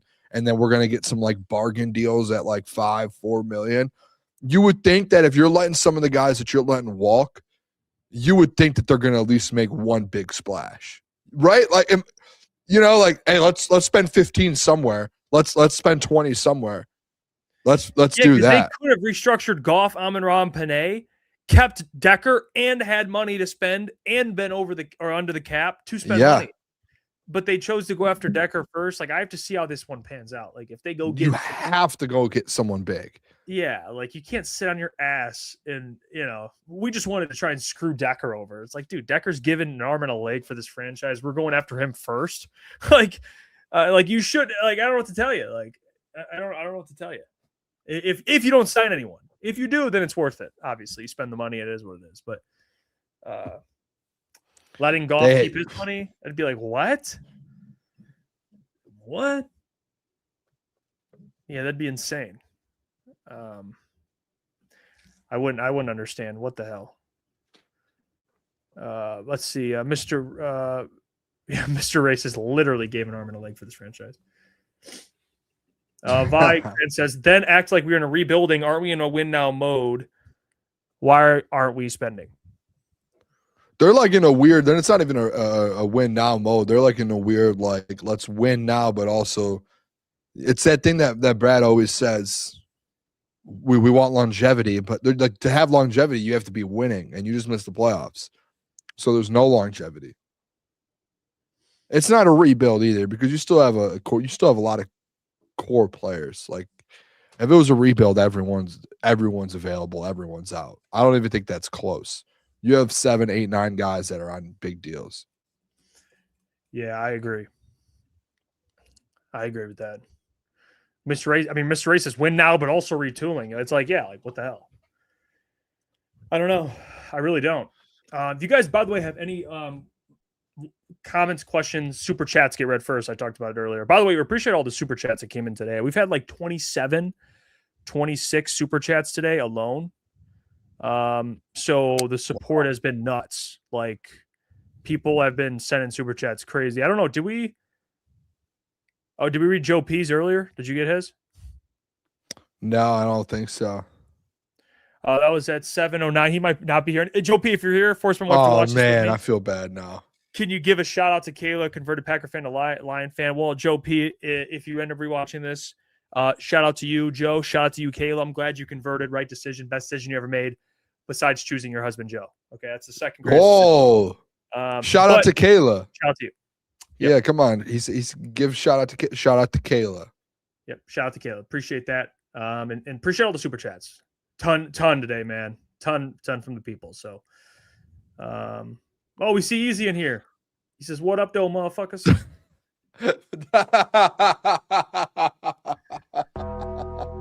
Hey, why did you say it like that, bro? Oh, it's Easy in here. You got so excited, dude. That's my guy. I know that was the most excited I think I've ever seen you in your life, bro. Just to see. Oh, we got Easy in here. That was so that good, man, dude. Shout out to Easy, dude. Shout out to Easy. I do. That's my guy. He says, we were just talking about Easy earlier. I mean, we were talking about his take on. I honestly, and I mean this respectfully. What's the guy's name? The tackle they signed? I know it's Larry. Larry Borom. Yeah, I just go with Larry. I don't know the last name. Larry Borom. Larry Wheels. You know Larry Wheels? That's who they signed. Larry Wheels. That's his name. Shout out Larry Wheels. Shout out. Hey, if you know, you know. But Larry Borom. Yeah. We were talking about Easy. I did say I did. I think Easy's wrong. That in the sense, Easy, you're listening right now. I think you're wrong in the sense of they shouldn't have brought him in to replace Decker. You regressed at tackle if that's the case. So if you think that's what they did, you should be mad at Brad because he's not any better than Taylor Decker. You should have paid the money for Decker and moved forward. You got worse at tackle if that's the case. If that's your plan. If you're like, hey, man, that's our left tackle going forward. Like, we got a dog. Like, they didn't even release the years or the price. They just put it out there to say we signed him. No one even knows how much he's here for. So, like, Easy obviously tweeted out and said he's going to be a starter. He started 11 games last year. There's no way they brought him in to be a starter. This is where I'm starting to warm up to what Easy's saying about the Decker stuff, and I just talked about it actually. Me and you agree. Me and you're on the same page. If this golf contract does not get restructured and Amon-Ra and Penei and you don't spend a lot in free agency, and we have to sit on that report that you approached Taylor Decker and tried to get him to restructure when Goff's making $70 million or whatever, and all these guys are available to restructure, and you went after your left tackle, and you don't even have a plan after the free agency to try and replace him. And you're just thinking to yourself, well, we'll just see who's there at the draft, which is a massive risk. That is one of the dumbest things I've ever heard. That has got to be one of the dumbest things. It's like, that's insane. If that is the case, which it very well might be the case, that's insane. It's absolutely insane. Easy just sent us a video. What is this? It was Brad Holmes. I'm guessing it's Brad talking about. We just, we're not a needs-based drafting team. We just, get the best football player. Yeah, it's Brad. It's the whole draft philosophy, though. Easy just sent us the clip, but he's talked about it before. We are not a needs-based drafting team. We address needs in free agency. We go best player in the draft. So if you leave free agency without a tackle, to Easy's point, what am I left to assume? I have to assume Penei starting at left, and then this dude starting at right. Right? Because he technically Penei would move. Penei would have to move. Yeah. To his point, I have what Brad's saying, he doesn't draft off needs. Again, we're looking at snaps, left tackle versus right tackle in his career. 700 at left tackle, 1,600 at right tackle. Yeah, so, I think Penei's your left tackle. Penei is moving. I have a screenshot of someone on Twitter saying Penei will never play left tackle for the Detroit Lions, and I'm just waiting for the day that he gets moved over and I could tweet that tweet out and Who's dunk on that someone. guy, bro? Who's that dude? Do you want me to send it to you? I'll send it to you off air right now. I got it, and it's one of the greatest. I think if he moves, it might be like the nuclear. Like, I tweet this out. Oh no. I'm gonna send it to you right now. That has got to be one of the dumbest takes. Just to say that is stupid. And it's like not tweeted out like a year ago. It's tweeted out 2 weeks ago. Like when you say something that's stupid, you have to have inside information, or else you're just stupid. Like, just say, he'll never play left tackle. Like, did you talk to Hank Fraley personally, or maybe Brad Holmes or Dan Campbell? Because if you just are saying that out of your ass, you are an idiot. To think that you drafted 7th overall to play left tackle. He's literally play left tackle. He literally played left tackle at Oregon. It got drafted 7th overall. It was the best tackle coming out.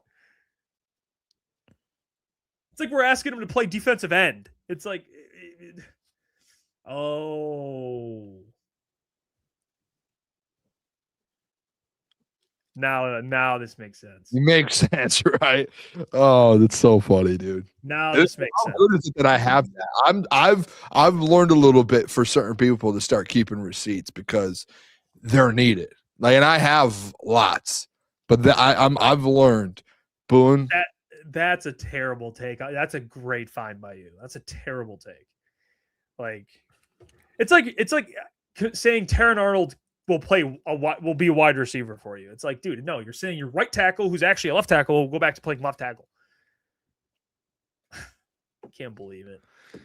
People want to know who it is. I'm not saying it's not Ryan Romani, by the way.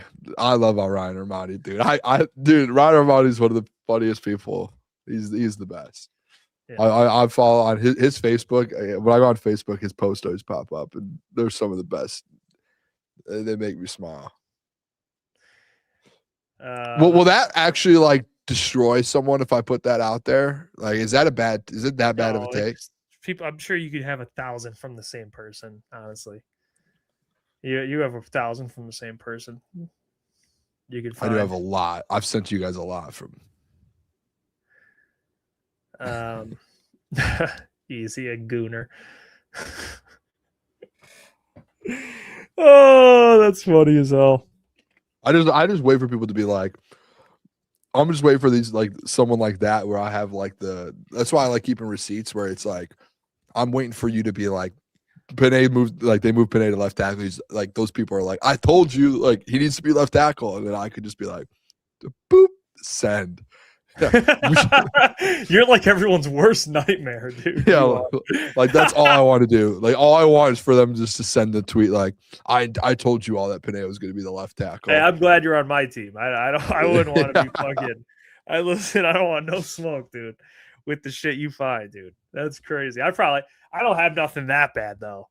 I mean, I have a TikTok that's still on our TikTok, by the way, of me saying Hendon Hooker is going to be our franchise quarterback. I have that one. You can check that one out. And it's me yelling into the camera going, he's the next franchise quarterback. Yeah, but when you're like saying you get everything right constantly and you're like, oh, yeah. Okay, yeah, like, that's true. Yeah, that's like everything, like even when you get things wrong, you're like, I still got it right. It's like, those people I despise. I really the worst of all time, dude. Yeah. Though that's when you have to start really keeping receipts and you're like, oh, did you? Like, did you? Are you sure about that? Yeah. Mm-hmm.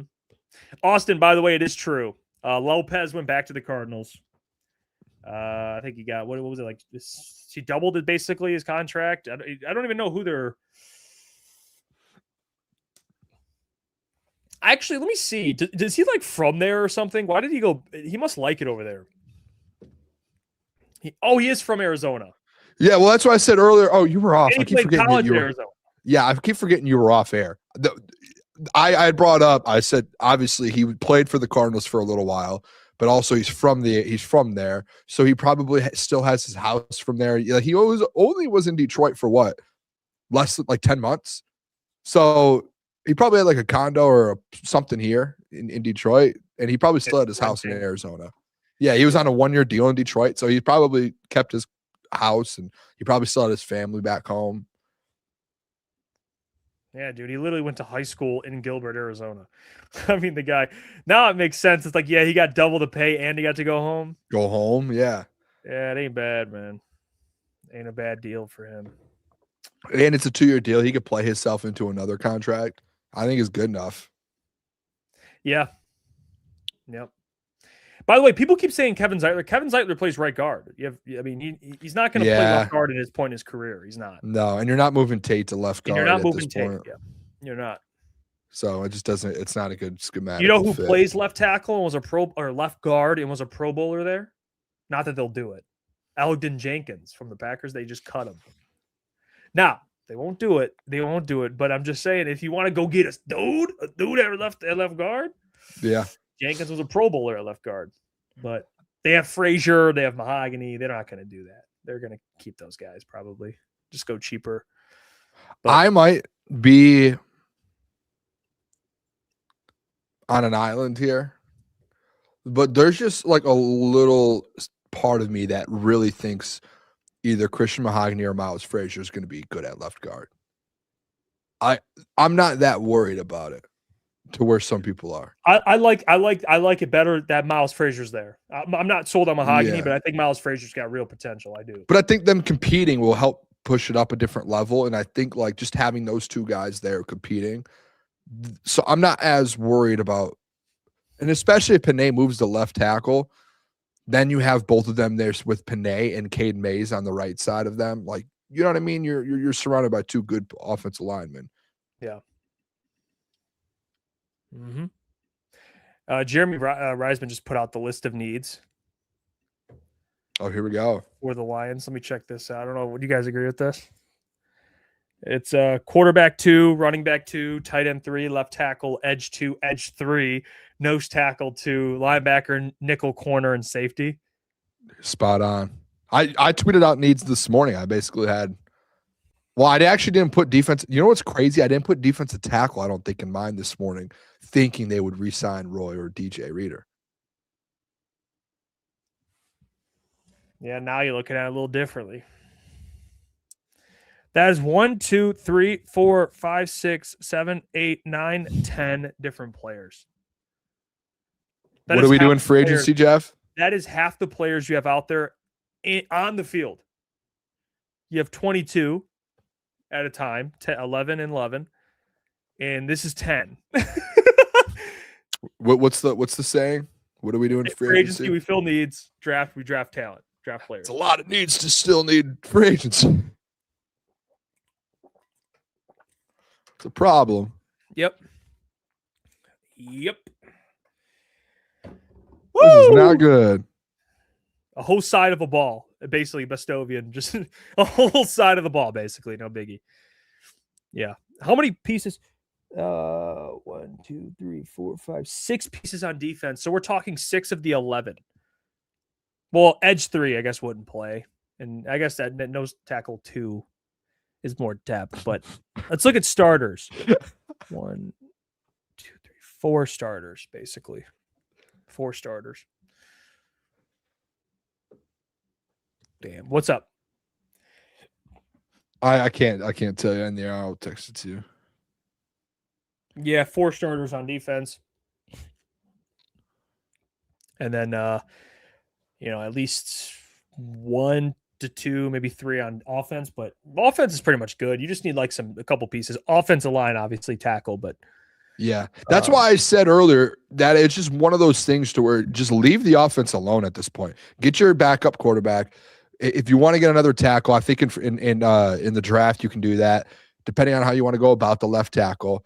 If you want to add the backup running back, which I think Brian Robinson Jr. is a great add, and then maybe a tight end, whether you do that in free agency or the draft. But I think it's more so that those are backup guys, right? Offensively, starter wise, I think you're in a good spot. It's more so just, hey, you need to start putting focus on this defense, because it's not like 24 hours ago. Even if you had Anzalone and these guys, you still had holes to fill. But now you really have some spots. Nickel just opened up. Mm-hmm. Linebacker, that second linebacker. You know what it is, dude? You're putting too much pressure on the draft. I don't think it's healthy for Brad. You ain't going into the draft with all this pressure. Like, we got to find fucking 4 starters. Like, you can't do it, dude. You can't do it. It's like with the Rams, dude. The Rams, they're good. They don't have any. They don't need to draft anyone. They could leave this draft and just be like, we won't. You know what? We want to skip our draft. Let's just give the play. We want to donate our picks. Let's give our picks to the worst team in the league. And they still pick 4. What do they pick? 18? What is it, like 19 or something? Maybe even earlier. They still pick in the top 20. We pick 17. I think they might pick in the top 15. I think they pick like 12. Oh, because they have the Atlanta's pick. Yeah, I think it's like 12 or 13. So they could still take a nasty player at that pick. And they could draft whoever they want. They could go BPA outside of maybe running back. They could even go receiver if they wanted to. And then let Puka go because they don't want to pay him.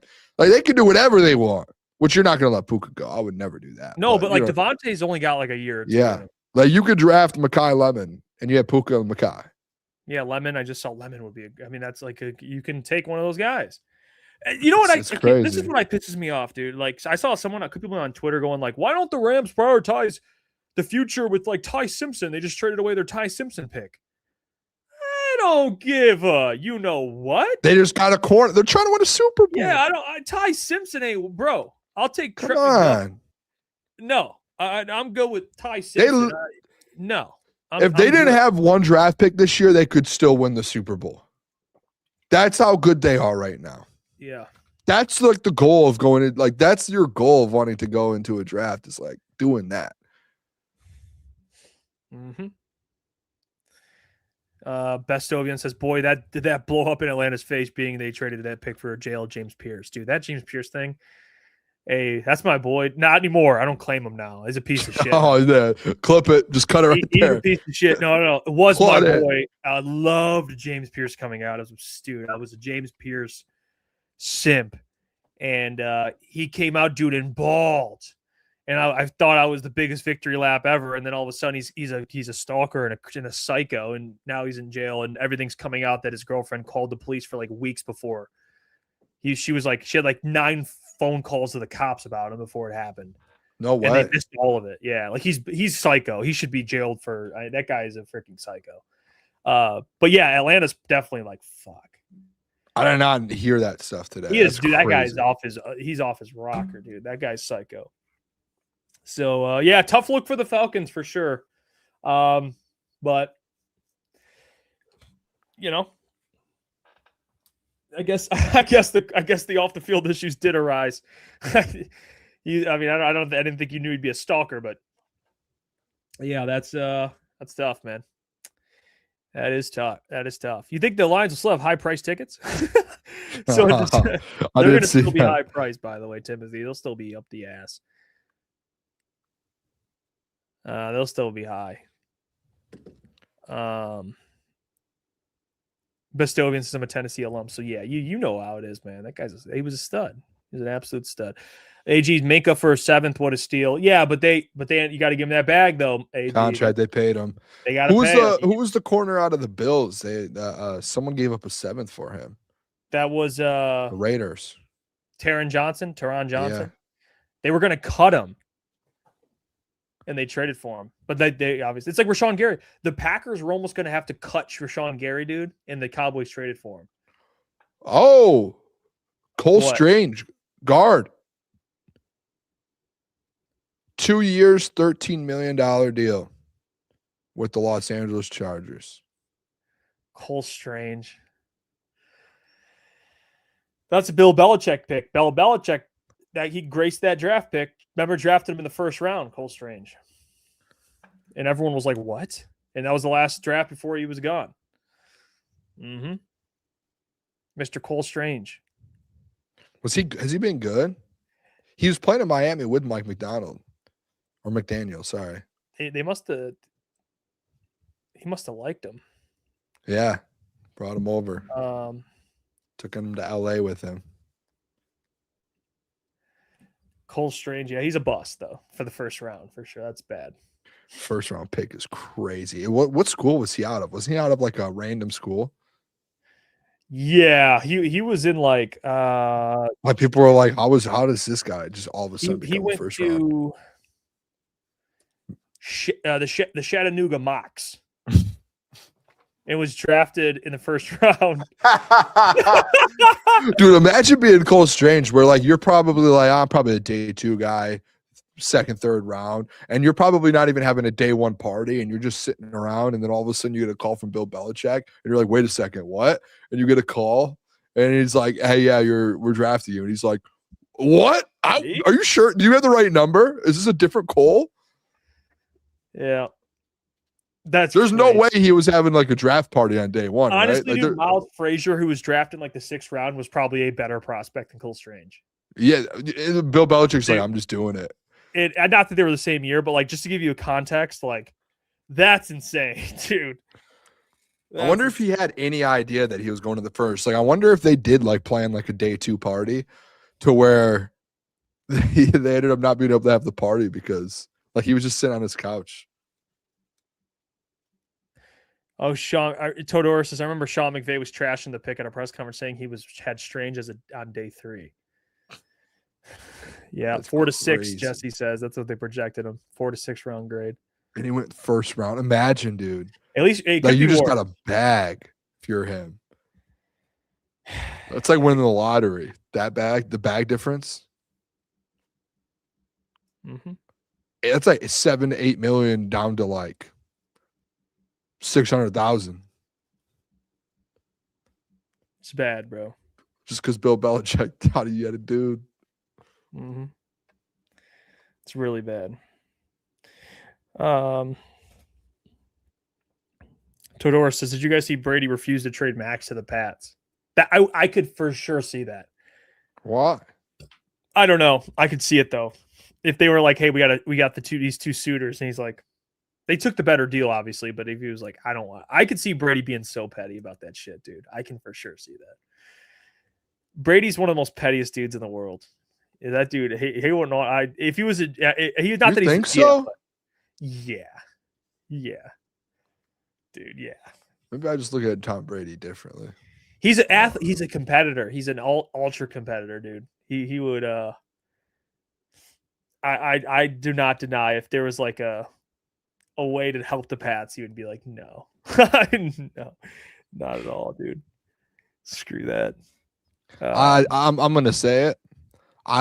We actually might not get another. We might not sign anyone else today. Yeah, well, Cole Strange just got signed. Yeah, we'll probably wrap it up, to be honest. Well, I'll be live. We'll be live. I'll be live tomorrow again. So we'll be live tomorrow. We'll do it. You're gonna go all day again? I mean, probably the same time. I mean, because it starts. I mean, it'll be like this during the day, probably. So I probably should start around noon and just run it. So, everyone tuning in, appreciate the hell out of the support, man. It's been amazing. Dog, man. It's been awesome, bro. It's been a grind. It's been fun. And tomorrow we're running this shit back. So be here tomorrow. Get your notifications on, dude. Set the notification on the channel so when we go live, you get alerted and come hang out. Come hang out with the fellas while we live stream. Talk some ball. Maybe it'd be nice. Maybe we get like a guest swinging in here one of these days. Like maybe I can get some people during the day to like hop on like a micro mic or something. I don't know. Maybe we'll get like some. Get the doc on, dude. Yeah, I'll see what I know he's probably grinding, doing some articles, but I'll see if he'll want to join or something. But yeah, free agency frenzy here with Crunch Time Sports, dude. It's the best, man. Shout out to Jeff going literally all day long, like 8 hours, 9 hours today. Would you get like an hour break? Like that's the doc is live right now. Well, I'll you know what? I'll reach out to him tomorrow. I'll see if he'll join. I'll see if he'll join for like a little bit. I'm gonna text the doc right now. Or maybe should we do Wednesday? Maybe if it's like when the officialized stuff comes, or maybe. Oh yeah, it's good because we're gonna have the doc Wednesday. Should I text the doc? Is there a way we can like stream snipe? Could we like hop on his? Like, what's up, doc? Like, just like. Let me see. I'm gonna text him.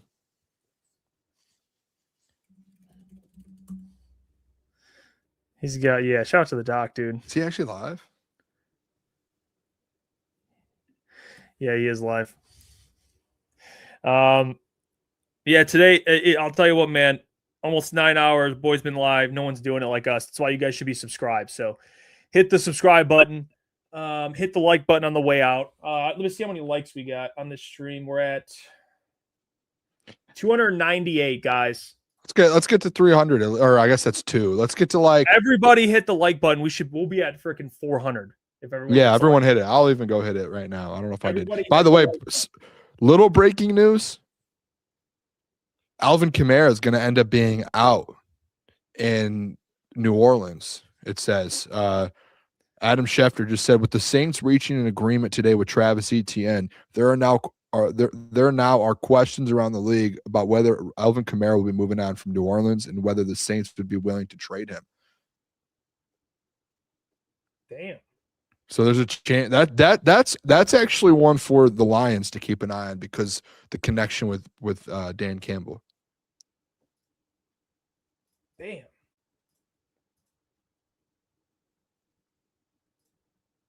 That'd be nice. Alvin Kamara. Never know. Never know. We'll be back tomorrow. Appreciate you all. Until then, much love. Come on, Brad Holmes. Tomorrow, big day. Let's get active. Hey, hit that like button. Love you guys. See you tomorrow. Peace.